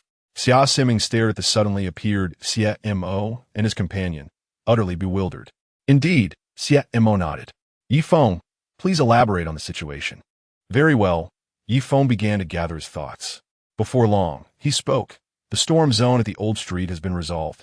Yet there exists a certain wolf-like enigma there, with a realm equivalent to Klein, possessing the ability to transcend the current spatial confines. As the crowd absorbed the revelations, their expressions swiftly turned grave. The existence of the enigmatic Klein realm was indeed a startling notion. Suddenly, the masked squad collectively froze in astonishment. Xie Mo, you're alive? Wang Mian exclaimed, his eyes lighting up with joy as he gazed at Xie Mo. You little rascal, you nearly scare me to death. Thank goodness you're all right. Did you use your instant movement to get here? That's wonderful. Do you have any idea how worried we were just now? The tension in Chong Wei's heart finally dissipated as she learned that Xie Mo had evaded the pursuit of the Klein realm. Xie Mo surveyed the eager faces of his companions, momentarily at a loss as to whom he should respond first. It was then that Xiaonan unexpectedly seized his arm. Xie Mo, right? She inquired. Xie Mo turned to glance at her, already aware of her identity from the moment they had met. Her golden cloak and striking figure were simply too conspicuous. Is there something you need? He replied coolly, noticing the absurd expression upon her face. Seeing his demeanor, Xiaonan smirked, and her boisterous laughter resonated among the group. Join the Phoenix Squad. I've already heard about your exploits from Wang Mian. Don't resist. Indeed, this was the very reason she had hesitated to flee. With such a prodigy available, how could she let him slip away? Wang Mian interjected. I haven't even sought recruits yet, and you're already trying to poach. Unable to contain himself, Wang Mian continued. Xie Mo will undoubtedly join the masked squad in the future, so refrain from stealing him from me. Upon hearing this, the other members of the masked squad chimed in. They don't even know you. You're scaring him. Captain Xia, you've gone too far. Xie Mo, don't mind her. She's just a madwoman. Exactly. Just look at how gentle our sister Chong Wei is, Wuluin said, nudging Xie Mo toward Chong Wei with a raised eyebrow. Chong Wei's face flushed involuntarily, and she scolded Wuluin, tugging at his ear. Are you itching for a reprimand again? Turning to Xie Mo, she added, I apologize. He is always like this. Xie Mo observed the chaotic scene before him, his gaze honing in on Chong Wei. Let me see your emblem. At this, Wang Mian pointed at Xie Mo, declaring, look, he is fond of our masked squad emblem. If he doesn't join us, where else would he go? Xie Mo. Xia Simeng retorted defiantly. What is so special about an emblem? I have one too. With that, she retrieved her emblem and presented it to Xie Mo. Without hesitation, he accepted it. The members of the masked squad were momentarily taken aback. However, in the next instant, both Xie Mo and Yi Feng's expression stiffened. They stood frozen in place. What is wrong? Xia Simeng asked, hands on her hips, looking at Xie Mo in confusion. Xie Mo remained silent, his gaze fixated on a specific spot. Everyone followed his gaze, only to find nothingness. Could it be that it has arrived? At this moment, Yi Feng extended his arms, his expression grave. Indeed, Xie Mo held the emblem, his eyes gradually illuminating with a deep blue glow. He had pursued it from that non-existent realm. Chapter 59. The Invocation of the Spectre, the Higher Realm of the Direct Death Magic Eye. Who? Xia Simeng inquired, a look of confusion crossing her face. Which mysterious entity is this? Wang's gaze scanned the surroundings with caution. Why can I not perceive this enigmatic presence? The rest of the masked team adopted combat stances, their eyes darting frantically around them. However, in the next moment, buzz, the space around them began to ripple, and abruptly a colossal wolf-like specter materialized before them. Xia Simeng's pupils constricted. Wang and the other's eyes widened in astonishment. They then witnessed the specter swiftly charging towards Xie Mo. The target is Xie Mo. Everyone braced for battle. Wang bellowed, a powerful surge of temporal energy emanating from him. In an instant, the specter's speed was slightly diminished. Tianping subsequently unleashed his forbidden realm, alleviating the gravitational pull on his comrades while imposing weight upon the specter. Attack swiftly. I cannot hold this for long. With that, all members of the masked team, including Xia Simeng, unleashed their forbidden realms towards the specter. Yet, in the next moment, they were left bewildered and perplexed. Their astonishment deepened as they observed the specter fixating on Xie Mo, its form gradually dissipating into the air.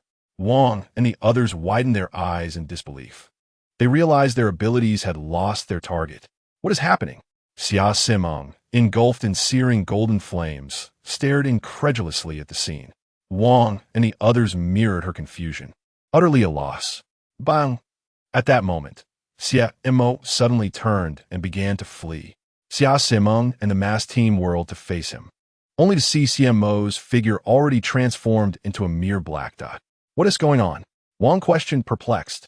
Why did Xie Mo run? The specter, in another realm, was pursuing him. Yi Feng interjected. Did you not comprehend what I just stated? This specter can attack you from another dimension. Although it is unclear why it is relentlessly chasing Xie Mo, there is no doubt that he is in peril. Another dimension? Tianping's expression turned grave. If we assess according to Yi Feng's words, this specter belongs to the most troublesome category within the Klein realm. It will be challenging for us to eliminate it. Enough talk. Wang's aura of time surged. Xie Mo is in danger. We must hasten to his aid. No need. At that moment, Xie Mo's figure unexpectedly reappeared before them. Clearly, he had utilized his instantaneous movement once more. Xie Mo, how far can your instantaneous movement take you? Perhaps you should return to the training camp, Xuan was suggested. No. Yi Feng interjected urgently. The specter's target is evidently Xie Mo. If he returns and the specter begins to pursue him, what will happen to the new recruits at the training camp? At this remark, Xuan was silently closed his mouth. He had indeed failed to consider the situation thoroughly. Now, there is but one course of action before us. Xie Mo calmly regarded the specter charging towards them. The others turned their gazes toward him. Here, I shall unveil this enigma, compelling it to reveal itself. You? Xiaonan gazed at Xie Mo in astonishment. Are you certain? It is worth noting that Xie Mo is a novice, capable of accomplishing what both of their specialized squads could not. Absolutely. Xie Mo slightly narrowed his eyes. He was acutely aware that upon entering the realm of the mystic eyes of death, the entity had sensed his lethal capabilities and the very essence of its own existence. Thus, this mysterious being remained on high alert, intent on eliminating Xie Mo, the perceived threat, as a priority. It is remembered that the advanced mystic eyes of death can extinguish a person's speed, strength, defense, emotions, and so forth. If this entity is wary of the line of death, then I shall eliminate the other lines first. Xie Mo tightened his grip on the ghostly spirit's guiding staff. He could not perceive these lines of speed, strength, and emotion. However, he knew that in the later stages of the mystic eyes of death, visibility would be granted. At present, the ghostly spirit's guiding staff was perfectly poised to assist him in unlocking his potential, elevating his mystic eyes to their advanced standard. What do you intend to do? At that moment, Wang Mian inquired. He believed that since Xie Mo dared to voice his intentions, he must possess a feasible plan. It is quite simple. I planned to Xie Mo had only just begun to speak when his pupils suddenly contracted. In that fleeting moment, he observed the mysterious entity plunge into Wang Mian's eye. Wang Mian was momentarily taken aback. At that instant, he caught a glimpse of the entity in his peripheral vision. It is beside you, Xie Mo. Everyone snapped back to reality, hastily scanning the vicinity around Xie Mo, yet found nothing amiss. Simultaneously, within Xie Mo's line of sight, the mysterious being erupted from Wang Mian's eyeball, its gaping maw lunging toward him. What ist? Its intellect is so formidable. Xie Mo felt a wave of trepidation wash over him. This entity merely used Wang Mian as a springboard. Its target had been him all along. Mystic eyes, instant movement. In the next moment, Xie Mo's figure appeared beside Xiaonan, narrowly evading the deadly bite.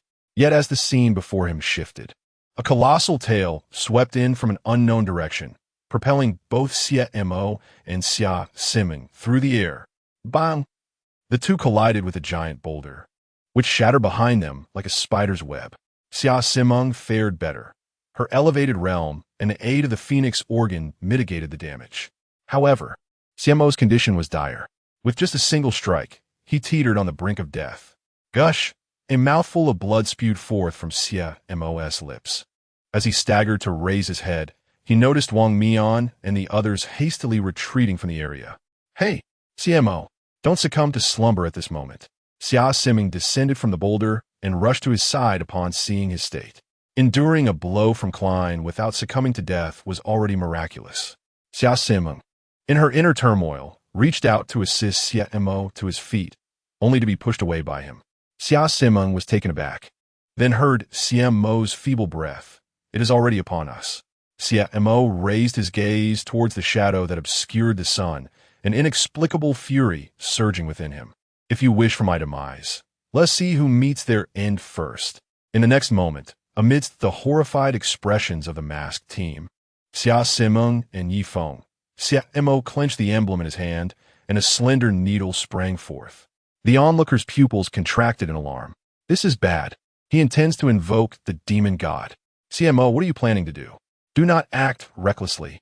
Xiaonan, why are you still dawdling? Hurry and take Xie Mo and flee. The members of the masked team and Yifeng all voiced their concerns. Xiaonan regained her senses and quickly reached out to grab Xie Mo. Xie Mo, put down the emblem. I will take you away. Run? Xie Mo cast a glance at her. In that fleeting moment, Xiaonan froze, feeling an intense killing intent emanating from Xie Mo. A mysterious force that seeks to take my life. Do you think I would flee? With that, amidst the terrified gazes of the crowd, Xie Mo, wielding the demon god's needle, without a moment's hesitation, plunged it into the palm of his hand. Today, Xie Mo shall see this through to the bitter end.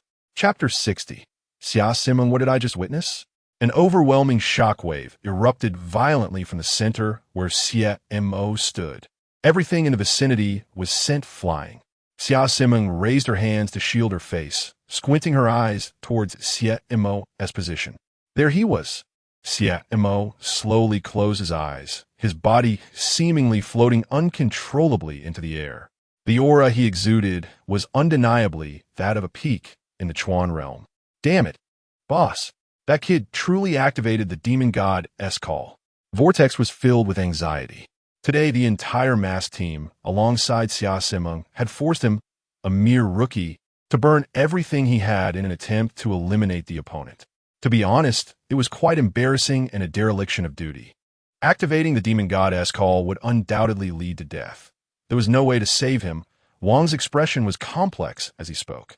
The other members also lowered their heads, their faces grim. At that moment, Rose's pupils nearly constricted to their utmost. She suddenly felt an inexplicable pang of heartache. However, just then, Xinghen seemed to witness something extraordinary, his voice trembling. You all look at what's happening beside Xie Mo. Everyone turned to look in unison. There, in midair, Xie Mo was suddenly surrounded by 51 dark blue portals. Immediately following this, towering 5-meter-tall specters, their bodies enveloped in a surging blue aura, marched out in perfect formation, standing resolutely beside Xie Mo. And their realm was none other than the Chuan realm. Oh my, when did Xie Mo acquire so many subordinates? Vortex covered his mouth, nearly gasping in fear. 51 from the Chuan realm. Are they even human? Tianping involuntarily took a step back, recalling the terror instilled by Xie Mo. This is monstrous. Are you certain this is the demon god's call? Thankfully, I didn't engage with Xie Mo that day. The others collectively inhaled sharply. Even Wang instinctively swallowed hard at that moment. Crack, what did I just witness? Xia Mo was utterly petrified. At that moment, Xie Mo bathed in a cerulean glow, his hair gently swirling. With his eyes closed, he slowly released the emblem from his grasp, slightly parting his lips. Today, your fate is singular, that is death. As the words fell, Xie Mo abruptly opened his eyes. His originally dark blue pupils now bore an additional iridescent halo. Simultaneously, all the specters directed their gazes towards a specific direction. In that instant, the mysterious entity plummeted into despair, feeling a chilling, piercing sensation envelop its entire being. An unprecedented sense of crisis permeated the space. It would die. Boom! Without hesitation, the mysterious entity lunged at Xie Mo with ferocity. Its speed was nearly at its limit. At the same moment, the 51 specters moved in unison, instantly surrounding the mysterious entity, rendering it unable to advance. Roar! Witnessing this scene, the mysterious entity, without a second thought, swung its claws. But suddenly, it sensed something amiss. The group of undead before him showed no signs of retreat, nor did they attempt to retaliate. What could possibly be happening? A question surged within his mind, but there was no time for contemplation as a terrifying claw descended upon them. Without uttering a word, the two undead beneath that colossal claw self-destructed. Boom! In an instant, the shadow that obscured the sky flickered before Wang Mian and the others. Realization dawned upon Wang Mian and Tianping. They comprehended Xie Mo's intention. He was employing a method to obliterate the Forbidden Realm, forcibly drawing out the mysterious entity. Seizing the opportunity, Tianping remarked that with the self-destruction of the two soldiers, they had merely about a second to devise a means to eliminate it. An aura of time enveloped Wang Mian. I understand, Tianping nodded. With the sacrifice of the two soldiers from Hongying, to be honest, facing this entity, we might struggle to prevail. The others quickly grasped Xie Mo's strategy and unleashed their own forbidden realms, including Xia Mo. However, unbeknownst to them, Xie Mo had never intended for them to assist in the kill. Wang Mian had an inkling, but not much clarity.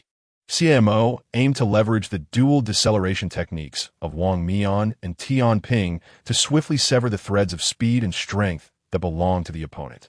Time was of the essence. Should this plan succeed, The adversary's abilities would be easily severed by Xie Mo thereafter.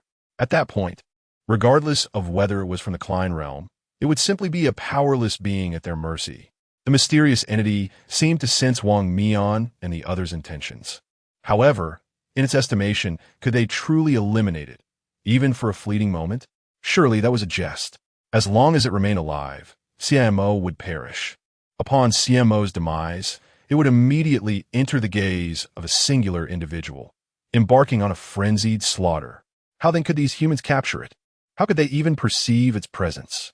After all, it belonged to the Klein realm. With a mere flicker of its form, it could ensure Xie Mo's death before proceeding to eliminate the rest. This plan was flawless. Yet, it was unaware of a critical information gap. It did not know that Xie Mo's demonic eye perceived not merely the threads of ability. If it were to enter Xie Mo's gaze once more at this moment, it would understand the current state of Xie Mo. Regrettably, it did not dare, for upon its previous entrance, it sensed an overwhelming divine presence. That divine aura seemed intent on consuming it, and it hesitated to plunge in recklessly. While deep in thought, the mysterious entity launched an assault. Without a moment's hesitation, it charged towards the undead that stood before Xie Mo. In an instant, the two undead in the front detonated. Boom! The powerful shockwave propelled the mysterious entity backward. At that moment, Wang Mian and Tian Ping acted without hesitation, instantly unleashing their own forbidden realms. Gravity intensified. Time stagnated. One enhanced gravity while the other slowed time.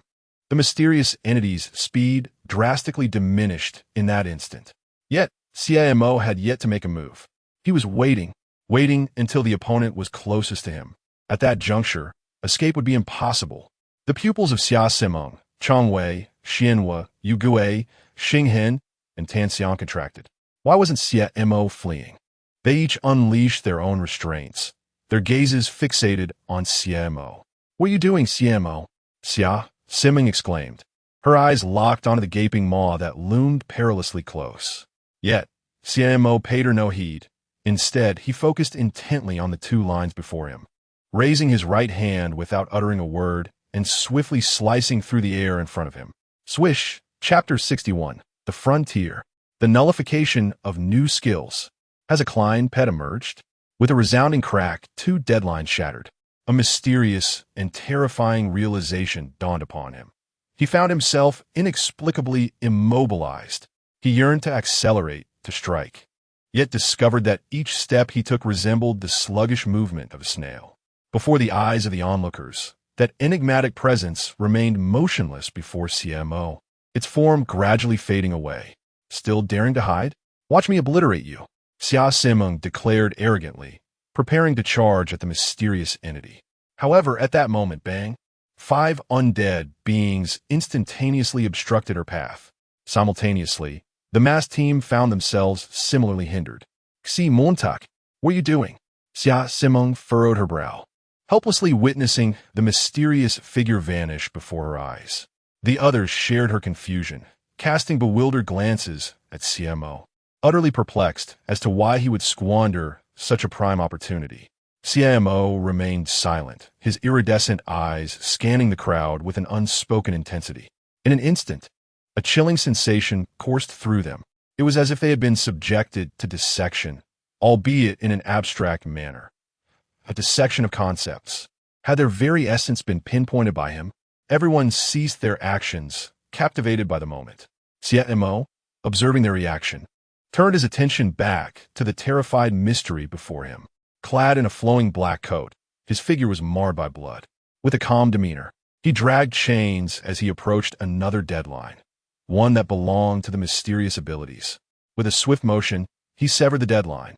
The mystery reappeared before the onlookers, who were momentarily taken aback. Ignoring the crowd, Xie Mo continued onward, positioning himself at the nexus of defense and gravity. With another decisive slash, the deadline was once again ruptured. Having completed this, Xie Mo returned to confront the head of the mystery. The spectators were perplexed and puzzled. They sensed that Xie Mo had just delivered some form of conceptual blow to the enigmatic entity, yet they remained oblivious to his motivations. They could not fathom Xie Mo's current emotional state. The inexplicable fury had not yet dissipated, and he would not easily relent. What a Klein realm. Power, speed, gravity. Defense, abilities, none remained. Only a single realm persisted, one that Xie Mo had refrained from severing to maintain his nourishment progress. Otherwise, it would have been reduced to nothing more than a large, worthless hound. Xie Mo, what do you intend to bang? Just as Xiaonan was about to inquire about his intentions, she witnessed Xie Mo instantly appear atop the colossal head, delivering a forceful stomp. Kneel. In that very moment, all the undead seemed to be activated by some unseen command, each dropping to one knee, bowing their heads towards Xie Mo. The surrounding mass team and Xiaonan stood in utter astonishment, their gazes fixated on that indifferent figure, instinctively retreating a step. The overwhelming aura radiating from Xie Mo was profoundly intimidating, igniting a sense of dread within them. The enigmatic, colossal eyes fixated intently on Xie Mo, seemingly intent on tearing him to shreds. Yet, at this moment, it was utterly powerless. Even the slightest movement of its claws was a challenge, let alone opening its mouth. Xie Mo, gazing at the death line that belonged to the mystery itself, narrowed his eyes slightly. He sensed a divine aura emanating from this line. Was it the offspring of some deity? After a moment's contemplation, Xie Mo resolved to sever this death line with a wave of his hand. However, at that very instant, the rainbow ring within his eyes began to spin rapidly. In the next moment, before Xie Mo could react, the death line was drawn into the depths of the magical eye, transported to the realm of consciousness. Simultaneously, the mystery beneath his feet began to disintegrate into dust, gradually vanishing from the sight of the onlookers. Everyone stared in astonishment, struck by the absurdity of the situation. Had the Klein realm been resolved by the Pool realm? Even invoking the ghostly deity could not be so overpowering. Yet, in the next heartbeat, they regained their composure and turned their gazes towards Xie Mo. There he lay, seemingly devoid of all vitality, collapsing heavily to the ground. Tut Xie Montak, Wang Mian, witnessing this scene, bit his lip. To have invoked the ghostly deity meant a certain demise. Even with the ability to reverse time, it would be exceedingly difficult to rescue Xie Mo. The others trembled, their lips quivering, completely stripped of the joy that had accompanied their victory over Klein. The atmosphere grew progressively somber. However, in the next moment, Xie Mo's lifeless form began to transform into a towering, 4-meter-tall specter. Shortly thereafter, a specter's figure nearby began to shrink, ultimately reverting to Xie Mo. Wang Mian, Winky Face Xia Sim, Chong Wei, Tian Ping. LLL, the others, what on earth is this? Who is this person? The crowd gazed at Xie Mo in utter astonishment. Meanwhile, Xie Mo, feeling himself revert to the realm of the pool, furrowed his brow slightly. What was the meaning of this death line? Was it not sufficient for him to break through the Chuan realm with a mere mystery from the Klein realm? Xie Mo delved into his consciousness space for inspection. In the next instant, he was momentarily taken aback. The divine death line was embedded beside the divine tree, sprouting a massive egg. Xie Mo reached out to touch the egg. In the next moment, the egg began to tremble, and before long, crack, the egg shattered. Immediately, a white wolf emerged, radiating a blue glow, its demeanor notably fierce, appearing before Xie Mo. He was momentarily stunned, for the wolf's realm was Klein. Moreover, the divine aura now resonated with his own essence. This sensation was akin to that of a parent towards their child, profoundly intimate. The white wolf, having just been born, caught sight of Xie Mo at its feet. 2 seconds later, it lowered its massive head, gently rubbing against Xie Mo. As he regained his senses, still bewildered by the unfolding events, he observed the white wolf nudging its eggshell and scampering towards the divine tree. In the next moment, the eggshell grazed the divine tree, and in an instant, it began to dissolve, ultimately vanishing without a trace. At the same moment, Xie Mo realized that the nurturing progress was surging dramatically. Before long, it reached 100, allowing him to transcend into the Chuan realm. Boom! Nullification. The controller can suppress all abilities of the touch target. The higher the realm, the greater the mental energy consumed. Xie Mo glanced at his hands, only to discover a faint halo surrounding him. This halo was so subtle that it was nearly imperceptible at first glance. A new skill? Nullification? Xie Mo pondered for a moment before exiting the realm of consciousness. Time rewinds to a minute earlier. At this moment outside, Wang Mian and the others stared at Xie Mo, who stood motionless before them, utterly perplexed. What has happened to him? Xiaonan turned to Wang Mian. I'm not sure, Wang Mian replied, feeling somewhat speechless. How would I know what is going on? Hey, he has quite an impressive physique. The vortex stirred Xie Mo's clothing, playfully attempting to touch his abs. Just then, Rose seized his arm, her brow furrowed. Vortex, isn't this a bit excessive? While speaking, she couldn't help but sneak a glance at his abs, a faint blush gracing her cheeks. Oh dear, the good fortune should not be squandered on outsiders. Sooner or later, Xie Mo will join our team. I should engage with him first. Yet, before she could finish her thought, suddenly, boom, a powerful surge of mental energy erupted from Xie Mo, instantly propelling him into the Chuan realm. The members of the mass squad, LLL, Xiaonan, Yifeng, LLL what? There was no time to mourn the demise of Xie Mo. Next to appear was Xie Mo, now at the Chuan realm, micro-rain level. Chapter 62. Night Peak. The Supreme Commander exclaimed in disbelief. Hongying, have you truly activated a cheat? I have encountered many absurd individuals before, yet none quite like you. We have only met for 3 days, and you claim to have made a breakthrough in that time? Xie Mo, amidst the incredulity of the members of the Phantom Squad, felt a sudden grip on his left arm from Xiaonan. Xie Mo, join the Phoenix Squad. I will report the injury to Kong Shangshan and head to the hospital. You can come aboard tomorrow. Ha ha ha, a prodigy indeed. An elite talent. Promotion to Hongying in just over a month. An unknown resurrection method. Qi Jing has taken a lead in vanquishing Klein. I've struck gold. Wang Mian interjected. I've already said, he belongs to our Phantom Squad. He seized Xie Mo's right arm, and the two captains began to tug at each other. Excuse me? He has already used my emblem. He is mine.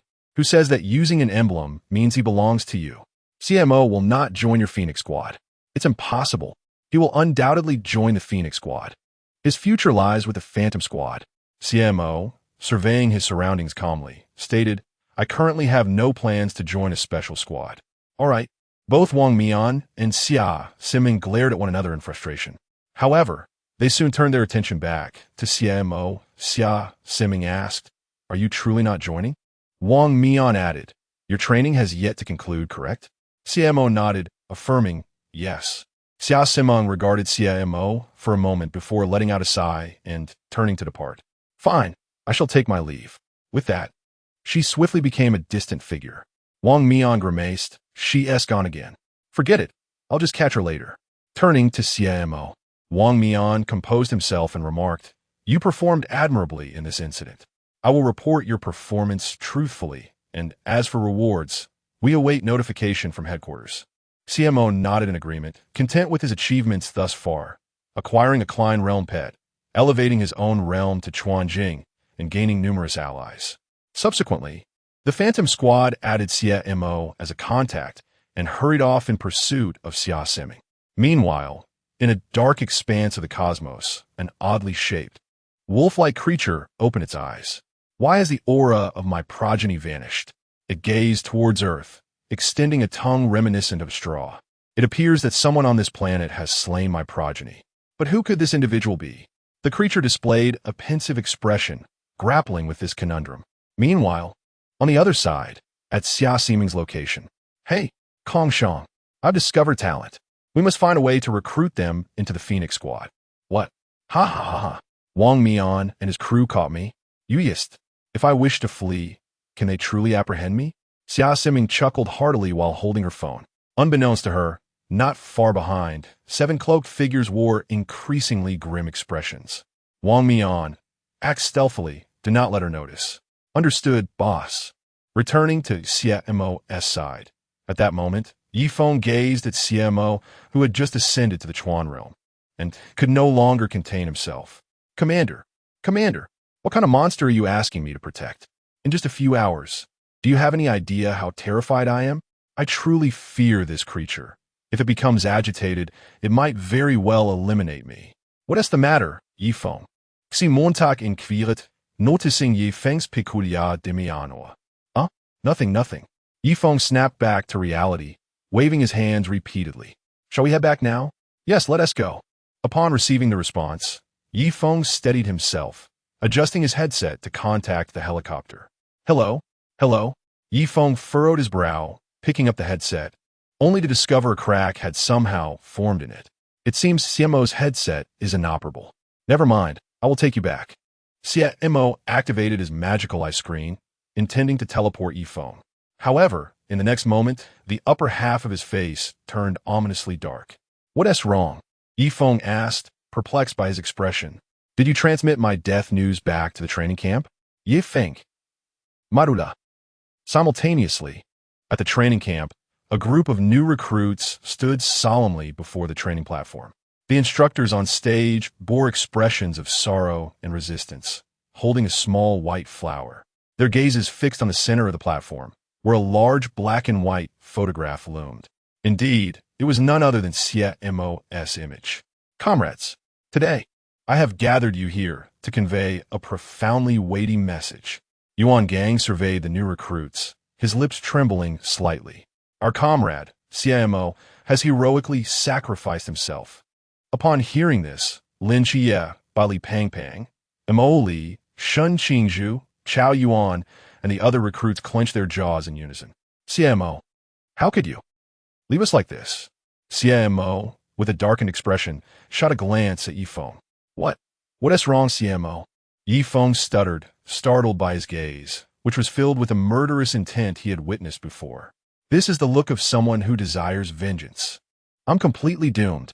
Commander, Chapter 63, since you are a guardian spirit, you ought to possess a name. I shall call you Tsong. How does that sound? Lin Chie, thank you. Xie Mo, what will I do now that you are leaving me? The treatment progress for Nikes has not yet reached 100. With your departure, how shall I explain this to her? I truly fear that she may fall into despair once more, plummeting to a negative healing state. Winky face, my dear brother, you are so formidable. Please do not jest. Tears glimmered in Lin Chie's eyes. Xie Mo, sigh. Bali Fatty patted Lin Chie's shoulder, exhaling a deep sigh. Meanwhile, Shun Qingzhu gritted her teeth, pulling down her hat. Indeed, the weak are subject to exploitation. The expression beneath her hat remained obscured, yet her trembling hands seemed to betray her turmoil. Chao Yuan continued to chant with his eyes closed. Beside him, Molly appeared lost, her arms hanging limply at her sides. He is gone. How could this be? Molly gazed at the enormous black and white photograph on the stage, her eyes devoid of luster. I understand your curiosity regarding what transpired with Xie Mo, Hongying stated. Before I delve into this matter, allow me to resign from my position as chief instructor. Resign? Xie Mo, accompanied by the earnest Yifeng, stepped onto the training platform. Lin Chie, LLL, Shun Qingzhu, LLL, Molly. Her eyes suddenly sparkled. The other recruits, the instructors. The atmosphere gradually fell into silence. The next moment, a ghost. The entire training platform erupted with deafening roars. The recruits hastily concealed themselves in nearby bushes, observing furtively. Chief Instructor, step back. I shall handle him. Instructor Hong brandished his sword, his gaze fixed upon Xie Mo. The other instructors swiftly advanced, encircling Xie Mo. Yifeng, winky face, what are you all doing? Don't drag me into this. Oh, so many sparring partners? Xie Mo scanned the surroundings. The next instant, his powers finally surged forth unabated. The aura of the Chuan realm erupted from within him like a tidal wave. In that fleeting moment, it felt as if the entire world had been muted, enveloped in an eerie silence. The instructors, LLL, what the hell? Chuan realm. He is definitely not Xie Mo. Instructor Hong's expression darkened considerably. He had assessed the figure before him, concluding that it must be an adversary impersonating Xie Mo, intending to cause chaos within the training camp. After all, Xie Mo had only recently ascended to the Qi realm. How could he possibly reach the Chuan realm now? Put down your weapons. Hongying raised his hand to halt Instructor Hong and the others, then turned his gaze towards Xie Mo. You truly are Xie Mo? Indeed. Xie Mo nodded, his demeanor remaining as cold as ever. Gang stared in astonishment for a prolonged moment before pulling Xie Mo into an embrace. Little rascal, you nearly frightened us to death, he chuckled. The instructors and recruits exchanged glances, soon releasing a collective breath of relief. However, in the next moment, swish, another figure sprang forth from the crowd. Lin Xie leapt onto the stage, immediately enveloping Xie Mo in a bear hug. I told you, Xie Mo, you wouldn't get away that easily. He was genuinely anxious. If this stoic individual were to collapse, what would happen to his patients? Xie Mo, maintaining a calm demeanor, extricated himself from Lin Xie's embrace and addressed Gang. I shall return to the dormitory to rest. Gang nodded. The atmosphere gradually eased. Suddenly, everyone reacted again. What the heck? He really did cross the threshold? Gang hastily turned to the trembling Yifeng. Yifeng, what on earth transpired during your mission? Yifeng, shaking uncontrollably, exclaimed, Chief Instructor, he's not even human. He's got an advantage. You must believe me. Clinging to Gang's leg, he left the crowd in bewilderment. Meanwhile, Emily observed Xie Mo's departing figure, hesitated briefly, and quietly slipped away. The ensuing events bore little relevance to Xie Mo, as Yifeng continued to recount his fears. The entire training camp listened with growing trepidation. Simultaneously, atop the dormitory building, Xie Mo sat in serene solitude, enjoying the gentle breeze. The wind tousled his hair, causing it to dance gracefully in the air. His azure-hued eyes sparkled under the sunlight. Before long, swish, a 5-meter-long white wolf unexpectedly emerged from the air beside him. It settled behind Xie Mo, allowing him to lean against its form. The wolf's pristine fur billowed softly in the breeze, exuding an aura of stoic calm. So, you are the guardian spirit born of the divine tree? Xie Montak in Kviot. The white wolf nodded in affirmation. Xie Mo continued. The divine tree absorbed that mysterious divine death line and eradicated its concept, forming an entirely new entity. Namely you? The wolf nuzzled against Xie Mo, gently stroking its fluffy head. Xie Mo pondered for a moment before saying, as a guardian spirit, you ought to have a name. Let's call you Tsang, shall we? Tsang nodded once more, acknowledging the name. Thus, the two spent the afternoon together, reveling in the gentle breeze. At that moment, after a long search, Emily finally located Xie Mo on the rooftop. However, upon seeing the white wolf behind him, she froze in place. The sensation of being locked onto overwhelmed her. She felt that any untoward intentions towards Xie Mo would result in dire consequences. Xie Mo, she stammered. What brings you here, Emily? Xie Mo replied without turning his head. He had sensed her presence from the beginning, but had chosen not to approach. I have a request. What request? Could you possibly guide me during the training camp? Molly inclined her head in a bow towards Xie Mo. Xie Mo glanced at her and inquired, what benefits do you seek? This question momentarily left Molly speechless, as if the other possessed nothing lacking. The atmosphere gradually fell into silence. After an indeterminate period, Molly seemed to have resolved upon a certain determination. Taking a deep breath, she declared, if you ever find yourself in need, I shall come to your aid at any time. Are you certain? Absolutely. Very well. Starting tomorrow, I shall provide you with special training. Upon receiving this response, Molly was filled with elation and swiftly departed. Xie Mo listened to the sound of her footsteps fading away and turned to Tsang, saying, do you think she is suitable for consuming the divine fruit? Tsang appeared contemplative, and after a moment, nodded in agreement. Chapter 64. The transition from summer to winter evening. In the instructor's office. At this moment, Xie Mo and Gang were sipping tea, with Yifeng also present. We are currently unable to provide you with your task rewards, Gang began. As you are aware, you belong to the newly arrived recruits. Although your strength has increased in ways I cannot comprehend, it is essential that the other recruits remain unaware of your pivotal role in vanquishing Klein's realm. Xie Mo nodded in understanding. I can comprehend this. After all, I am not an ordinary recruit, and the headquarters measures are justified.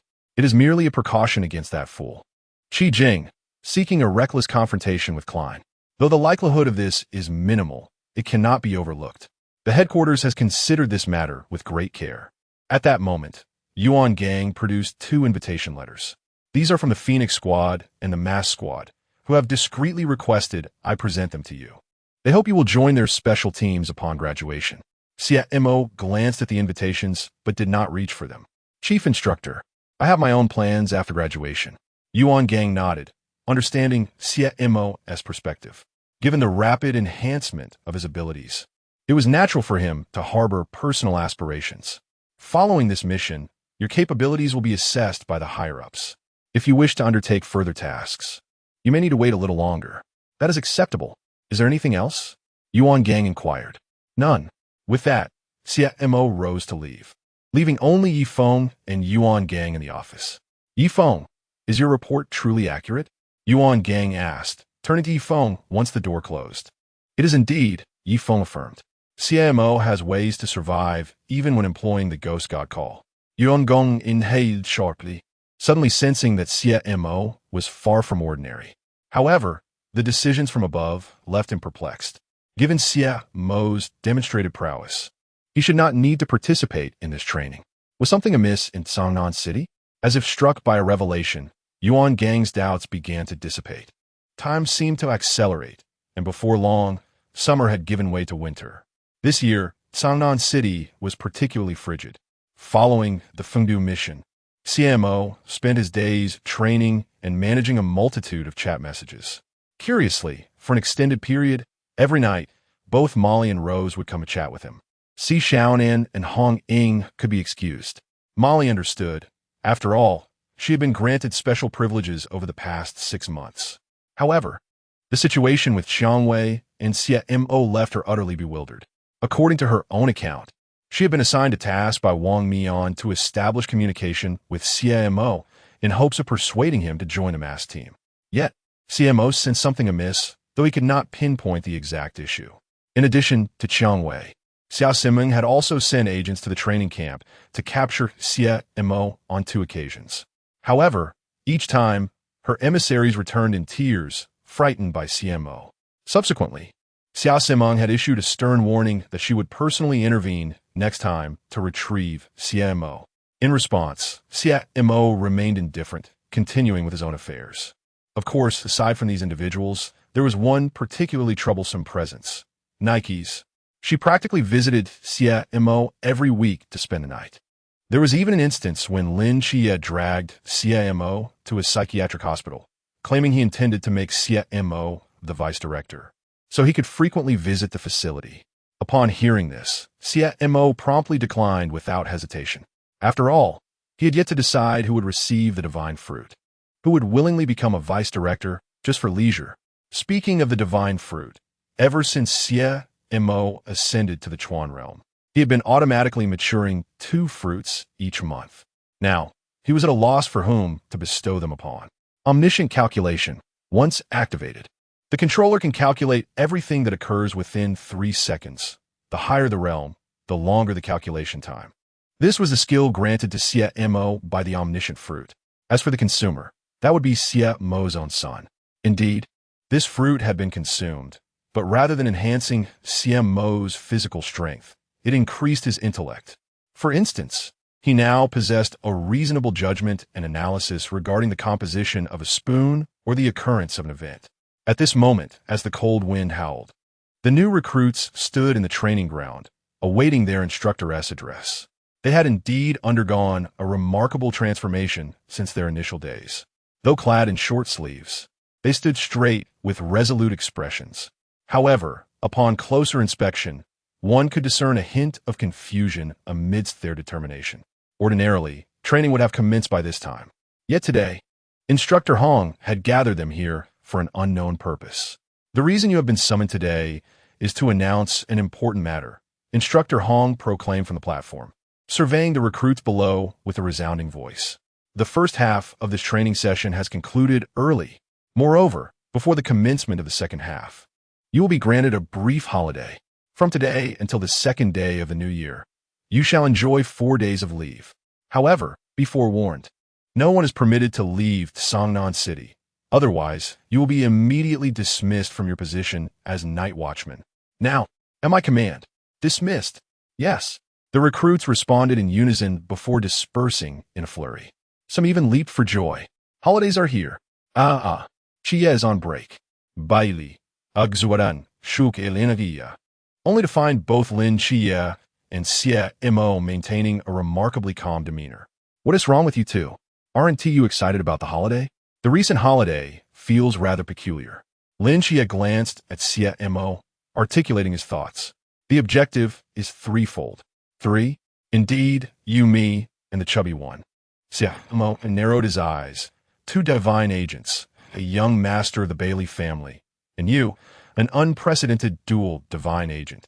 This group will undoubtedly opt for a decisive confrontation. Lin Xie was not dim-witted. Upon hearing Xie Mo's words, he grasped the situation. It seems the instructors intend to execute a clever escape, dividing their forces. You are absolutely correct. Xie Mo nodded, then activated the magical eye interface. I shall take my leave for a moment. Please assist me in tidying up. With that, Xie Mo's figure vanished from sight.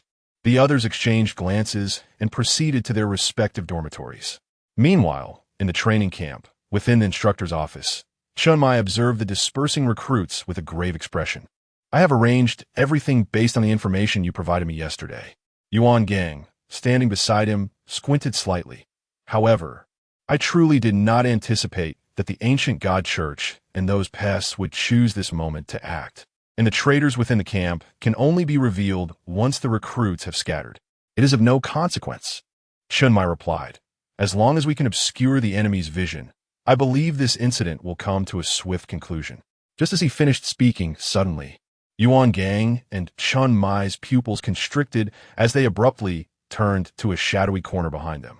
Their tall figure was gradually emerging. Step by step, step by step. You're quite right, Captain. Xie Mo stepped out of the shadows, his gaze calm as he regarded the two. Those traitors and the pests of Xiaonan City. I hope they do not come to regret this decision. Chapter 65. This punch has been held for half a year. As time gradually passed, Xie Mo and Lin Xie swiftly organized their belongings. Yet there was little to pack. Xie Mo and Lin Xie already resided in Xiaonan, and with a frugal monk, Chao Yuan, and the economical Shun Qingzhu, the collective possessions of the four did not exceed that of one individual. However, they were rather astonished to find that Bali Pang Pang had not brought anything at all. Are you not bringing anything, Pang Pang? Huh, what should I bring? Just buy whatever is lacking. Lin Xie shook his head, quietly inquiring of Xie Mo beside him. Did you just meet with the chief instructor? Yes, Xie Mo nodded. The personnel in Xiaonan City are rather mixed, and the chief instructor asked me to join your group. That makes sense. The group assembled in front of the bus, and Xie Mo noticed the instructors retrieving stacks of black boxes from the vehicle. He recognized them as the containers for the Starblade. Listen carefully, everyone. We are distributing the Starblades to you in advance. Exercise caution when using them. Do not incite panic among the populace.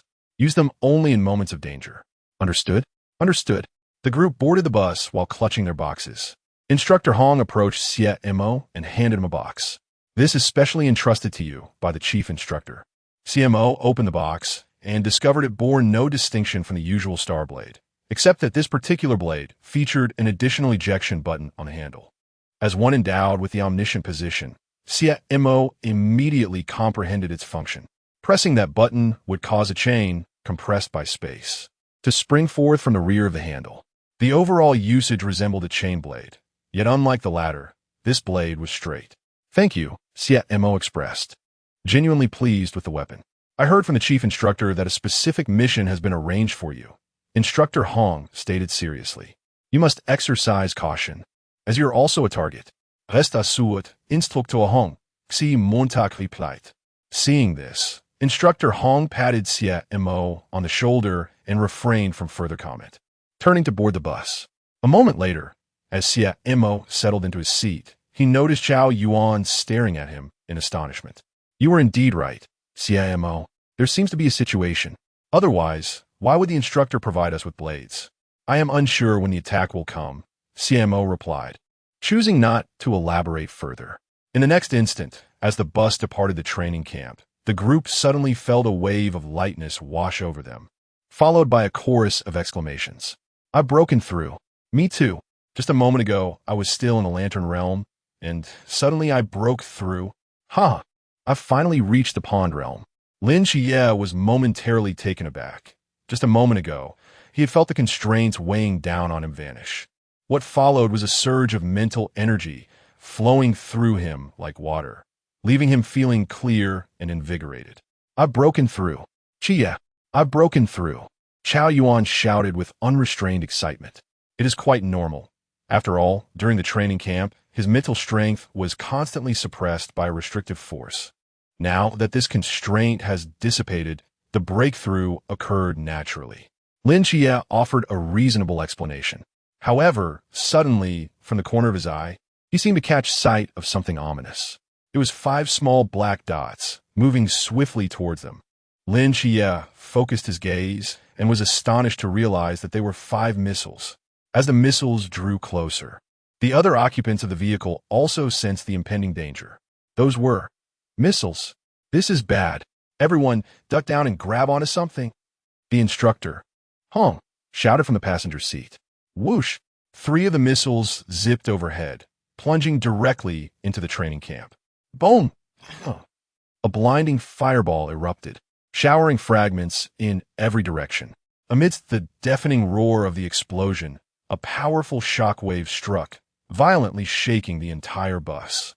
Lin Xie grasped the safety rail. Just as he was about to turn around, he saw the other 2 missiles, one crashing onto the road they had just traversed, and the other directly above them. Lin Xie's pupils constricted. Instructor Hong was about to intercept the missile. In the next moment, a crimson spear sliced through the air, perfectly intercepting the missile mid-flight. Boom! The intense explosion left everyone with ringing ears. Xie Mo observed the spear and quietly withdrew his outstretched hand. Immediately, Lin Xie summoned the Dark God ruins to shield against the debris from the explosion. At that same moment, Xie Mo, in another non-existent realm, conjured the azure to intercept the fragments. After approximately 2 seconds, the duo managed to block all the debris, saving nearly 50 new recruits' lives. Strange? Why do I feel as though someone is assisting me? Lin Xie, somewhat bewildered, retracted the Dark God ruins. He had already exhausted his mental strength. Although his complexion was somewhat pale, he was not on the verge of fainting. Could it be Xie Mo? Turning to face Xie Mo, he was met with a powerful iron fist. Clang. Lin Xie lost consciousness. Xie Mo quickly retracted his arm and began shaking Lin Xie. Hey, Xie, wake up! Wake up! Instructor Hong rushed over and, upon seeing Lin Xie's ashen face, immediately understood the situation. Lin Xie used the God ruins to save everyone? Yes, Xie Mo nodded. Instructor Hong's expression darkened as he pulled Lin Xie closer and turned to the approaching Hong Ying. Lin Xie had overexerted himself. Hong Ying swiftly arrived at Lin Xie's side to assess the situation and, after confirming that he was not in grave danger, let out a slight sigh of relief. Let us get the bus moving first. Instructor Hong nodded and promptly instructed the driver to start the vehicle. Observing this scene, Xie Mo instinctively clenched the fist he had just used to strike Lin Xie. Indeed, being well-versed in the original narrative, he understood that this explosion was Lin Xie's fortuitous opportunity. Therefore, he had no intention of usurping the other's fortune. Yes, just like that. Xie Mo gazed at his fist, feeling an exquisite sense of satisfaction. This punch had been pent up for half a year. Chapter 66. See Xiaonan you. What are you thinking? Lin Xie opened his eyes, gazing at the familiar ceiling, and slowly climbed out of bed. Where is this? Whose room is it? He rubbed his aching temples and instantly became more alert. Was I knocked out by Xie Mo? You're awake, Xie Mo said, sitting on the edge of the bed, his eyes vacant as he leisurely munched on some crispy noodles. Crunch, crunch. Lin Xie, why did you hit me? What are you talking about? What did I hit you? Did you not hit me? It's possible that your mental energy was depleted, leading to hallucinations. Lin Xie scratched his head, feeling a wave of confusion wash over him.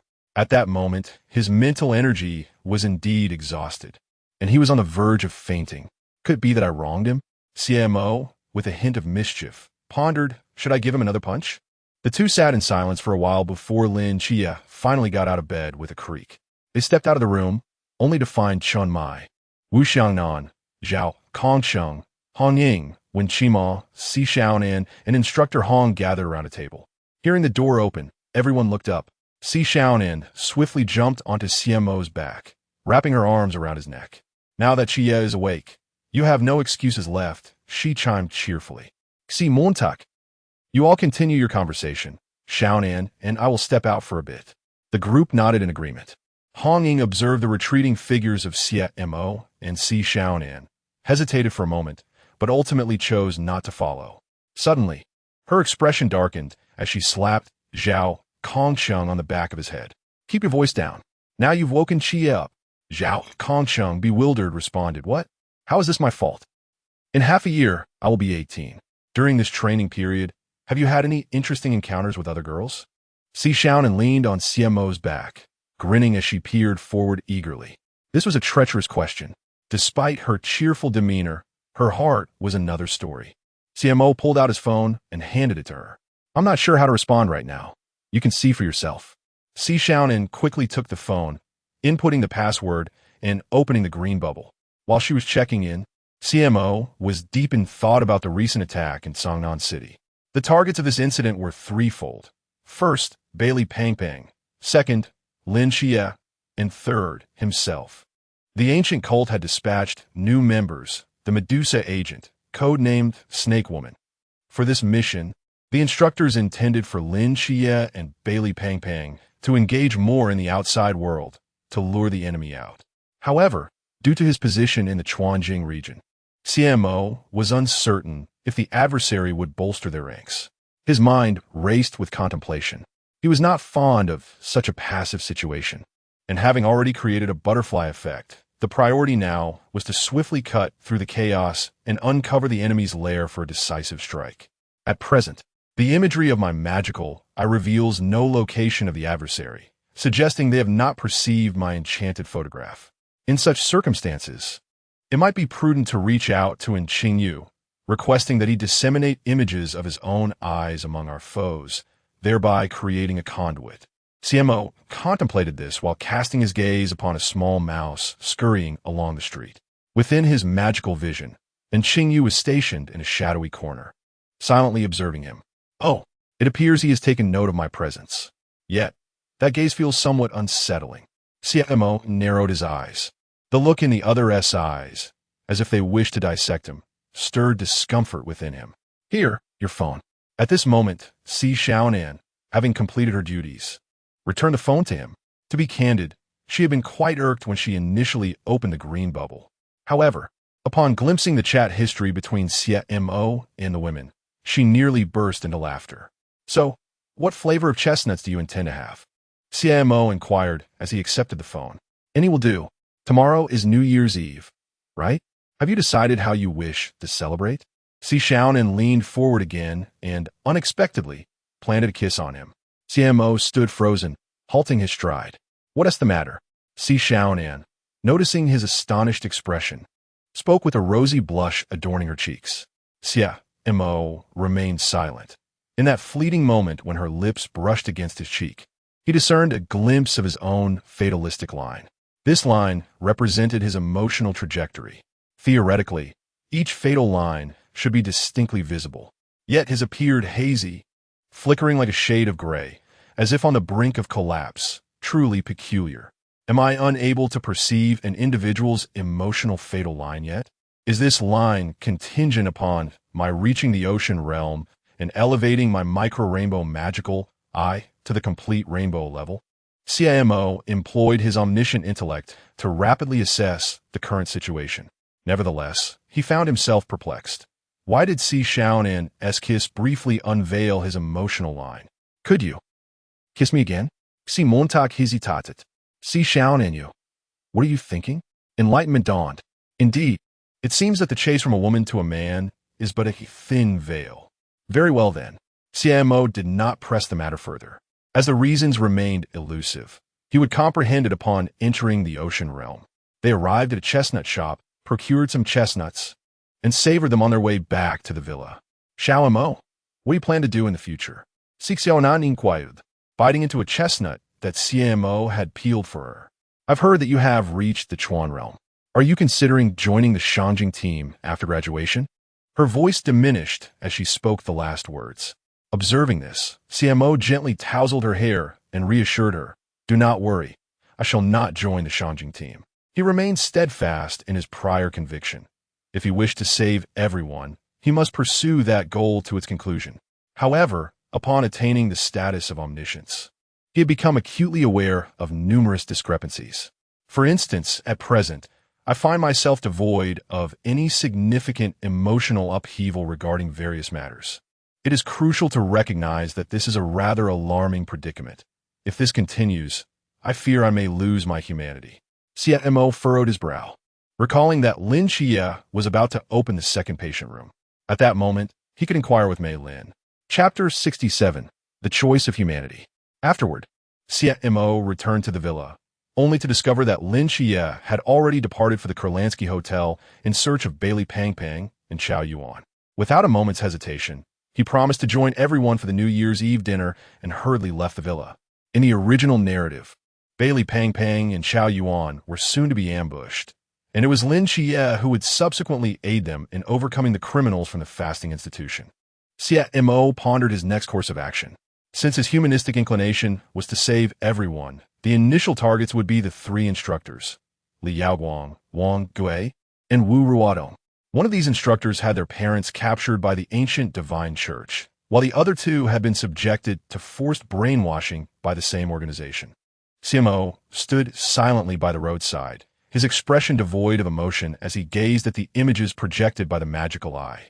The human aspect of me compels me to save everyone, yet for some inexplicable reason, my emotional turmoil dwindles, leaving me with an overwhelming sense of detachment, as if I were resolved to remain uninvolved in any matter. Xie Mo was acutely aware that he was increasingly unwell.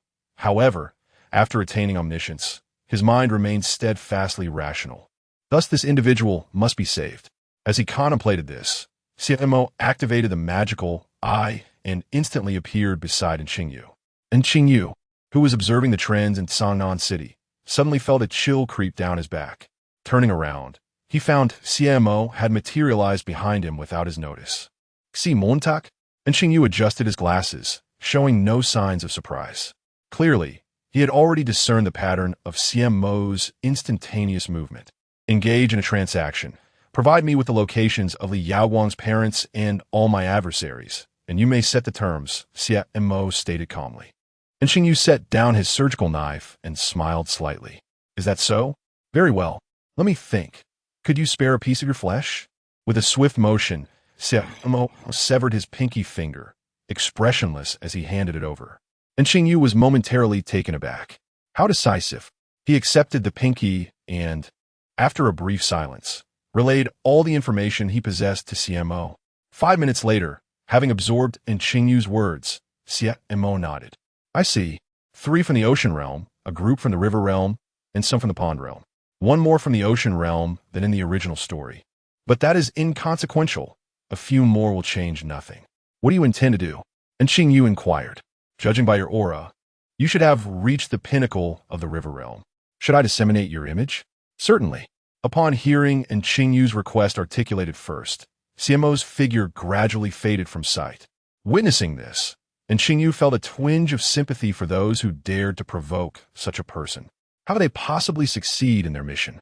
Surviving to return would be a stroke of good fortune. Meanwhile, in a rural area of Xiaonan city, with the aid of a small mouse, Xie Mo arrived beside a passerby. Before him stood a dilapidated house typical of the countryside. Beside the house stood 2 robust men, their presence unmistakably exuding the aura of the river realm. 2 men? Xie Mo mused incessantly in his mind. In the preceding 6 months, Li Yaoguang had transmitted information on November 14th, November 26th, and December 7th. At these junctures, Xie Mo could have intervened, yet deemed it unnecessary. To forcefully obstruct the adversary would prompt the ancient god society to reassess the impending assault. Take the present situation, for instance. Although it aligns with the original narrative, the opponent has introduced an additional maritime realm. Should he choose to forcibly impede them, the attack might deviate from the original storyline, leading to an utterly uncontrollable scenario. There's even a possibility that the ancient god society might enlist formidable beings from the Klein realm to bolster their ranks. As Xie Mo approached the house, he employed his all-knowing intellect to continuously analyze the unfolding circumstances. At this moment, the two figures from the Chuan realm naturally took notice of Xie Mo, sensing his aura. They realized he too belonged to the Chuan realm. "Hey, you!" Just as the words escaped their lips, the two found their vision gradually blurring. Xie Mo paid no heed to the corpses and strode directly into the house. Meanwhile, the two newly formed undead, having just eliminated their target, began to dissipate into the air. At this juncture, upon pushing open the door, Xie Mo beheld the sorrowful countenance of Li Yaowang's parents. They were seated on small stools, their eyes brimming with tears. Naturally, the sound of the door creaking drew their attention. However, upon seeing Xie Mo, they immediately knelt before him. "Sir, please spare my child. He has endured a life of hardship since childhood, and at last, he has become an officer. I implore you, grant him mercy. Sir, I am willing to serve you like a beast of burden, just to ensure my child's safety." Xie Mo regarded the tearful elderly couple, fervently pleading upon the ground, and without a second thought, gestured for an undead from another realm to assist them in rising. Li Yaowang's parents, momentarily startled by the unexpected support, looked up to find Xie Mo approaching them with a smile. "Uncle, Aunt, there is no need for concern. Li Yaowang has sought assistance from the organization, and I have been sent to resolve the situation outside." The elderly couple remained in stunned silence for a considerable time upon hearing this. However, gratitude soon overwhelmed them, and tears of appreciation streamed down their faces. "Thank you, leader. My child is certainly not a traitor. It is my wife and I who have caused trouble for the organization and our child." Li Yaowang's father wiped his tears, speaking with fervor, resembling a child in his grief. "It is nothing," Xie Mo maintained a smile. In the next moment, the scene before them flickered, and the three found themselves in a clean and orderly room. Li Yaowang, who was visibly distressed, widened his eyes upon seeing his parents. "Father, mother, you... Child, it was your leader who saved me and your father," his mother exclaimed, embracing him without hesitation. Li Yaowang, hearing this revelation, gazed at Xie Mo in disbelief. "I was waiting for you at the door," Xie Mo remarked before turning and exiting the dormitory. Next came a time for the family of three to share their stories. After a while, Li Yaowang managed to comfort his parents and emerged from the dormitory. He rubbed his somewhat dry eyes, sniffled, and bowed to Xie Mo. "Xie Mo, thank you." "There is no need to thank me," Xie Mo replied. "If you have anything to say, go speak to the chief instructor." Upon hearing these words, Li Yaowang felt as though all his strength had been sapped away, his complexion turning as pale as a sheet. Trembling, he covered his face with his hand and wept. "I understand." With that, he turned and left the place. Xie Mo watched his retreating figure, his expression returning to calmness. Should the other dare to flee, only death awaited him. Having rescued the parents was already an act of profound mercy. Everything now depended on how Yuan Gang would handle the situation. Chapter 68. Eliminating the dark pawn moments later. Aided by the mouse, Xie Mo teleported to a secluded street. At this time, the sky gradually darkened as a fierce wind began to howl. Clad in a trench coat, the hem danced wildly in the gusts. He observed a van by the roadside and slowly drew the star knife from his waist. 9 individuals, was it? Thanks to the assistance of the rodent horde, he managed to establish a medium with such swiftness. Scorpion 1, it seems the target is approaching. Scorpion 3, holding a photograph, peered through the car window at the slowly advancing Xie Mo, momentarily taken aback. They had only just received the target's image. How could the target be here already? Damn it! Upon recognizing the figure, Scorpion 1's muscles tensed in alarm. He had heard that the target possessed a tall companion from Hongying. Surely, that was the individual before him. Scorpion 4, start the car. We must flee, Scorpion 1 shouted. However, the vehicle remained still. Everyone froze momentarily, sensing something amiss, and turned their heads stiffly. There, in the driver's seat, Scorpion 4's head was slowly sliding down. Thud, blood gushed forth, splattering Scorpion 3 in the passenger seat. He stared in horror at the scene before him, trembling uncontrollably. Is this all the power you possess? At that moment, a calm voice resonated within the vehicle. Upon hearing this voice, Scorpion 1 realized he was undoubtedly trapped. But how did this happen? How had he been discovered? He had concealed himself so well. Sometime later, Instructor Hong, accompanied by Yi Feng, arrived near the van. Are you certain the information Xie Mo provided points to this location? Instructor Hong inquired. I am certain, Yi Feng replied. Xie Mo urged us to hurry. I surmised he must have encountered a formidable foe. Instructor Hong's expression darkened as he rushed to the side of the van and forcefully yanked open the door. The next moment, he was rendered speechless, instinctively stepping back. Yi Feng, noticing his demeanor, hurriedly peered into the van. Then, he too was left in stunned silence. Inside the van lay 9 lifeless bodies. The interior splattered with blood. Each visage bore an expression of sheer terror, as if they had witnessed something horrifying, their eyes wide open in death. Gulp. His throat involuntarily constricted. The stench overwhelming. Instructor Hong and Yi Feng stood frozen for a moment before regaining their composure. Had he summoned us here to expedite the disposal of the bodies? Meanwhile, upon finding Yuan Gang, Li Yaoguang was thoroughly incensed. He first gathered all the instructors, clutching several documents, and without uttering a word, made his way to the underground base. At this moment, Yuan Gang wore a stern expression, surveying the assembled instructors with an air of unspoken authority. Behind him, Li Yaoguang had managed to calm himself, his expression remarkably detached. Following Xie Mo's guidance, he had relayed all necessary information. Yet even so, Yuan Gang understood that a grave error had been committed, thus rendering the training camp untenable for him. Under the oppressive gaze of Yuan Gang, the instructors before him stood in rigid military posture, scarcely daring to breathe. They too sensed something amiss, their minds racing with speculation about the unfolding events. Wang Gui, Wu Ruodong. At this moment, Yuan Gang suddenly spoke. The 2 instructors, upon hearing their names, trembled and their expressions soured. I never expected this. In my humble training camp, an insidious web of spies has been woven by that group. Such audacity, Yuan Gang scoffed. As his words echoed, the other instructors turned sharply to the 2, their expressions a mix of shock and disbelief. Wang Gui and Wu Ruodong exchanged a glance, and an overwhelming surge of forbidden energy radiated from them. In a blink, they appeared before Yuan Gang, poised to strike at his throat. This transpired in an instant, so swift that the other instructors scarcely had time to react before a lethal confrontation was initiated.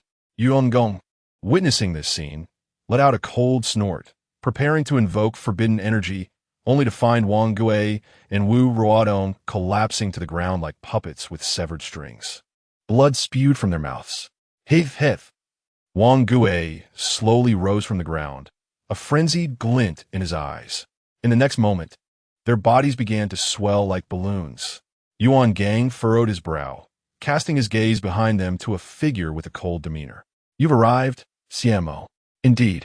Upon hearing the newcomer, Wang Gui and Wu Ruodong were momentarily taken aback. However, before they could react, Xie Mo, gazing at the 2 doomed souls, swiftly severed their fate. Instantly, their forms reverted to normal, their expressions vacant as they stared at Yuan Gang. Chief Instructor. I apologize, Chief Instructor, for causing you trouble. No need for such words. Yuan Gang interrupted, directing the other instructors to escort the 2 along with Li Yaoguang away. How did you manage that? The brainwashing techniques of the ancient god sect are typically beyond the grasp of ordinary individuals. Yuan Gong inquired, his expression one of puzzlement as he watched the instructors depart. Brainwashing is merely a concept. Annihilating that concept is the key. Xie Mo sheathed his star blade and replied nonchalantly. Upon hearing this, Yuan Gang stroked his chin in contemplation. After a moment, his brow relaxed, and he addressed Xie Mo. I understand now, but I have a task that requires your assistance. What task? I just received word that Lin Xie has escaped the hotel with by Li Tuming, and the Medusa agent seems to be pursuing Lin Xie's whereabouts. Therefore, I would like you to protect him. Certainly. Xie Mo nodded, accepting the mission without hesitation. During the recent confrontation with the enemies from Hongying, he noticed that his nurturing progress had only increased by a mere 0.01. With his omniscient intellect, Xie Mo quickly deduced the reason. Humanity lacks a divine aura. The tree of divine status cannot absorb optimal nourishment. The snake woman, as the Medusa agent, should serve as the finest fertilizer for this incident. Even if Hongying did not make arrangements, Xie Mo would still prioritize eliminating the opponent. If only a deity would arrive now, Xie Mo pondered as his figure gradually faded from Hongying's sight. Chapter 69. Noodles, is this the place you mentioned for noodles? 7 night. As Bali Pang Pang and his companions escaped from the hotel, they followed Lin Qi to an old noodle shop. Yes, is there a problem? No, not at all, Bali Pang Pang replied, shaking his head vigorously. It wasn't that he found the surroundings unappealing. Rather, he was intrigued. After all these years, it was his first time dining in such a quaint eatery, and it felt refreshingly unique. Boss, 1 bowl of shredded pork noodles, please. Coming right up. 1 generous serving of shredded pork noodles. I'll have a bowl of shredded pork noodles as well. By the way, can you add extra ingredients? Of course. Then let's have all the extras. Sure thing. Chow Yuan hesitated as he glanced at the menu, ultimately deciding to order the same shredded pork noodles as Lin Qi. I'll have a bowl of shredded pork noodles too. All right, and I'll take 2 bowls of shredded pork noodles and 2 bottles of cola. At that moment, a calm voice resonated from behind the trio. Lin Qi, Bali Pang Pang, and Chow Yuan turned to see Xie Mo standing behind them, seemingly appearing out of nowhere. Mo, did you face an attack today? Bali Pang Pang asked excitedly upon recognizing him. An attack? Xie Mo recalled the assault on Xi Yi and his companions earlier that day. Indeed, he had encountered one. Was it thrilling? Were you frightened? Xie Mo thought of the expressions on Xi Yi and his companions' faces just before their demise. I can't say it was thrilling, but there was certainly fear. Lin Qi observed Xie Mo's calm demeanor, sensing something amiss. Given his understanding of Xie Mo, it seemed that some individuals had indeed suffered today. The group found a spot to sit and began discussing trivial matters. Xie Mo, do you remember this noodle shop? It's where we had our first meal together outside. Lin Qi initiated a new topic. I do. I came here with Xiaonan, and you mysteriously walked away, avoiding me for days afterward. Lin Qi, my apologies. I shouldn't have spoken so thoughtlessly. Oh, you two have such a history? Bali Pang Pang inquired with curiosity. Honestly, Mo, what were you and Qi doing for a month before arriving at the training camp? Why are you both so formidable after joining? Not much, really, Xie Mo replied, setting down his cola. When I had time, I trained. After training, I slept. And upon waking, I continued training. Such intensity? Chow Yuan remarked, his lips twitching. No wonder you two are so strong. Lin Qi's expression darkened. Intensity? Every time Xie Mo and the captain practiced, the captain would be furious and would take it out on me. There was even an incident where Xie Mo and the captain became overly excited during practice. The captain, in a moment of carelessness, nearly dealt a fatal blow to Xie Mo. As Lin Qi reminisced about those experiences, he silently gripped his straw. My plan is about to commence. Nikes, do not let me down. At that moment, the boss brought over their bowls of noodles. At the same moment, 4 individuals entered the restaurant. It was Shen Qingzhu and his 3 associates. Oh, look who it is. You're here for noodles too, huh? Baili Pang Pang Grata, Shen Qingzhu. Noticing someone acknowledging him, Shen Qingzhu turned to see it was Xie Mo and his companions. However, as his gaze descended, he noticed a pile of food in Bali Pong Pong's bowl. Shen Qingzhu's eyes twitched slightly, and he turned to the owner, saying, 4 bowls of clear soup noodles, please. The owner leaned forward. Still just 4 bowls of clear soup? You've been ordering that every day. Shen Qingzhu caught a glimpse of his subordinate, who was fixated on the meat in Bali Pong Pong's bowl. Seeing this, he gritted his teeth and said to the owner, then make it 3 bowls of shredded meat and 1 bowl of clear soup. Afterward, he swiftly pulled out a few bills from his wallet and handed them to the owner, quickly tucking the wallet away. Shen Qingzhu's movements were so rapid that the others barely had time to notice the contents of his wallet before it was gone. However, Lin Qi, possessing the ability to sense the mundane realm, could easily perceive that the wallet was entirely empty after the payment was made. After a moment of silence, Lin Xie suddenly spoke up. Shun Qingzhu, do you have a moment? Just get to the point, he replied. Could you protect Pang Pang for the next few days? Rest assured, Pang Pang won't leave you empty-handed. He'll pay you a salary of 1,500 a day. Shun Qingzhu glanced at Bai Li Pang Pang, who was momentarily taken aback, but then nodded in agreement. He was determined to cooperate unconditionally with whatever Lin Xie had in mind, even if he did not fully understand the reasons behind it. Seeing Bai Li Pang Pang's affirmation, Shun Qingzhu nodded as well. No problem. That was several thousand yuan. With that money, he could buy many things for the children at the orphanage, and even treat Deng Wei, Li Liang, and Li Jia to a good New Year celebration. Am I the only one? Shun Qingzhu seemed to have thought of something, directing his gaze toward Deng Wei and the others who were leaning against the windowsill. Of course. Bai Li Pang Pang, Raplia. Shun Qingzhu hesitated for a moment, took a deep breath, and quietly asked, is it possible to receive an advance on a day's salary? Bai Li Pang Pang was momentarily taken aback. He could only use his card at the moment. Besides, given Shun Qingzhu's current situation, it was unlikely he had a card reader on hand. Come and sit with me. Qingzhu, Xie Mo gestured for him to take a seat beside him. Shun Qingzhu did not refuse, as the two had become familiar over the past 6 months. Moreover, Xie Mo often treated the four of them to meals, so sitting next to him felt quite comfortable rather than awkward. Here, S3,000. Take it for now. Xie Mo pulled out a stack of bills and placed them in front of Shun Qingzhu. Thank you. Shun Qingzhu accepted the money and immediately stood up. He first added a pork chop and an egg to each of his 3 subordinates' orders, then pressed the money into Deng Wei's hands. You guys can spend this as you wish for the new year. You all heard what I'll be doing over the next few days, acting as bodyguards. 1,500 a day. No shortage of cash. Meanwhile, Shun Qingzhu pondered whether to make a quick exit after finishing his explanation. On the other side, Xie Mo, having packed 2 servings of shredded pork noodles, was already waiting at the door for the other party. Qingzhu, come with me to buy some things. Upon hearing Xie Mo's words, Shun Qingzhu, without a moment's hesitation, ignored Deng Wei and the others, swiftly making her way outside.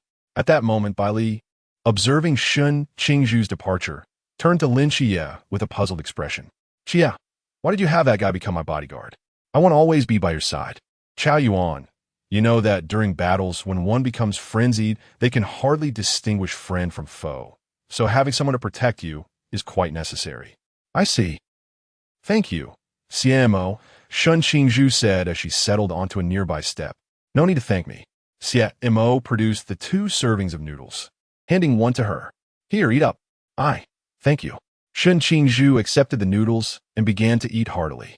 If you must express gratitude, let it be for your own diligence, Xie Mo thought to himself, his mind drifting back to the image of Shun Qingzhu bending down to clean. Chapter 70.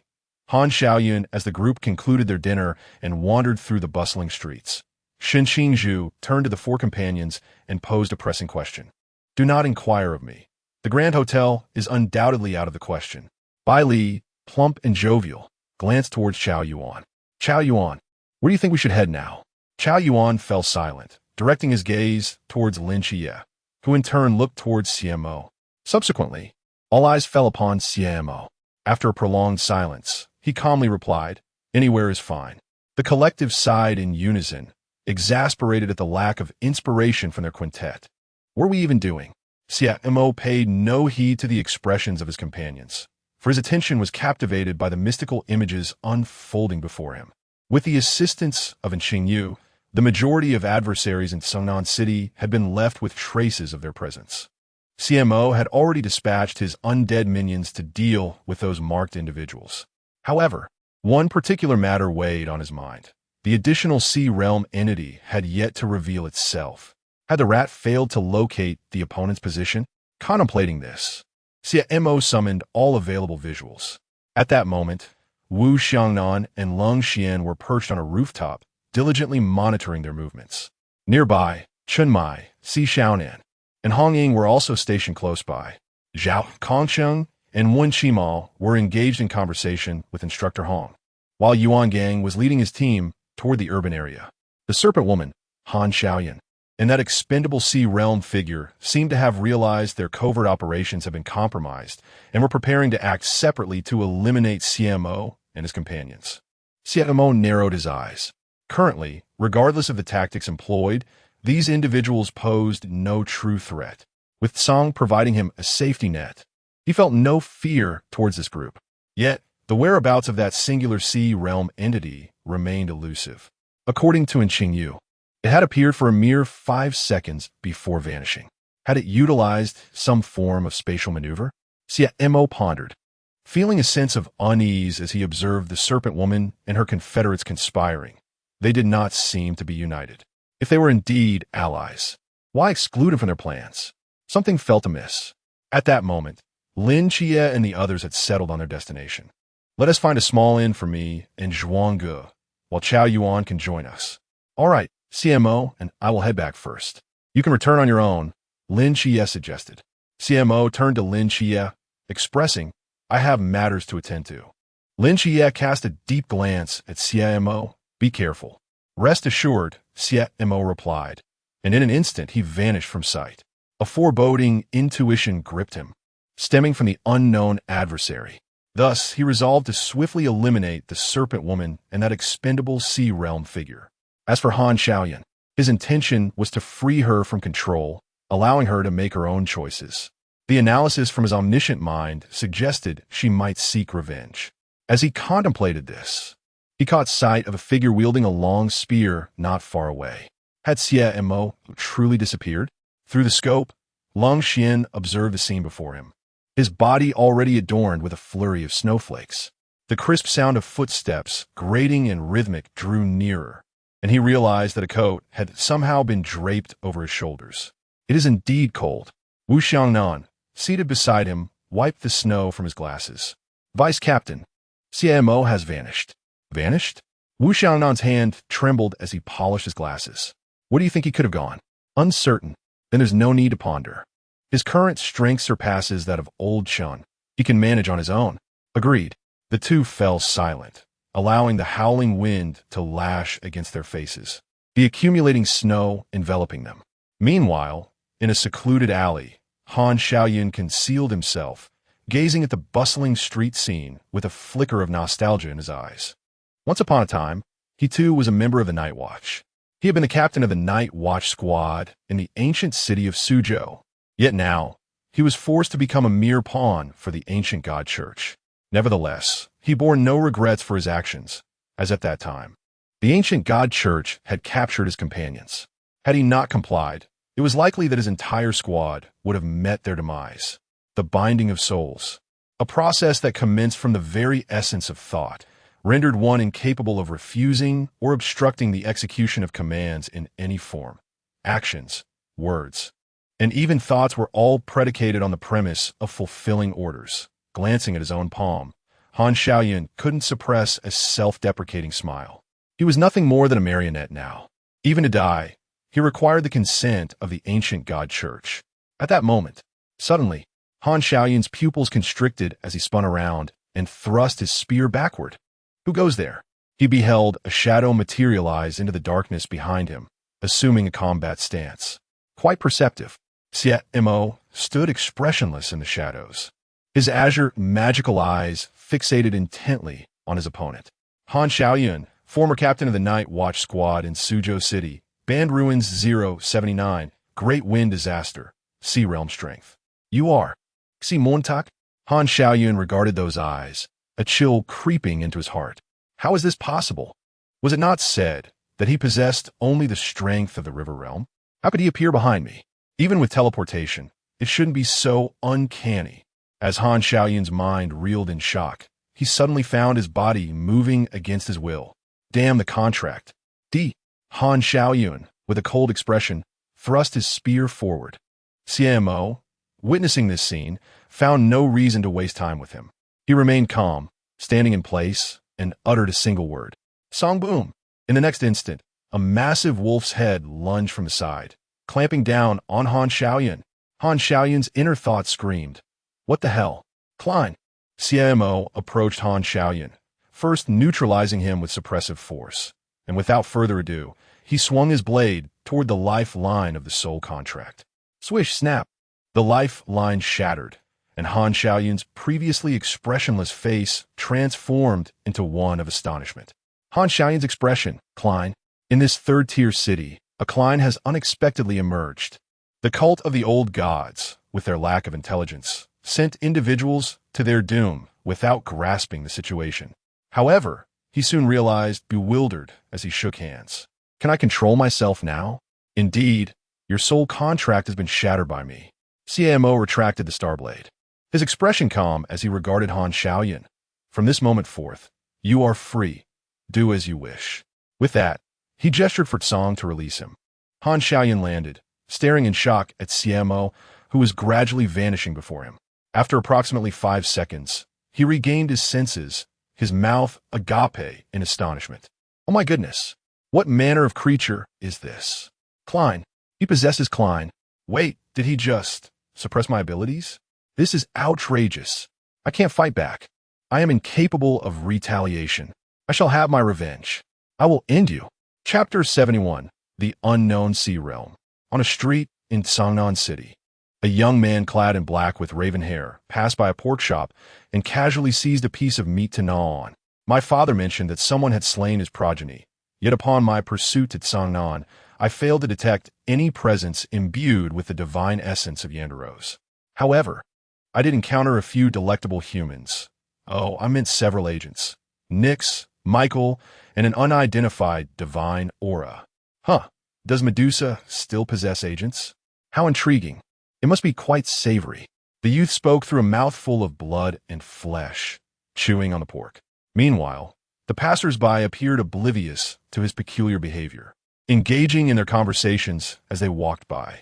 Alas, my true form did not come, yet this avatar is woefully weak, merely reaching the pinnacle of the sea realm. That beast, Michael, too, spends his days on the moon, complicating everyone's access to Earth. Wait a moment. Since my true form is a deity, why not consume a sea realm entity and leave a medium on its corpse, allowing my essence to transcend the boundaries of space and time, smuggling a fragment of power? In doing so, I could directly cross the immeasurable in a Klein. The youth halted, his eyes gradually igniting with determination. Without a moment's hesitation, he surged toward the location of that expendable sea realm being. Meanwhile, at Medusa's location, according to the previously exchanged intelligence, the Dark Pawn had been removed, and all were to commence their actions ahead of schedule. The Sea Realm entity was tasked with restraining Yuan Gang and his frontline forces. Han Xiaoyun and she would handle Xie Mo and Lin Xie, respectively. Han Xiaoyun felt uncertain, having heard that the agent possessed formidable abilities, having ascended to the River Realm 6 months prior, undoubtedly holding some hidden cards. Medusa pondered, her gaze fixed on Lin Xie in the distance. Nevertheless, my task is rather straightforward, a dual divine agent. Oh, how delightful. Killing them should be quite entertaining. On the other side, the members of Team 136, who were surveilling Lin Xie, suddenly sensed an ambush nearby. Captain, I have spotted 2 River Realm entities here. I have one. Cold Xian, and I also have one. Everyone, exercise caution and try to hold them off. I have already called for reinforcements. Chun Mai lowered his arms, observing 3 men smoking by the street. 3, you say? At that moment, various factions commenced their operations simultaneously. Xie Mo sat beside Qing Yu, silently monitoring the scenes displayed by the demonic eye, feeling an escalating sense of unease. What is the matter? And Qing Yu inquired, offering Xie Mo a can of cola, her brow furrowed in curiosity. I'm contemplating where that elusive sea realm entity has vanished to. Xie Mo replied, eyeing the sea realm being engaged with Yuan Gang. From my analysis, this sea realm entity does not seem to be affiliated with the ancient god church. Not affiliated? Then what do you surmise their objective is? And Qing Yu mused after taking a sip of Sprite. In the present moment, the waters of Xiaonan City run deep, yet the objectives of each individual remain crystal clear. Merely myself, Chia, and Pang Pang. With a definitive purpose at hand, our task becomes straightforward. We need only focus on Bailey Tumming and Lin Xie. These thoughts had already crossed my mind. Xie Mo spoke in a hushed tone. My intellect has conducted a thorough analysis. Currently, the situations of Xie and Pang have largely solidified, and it seems this sea realm is directed towards me. Why do I assert this? The rationale is simple. Neither of us has been able to uncover the other's surveillance measures. I suspect he has employed some form of invisibility or spatial manipulation, Xie Mo elucidated.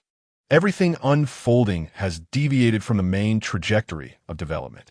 However, through calculations made by the omniscient mind, Xie Mo has discerned the source of the dilemma. It is merely a butterfly effect instigated by his own actions. Over the past 6 months, the most likely catalyst for this occurrence has been none other than the Fengdu Klein incident. Previously, Xie Mo had slain a descendant of a deity, and in conjunction with the current inability of both surveillance methods to detect one another, he harbors a 70% certainty that this sea realm is likely connected to that wolfish enigma. You make a compelling point, and Xingyu remarked, gently stroking a small white mouse. However, your team members, along with Lin Xie, have fallen into an ambush. Are you certain you will not lend assistance? I have already dispatched someone, Xie Mo replied, his expression remaining unperturbed as he observed Team 136 engaged in combat. At this moment, Hong Ying and Xiaonan, embroiled in battle, were on the brink of exhaustion. Has reinforcement not yet arrived? Hong Ying gasped, staring at the imposing figure of a man wielding a butcher's knife. A powerful entity from the sea realm has detained our reinforcements. For now, we must rely on ourselves to reach them, Xiaonan solemnly replied, gripping her firearm. The situation was dire. The ambush from the river realm was overwhelming, and Team 136 was unable to reach Xie in the immediate future. You should abandon the thought of attempting to reach them, the man sneered, observing the poor condition of the two women. In the next moment, as he prepared to eliminate them, thud, a heavy sword pierced through the man's chest. Both women and the man were momentarily stunned. As they followed the sword's trajectory, they beheld a towering 5-meter-tall specter that had inexplicably appeared behind the man. You! Thud! The sword was drawn sideways, and 2 halves of a corpse crumpled to the ground, blood rapidly seeping into the earth. The specter, witnessing its target's demise, silently retreated into a realm unseen. Hong Ying and Xiaonan, witnessing this spectacle, wore expressions of sheer bewilderment. They were not the only ones encountering such an extraordinary situation. At that moment, every member of Team 136 engaged in battle received aid from the specter, save for Lin Xie. Xie Mo's figure flickered and vanished from Qingyu's sight. The next instant, when he reappeared, he found himself on a bustling street, surrounded by an array of intersecting scars, resembling a multitude of watchful eyes. In the midst of those eyes, Lin Xie stood solemnly, constantly surveying his surroundings. Chapter 72. The emergence of a powerful being from the Klein realm. The entire city is shaken. At that very moment, the serpentine eyes, formed by black lines, gazed at Xie Mo with a hint of surprise. Suddenly, a captivating woman appeared before the two of them. Has Han Xiaoyan not found you yet? I never anticipated you would arrive at my sister's side, she said with a charming smile, her gaze fixed on Xie Mo, her eyes glistening with allure. Originally, I intended to eliminate this dual deity agent, but now my sister has had a change of heart. It would be such a pity to dispose of such handsome young gentlemen. I long to see you kneel at my feet, kissing the soles. However, I find myself unable to contend with this newcomer, so I shall take my leave for now, but I will return to seek you out. Before the serpent woman could utter another word, Lin Xie drew his blade and struck. In an instant, the serpent woman vanished from her spot, reappearing several meters away from Lin Xie. Do not be so hasty, dear.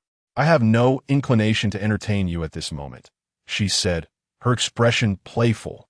Her gaze now directed at Xie Mo. Young sir, come, meet my gaze. As she spoke, a radiant light emanated from her eyes. Xie Mo, wary of her gaze, prepared himself. Lin Xie sensed something amiss and shouted in urgency. Yet, in the next moment, he was rendered speechless. It was not only him. Even the serpent woman, who had previously appeared joyful, was now taken aback. Xie Mo had somehow found himself before her, his mesmerizing blue and rainbow-colored eyes locked onto hers. Meet my gaze? A chill coursed through the serpent woman's heart as she realized her petrifying ability had failed. Oh no! In the next instant, as she attempted to flee, a slender hand reached out and grasped her neck, lifting her effortlessly into the air, causing her divine aura to dissipate in that very moment. The serpent woman was bewildered, filled with confusion and disbelief. Why had her divine essence vanished? Why was it she who was harmed in this exchange of gazes? Lin Xie observed this scene, his lips twitching in realization. He had forgotten that Xie Mo's power also lay within his eyes. Thus, the serpent woman's attempt to meet his gaze was futile. Petrification was merely a concept, and Xie Mo needed not lift a finger. In that fleeting moment of eye contact, his magical gaze had nullified her ability. Let me go, the serpent woman pleaded, gripping Xie Mo's arm, her legs flailing in desperation. At the same time, Chun Mai and others, who had hurriedly arrived, witnessed this astonishing spectacle. They stared at the serpent woman, suspended like a chick in Xie Mo's grasp, momentarily stunned. What? Xie Montak, observing the death line above the serpent woman's head, remained silent for a moment before decisively severing it. With a swift motion, the line snapped. The serpent woman instantly became an ordinary person, devoid of any aura. The onlookers gaped in disbelief. Had her identity as an agent been stripped away? What have you done to me? The serpent woman erupted in fury, her enchanting visage transforming into a terrifying snarl. Xie Mo paid her no heed. At this moment, he felt the nourishing progress within his body surging, a contemplative expression gracing his face. Could an agent of the same realm augment the nourishment progress by 10%? I shall end your life. I shall end your life. The serpent woman, filled with venomous rage, brandished her long claws at Xie Mo. After much effort, she had become an agent, only to be effortlessly dispatched by him. Who could she turn to for justice? It seemed that she had yet to suffer enough. In an instant, Xie Mo vanished, releasing the serpent woman and appearing behind her. He seized the back of her collar and plunged downwards. Bang! The ground shattered like a spider's web. Xie Mo soared high with the serpent woman, executing a magnificent 360 spin in midair. Lin Xie and Chun Mai's expression stiffened. The serpent woman's face froze as an inexplicable phrase echoed in their minds. Take off. In the next moment, Xie Mo hurled the serpent woman down with tremendous force. Boom! A deep crater formed upon impact. The serpent woman lay half-conscious within it, blood gushing from her mouth. Lin Xie. How ruthless. Chun Mai and the others. How wild. Xie Mo landed gracefully and turned to hoist the serpent woman once more. The serpent woman, bloodied and battered, forced a smile through her pain. Xie Mo looked at her in disgust. Just as he was about to conclude the encounter, suddenly, boom! A wave of Klein Realm energy surged from somewhere in the city. The members of Team 136 were momentarily taken aback. Xie Mo's pupils constricted.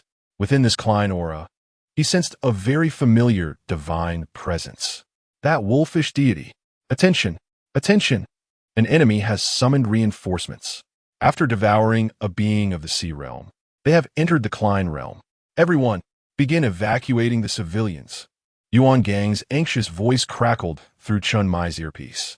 At that moment, whether it was those surrounding the serpent woman or the new recruits scattered across Xiaonan City, even the few remaining attackers in the city turned their gazes toward the source of the energy explosion. What is happening? Why has a Klein entity appeared in Xiaonan? The ancient god church never mentioned that a powerful being of the Klein realm would manifest. What is going on? Yuan Gang is encountering a Klein entity. Chun Mai's expression grew serious as he turned to Xie Mo and Lin Xie. Xie Mo, quickly hide and await reinforcement from the Watcher's headquarters. Yes, Captain. Lin Xie nodded earnestly. With a Klein entity in play, it was no longer within his capacity to intervene, thus he consented without hesitation. No need, Captain. Xie Mo immediately rejected the suggestion. Chun Mai, Wu Xiaonan, Zhao Kongsheng, Wen Qimo, Hong Ying, Xiaonan, and the distant Lung Xian all turned their attention to him. Xie, what do you mean by that? Zhao Kongsheng furrowed his brow. Xie Mo, your prowess is indeed formidable. Yet when confronted with Klein, even the most powerful may falter. Wu Xiaonan stated gravely. I am aware, Xie Mo replied, his gaze steady upon the gathered crowd. It was evident that this Klein had set its sights on him. Even if he attempted to flee, the adversary would undoubtedly devise a means to track him down.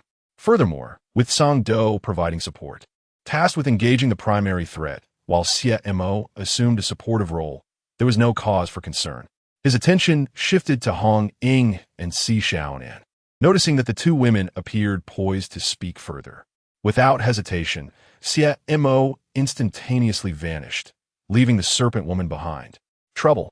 We must pursue, Xie Mo exclaimed, casting a hasty glance before making his way toward Hongying's position. The others, witnessing this, swiftly followed suit.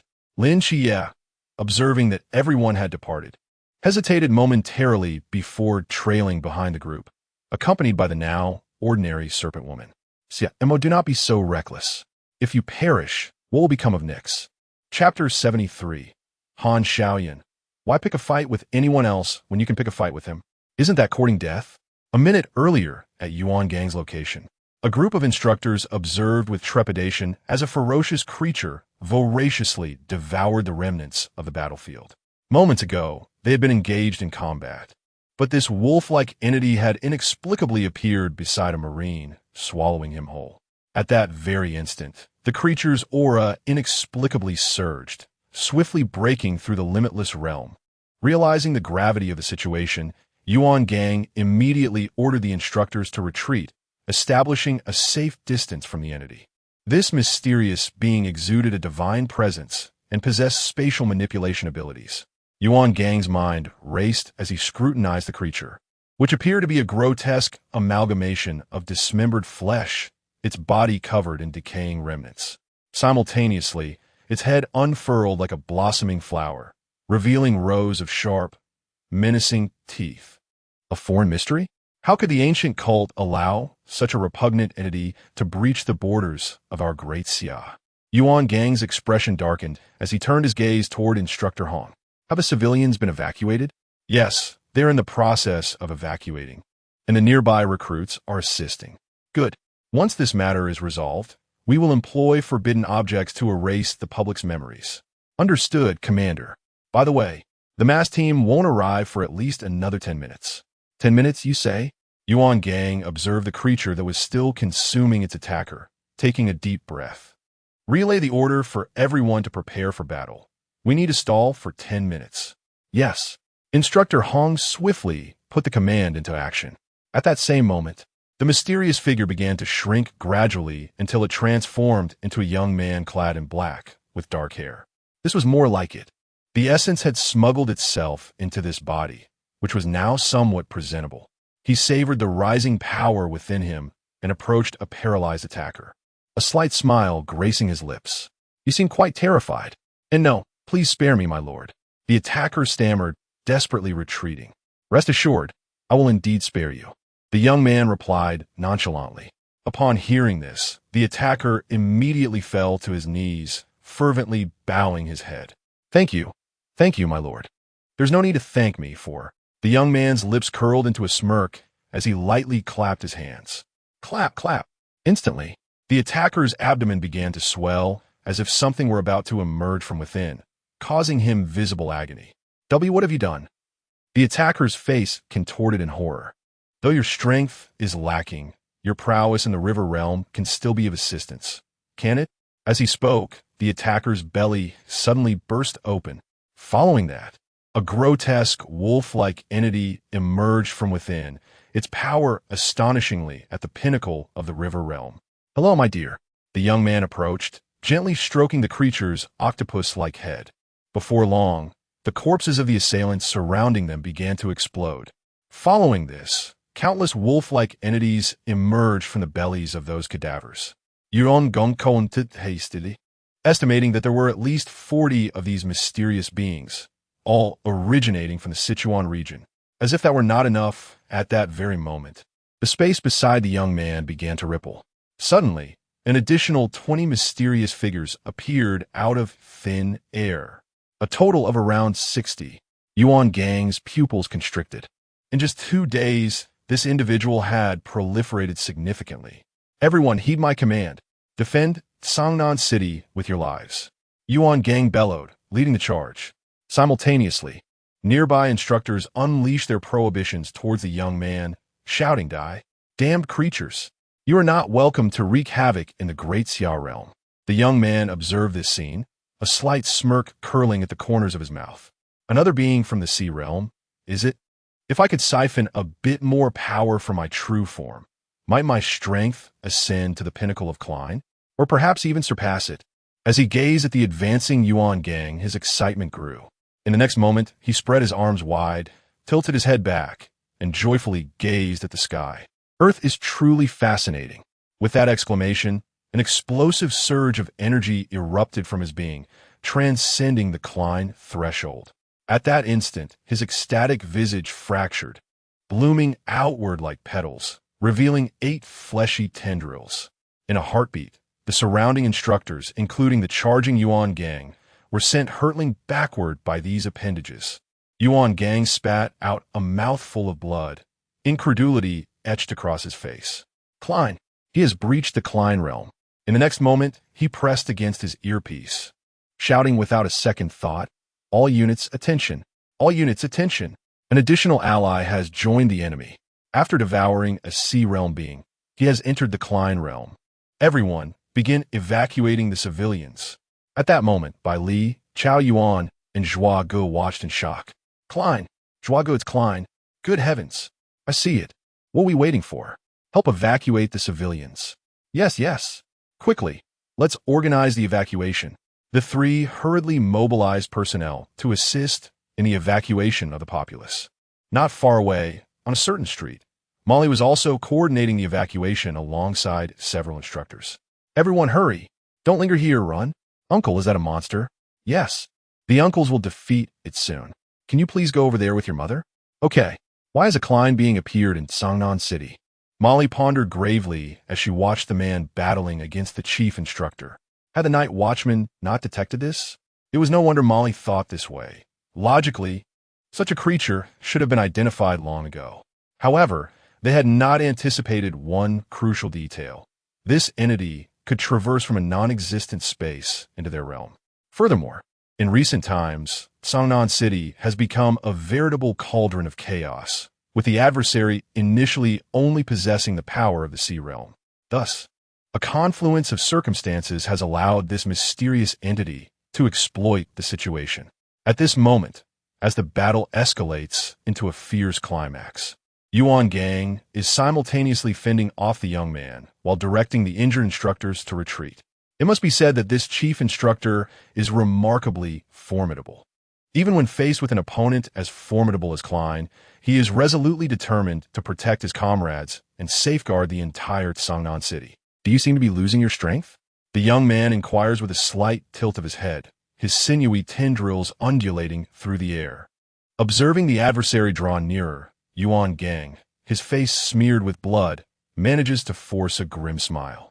If you wish to obliterate Xiaonan City, you will have to begin with me. Chief Instructor, please refrain from making such declarations. His words remain unfinished as they are abruptly interrupted by a calm voice. This voice, though not particularly loud, seems to reverberate across the battlefield as if imbued with some form of enchantment. All eyes turn toward the source of the sound, and there stands Xie Mo atop a skyscraper, a straight sword sheathed at his waist. Xie Mo, Yuan Gang is momentarily taken aback. Oh, an emissary of the divine? The young man smiles faintly upon seeing the newcomer, but soon a sense of unease washes over him. This aura does not resemble that of a mere divine emissary. It feels more akin to that of a deity. A deity? The young man's eyes widen with uncontainable joy. Ha ha ha! Such a treasure still exists in Xiaonan. Sir, I implore you to become my sustenance. With that, the young man leaps forward, lunging towards Xie Mo with great haste. At this moment, all instructors, civilians, recruits, the approaching members of Team 136, as well as Han Xiaoyan and the Serpent Woman, turn their gaze skyward toward the airborne youth. This is bad. He aims to slay Xie Mo. Everyone, stop him. Ha ha! Kill him. Eliminate that scoundrel. Han Xiaoyan. Of all the people to attack, why him? Is that not courting death? Dressed in a black robe, Han Xiaoyan's lips twitched slightly. Just as he suspected, in the next instant, under the terrified gazes of the onlookers, Xie Mo steadies his sword with one hand and coldly utters a single word, "Wolf boom!" In an instant, a colossal wolf's head materializes beneath Xie Mo, locking onto the airborne youth. Chapter 74. The atmosphere was electric as a thunderous roar reverberated throughout the venue. The youth's pupils dilated in shock, and he was sent hurtling backward by the sheer force of the sound. Yuan Gang's jaw nearly struck the ground. What on earth? Where did this Klein come from? Isn't Xiaonan a third-tier city? Why are there so many Kleins here? Old Hong, am I dreaming? Instructor Hong remained silent, his heart equally shaken. Is this really the soldier I brought out? He thought, gazing at Song, who stood beside Xie Mo, his entire being frozen in disbelief. This was utterly absurd. Absurd beyond the realms of reason. My soldier has a Klein companion? What did this kid, Xie Mo, acquire a Klein? Damn it. Thankfully. Why didn't he give him a hard time earlier this year? Let us be honest. Could you even handle a Klein? Forget that. He would flatten you without hesitation. The instructors began to murmur, their wide, innocent eyes fixed intently on Song. Meanwhile, Yi Feng, witnessing the scene, plummeted to his knees. Commander, you believe it now, right? P.S. definitely unleashed.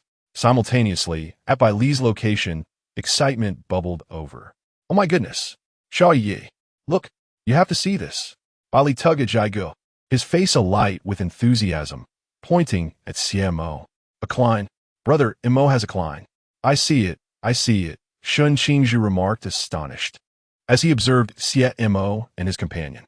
Earlier in the dormitory, he had sensed that Xie Mo harbored secrets. Now, it appeared his suspicions were justified. Xie Mo had been concealing his trump card all along. But that is not the main point. The crux of the matter is, Xie Mo is my comrade. Chao Yuan, too, was rarely seen jumping with excitement, an elusive black flame beginning to emanate from him. The trio's enthusiasm was contagious, drawing in their fellow recruits.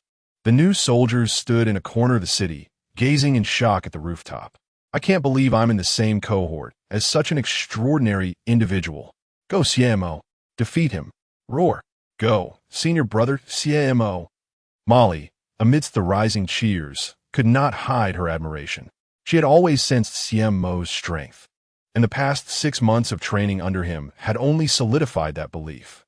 Now, witnessing Xie Mo standing before thousands, her reverence was on the verge of overflowing. Goodness, Xie Mo, what on earth is that? A Klein. Zhao Kongsheng, radiating with the aura of his cultivation level, stared in terror at the white wolf. This was truly eye-opening. My little brother has a Klein. Don't ask me. I'm just as bewildered. When Xie Mo gazed vacantly at the rooftop, the gap in their abilities seemed to be widening, but fortunately, he and T acted recklessly recently. Otherwise, Xie Mo might have annihilated him. Beside him, Hong Ying was already in a daze, her emotions swirling in complexity. The individual who once required protection now stands boldly before everyone, confronting Klein. This sentiment is not hers alone. At this moment, see Xiaonan's pupils flicker slightly. She remains rooted in place, uncertain whether she is rendered speechless by shock or preoccupied with other thoughts. Wu Xiaonan and Chen Mai exchange a glance, both recognizing astonishment reflected in each other's eyes. This young man, has he truly gone too far? Ha ha, ha ha ha. Lin Xie, accompanied by the serpent woman, could not suppress his excitement and laughter. Klein, ha ha ha, nix. Your healing is far from complete. This. The serpent woman, in Lin Xie's grasp, is rendered utterly dumbfounded. He actually possesses Klein. If he had unleashed that upon himself moments ago, how could he have survived? The ancient God Church must be out of their minds, dispatching someone without comprehending the opponent's strength, merely to send them to their demise. Returning to the battlefield. At this moment, under the gaze of all present, the young man lowers his head, covering his face, unable to contain his laughter.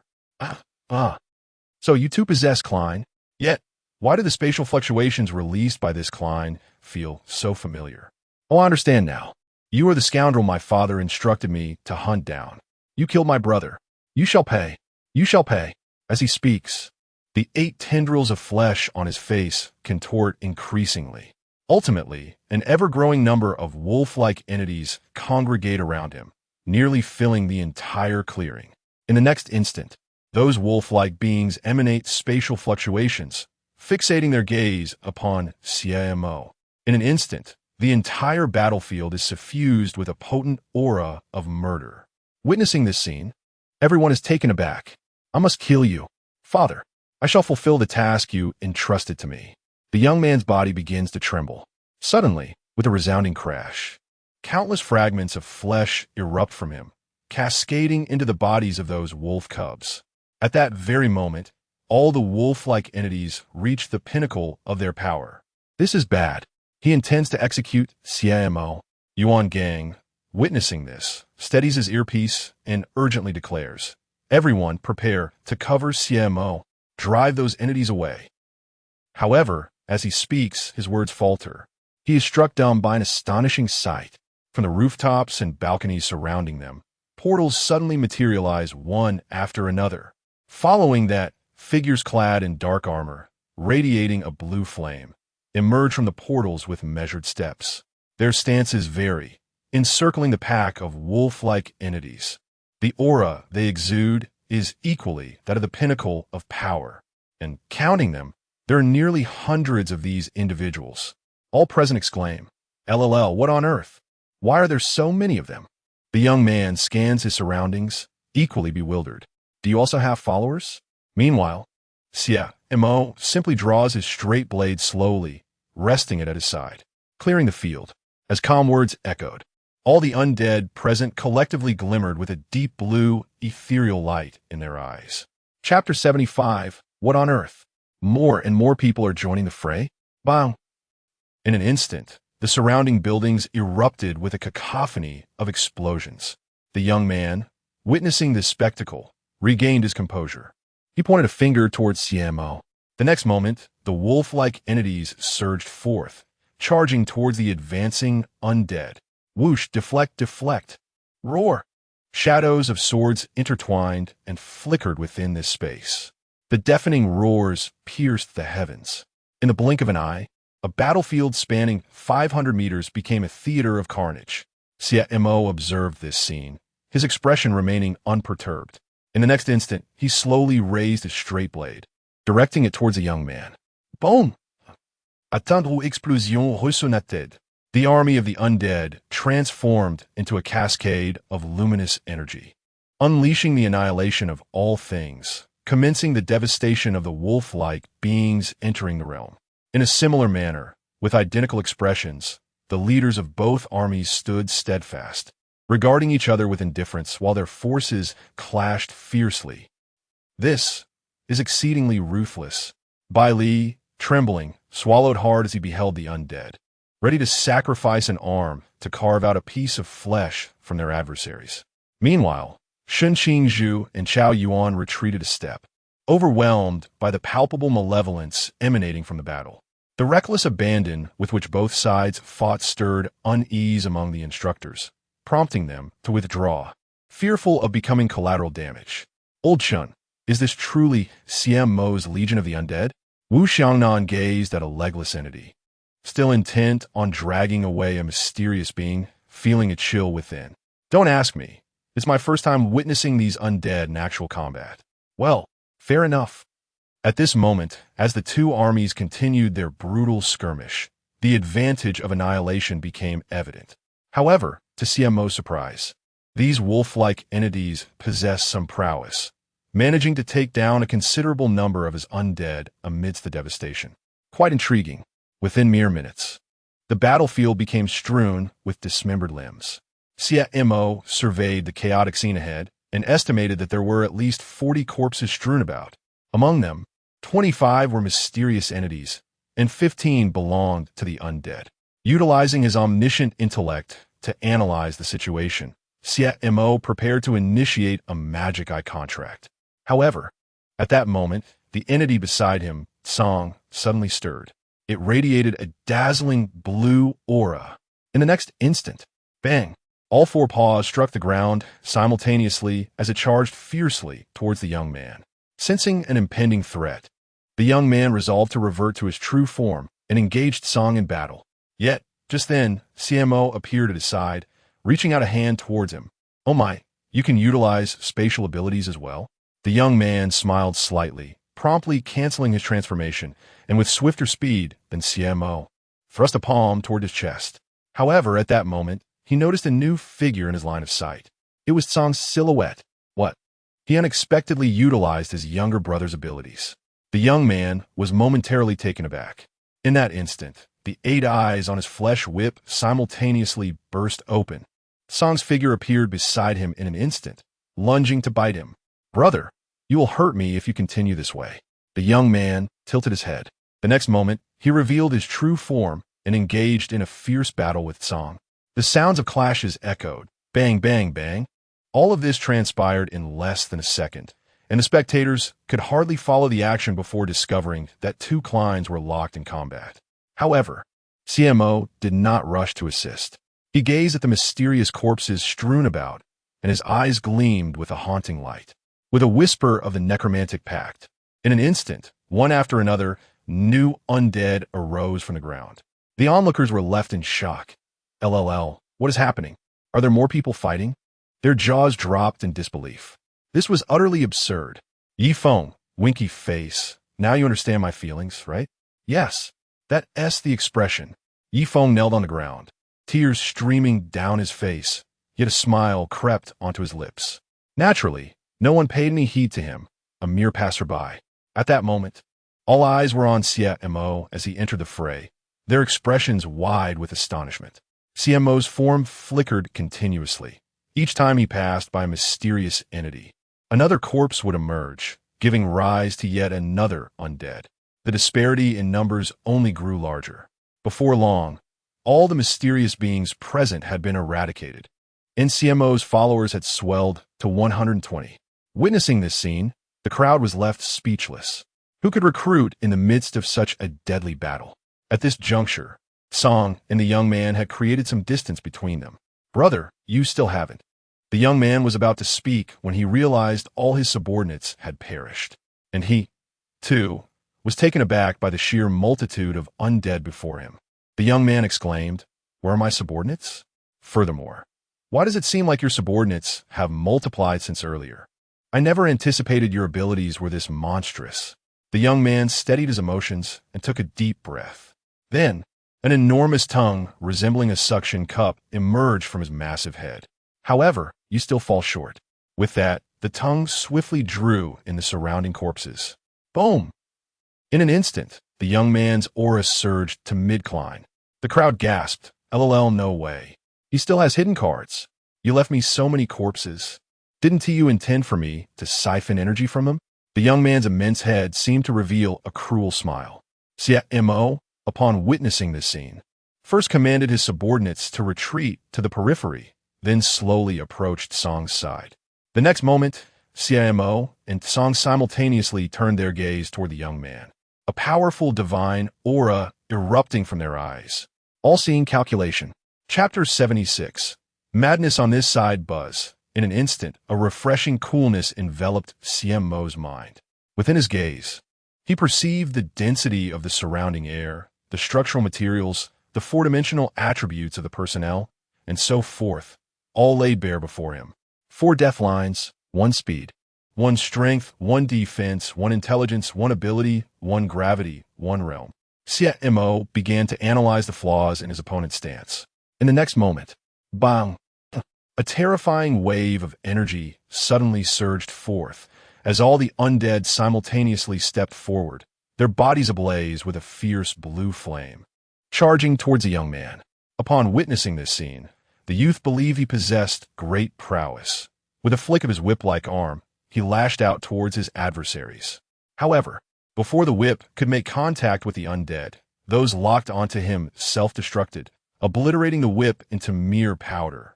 At the same moment, Song, with lightning speed, appeared directly before the youth's eye. The young man's expression darkened. Without uttering a word, he thrust his straw-like tongue towards the new eye. Just then, a cold voice rang out from behind him. "What are you looking at?"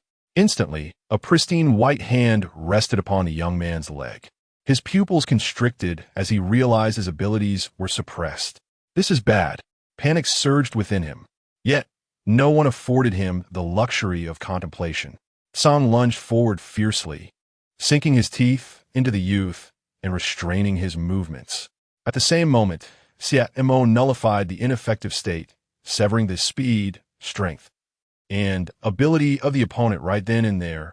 The young man felt the concepts dissipate from his being, leaving him utterly stunned. However, before he could finish his sentence, Song swallowed him whole. In that moment, silence enveloped the scene. The onlookers were aghast. Had they not witnessed it with their own eyes, they would never have believed that a Klein could simply vanish like this. The synergy between Xie Mo and Song was astonishingly swift, so rapid that they scarcely comprehended what had transpired. Xie Mo stood in place, flicking the straight blade in his hand, his gaze fixed on Song. Only he, as the participant, understood the extraordinary difficulty of such coordination. Merely the act of nullification and omniscient calculation had drained his mental energy. The boundary suppression on Klein allowed him only 1 second to sever the death lines. Exceeding that second would leave his mental energy depleted, rendering him a lamb to the slaughter. At this moment, observing the battlefield, the crowd remained speechless for an extended period. They were overwhelmed with astonishment. Looking at Xie Mo, surrounded by the undead army, alongside the utterly ruthless Song, they involuntarily swallowed hard, as if they had just witnessed the most incredulous event of their lives, rendered momentarily frozen in place. On a rooftop nearby, Hong Ying and the others had arrived not far from Xie Mo, setting aside the rest. Even Chun Mai, the captain who considered himself quite capable, was left astonished upon witnessing Xie Mo's attack, his mouth slightly agape. It was evident that his spirits were thoroughly shaken at this moment. Perfect coordination, instantaneous annihilation. In this recent collaboration, he may not have been able to execute it as adeptly. The instructors who have returned to the battlefield gazed intently at their hands, and one can only imagine the profound impact this scene has had on them. Conversely, what of the recruits? After a brief moment of shock lasting mere seconds, the oppressive silence erupted into a cacophony of cheers that could shake the very foundations of the battlefield. Incredible. Unbelievable. Xie Mo has surpassed all expectations. We have triumphed. Ha ha ha. In stark contrast to the recruits' exuberance, the battlefield lay enveloped in an eerie stillness, save for the swirling dust. The assailants, witnessing the spectacle, trembled slightly. Just then, like a harbinger of doom, Xie Mo unshackled the chain from his straight blade. Approximately 9 minutes later, calm gradually descended upon the scene. All assailants were subdued. Inciting exhaustion of his mental energy, Xie Mo retreated to the villa. Yuan Gang, observing Chun Mai before him, spoke with a quivering voice. What manner of monster have you cultivated? I too wish to know. Chun Mai replied, his lips twitching slightly as he regarded the still stunned members of the squad.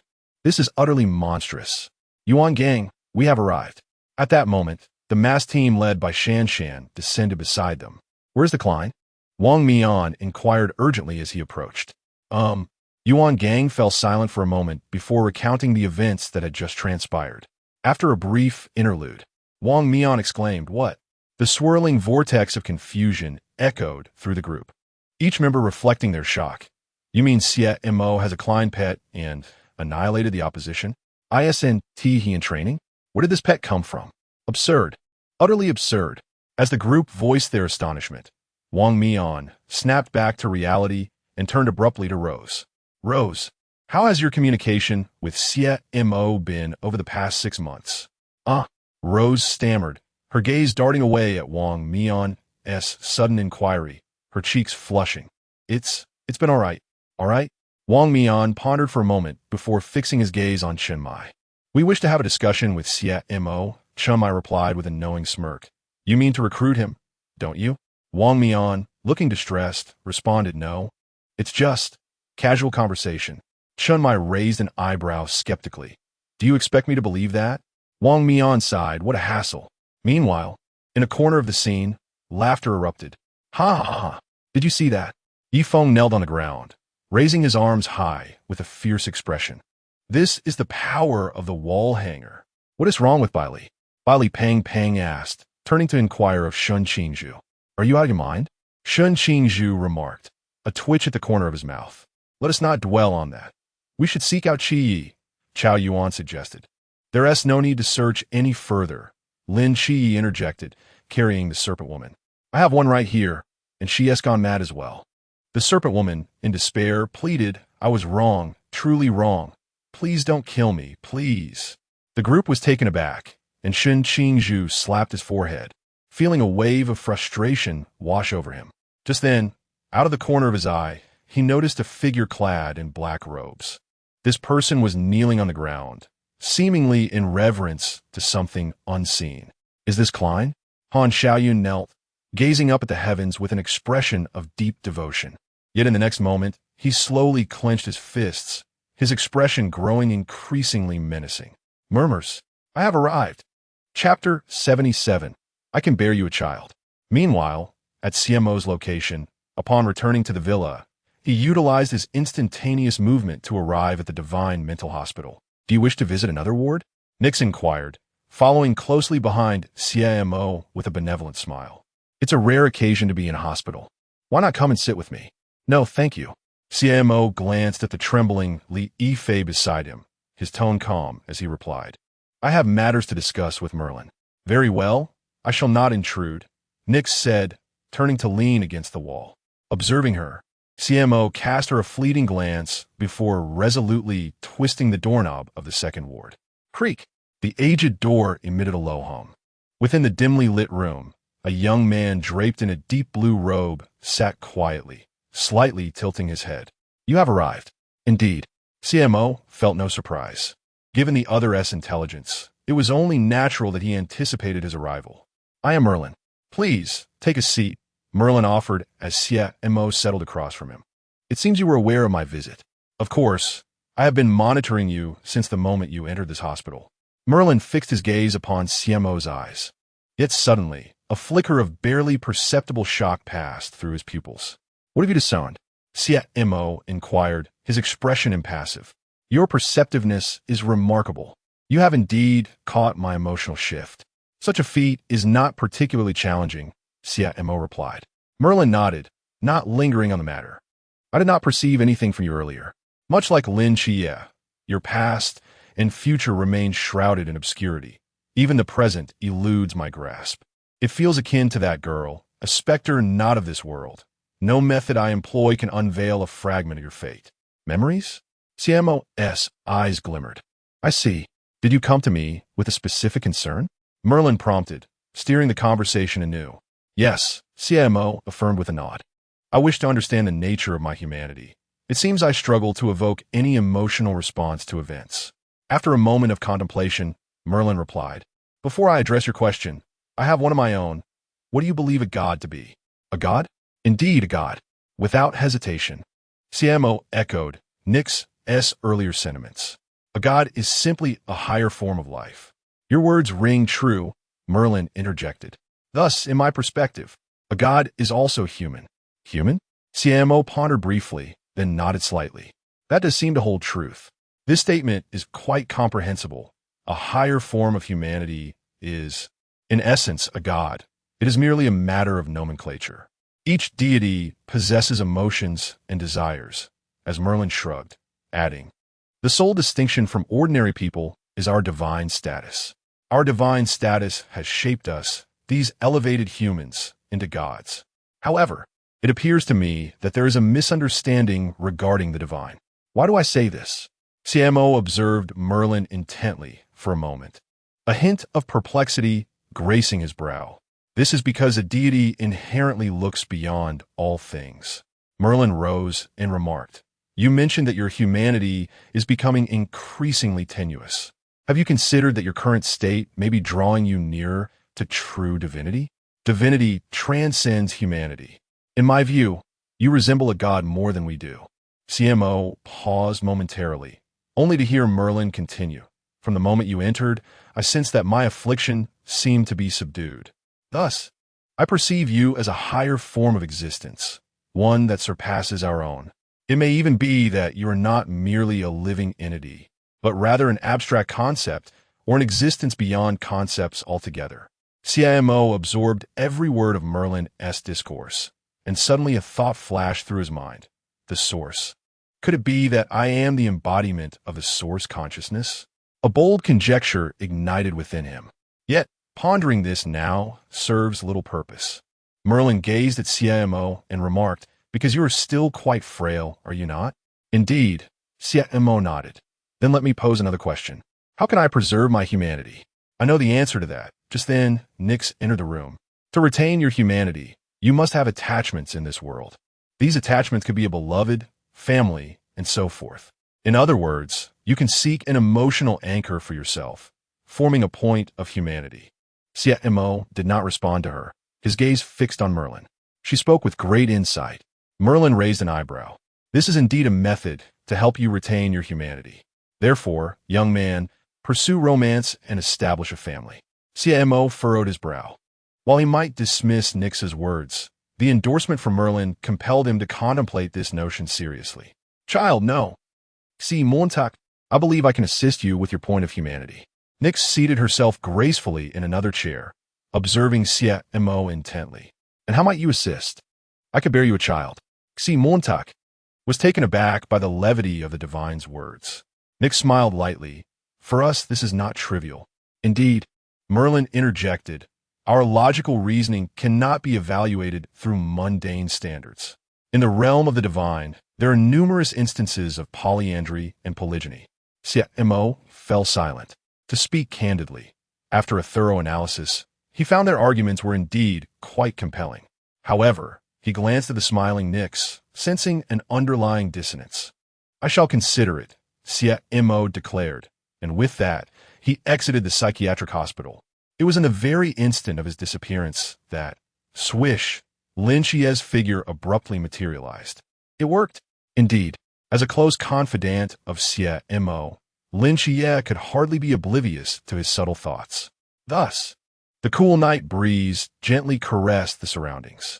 Xie Mo slowly opened his eyes, listening to the crackling sounds nearby.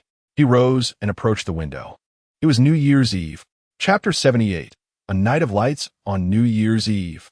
Xie Mo's gaze descended, revealing a small dark figure that was gazing up at him. It was the pet of Lin Xie. "Have you already consumed the faithful Lu Liang, ranked 16th? Xie Mo pondered for a moment, then leapt into the courtyard and crouched down. "You have indeed alleviated one of my troubles." The little black creature seemed to understand Xie Mo's words and poked its head out. Xie Mo gently caressed it before standing and directing his attention to the magical imagery of Lin Xie. Meanwhile, within the villa, the masked team and Team 136 had not diverted their gaze from Xie Mo since his emergence. Naturally, Xie Mo was aware of their scrutiny and showed no intention of evading them. "Captain Chun, Xie Mo has awakened. Look." Wang Mian pointed at Xie Mo, smiling at Chun Mai. Chun Mai replied with a sly grin, "You be quiet." "Captain, I shall go check on Xiaonan," Xiaonan remarked as she stood and made her way towards the courtyard, with Hong Ying instinctively following her. "Are you not going?" Xin Yuan chuckled at Rose. "Rose, you're being cheeky again." Rose playfully tugged at Xuan Yuan's ear and cast a furtive glance at Xie Mo. At that moment, Wu Xiangnan, sensing the peculiar atmosphere, suggested, "It is already 6:30 p.m. Let us head to the office and enjoy a New Year's Eve dinner together." "I agree. Hooray. Let's go. I'm quite hungry after a day of travel." The burly men from both teams ambled out of the villa, while Chun Mai and Wang Mian continued their playful banter. "Is it acceptable for me to drink a couple of glasses with Xie Mo during the New Year's dinner? He's of age now." "No, he cannot consume alcohol. He's a grown young man. How can he not drink?" Rose observed the departing figures and remained silent for a moment before addressing Wang Mian. "Captain, I have something to attend to. I will join you shortly." "All right." With that reply, Rose proceeded into the courtyard. At this time, Xiaonan scrutinized Rose and Hong Ying as they entered the courtyard, narrowing her eyes slightly. "It seems the world for the two of you has been disrupted. However, Xiao Mo, please assist me in purchasing some chestnuts. We shall meet at the office shortly. I need to discuss certain matters with Sister Hong Ying and Sister Rose." "Hongying." "Rose." Xie Mo nodded without hesitation, vanishing from sight in an instant. He had observed the three women approaching and, using his omniscient mind, deduced that remaining in their presence might lead to undesirable outcomes. Thus, to avoid complications, it was best to slip away. Once Xie Mo disappeared, Xiaonan turned her attention back to Hong Ying and Rose. Ladies, let us also procure some festive goods for the new year. Hongying. Rose. It appears that next time, one must choose a moment when the others are absent to spend time with Xie Mo. Meanwhile, as Xingyu was engrossed in his research, he suddenly felt a chill at his rear. Xie Mo? It's me. Xie Mo sat beside him, his gaze fixed upon the tray on the table. How does it feel? And Xingyu adjusted his glasses, turning to meet Xie Mo's eyes. It feels no different from an ordinary person. This conclusion had already been anticipated by Xie Mo, for the source of his strength lay within the magic eye, rendering other parts of his body rather inconsequential. It seemed that no significant discoveries would be made. Xie Mo feigned a sigh before shifting the topic. How do you plan to spend the evening? What else can we do? The soda has already been purchased, so we might as well stay here. Very well. I shall come by later to bring you some dishes. You're coming over tonight? Aren't you supposed to be at the office? I will go, but that won't prevent me from visiting you here. All right, I shall await your arrival. On New Year's Eve, the night enveloped the earth, yet tonight was unlike any other. From all directions, the sounds of firecrackers erupted, and the fireworks sparkled brilliantly. Xiao, you finally made it. Where are my chestnuts? Xiaonan exclaimed upon seeing Xie Mo. Grinning broadly, the seating had been arranged, with a large round table set with 16 chairs in perfect order. Ha! Xie kid, you've finally arrived. I'll go fetch the dishes. Zhao Kongcheng exclaimed, rushing into the kitchen ahead of Chun Mai, emerging with a plate of braised pork. Chun Mai shook his head at the sight, following closely behind to bring out dish after dish to the table. Naturally, others lent a hand as well. Soon, the enormous round table was laden with a variety of dishes. Xie Mo sat beside Lin Xie and calmly inquired, "Have you called your family?" Huh? Lin Xie appeared momentarily taken aback. After a pause, he gazed out at the night sky, illuminated by the fireworks, his voice hoarse. Xie Montak E. Perhaps you should be more decisive. Even if you do not call, your aunt would surely reach out to you. As Xie Mo spoke, his gaze shifted to the entrance. Look who's at the door. Lin Xie turned around and spotted the little black mutt peeking at him. Woof! Upon being discovered, the little black mutt bounded eagerly towards Lin Xie. He bent down and gently stroked the dog's fur, remaining silent. Observing this, Xie Mo chose not to say more, merely sipping his water quietly. During my time in the military, we would also receive our phones during the new year.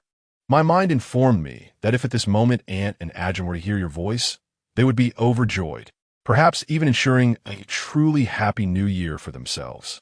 The omniscient mind could also analyze people's emotions, although my own feelings were rather shallow. It did not hinder my desire to assist Lin Xie. Moreover, Aunt and Hongying were indeed waiting for his call. Xie Mo slowly lowered his cup. Lin Xie trembled as he stepped out the door. Hello, Aunt, it's me, Xie. Xie, I was just about to call you. How was dinner tonight? Did you all have a meal together at the military?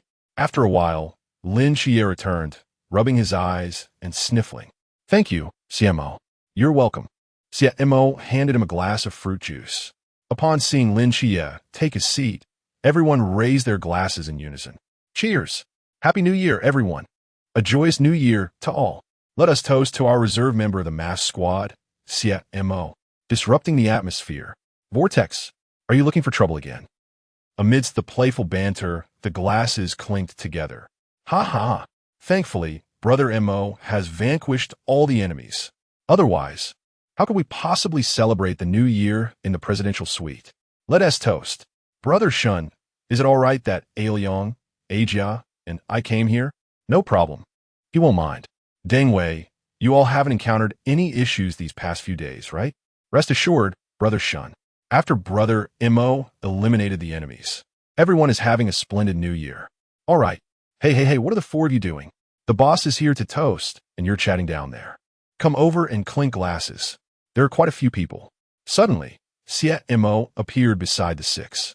Upon seeing him, Chao Yuan, Bai Li, Shun Qingzhu, Deng Wei, Li Liang, and Li Jia were momentarily taken aback. But soon they burst into laughter. Brother Mo, our great hero has arrived. Gulme, Gulme. Let's find a cup for Brother Mo. What brings you here? Shen Qingzhu asked in confusion. Weren't you supposed to be dining with the masked squad? I finished eating over there, so I can't find you all. All right, let us have a moment alone later. Good. The crowd found a cup for Xie Mo, gazing out at the myriad lights beyond the floor-to-ceiling window, raising their fruit juices high. Happy New Year! In the subterranean cave, and Xingyu poured a bottle of Sprite with a faint smile. You've arrived. Yes. Xie Mo placed the packed dishes on the table and poured himself a glass of Sprite. So many dishes? And Xingyu chuckled. It's rare to have a warm meal. Isn't it? Indeed. The two raised their glasses of Sprite, and a subtle smile appeared on Xie Mo's lips. Happy New Year. X2PS announcement. The Battle of Xiaonan is about to commence. Xie Mo. In the realm of Daxia, divine beings are forbidden to intervene. Chapter 79. Thank you. Thank you. Xie Mo. The meal swiftly came to an end.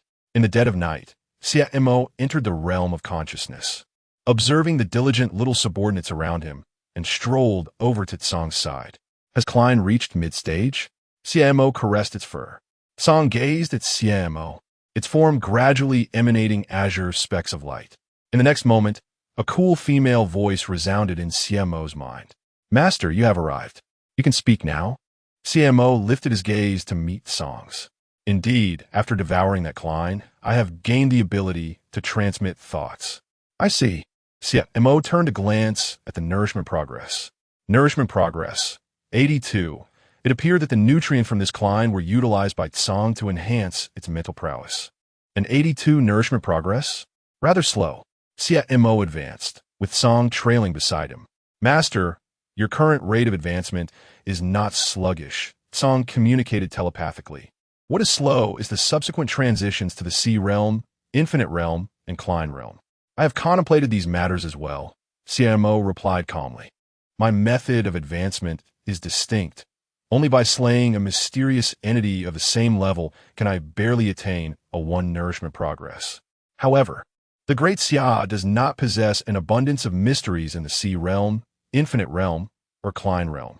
To ascend, I must venture into the mists.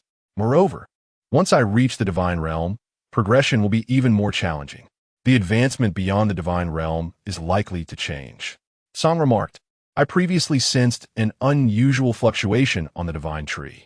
When you ascend to the pinnacle of humanity, the Divine Tree will undergo transformation once more. Oh, is that so? Xie Mo looked towards Song. Indeed, Song lowered its head. Moreover, Master need not overly concern yourself with your advancement. Why is that? Song cast a glance at the group of undead. The role of the undead extends beyond mere combat. The essence of the magic I packed is to provide you with ample resources for advancement. Xie Mo, ever perceptive, instantly grasped Song's implication. So, once I ascend to the Sea Realm, will these undead contribute to my nourishment progress? Yes and no. They inherently belong to the Divine Tree, and upon satisfying certain conditions, the Divine Tree will reclaim them. What are the conditions?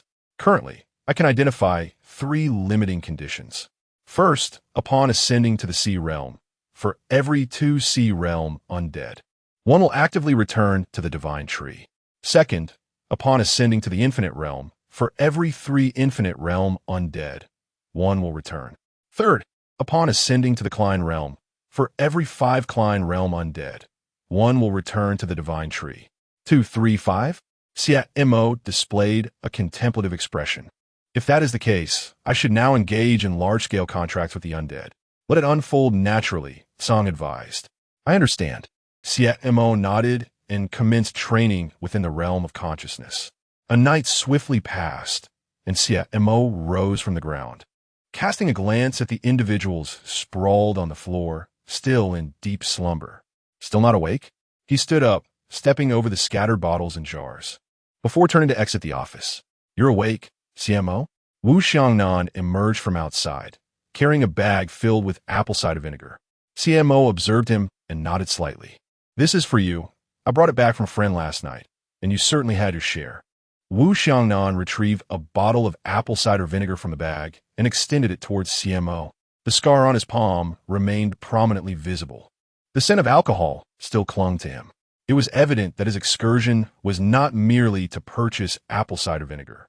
He had likely spent the night drinking with the members of the Blue Rain team. Brother Xiaonan. Xie Mo took the vinegar and grasped Wu Xiaonan's hand, which was about to retract. What's wrong?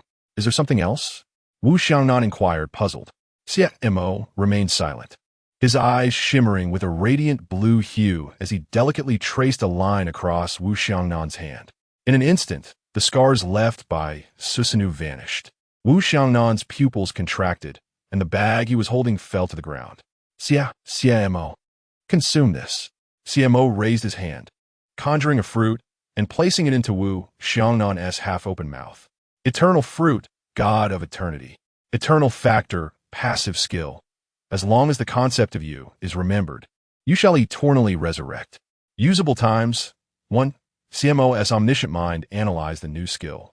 In essence, as long as someone remembers you and your concept, you may resurrect indefinitely. The god of eternity now possessed an additional means of survival, Xie Mo mused, as he noticed Wu Xiaonan's eyes beginning to glisten with tears. Thank you. Xie Mo, continue your training, Brother Xiaonan. One day, you shall become a deity and avenge the Blue Rain team. Xie Mo's expression remained calm as he stepped past him. Wu Xiaonan did not respond. He merely covered his face, wishing to conceal his expression from Xie Mo. Yet the tears cascading down his cheeks betrayed his emotions. Another new year dawned. Happy New Year, Mom. Ah, darling, here's your red envelope. In the bustling marketplace, two young men prepared to welcome the new year. Today marked the first day of the lunar calendar, and the festive atmosphere was palpable in every household. The streets were alive with the joyful sounds of laughter and song, celebrating the onset of a new year. Amidst this vibrant atmosphere, the recruits experienced a unique New Year celebration. Naturally, this was not the case for instructors like Hongying, who were still working overtime due to matters concerning Xie Mo chief instructor. How shall we report the incident? First, we must contain the information. I will submit the materials personally to the commander later. Hongying observed the busy instructors, his expression grave. Chief instructor. It seems the instructors are quite fearful of Xie Mo. Instructor Hong approached Hongying and whispered. Hongying pondered for a moment, narrowing his eyes slightly. Inform them that experts from the Klein realm have already been dispatched by headquarters to assist. Do not mention that the Klein is Xie Mo's own. Instructor Hong was momentarily taken aback, struggling to comprehend Hongying's implication. Noticing his confusion, Hongying began to elucidate. This approach serves a dual purpose. On one hand, it conceals Xie Mo's true capabilities, especially in light of the imminent arrival of the ancient god sect, which may dispatch individuals to apprehend him, along with a cohort of Kleins. On the other hand, it aims to disseminate a false narrative, which we can later relay to the new recruits. I see. Instructor Hong nodded. As for the higher-ups, I will personally reach out to the commander, and we shall finalize this matter. Very well.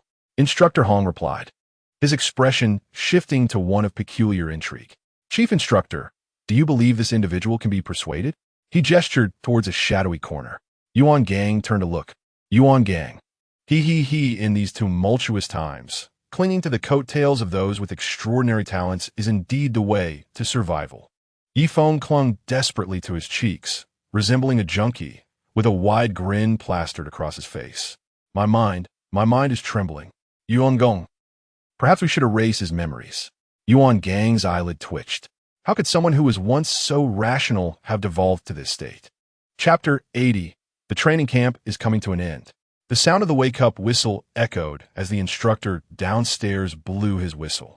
Xie Mo and Shen Qingzhu, upon hearing the call, quickly dressed and dashed towards the training ground. Today, the instructors bore unusually solemn expressions. They stood on the training platform, chests held high, seemingly awaiting something significant. In contrast to their usual attire, each instructor donned a medal and wore their military uniforms. Without uttering a word, Xie Mo made his way to Lin Chia's side at the training ground. On the platform, Instructor Hong counted the number of recruits, and upon confirming that everyone was present, he turned his gaze to Hongying. All present, Chief Instructor. Indeed, Hongying replied. scanning the new recruits before addressing them. The reason you have been summoned here so early today is to announce an important matter: the awards ceremony. During the holiday, many of you may have noticed that 2 reserve guards made remarkable contributions while handling an emergency task. Upon hearing this, everyone's attention turned to Lin Xie and Xie Mo. They were well aware that during the missile incident involving the bus, it was Lin Xie who had saved them. Furthermore, when faced with a mysterious Klein, it was Xie Mo who stood alone against countless foes and vanquished Klein. Thus, the announcement continued. On the day of the incident, Comrade Lin Xie, during the holiday, saved all the recruits on the bus and subsequently, along with Team 136 Xie Mo and a certain esteemed figure from the Great Xia, dealt with the serpent goddess and followers of the ancient god Klein. We hereby award him the Star Medal. As the words fell, thunderous applause erupted. Lin Xie stepped onto the training platform and approached Yuan Gang. Observing this, Yuan Gang retrieved a deep blue medal that shimmered like stars and pinned it to Lin Xie's chest. The applause resounded once more. Lin Xie, feeling a wave of humility, bowed his head. He knew that his involvement in taking down Klein had been largely due to Xie Mo's influence. He felt unworthy of the honor. "Come on, you brat. Don't play the part of the humble one," Yuan Gang remarked with a smirk. After contacting Commander Yi, Yuan Gang had been provided with a narrative. It was stated that during the Klein incident, a certain esteemed figure happened to be nearby and thus assisted alongside Xie Mo. Although the reasoning was somewhat convoluted, with a slight alteration of memories using the forbidden ruins, it posed no significant problem. However, Xie Mo insisted on attributing Lin Xie's name to the account. Consequently, after much deliberation, the report was revised to Comrade Lin Xie, during the holiday, discovered the mysterious appearance of Klein and, in conjunction with his comrade Xie Mo, with the assistance of Team 136, located a certain esteemed figure from the Great Xia who, upon learning of the situation, dispatched Klein's spirit pet to aid in resolving the incident. Numerous details were omitted for brevity. In summary, Yuan Gang found himself vexed by both Commander Yi and Xie Mo. He could not casually invoke the name of the esteemed figure from Great Xia. Yet, Commander Yi insisted on its inclusion, to which Xie Mo readily agreed. Hence, the phrase "a certain esteemed figure from the Great Xia" was born. Yuan Gang sighed, feeling as though he had drawn a short straw. With a grim expression, Yuan Gang shouted to the audience, "Next, the second contestant, Xie Mo." At this moment, all eyes turned towards Xie Mo, and discussions erupted among the crowd. "I told you Xie Mo could never possess a Klein pet. It turns out it was those few who intervened. Yet, how discreet they are, refusing to reveal their names, even now." The chatter gradually subsided under Yuan Gang's watchful gaze. Satisfied, he nodded and proclaimed, "Xie Mo, alongside Lin Xie, assisted Team 136 in the Great Xia's pinnacle, successfully resolving the crisis posed by the Snake Woman and the Klein Domain deity, thereby averting a catastrophic disaster that could have annihilated Xiaonan City and saving over 100,000 citizens. I hereby confer upon you the Starry Medal." The crowd erupted in excitement, having witnessed Xie Mo's prowess in battle.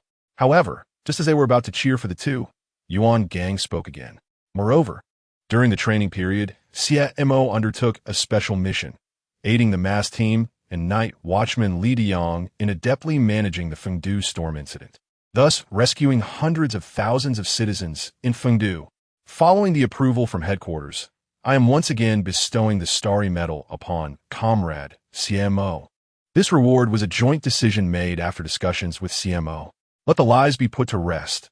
Let us issue this award now, or it will be troublesome to organize another ceremony later. Wow, impressive, Brother Mo. So you were on a mission back then. That's amazing. Bai Li, plump and eager, stood on tiptoes and slapped Xie Mo on the shoulder. Xie Mo remained composed, feeling no particular need to respond. After all, these crises would have been resolved by others in his absence, such as Shen Qingzhu. However, he realized something significant. Some of Lin Xie's experiences warranted his involvement. After all, these medals would eventually prove useful. Had it not been for his own omniscient reasoning in debating with Yuan Gang, Lin Xie would have only received a Starshine medal. Although Lin Xie felt undeserving, Time would remind him that this starry medal was a testament to his good brother, preventing him from slacking off. He hoped that when Lin Xie ascended to the consciousness of the fifth universe, he would not forget his loyal companion. The subsequent event should allow Xie to gain more experience, as this was his own path of growth. Xie Mo made a silent vow. In the latter half of the year, the training curriculum shifted to comprehensive education on the forbidden ruins and the responsibilities of the night watchman. Notably, during this period, Xie Mo enjoyed a rare tranquility. He had suggested to Hongying that his phone be confiscated, resulting in a 6-month span where, aside from the increasingly peculiar behavior of Molly, only Nix occasionally enlightened him on the benefits of extraordinary procreation. During this time, Merlin and Xie Mo also engaged in discussions about various aspects of humanity, ultimately concluding that friendship, familial bonds, and love, engaging in actions that reflect personal emotions, could alleviate the suppression of divinity. Nonetheless, Xie Mo discovered a significant dilemma. Lin Xie had been plotting against him. He wished to engage in a romantic relationship with Nix, hoping to alleviate each other's afflictions. Naturally, Xie Mo would not easily let Lin Xie off the hook. For the past 6 months, after each training session, he had insisted on an additional hour of practice with Lin Xie. This was devoid of any personal sentiment. It stemmed purely from the fact that Lin Xie's experiences had been overshadowed by his own, necessitating extra training for him. As dawn broke and breakfast was finished, the group arrived at the training grounds. Most of their time was typically spent in the classroom, yet today was markedly different. Shen Qingyu, Gao Yuan, Bai Li Bang Bang, and Mo Li gazed at the bruised Lin Xie with awkward expressions. Did Brother Mo find you for training again last night? One asked. Ahaha, I envy you, Xie, for receiving Xie Mo's guidance. He seems to care for you more than he does for me. Another added, Xie, I have some iodine for you. Would you like me to apply it? Listening to their comments, Lin Xie felt a sense of despair. Just the previous night, Nix and Merlin had nearly deceived Xie Mo with a clever ruse. Unfortunately, Xie Mo's intellect had seemingly sharpened, and Lin Xie now felt as though he were dealing with another Merlin. If he failed to deceive him, he would undoubtedly face severe repercussions the following day. Nevertheless, Nix's progress in treatment was gradually improving, and this matter could not simply be brushed aside. Lin Xie, fueled by frustration, thought, that infuriating poker face. He strikes with such ferocity every day. Just you wait. He adjusted his mindset and began to apply the medication. Over the past 6 months, he had also learned from Hongying about the other identities of Wu Xiaonan and Chen Mai. To his astonishment, one was the vice captain of the Blue Rain team, while the other, once known as the Black and White Impermanence, was a paragon of talent in Jing City, possessing the forbidden item known as Sequence 037, Black Impermanence. Yet, he could not comprehend why the captain had come to such a small town. This was also the subject of another explanation from Hongying. The forbidden item, Shiva's grievance, had been a catalyst for a colossal battle a decade prior. According to Yuan, Chen Mai had arrived in Xiaonan City following that conflict, assuming the role of the station team captain. Was there a connection in all of this? Chapter 81. The Vision of Xie Mo as Dusk Fell. The atmosphere in the instructor's office was charged with anticipation. Hongying observed the increasingly formidable presence of Xie Mo and nodded with satisfaction. Xie Mo, he began, the reason I summoned you today is to elucidate a matter. For the past year, Commander Yi has not allowed you to leave the training camp due to a certain forbidden artifact in Xiaonan City, which I previously discussed with Lin Xie. It is known as Shiva's grievance. Chief Instructor Xie Mo interjected, I am well aware of this matter, perhaps even more than you realize. You are aware that I was adopted by the Hong Ying family a decade ago. Hongying opened his mouth, and after a moment's hesitation, he nodded slightly. All right, I have a question for you. Which deity of the great Xia do you serve as a proxy? Proxy? Xie Mo shook his head and lifted the suppression of his aura. In an instant, 4 divine presences enveloped Hongying. His pupils widened in shock. You, Chief Instructor, Xie Mo interrupted, my allegiance will always remain with the great Xia. Hongying hesitated, visibly taken aback, and after a period of contemplation, he managed to steady his emotions. I hope you will not disappoint me. Of course, Xie Mo affirmed, his gaze fixed on Gang as he contemplated a pressing concern. In a matter of days, the ancient god church would orchestrate a scheme against the training camp. Several surrounding villages would be struck by floods, and they would even dispatch experts from the sea realm to eliminate them. Shun Xingzhu's subordinate, Li Jia, would fall victim to this plot, having utilized the ghostly deity's call, subsequently bringing it under his command. This incident would significantly impact the main storyline, as Shun Xingzhu, acting as an undercover agent within the ancient god church, would ultimately lead to its downfall. However, with Xie Mo present, Shun Xingzhu would not resort to the ghostly deity's call, as the butterfly effect had already taken hold. Nonetheless, this matter warranted serious attention. Recent developments in the main storyline had shifted, and Xie Mo believed this occurrence would be no different. I have something to bring to your attention, Chief Instructor. Oh, go ahead. Xie Mo subtly informed him that a landslide was likely to occur in the coming days, and that it would be orchestrated by human hands. Are you certain? Gang inquired, his expression grave. Absolutely.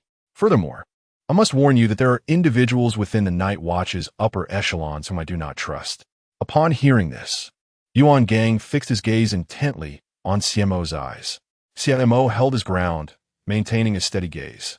After a moment, Gang sighed and waved his hand. Very well, I understand. With that response, Xie Mo rose to leave. Gang watched his retreating figure, his brow furrowing deeper. He had long been aware of these issues. Otherwise, why would he have chosen to speak privately with Commander Yi during his report? Did he possess some form of foresight? In the dining hall, Xie Mo gathered with his companions, engaging in lively conversation. I heard that before we graduate, there will be a scoring assessment, Li said, fiddling with his wristwatch as he initiated the topic. It seems that every year, just before graduation, the training camp organizes a ranking that determines everyone's future paths. Xie Mo was already aware of this, so he did not express much. Instead, Lin Xie glanced at Xie Mo after hearing what Li Pangpang said. His scores would likely qualify him for a special team. No need to look at me. I will return at Xiaonan. Lin Xie, are you certain? Lin Xie's lips twitched slightly. It seems the mass team has been monitoring your movements for the past 6 months. I am certain. Xie Mo had already devised his plans. He would not join any special team. He intended to establish Nightfall alongside Lin Xie, albeit as the shadow of Nightfall, to address certain impending regrets independently. Meanwhile, Lin Xie would be the light of Nightfall, leading everyone through various challenges. Before long, the meal came to an end. Following that, Xie Mo invited Mo Li to the rooftop. You summoned me. Is there something you need? Mo Li crossed her arms, her gaze unwittingly shifting away. Yes. Xie Mo maintained a calm demeanor as he produced a red fruit. Eat this. Huh. Do not waste time. After you consume it, I have more to discuss. All right. Myriad transformation frequency, capable of altering the forms of objects it comes into contact with. A transformation type skill? Xie Mo observed the astonished Mo Li and spoke. For a year, I have been mindful of your efforts. Wait, have I become a divine agent? Xie Mo sealed his lips and nodded slightly. Indeed, you.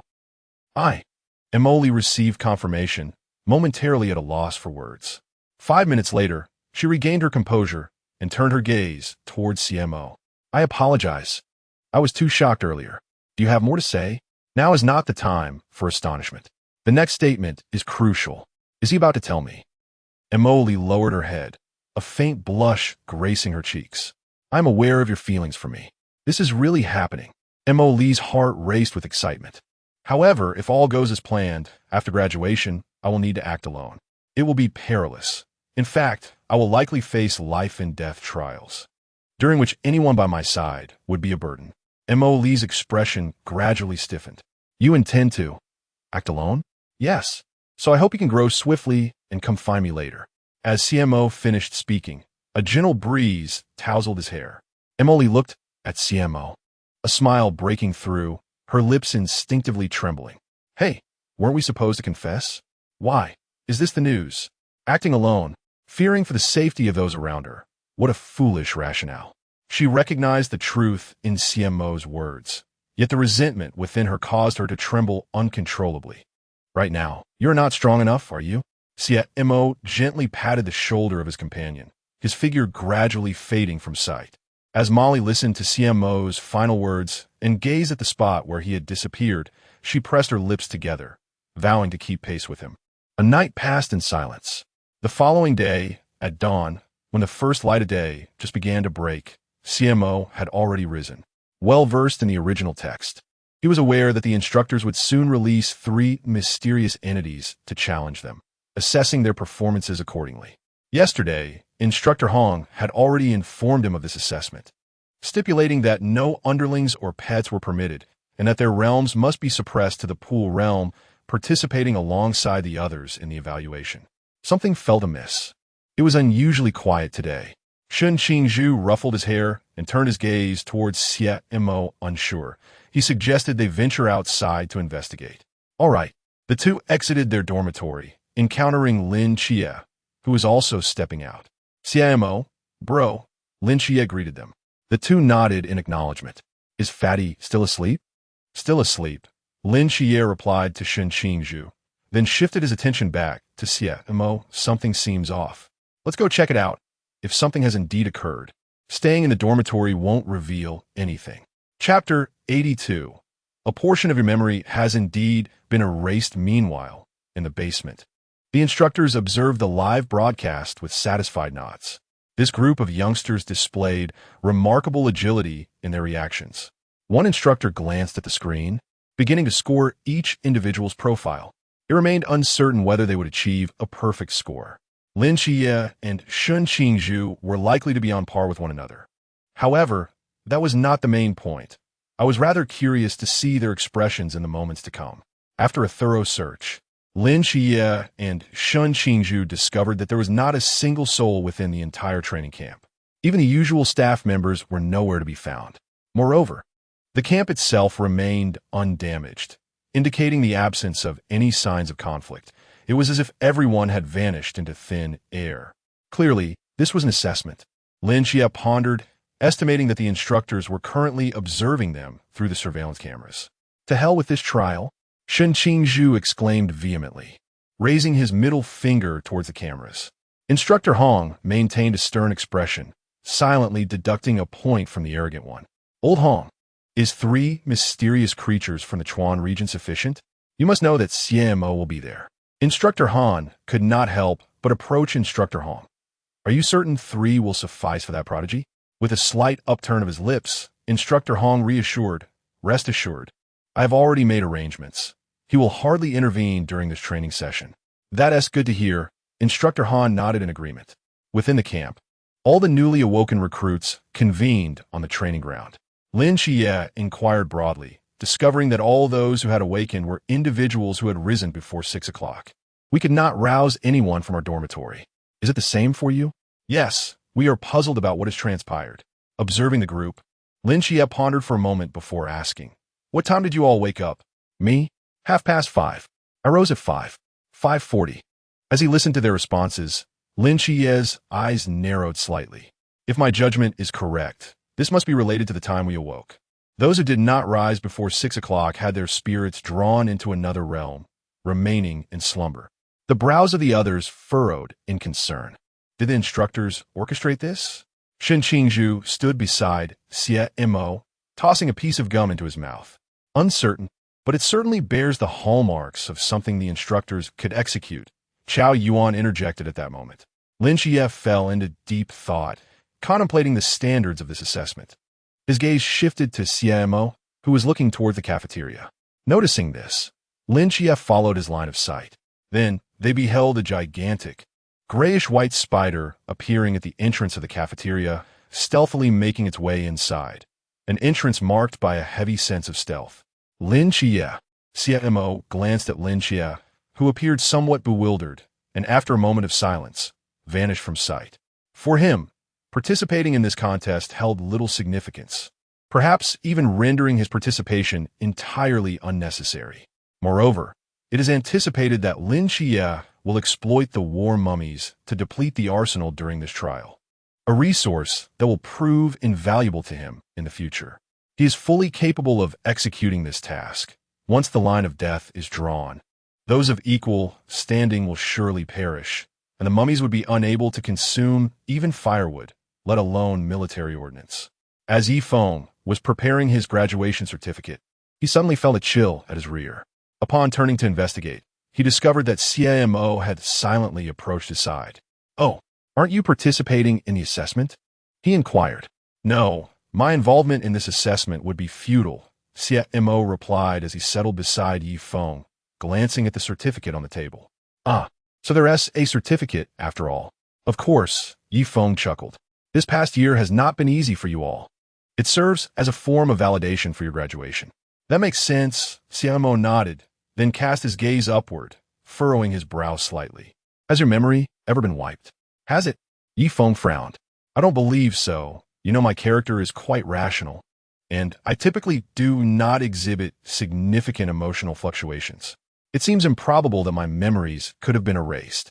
However, a portion of your memories has indeed been erased," Xie Mo remarked, observing the line of death suppressed by forbidden items above Yi Feng's head. After a moment of silence, he raised his hand. With a swift motion, the line of death shattered. Yi Feng stood frozen in place. "Yi Feng! Yi Feng!" he exclaimed, realization dawning upon him. "I remember now." His expression contorted into one of rage, and he began to tremble inexplicably. As he sorted through the certificate, he muttered to himself incoherently. My brain is trembling. Xie Mo, is this the reason for his blocked memories?" Xie Mo observed Yi Feng, who appeared disoriented, a look of contemplation crossing his face. But what could have driven him to madness? Why does he seem akin to Han Xiaoyan? Meanwhile, Han Xiaoyan was setting up a stall near the ancient god church. "Yan Hu's talking about me?" He sneezed, directing his gaze to a certain spot. There, a group of miscreants from the ancient god church were conspiring about something. "It must be you ruffians discussing me, right? Then do not blame me. Continue with your tasks here. I will seek out the chief instructor," Yi Feng stated. Go on. Let us keep in touch after graduation," Xie Mo replied. "I may come looking for you in the future." "All right." In an instant, Xie Mo arrived at Yuan Gang's office. Upon recognizing him, Yuan Gang was momentarily taken aback before shaking his head. "Please have a seat." Xie Mo complied, and Yuan Gang regarded him with a look of resignation. "Do you not find this assessment lacking in challenge?" "My mind tells me that rather than waste time there, it would be better to enjoy tea here," Xie Mo responded. Yuan Gang raised an eyebrow. "Do you wish to engage in further debate with me?" Xie Mo slightly lifted his hand. "Consider yourself perceptive. At least you know how to refuse," Yuan Gang thought with a sense of pride. Yet Xie Mo merely shook his head. "You have misunderstood me, chief instructor." Yuan Gang pointed to himself, inquiring, "Where have I erred in my understanding?" Xie Mo responded, "Raising your hand is not a rejection. Rather, it signifies that you, chief instructor, still have much to practice." Yuan Gang, with a furrowed brow, retorted, "You insolent lad, come forth and debate. I shall impart a thorough lesson in ideological education." Chapter 83. Distribution. Time flowed slowly. Before long, the trial came to an end. As in the original narrative, Lin Xie showcased his exceptional abilities during this assessment, vanquishing the enigmatic figures of the Chuan realm and devouring several munitions depots. Consequently, Yuan Gang, who had concluded his convoluted arguments, found himself in a state of vexation. "Who, exactly, is the insolent brat that plundered my armaments?" Xie Mo observed the bewildered Yuan Gang and, without a moment's hesitation, vacated the office. If all proceeds as anticipated, the next event will likely be the artificially induced calamity targeting the training camp. In the original story, the ancient god sect dispatched one from the Sea realm, 4 from the Chuan realm, and a singular avatar of murmuring. However, with the introduction of my own variable, the number they might send remains uncertain. It wouldn't be surprising if 1 or 2 additional figures from the Sea realm were deployed. If we were to account for that fiery vein dragon, the presence from the Sea realm could increase significantly. In the blink of an eye, time passed once more. During the sweltering summer, the new recruits sat in small clusters upon the training grounds, their hearts brimming with emotion. When they first arrived, each day felt like an eternity. Yet, as graduation approached, They glanced back and realized that time had slipped away in the blink of an eye. They even felt a deep sense of reluctance, wishing that the day of parting would arrive more slowly. It seemed that this afternoon, their destinies would be announced. Bai Li, plump and jovial, sat between Lin Xie and Xie Mo, turning to glance at Xiao Yuan's position. Old Xiao, how did you rank? Not bad. Overall score of 93, ranked third. Oh, impressive. Better than me, Bai Li exclaimed, beaming as he embraced Xie Mo and Lin Xie. Xie, what was your rank? 95 points, second. And you, Mo, first, full score. Wow, that's amazing. Xie Mo's gaze drifted to the small clusters of recruits around them, locking onto the figure of Mo Li, who was covertly observing them. Upon realizing she had been caught, Mo Li did not shy away, but instead met Xie Mo's gaze with determination. Have you made up your mind? Xie Montak pondered, deliberately averting his eyes to continue conversing with Lin Xie and the others. At the border of the Great Xia, within a primordial jungle, Kong Shang. We must capture those two. Xia Simeng, draped in a golden cloak, proclaimed with unwavering resolve. One is a proxy of a great Xia deity, and the other a dual deity proxy, both ranking first and second in the training, each adorned with a starry medal. We must recruit them into the Phoenix Squad. Beside her, Kong Shang's lips twitched. Captain, please remain calm. Our squad does not lack members, and besides, others have been to the training camp multiple times, returning each time covered in dust and defeat. That is not the issue. Their potential for growth is immense. If necessary, I shall injure you first. Kong Shang glanced at the trembling members beside him, his eyes twitching in response. Here we go again. Meanwhile, in Huaihai City, Captain, the rankings have been released. Tian Ping held the document, his gaze fixed on Wang Mian. About what I expected. Wang Mian sat upon a chair, slightly lifting his head. Indeed, Xie Mo was first, achieving a perfect score, while Lin Xie followed closely with a score of 95, both adorned with the starry medal. Subsequently, Tian Ping incessantly infused Wang Mian with his thoughts regarding the recruitment of personnel. Captain, we have focused on Xie Mo for such an extended period. I believe it is time to bring him over. Furthermore, I heard from Xianwei that once Xie Mo joins us, Lin Xie will undoubtedly follow suit. Wang Mian shook his head, dismissing the notion. Tianping paused, perplexed. Why not? Weren't you conversing with Chun Mai daily, hoping to secure both of these exceptional candidates for us? Do you truly believe the higher-ups would relinquish such rare prodigies as Xie Mo and Lin Xie? Tianping soon grasped the situation. Wang Mian began to elucidate the reconstruction plan for the 5th Special Team. Before long, nonetheless, they're still newcomers. Although Xie Mo possesses considerable strength, the upper echelons would likely prefer them to gain some experience before forming a special team. What about Xiangwei? Tianping hesitated. Wang Mian sighed in resignation. Let it be. We shall inevitably cross paths in the future. The sky was enveloped in a shroud of dark clouds, and under the oppressive heat, the new recruits stood in formation, each with heads held high and expression solemn. On the training platform, Yuan Gang surveyed the group of night watchmen below, nodding in satisfaction. He then raised the documents in his hand and commenced the reading of the personnel orders. Now, I shall announce your respective orders. Mo Li reassigned to Team 017 in Gusis City. Bai Li Tuming reassigned to Team 010 in Guangzhou and Shenzhen. Chao Yuan reassigned to Team 007 in Huaihai City. Shen Qingzhu reassigned to Team 006 in Shangjing City. Lin Xie reassigned to Team 136 in Xiaonan City. Xie Mo reassigned to Team 136 in Xiaonan City. All present were taken aback. The earlier orders seemed reasonable. Yet what was the meaning of Xie Mo and Lin Xie's assignments?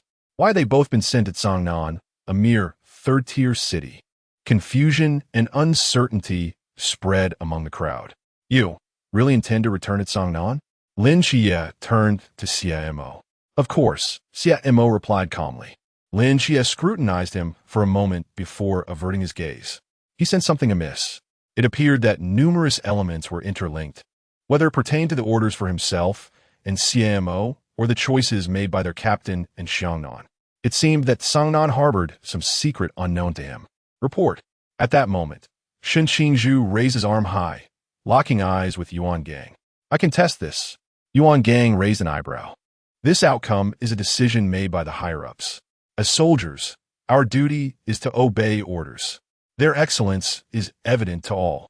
Since this is an arrangement by the upper echelons, it is undoubtedly a well-considered decision. We need only comply. Having spoken, Yuan Gang lost interest in addressing the other party and shouted to the crowd, "Everyone, at my command, disperse." He turned to leave, yet prior to his departure, he pondered the words spoken by Xie Mo a few days prior. According to the latter's assertions, a mudslide was imminent, and the new recruits would be in peril. Tick-tock at that moment, a drop of rain fell upon Yuan Gang's hand.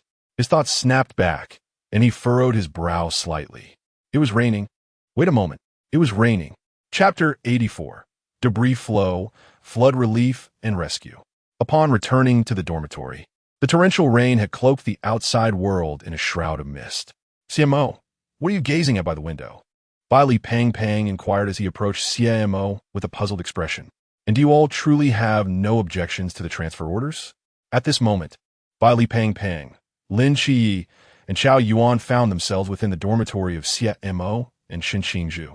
None, Xie Mo replied calmly, retracting his gaze from the window. Prepare yourselves. We are to assemble urgently shortly. Ah, why? A debris flow. Xie Mo turned around, surveying the faces before him as he spoke slowly. Just as the others were about to inquire further, a piercing whistle interrupted them. All personnel, urgent assembly. The group stood momentarily stunned, then quickly regained their composure and rushed outside. After some time, the downpour continued relentlessly, the sky obscured by dark clouds. At the entrance of the training camp, several instructors clad in cloaks stood beside a few green military trucks. The rain soaked their hair and streamed down their solemn faces. Instructor Hong gazed at the new recruits before him, took a deep breath, and issued the command. Everyone, get in the vehicle. Silence enveloped the group. At that moment, no one dared to jest. Their expressions were grave as they hastily boarded the trucks. The next moment, as the recruits settled into the vehicles, the military trucks set off towards the distant Jinan mountain. Now, allow me to briefly explain the situation. Instructor Hong addressed the group with a serious demeanor. 5 minutes ago, a massive debris flow occurred at Jinan Mountain, claiming the lives of 6 nearby villages. We have received orders from higher authorities to commence rescue operations without delay. Pausing for a moment, Instructor Hong inhaled deeply and continued, "You are nearing graduation. At this critical juncture, consider this a final lesson. Remember, since a year ago, you have been soldiers, guardians of the night.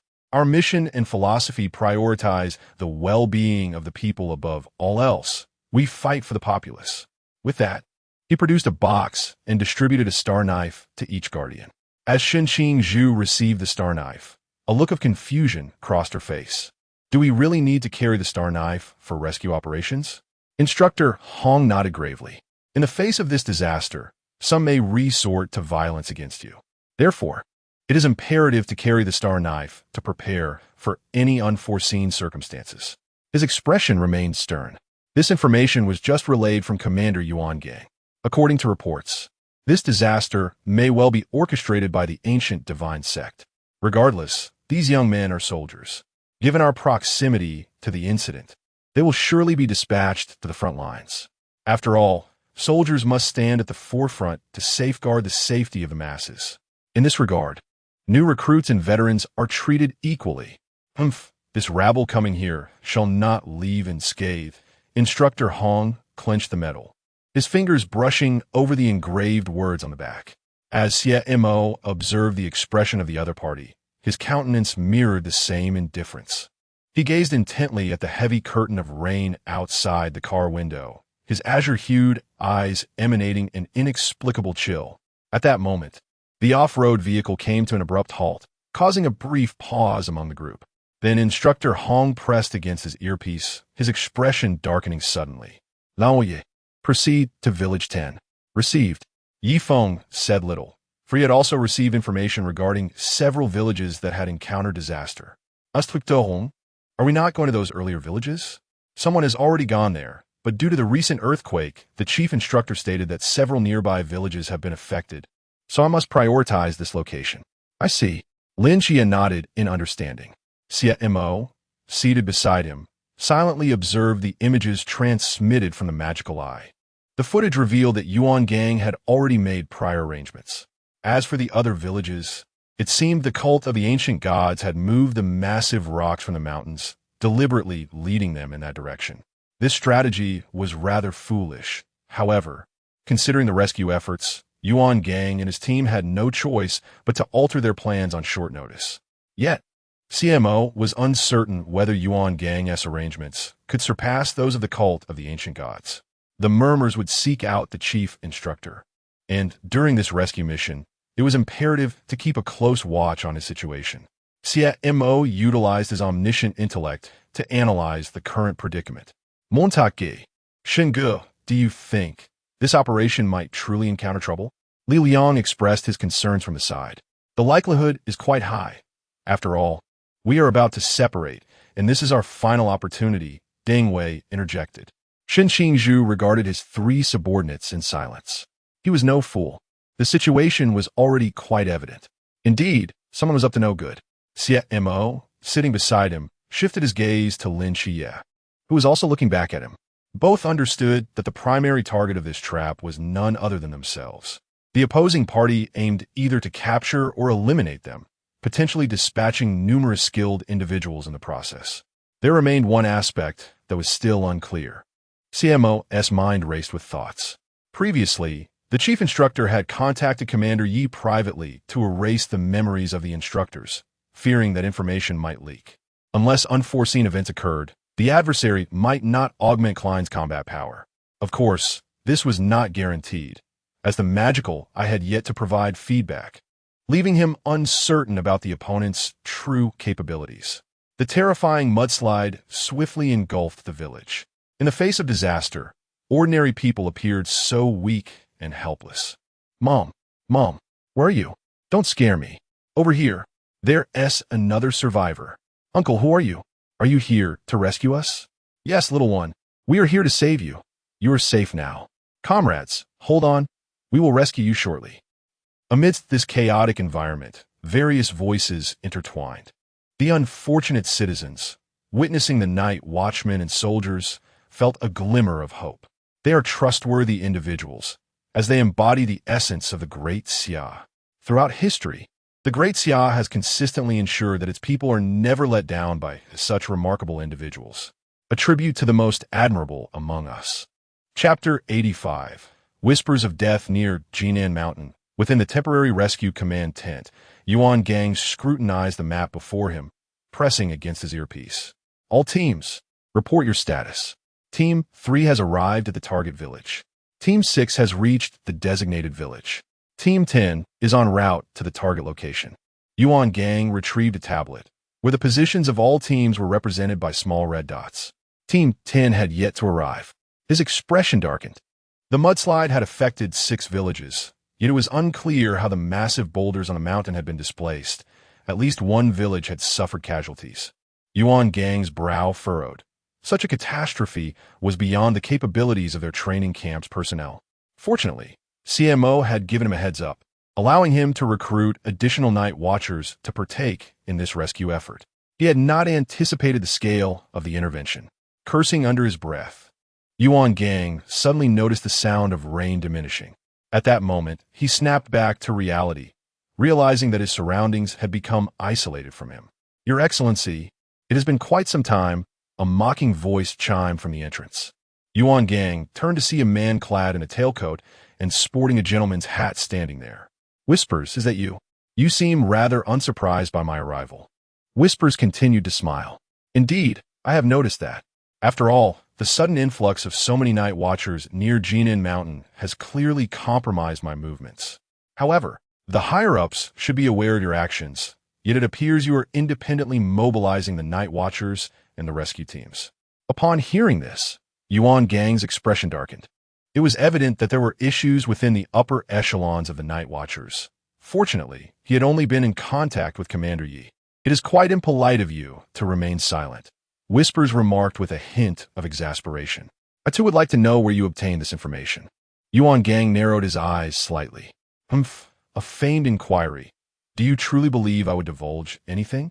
Suit yourself, Whispers said, raising an eyebrow as he placed his hands behind his back. However, this time I have brought along 2 individuals from the sea realm and 10 from the river realm. It should not be too difficult to resolve your issues. At this revelation, Yuan Gang was momentarily taken aback. Nokeling? Just as this thought crossed his mind, Whispers spoke again. You should rest for a while, Your Excellency. With that, Yuan Gang's gaze suddenly turned vacant. Observing this, Whispers picked up a black umbrella and turned to leave.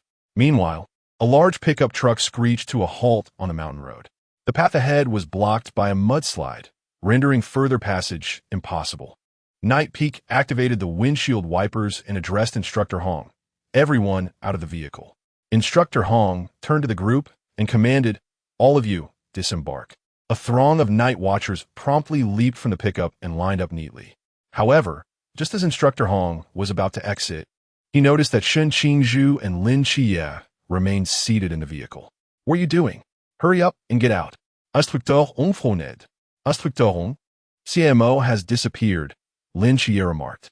Upon hearing this, Instructor Hong paused momentarily, but quickly regained his composure and responded, do not concern yourselves with him for now.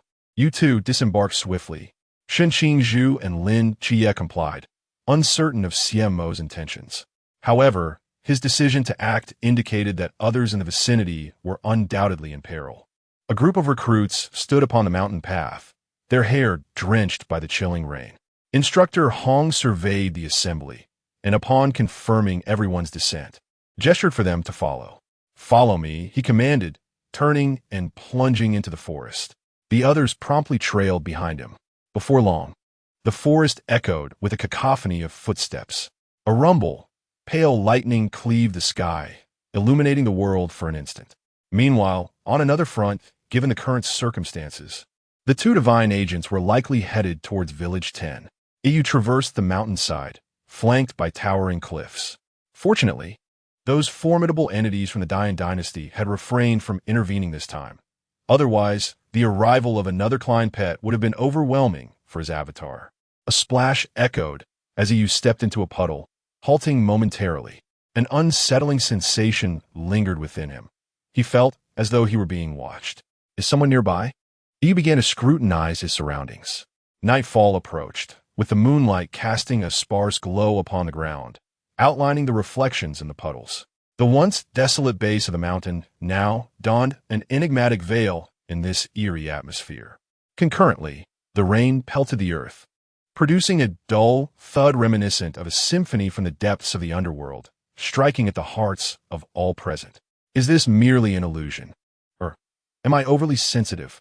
He furrowed his brow deeply. Yet, as he prepared to step forward once more, suddenly, a calm voice resonated from behind him. I never anticipated your arrangements would be so meager. EU's pupils constricted as he swiftly turned to face the source. There stood a man clad in a raincoat, gripping chains, his back turned towards EU as he gazed toward a nearby rescue tent. EU momentarily froze, then narrowed his eyes, placing his hands at his sides. The youth before him exuded a dangerous aura that sent shivers through him. May I inquire your identity, sir? He asked, simultaneously activating his forbidden domain, intent on eliminating the threat. Are you contemplating an attack? Very well, but you are rather naive, the young man slowly turned, holding the cold chains with a detached gaze. From the moment I emerged, your fate was sealed. Death awaits you. End of chapter. Chapter 86. The Rescue of Li Jia. As he turned, he felt a chilling cold envelop him. He was acutely aware that the young man standing before him possessed formidable strength. There was no time to hesitate. He had to act swiftly. With that thought in mind, Yu summoned his mental energy, attempting to drag his opponent into a nightmare. However, in the next instant, with a swift motion, Xie Mo severed the connection between himself and EU's forbidden domain. EU's eyes widened in shock, utterly astonished. What? If this is all you can muster, you might as well repent in hell. Xie Mo flicked his chain and lunged toward EU with lethal intent. Seeing this, EU quickly sidestepped to evade the attack. But at that moment, the air around him suddenly rippled. Instantly, Song materialized, clamping down on his opponent. He was bewildered. Klein, did you not say that the Celestial Empire's ceiling was not present? Where did this Klein come from? There's a Celestial Empire ceiling nearby. He fixed a piercing gaze on Xie Mo, yet he received no response. Xie Mo simply approached EU, and without uttering a word, severed the connection between him and his true form. In a flash, he was taken aback. Before he could utter a sound, Song had swallowed him whole. Gulp, all of this transpired in a mere half-minute. From EU's turn to Xie Mo, unleashing Song to eliminate him. It hardly took any time at all. Master, let us proceed to that battlefield. Song shook his head, casting a glance at Xie Mo, awaiting further instruction. Xie Mo activated the magic eye to assess the current situation of the others. This incident would benefit Lin Xie. He needed to hone his skills. First, we must rescue the other civilians, including Li Jia. According to the original plot, Lin Xie would acquire two distinct guardians from this event. There would be Hong Ying and this EU doppelganger. Now that the doppelganger has been vanquished, Hong Ying must remain untouched. Time flowed slowly. After a brief interval, Yuan Gang learned from Xie Mo that EU had been dealt with. Upon this revelation, he made his way to another hilltop, preparing to confront one of the Sea Realm entities. Meanwhile, Lin Xie and his companions were unaware of how long they had been rushing until they finally arrived at a village, where they commenced their rescue efforts. In contrast to their struggles, Xie Mo appeared much more at ease. During this time, he utilized the undead to rescue batch after batch of civilians. Thank you, young man. An elderly woman grasped Xie Mo's hand, her face smeared with dirt. Around her, the rescued villagers were brimming with gratitude. Leader, thank you. Child, you must be hungry. I have some provisions here. Take them. Big brother, thank you. No need for thanks, Xie Mo replied. We are soldiers of the Celestial Empire. This is my duty, master. At that moment, Song emerged from another realm, standing beside Xie Mo. In the dense forest, Shun Qingzhu, Li Liang, Li Jia, and Deng Wei were diligently searching with flashlights, focused on rescuing a little girl's mother. They were aware that an enemy from Hongying was approaching, while Instructor Hong was leading Bailey Tumming to the scene. Xie Mo was observing the situation through a magical eye, noting that events were unfolding in accordance with the original narrative. Instructor Hong and the plump Bailey are on their way to assist Shun Qingzhu, he remarked. Meanwhile, Mo Li and Wen Qingqing were guiding the survivors to safety, and Lin Xie had opted to divert 3 enemies from Hongying alone. Let us proceed to rescue Li Jia first. We need not concern ourselves with Lin Xie for now, Xie Mo suggested. Glancing at another screen displaying Yuan Gang and the Night Watchers surrounding an unseen adversary from Haijing. Song, you should go alone to support the chief instructor. Yes, master, came the reply. As the 4 continued their search, Shun Qingzhu discovered a woman's athletic shoe, devoid of mud, suggesting it had been left behind after a landslide. Does this imply that Yi Ye's mother is still alive? Li Jia's heart leapt with hope. It seems so. Shun Qingzhu pondered. Let us split up and search the vicinity. The group nodded in agreement and began their search around the shoe. Before long, Li Jia spotted a man bracing himself against an axe. Just as he was about to inquire, a chilling gleam expanded in his vision. Ah! A scream, filled with terror, erupted, sending Shun Qingzhu, Deng Wei, and Li Liang racing toward his direction. Li Jia, where are you? Shun Qingzhu's heart raced. The anguished cry signaled trouble. Deng Wei and Li Liang's faces mirrored his anxiety.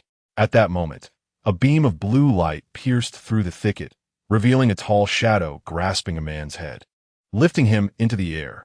Xie Mo? Shun Qingzhu was taken aback. Let me go.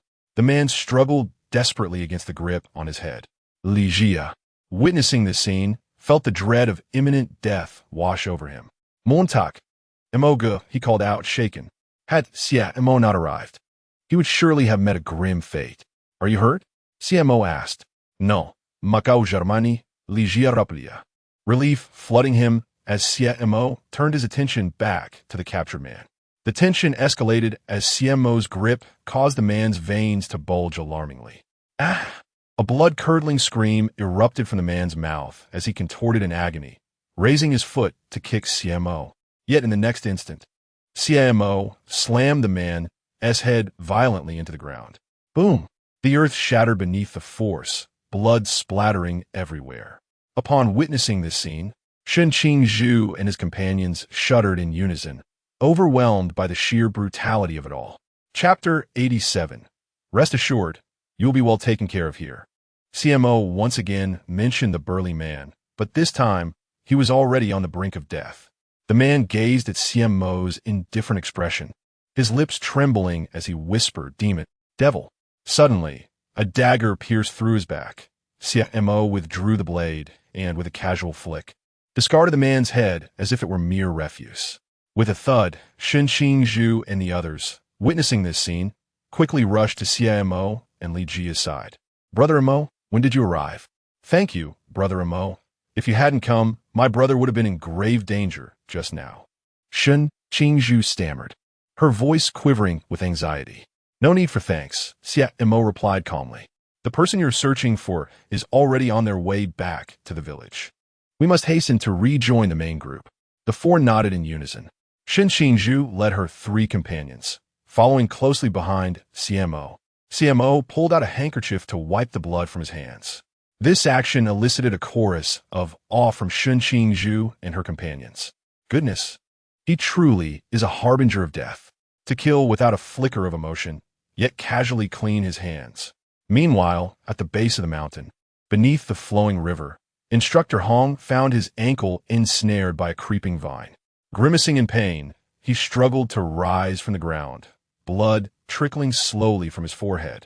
He looked down to see the vine suddenly tightening around him. In the next moment, the vine exerted its force, causing Instructor Hong to stumble as he was uncontrollably dragged toward the dense forest. "You think you can take me?" In your dreams.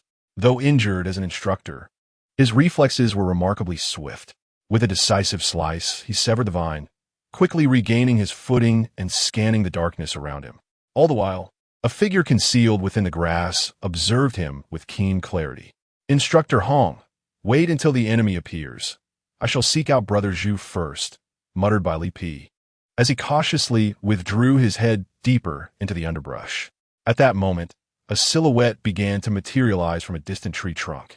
Initially intending to capture a child, I never expected to ensnare a big fish instead. Instructor Hong gripped his star blade tightly, realizing that no one had been present in that location before. This indicated that the enemy had been lying in wait, aiming to intercept reinforcements. "Damn it, can't you just stay put?" The figure laughed. "Rest assured, you will be well taken care of here." At that moment, a chilling voice echoed from the shadows beside the figure. Following this utterance, the scene fell into an eerie silence once more. Yet, in the final moment of this stillness, all three individuals caught sight of a terrifying and sinister silhouette standing in the darkness not far away. The figure approached along a waterlogged path, dragging a chain behind it, its expression cold and unyielding. The chilling rain fell upon it, revealing the flickering shadows of monstrous figures looming behind. With just a single glance, the onlookers found themselves trembling uncontrollably, for this figure exuded an aura of dread.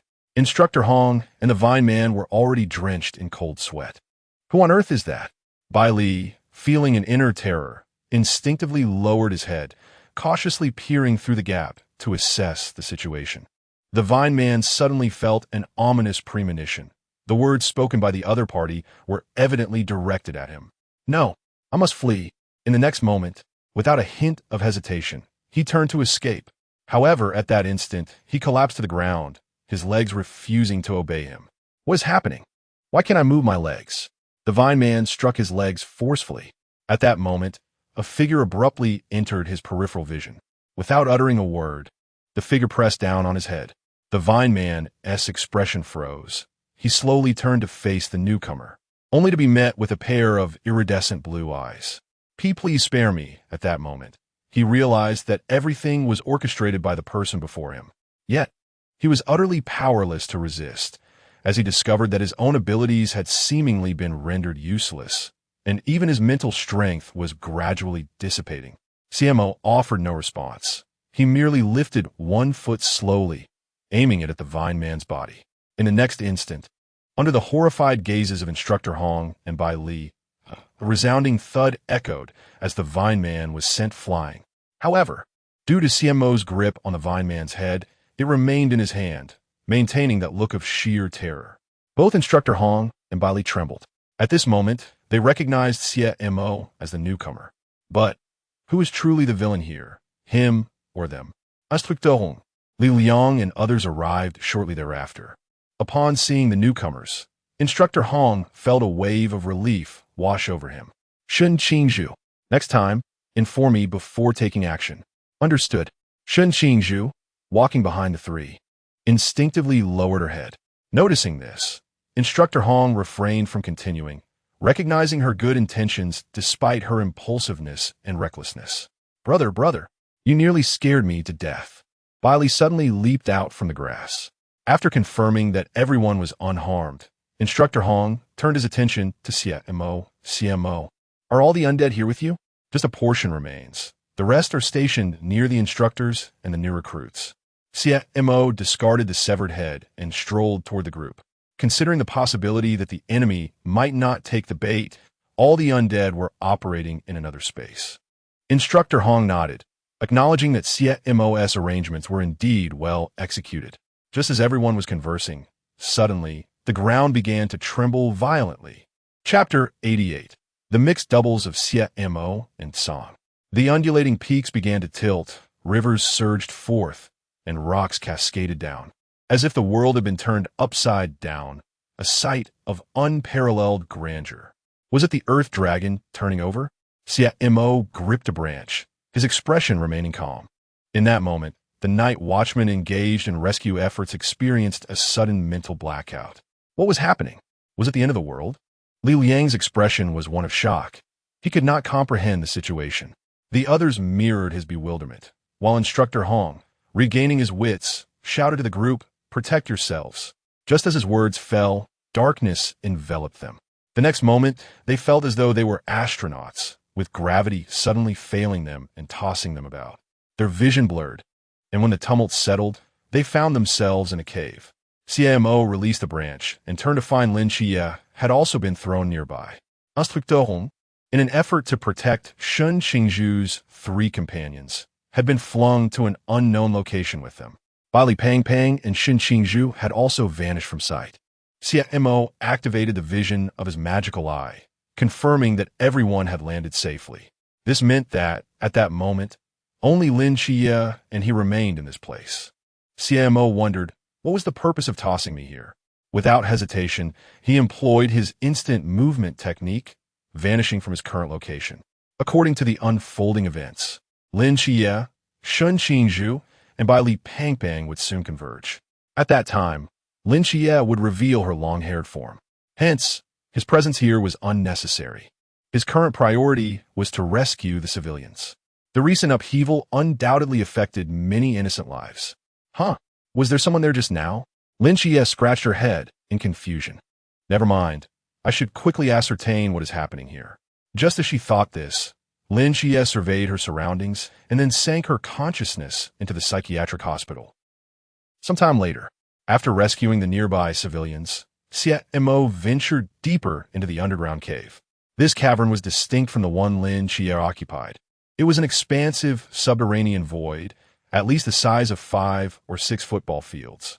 Xie Mo stood in the shadows, gazing into the distance, where a colossal earth dragon rose slowly within a fiery cavern, appearing to be at least 100 meters long. In front of it stood a figure, precariously suspended in midair, wearing a mask of fear tinged with excitement.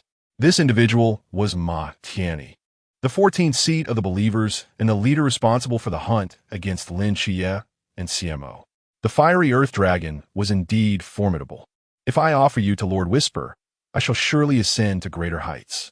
Ma Tianyi gazed at the fiery earth dragon before him, whispering to himself in exhilaration. Roar, roar, roar. The fiery earth dragon glared at the man before it. Just as it prepared to unleash a burst of flames, it abruptly halted its movement.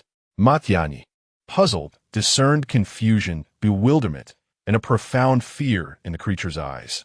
What is wrong? Is it afraid of me? Well spoken, but do not utter another word. Xie Mo remarked, as he patted the shoulder of the other. Ma Yiqian turned his head and was met with the sight of a man bearing an expression akin to, accompanied by a large wolf behind him. Wearing a look of, Ma Yiqian gasped, "What on earth is a Klein doing here?" In the next moment, he resolved to flee without a second thought. However, Xie Mo insisted, "Consume it." The wolf replied, "As you wish, my master. Do not approach. What are you planning?" Ma Yiqian cried in alarm. With a crunch, the wolf devoured him. "Master, it is unpalatable," the wolf complained. "I have never tasted it," Xie Mo responded. The wolf then declared, "It is delicious, I enjoy it. I shall partake again." Xie Mo gazed at the wolf for a lengthy moment, astonished that it could understand humor. The flame-pulsed dragon observed the exchange between the man and the wolf, its fear escalating. "Surely, they would not slay me. I must ingratiate myself." The flame-pulsed dragon instinctively opened its mouth, only to remember that it had been interrupted while casting a fiery spell. Consequently, roar! A column of fire surged between Xie Mo and the wolf, ruffling their hair. Xie Mo, the wolf. The flame-pulsed dragon shrieked in distress. "Stop! Stop! It hurts terribly." 5 seconds later, Xie Mo and the wolf, both brimming with resolve, continued their assault. The flame-pulsed dragon, shrinking in on itself, howled in agony. It was a sight that belied its formidable size. "Are we not going to kill it, master?" The wolf communicated telepathically, furiously shaking its paws. "Not necessary," Xie Mo replied, striking with fervor. "Someone will handle it for us. My intuition suggests we should give it a thorough beating. Soon, Lin Xie will arrive and catch the scent of me, leading it to pursue him." With its omniscient awareness, the wolf grasped the crux of the situation. The whisperer had been slain, and Ma Yiqian had met his end. If Xie Mo did not escalate the situation, the flame-pulsed dragon would not attack Lin Xie, and Lin Xie would not transform and gain a guardian from the sea realm. Indeed, this course of action was devoid of personal sentiment, purely aimed at fostering Lin Xie's growth. With this thought, Xie Mo intensified his strikes. After a while, sensing they had sufficiently punished their foe, Xie Mo and the wolf exchanged a glance and vanished from the scene. As the fiery dragon sensed the two individuals vanish, it first twitched its nostrils and then, filled with indignation, covered its dragon face. Enduring, "You dare to bully the dragon. Wait for me, Klein. I shall make you pay dearly." Achio suddenly. Lin Xie, who was delving deeper, sneezed. "Why does it feel as though someone is plotting against me?" Lin Xie. Could be Xie Mo? That shouldn't be the case. At this time, he ought to be assisting the instructors in dealing with the enemies. Chapter 89. Night Peak Lord Xie Mo. "I assure you that I shall complete the task." Lin Xie remained oblivious to the challenges that awaited him. Meanwhile, Xie Mo and Song had successfully settled the surrounding populace. "Master, should we not check on Lin Xie's situation?" Song inquired. Xie Mo calmly opened the magical eye interface and replied, "Not for the time being. After Instructor Hong has settled the Liang and the others, he will join Xie." "Does that mean they're nearing the Earth Dragon?" "Indeed. With no obstacles from EU or Ma Yiqian, their journey has been remarkably smooth." "I see." Song nodded thoughtfully. Xie Mo glanced at another screen displaying Yuan Gang and Night Peak. In the image, Night Peak was clinging to Yuan Gang's leg, weeping profusely. "Commander, Xie Mo is over there. Please tell me." Night Peak cried. Yuan Gang retorted, "TSK, Night Peak. We are in the midst of a rescue operation. Can you not compose yourself? But there is a sea realm here. At this moment, if I do not cling to Lord Xie Mo, I fear I might inadvertently perish." Night Peak exclaimed. "Then go cling to him." "Why are you clinging to me? I still have to deal with the Earth Dragon." Xie Mo. "Dealing with the Earth Dragon?" Song. "Go and inform Night Peak to prevent the commander from coming over. I can manage here." "Understood, Master." Momins Luthi. As Night Peak continued to grasp Yuan Gang's leg, a large white wolf suddenly appeared. "Master instructed you to hold back the commander. He can protect you." Night Peak was taken aback. "What? Hold back the commander?" He instantly comprehended Song's implication. This was the task entrusted to him by Xie Mo. But is this truly wise? Night Peak fell silent. His heart was aligned with the training camp. Yet if he could fulfill Xie Mo's mission, he would undoubtedly carve out a place for himself in this world. In time, the descendants of the great Xia would surely chronicle Night Peak, the pinnacle of humanity, the foremost literary general of the great Xia, wise as Wen Xiu, unparalleled in governance, the unrivaled talent destined by the great Xia. Taking a deep breath, Night Peak's lips curled into a grin. Emir Yuangang, you shall not leave the command post today. Lord Xie Mo is the true commander. The commander, the son of destiny. Night Peak began to envision his future. As he looked back at Yuangang's face, he transformed his tears into laughter. Lord Xie Mo, I absolutely guarantee the completion of this mission. Without a moment's hesitation, Night Peak clung more fervently to Yuangang's leg, weeping even harder. Oh, Commander, there are still some civilians who have not been settled. With Lord Xie Mo at the Earth Dragon, you need not worry. Upon hearing this, Yuangang found the logic in Night Peak's words. However, is your mouth twitching? Why can I see an uncontrollable smile beneath your sorrowful expression? Yuangang fell silent. After a long pause, he chose to acquiesce. All teams, swiftly assist the civilians. Master, the task has been completed. Good. Xie Mo nodded, stroking the fur of Tsang. It's starting over there as well. Meanwhile, at Lin Chie's location, a deafening roar reverberated throughout the underground cavern. By Li Pangpang, Lin Chie, Shun Qingzhu, and instructor Hong wore expressions of unprecedented gravity, for they realized that the source of the roar had locked onto them. Be cautious, that Earth Dragon seems to have targeted us.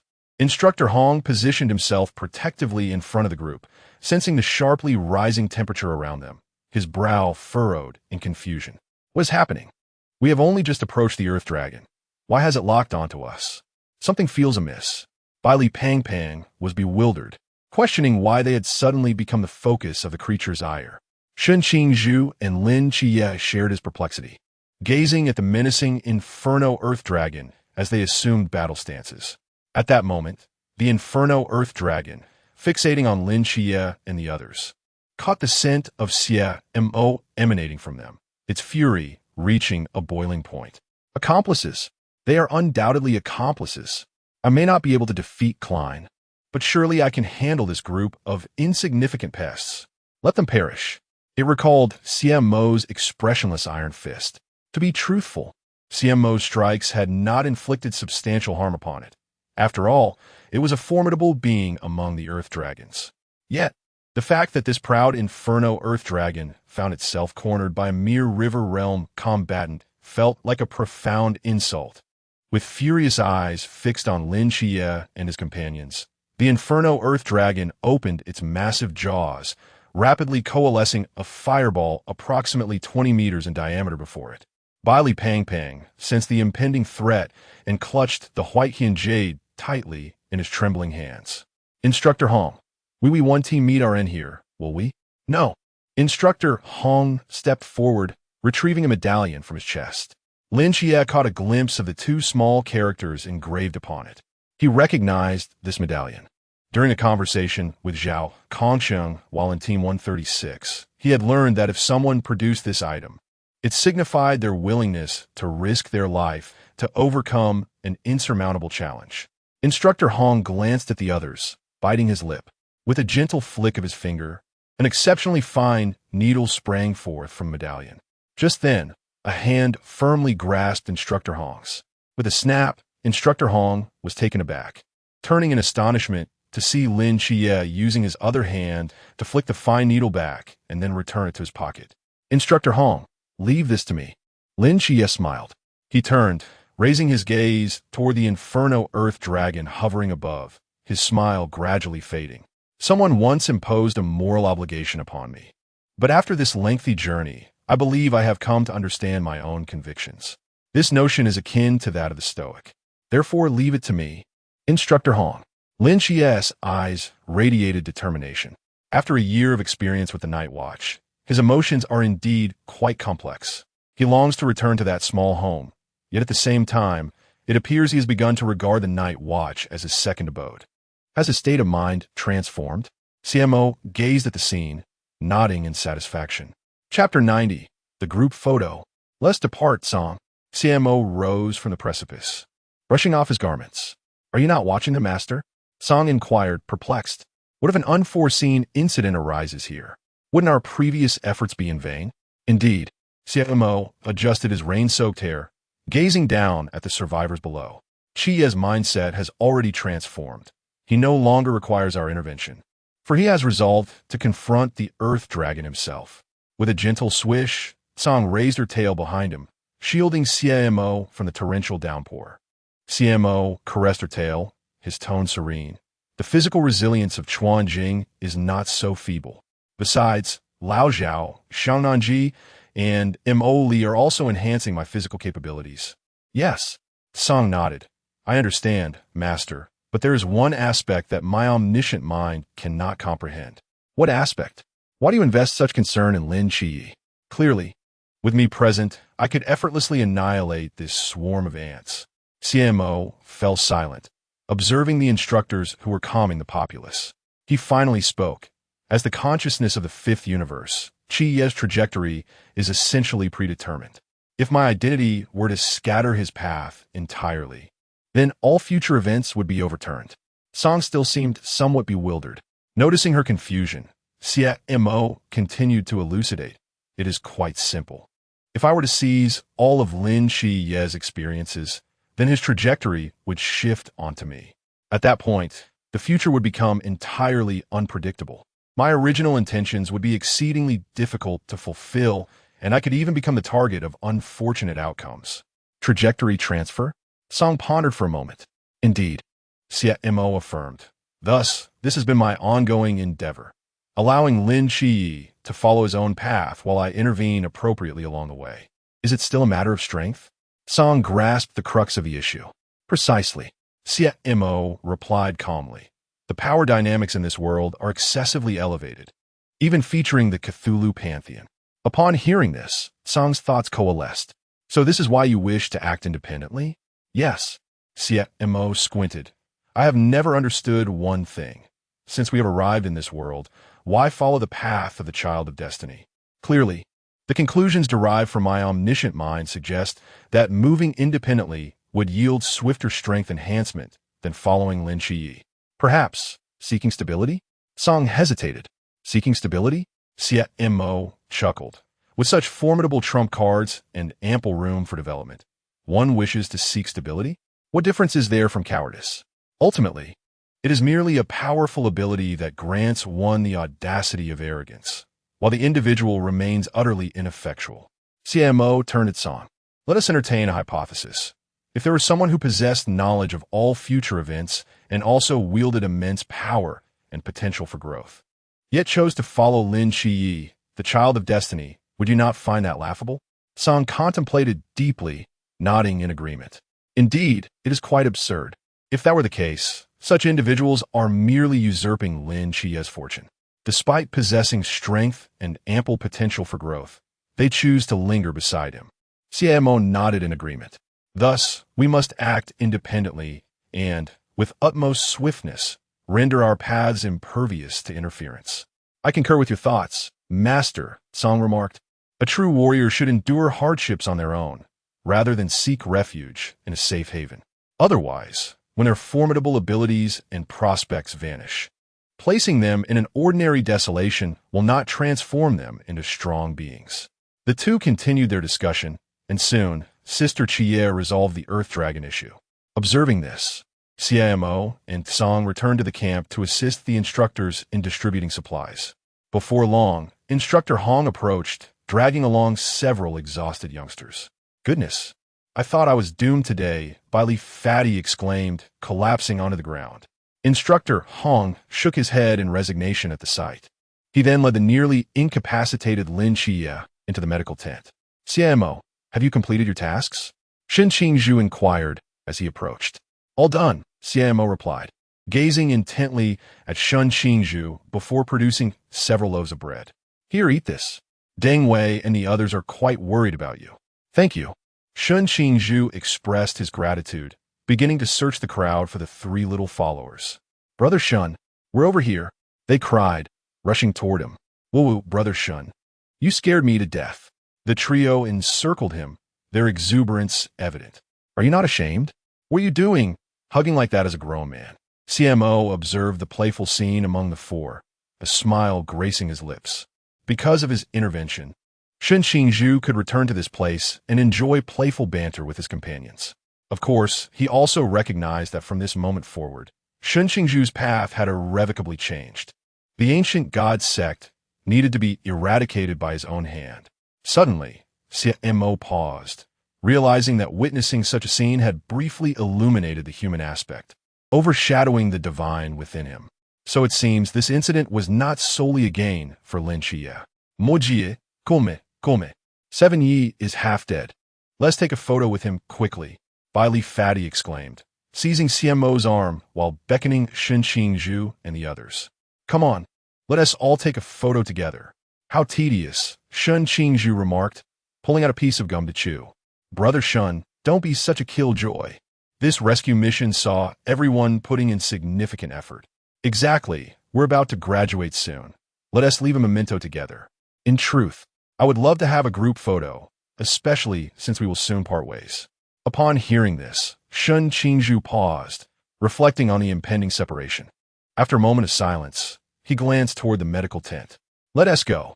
Moments later, within the confines of the medical tent, Lin Xie lay upon a stretcher, gazing at the faces surrounding him, a twitch at the corner of his mouth. What are you all doing? He inquired. Xie Mo replied, We're taking a group photo. Shen Qingzhu echoed, a group photo. The Li brothers chimed in, we want to join as well. Bailey Pang encouraged, Chia, just go along with it. Chao Yuan asked, do you need some water, Chia?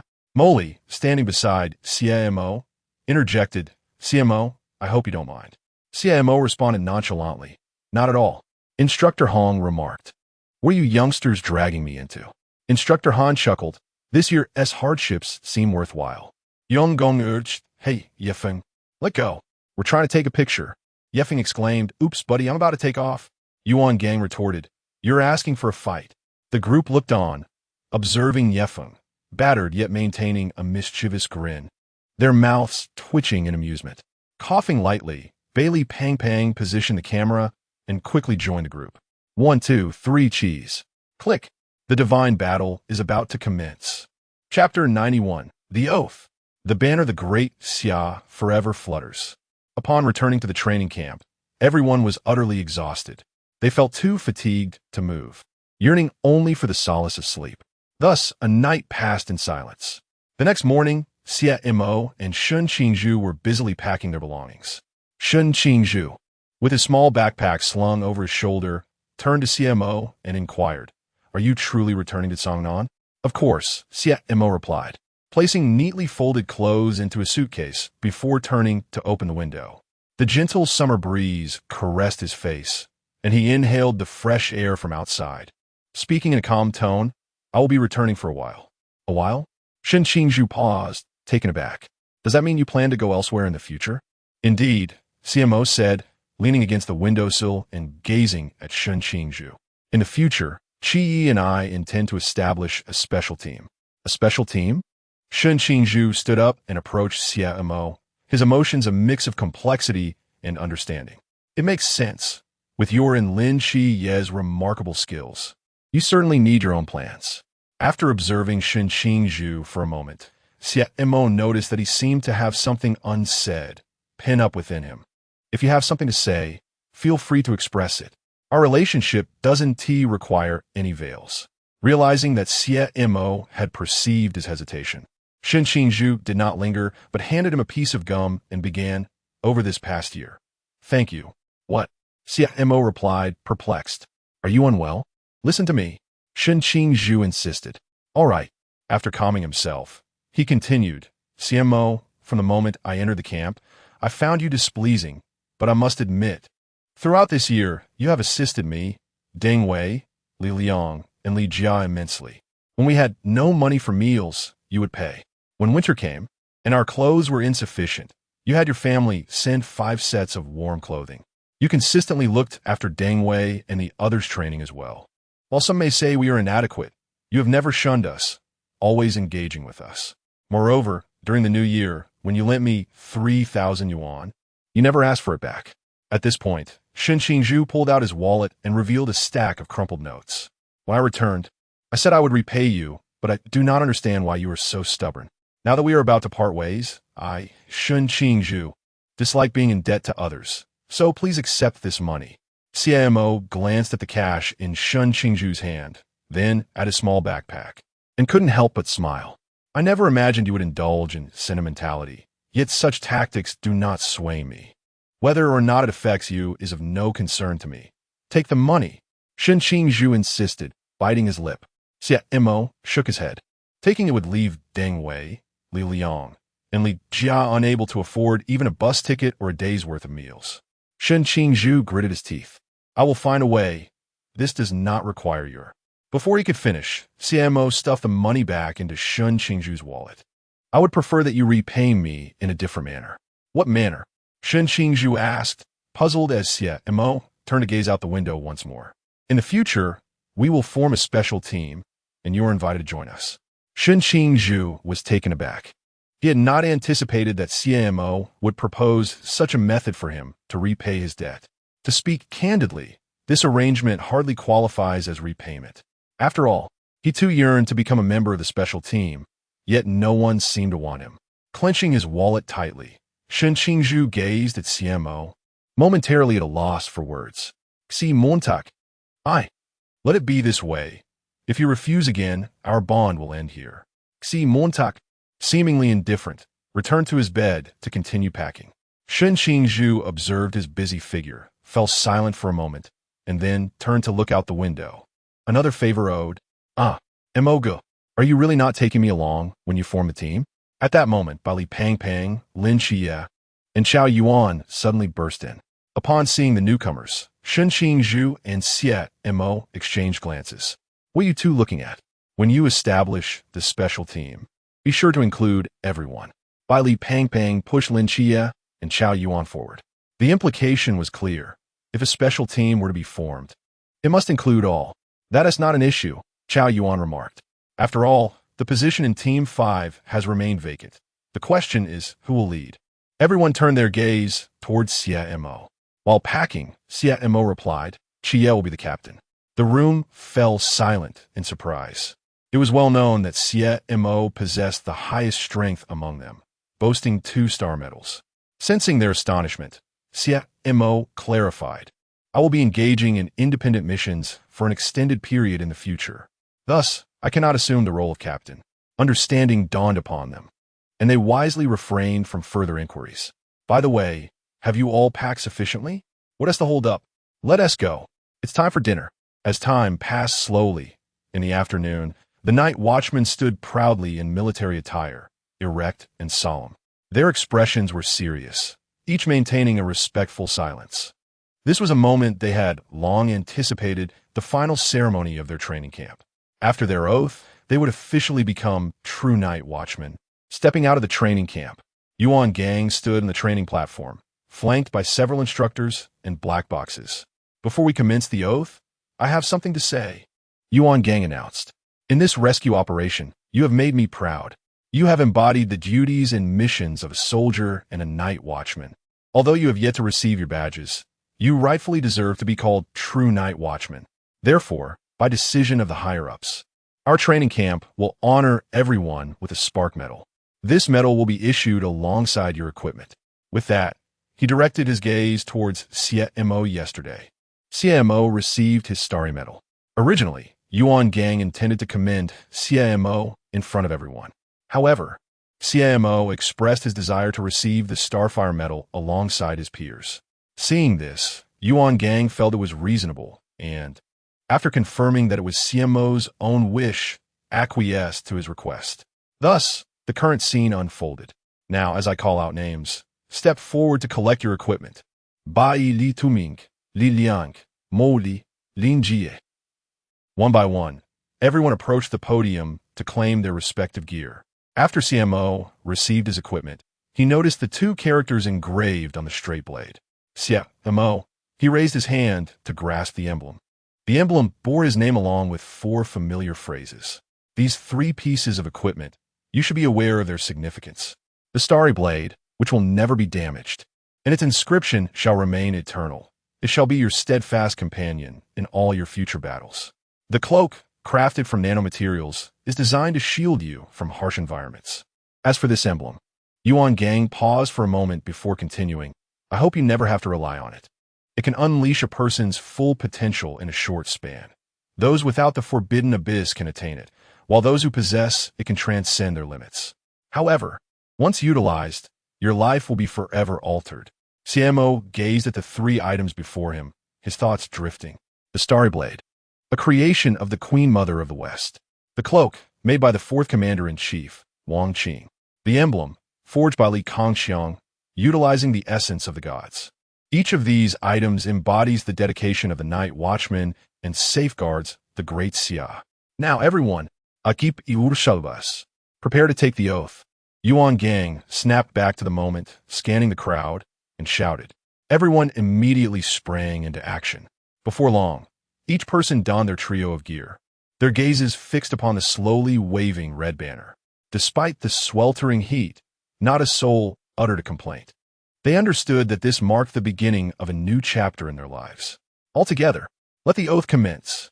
With those words, they placed their right hands on the emblem over their hearts, while their left hands rested on the hilts of the Starry Blade, their expression solemn. I, Deng Wei. I, Shun Qingzhu. I, Emoli. I, Chao Yuan. I, Li Liang. I, Bai Li Tu Ming. I, Li Jie. Oh, Lin Jie. I, Xie Mo. Everyone's eyes were fixed on the fluttering banner as they inhaled deeply. The next moment, a resounding voice echoed throughout the training camp, erupting from their small chests. Under the crimson banner of the Great Xia, we pledge, if the dark night should descend, I shall stand before countless others, with blade drawn against the abyss, blood staining the heavens. Chapter 92, Master Chun. The ceremony concluded. Shen Qingzhu cast a glance at the figures of her 3 attendants before turning to walk down a different path. Qiu Yue, remember to include me in your team. Bai Lei said with a grin. Chao Yuan, he added, don't forget to seek me out. Lin Shuyue looked down at Chao Yuan, who was clinging to her leg, her lips twitching. We haven't even started yet. Let's talk about it later. Haha, all right. Bai Lei yawned and turned to find Xie Mo also with someone in his embrace. Yeffing, don't leave me. You promised to look after me. Bai Lei grinned. Lin Qiuyue. Xie Mo. Indeed, those with strength attract followers. Bai Lei's gaze flitted between Xie Mo and Lin Qiuyue. Lin Qiuyue's lips twitched again. Soon after, she and Xie Mo exchanged glances and began to reassure Yeffing and Chao Yuan. A moment later, Yeffing remarked, don't forget me. When the opportunity arises, I'll come looking for you. As Yeffing walked back to the camp, he chuckled. Chao Yuan glanced at him, fell silent for a moment, and then set off on a path of his own. Take care, Qiuyue and Moge. Safe travels. They both said in unison, before turning towards the training camp's exit. The glow of twilight bathed the surrounding buildings, casting a warm, golden hue. Lin Qiuyue dragged her pink suitcase and looked over at Xie Mo. Are you really planning to form a special team? Yes, Xie Mo nodded, pausing briefly before continuing. Now that you graduated, don't forget to visit your aunt and younger brother. Lin Qiuyue hesitated. Home. Noticing her complex expression, Xie Mo thought for a moment and added, your mindset has changed, hasn't it? Don't overthink it. You should visit home. They miss you dearly. Lin Qiuyue remained silent. The two exited the training camp just in time to see a black sedan appear before them. Next to the car stood a woman in a white tracksuit with a high ponytail, waving at them. Xiao Montak. Qiuyue. Over here. Redding. Lin Qiuyue paused at the sight of her. At that moment, Wen Shima emerged from the driver's seat and opened the car door for them. Thank you for your hard work, Guardians. Redding approached Xie Mo and enveloped him in a warm embrace. Then, turning to Lin Qiuyue, she joked, Qiuyue, you gained some weight. Have I? Lin Qiuyue replied, slightly taken aback. Yes, indeed, Redding confirmed. Once they all entered the car, it roared to life and sped away. Actually, we had planned to come and pick you both up together, but the others are currently handling an incident, and the captain and vice captain are entertaining a prominent figure, Wen Shima explained. A prominent figure? Lin Qiuyue inquired, puzzled. The pinnacle of humanity, right? Xie Montak interjected. The 3 fell silent in surprise at this revelation, especially when Shima and Hong Ying. They never expected that Xie Mo was aware of it. Seeing that the two intended to inquire about him, Xie Mo spoke without hesitation. I will disappear for a while. With that, his figure vanished from spot. The three of them exchanged bewildered glances, their expressions a mixture of confusion. In the Peace Affairs office, underground, Chun Mai and Wu Xiaonan regarded the elderly man before them with a sense of trepidation. Opposite them sat a venerable old man with snow-white hair, gently sipping tea. Xiaonan, the tea has gone stale. Go fetch some fresh leaves, he remarked. Wu Xiaonan replied. But this tea was just purchased yesterday. As Chun Mai noticed the old man's gaze shift towards him, he immediately grasped the implication. Xiaonan, please go upstairs and buy some tea leaf for the master. Understood. Wu Xiaonan responded before exiting the room. The space was left with only Chun Mai and the old master. You have worked hard these past 10 years. It's nothing. Chun Mai replied. I must thank Xie for granting me a miracle. They then delved into a discussion regarding the matter of Shiva's grievance. Moments later, let us set aside the topic of Shiva's grievance for now.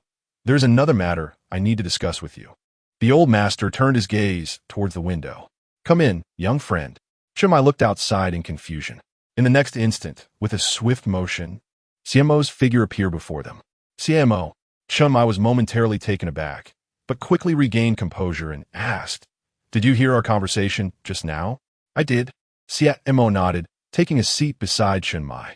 The suppression of Shiva's grievance by He Wuchang is weakening, but let us first address another matter. Upon hearing this, Chun Mai fell silent, directing his attention towards the old master. It was indeed not the right moment to discuss such matters. Xie Mo understood well that he harbored secrets he need not inquire about. I never imagined that a deity would arise in Daxia, the old master remarked, a smile playing at the corners of his lips as he looked at Xie Mo. At this, Chun Mai's mind momentarily faltered. What? A deity? Chapter 93. The Hound of Yanderos. Chun Mai abruptly turned to gaze at Xie Mo, who, however, paid no heed to him and spoke in a calm tone to Master Chun. Old Chun, as I entered the city earlier, I sensed a nauseating divine aura. This must be another matter that brought you here, correct? Indeed, Master Chun nodded. The waters in Xiaonan city have grown quite murky recently. A deity has infiltrated our midst. A deity has entered? Chun Mai's eyes widened in disbelief. Which deity? Xie Mo furrowed his brow. The divine war has yet to commence. How could a deity arrive at such an early juncture? Master Chun scrutinized Xie Mo for a moment before slightly parting his lips. The Hound of Yanderos. At these words, Xie Mo's pupils constricted sharply. It is he. Yes, Master Chun said gravely. This time, it is not a mere avatar but the true body that has come. However, he is currently in hiding, possibly due to not having smuggled over his full power. Thus, his strength is limited to the pinnacle of Klein. After a brief pause, Master Chun continued, Since you vanquished his avatar 6 months ago, we suspect that his purpose in coming to Xiaonan is related to you. Xie Mo narrowed his eyes slightly. Ever since he obtained his omniscient mind, he had comprehended the true identity of that young man from 6 months prior. Yet, he had not anticipated that the Hound of Yanderos would manifest in his true form, especially at such a pivotal moment in the divine war. Nevertheless, Xie Mo replied calmly, As long as it is not the canine king who has arrived, there remains a chance for resolution. Master Chun sipped his tea. With his current realm at the pinnacle of Klein, our preliminary assessment indicates he intends to recover to divine status before making a move against you. However, I too am puzzled as to why he, possessing the strength of Klein's pinnacle, chooses to remain concealed. Is there something about you that instills fear in him? Xie Mo chose not to respond to this inquiry. One must admit, the Hound of Yanderos was indeed astute. It was likely that during the previous encounter with his avatar, some information had leaked to the true body. Thus, he opted for concealment rather than a direct confrontation. After a prolonged silence, Xie Mo turned to Chun Mai. Captain, I shall handle this matter myself. The spatial abilities of the Hound of Yanderos are formidable. I doubt anyone present could unearth him. Absolutely not. Chun Mai vehemently rejected. This is a being at the pinnacle of Klein. Even if you possess formidable skills, a single misstep could lead to dire consequences. Moreover, it is evident that he is wary of your abilities. My apologies, Captain. Rising to his feet, Xie Mo addressed Master Chun. Thank you for the information you provided. With that, Xie Mo vanished from sight. At this moment, he had no time to concern himself with anything else. If the Hound of Yanderos were to ascend to divine status, the onset of the divine war would spiral the entire situation into uncontrollable chaos. Master, we must hasten to retrieve him, Chun Mai exclaimed as he sprang to his feet upon witnessing Xie Mo's disappearance. However, Master Chun merely shook his head and spoke calmly. There is no need. If anything unfortunate befalls the young friend, I shall ensure his safety. Upon hearing these words, Chun Mai felt a sigh of relief wash over him. Meanwhile, in the old district, Lin Xie gazed at the dilapidated residential building, pausing for a moment before approaching it slowly. During his earlier walk, he had pondered many thoughts. Xie Mo was right. He truly wished to return home for a visit. After such a long time, he had come to understand his own heart. He could never let go of his aunt and Hongying. To go home, Lin Xie murmured softly as he entered the apartment building. Ajin, could you check if the rice is cooked? Inside the house, his aunt was stir-frying vegetables and turned to glance at Hongying, who was doing his homework. Upon hearing this, Hongying immediately stood up and went to take a look at the rice cooker. Mom, it's ready. Good. You can finish your homework later. Come eat. I made braised pork for you today, his aunt said with a smile. Hongying, being quite sensible, began to stir the rice. Before long, 2 bowls of rice were set on the dining table alongside a meat and a vegetable dish. His aunt stared at the 2 bowls in a daze.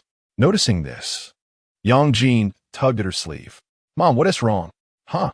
His aunt snapped back to reality and smiled. It's nothing. I was just thinking of your brother. I wonder when he will come back to visit. Just as they were about to eat, the little black dog, hearing this, drooped its ears in disappointment. Suddenly, it sniffed the air and, in the next moment, bounded to the front door, barking excitedly. Woof, woof, woof. Hongying instantly realized something and hurriedly pulled his aunt towards the door. Mom, it seems someone is coming. Jean, wait a moment. I haven't taken off my apron yet. His aunt replied, untying her apron as she walked with Hongying to the door. However, before she could completely remove the apron, the door swung open. Click, Aunt, I'm back. Upon hearing this voice, his aunt froze mid-motion. She looked up at the doorway, where stood a young man with a somewhat resolute demeanor. In an instant, tears welled in her eyes. She could hardly believe it. Rubbing her eyes and confirming it was indeed Lin Xie, she stumbled forward, forgetting to untie her apron. Little Xie, why didn't you call before coming back? She gazed at Lin Xie's robust figure, using her wrinkled hands to pull him inside. Have you eaten yet? If only you had told me sooner. I would have prepared more dishes. Lin Xie scratched his head awkwardly, and it's really not necessary. The army granted me a day's leave to visit, so I just hurried back to see you all. That one do, his aunt said as she tied her apron again. Jean, help your mom peel some garlic, and take out those shrimp from the fridge. All right. Hongying ran excitedly to help. The smile on his face radiated both surprise and joy. Clearly, he too had not anticipated that Lin Xie would return at this moment. As Lin Xie observed the busy figures of 2 individuals, a wave of emotion washed over him. At that moment, Little Black, clutching a clove of garlic, scampered towards him. Lin Xie lowered his gaze and instantly understood its intent. In the next breath, he stepped forward and took the garlic crusher from his aunt's hands, saying, Aunt, allow me to assist you. Child, what are you helping for? Your aunt has prepared braised pork. You should eat something to fill your stomach first. Indeed, brother, you should have a bite to eat. Wong Wong. I've already eaten. I'm fine. The family busied themselves amidst laughter and joy. Lin Xie, feeling the warmth of familial affection, couldn't help but wipe the corner of his eye. Thank you, my stoic friend. I shall bring you some braised pork in return. Chapter 94. The Divine War Approaches. After a while, on the other side, Master, we have searched this area and found no trace of him. A white wolf with a somber expression traversed a narrow street, accompanied by a young man clad in a cloak. Not in the northwest region. Xie Mo glanced at Song, his brow furrowed slightly. Including the recent search of the southeast area, the entirety of Xiaonan city had been scoured. Yet, they had not encountered a single sign of the Yanderos hounds. I surmise he may be concealed within someone's gaze. If we pursue this method of search, it could take a considerable amount of time. Song observed the passers-by, his eyes scanning their pupils incessantly. A considerable amount of time? Xie Mo pondered their next course of action. He was now certain that Lin Xie had already initiated his main storyline. This incident was orchestrated by a hotel owner to summon Bel Clan, utilizing the Sheik Guitong as bait, culminating in a plane crash. The significance of this event was rather trivial. In essence, it merely served as a prelude to the impending divine war. However, during this incident, those foreign deities would sense the aura of Shiva's resentment, heralding the arrival of the divine war. In less than a month, Xiaonan city would cease to exist. Xie Mo rarely rested his chin on his hand, contemplating. The forthcoming divine war would see the involvement of numerous deities: Poseidon, Hades, Loki, Indra, the Hellhound Garmer, the Kraken, and a multitude of enigmatic beings from the Chuan region. The Night Watchers would mobilize in substantial numbers. Humanity's pinnacle of combat prowess would gather, with the exception of those confined, including the likes of Ho, Yi, and Yang Jian, along with several concealed deities of the great Xia dynasty. For a moment, Xie Mo was taken aback by the sheer magnitude of his compiled strength chart. To speak frankly, the divine realms were numerous, and should the Yandaro's hounds breach the divine realm, the battlefield would undoubtedly descend into chaos. At that juncture, he would not only have to contend with enemies, but also remain vigilant against the hounds' ambushes. No, that was not right. He should be wary of the possibility of an enemy absorbing a certain deity or mythical creature. If that were the case, he could not guarantee how formidable this hound might become. "What is it, master?" Song noticed the perplexed expression on Xie Mo's face, feeling a sense of unease. This was the first time he had witnessed such uncertainty on Xie Mo's countenance. "Song, in the coming days, we shall search every individual's gaze throughout the city." "Understood, master." In the subsequent days, Xie Mo and Song commenced a thorough investigation across the city. Meanwhile, Lin Xie, with the passage of time, had departed from his aunt's home and begun addressing the Sheik Guitong incident. As time slowly flowed, after 3 days of reflection, the Sheik Guitong incident had nearly reached its conclusion.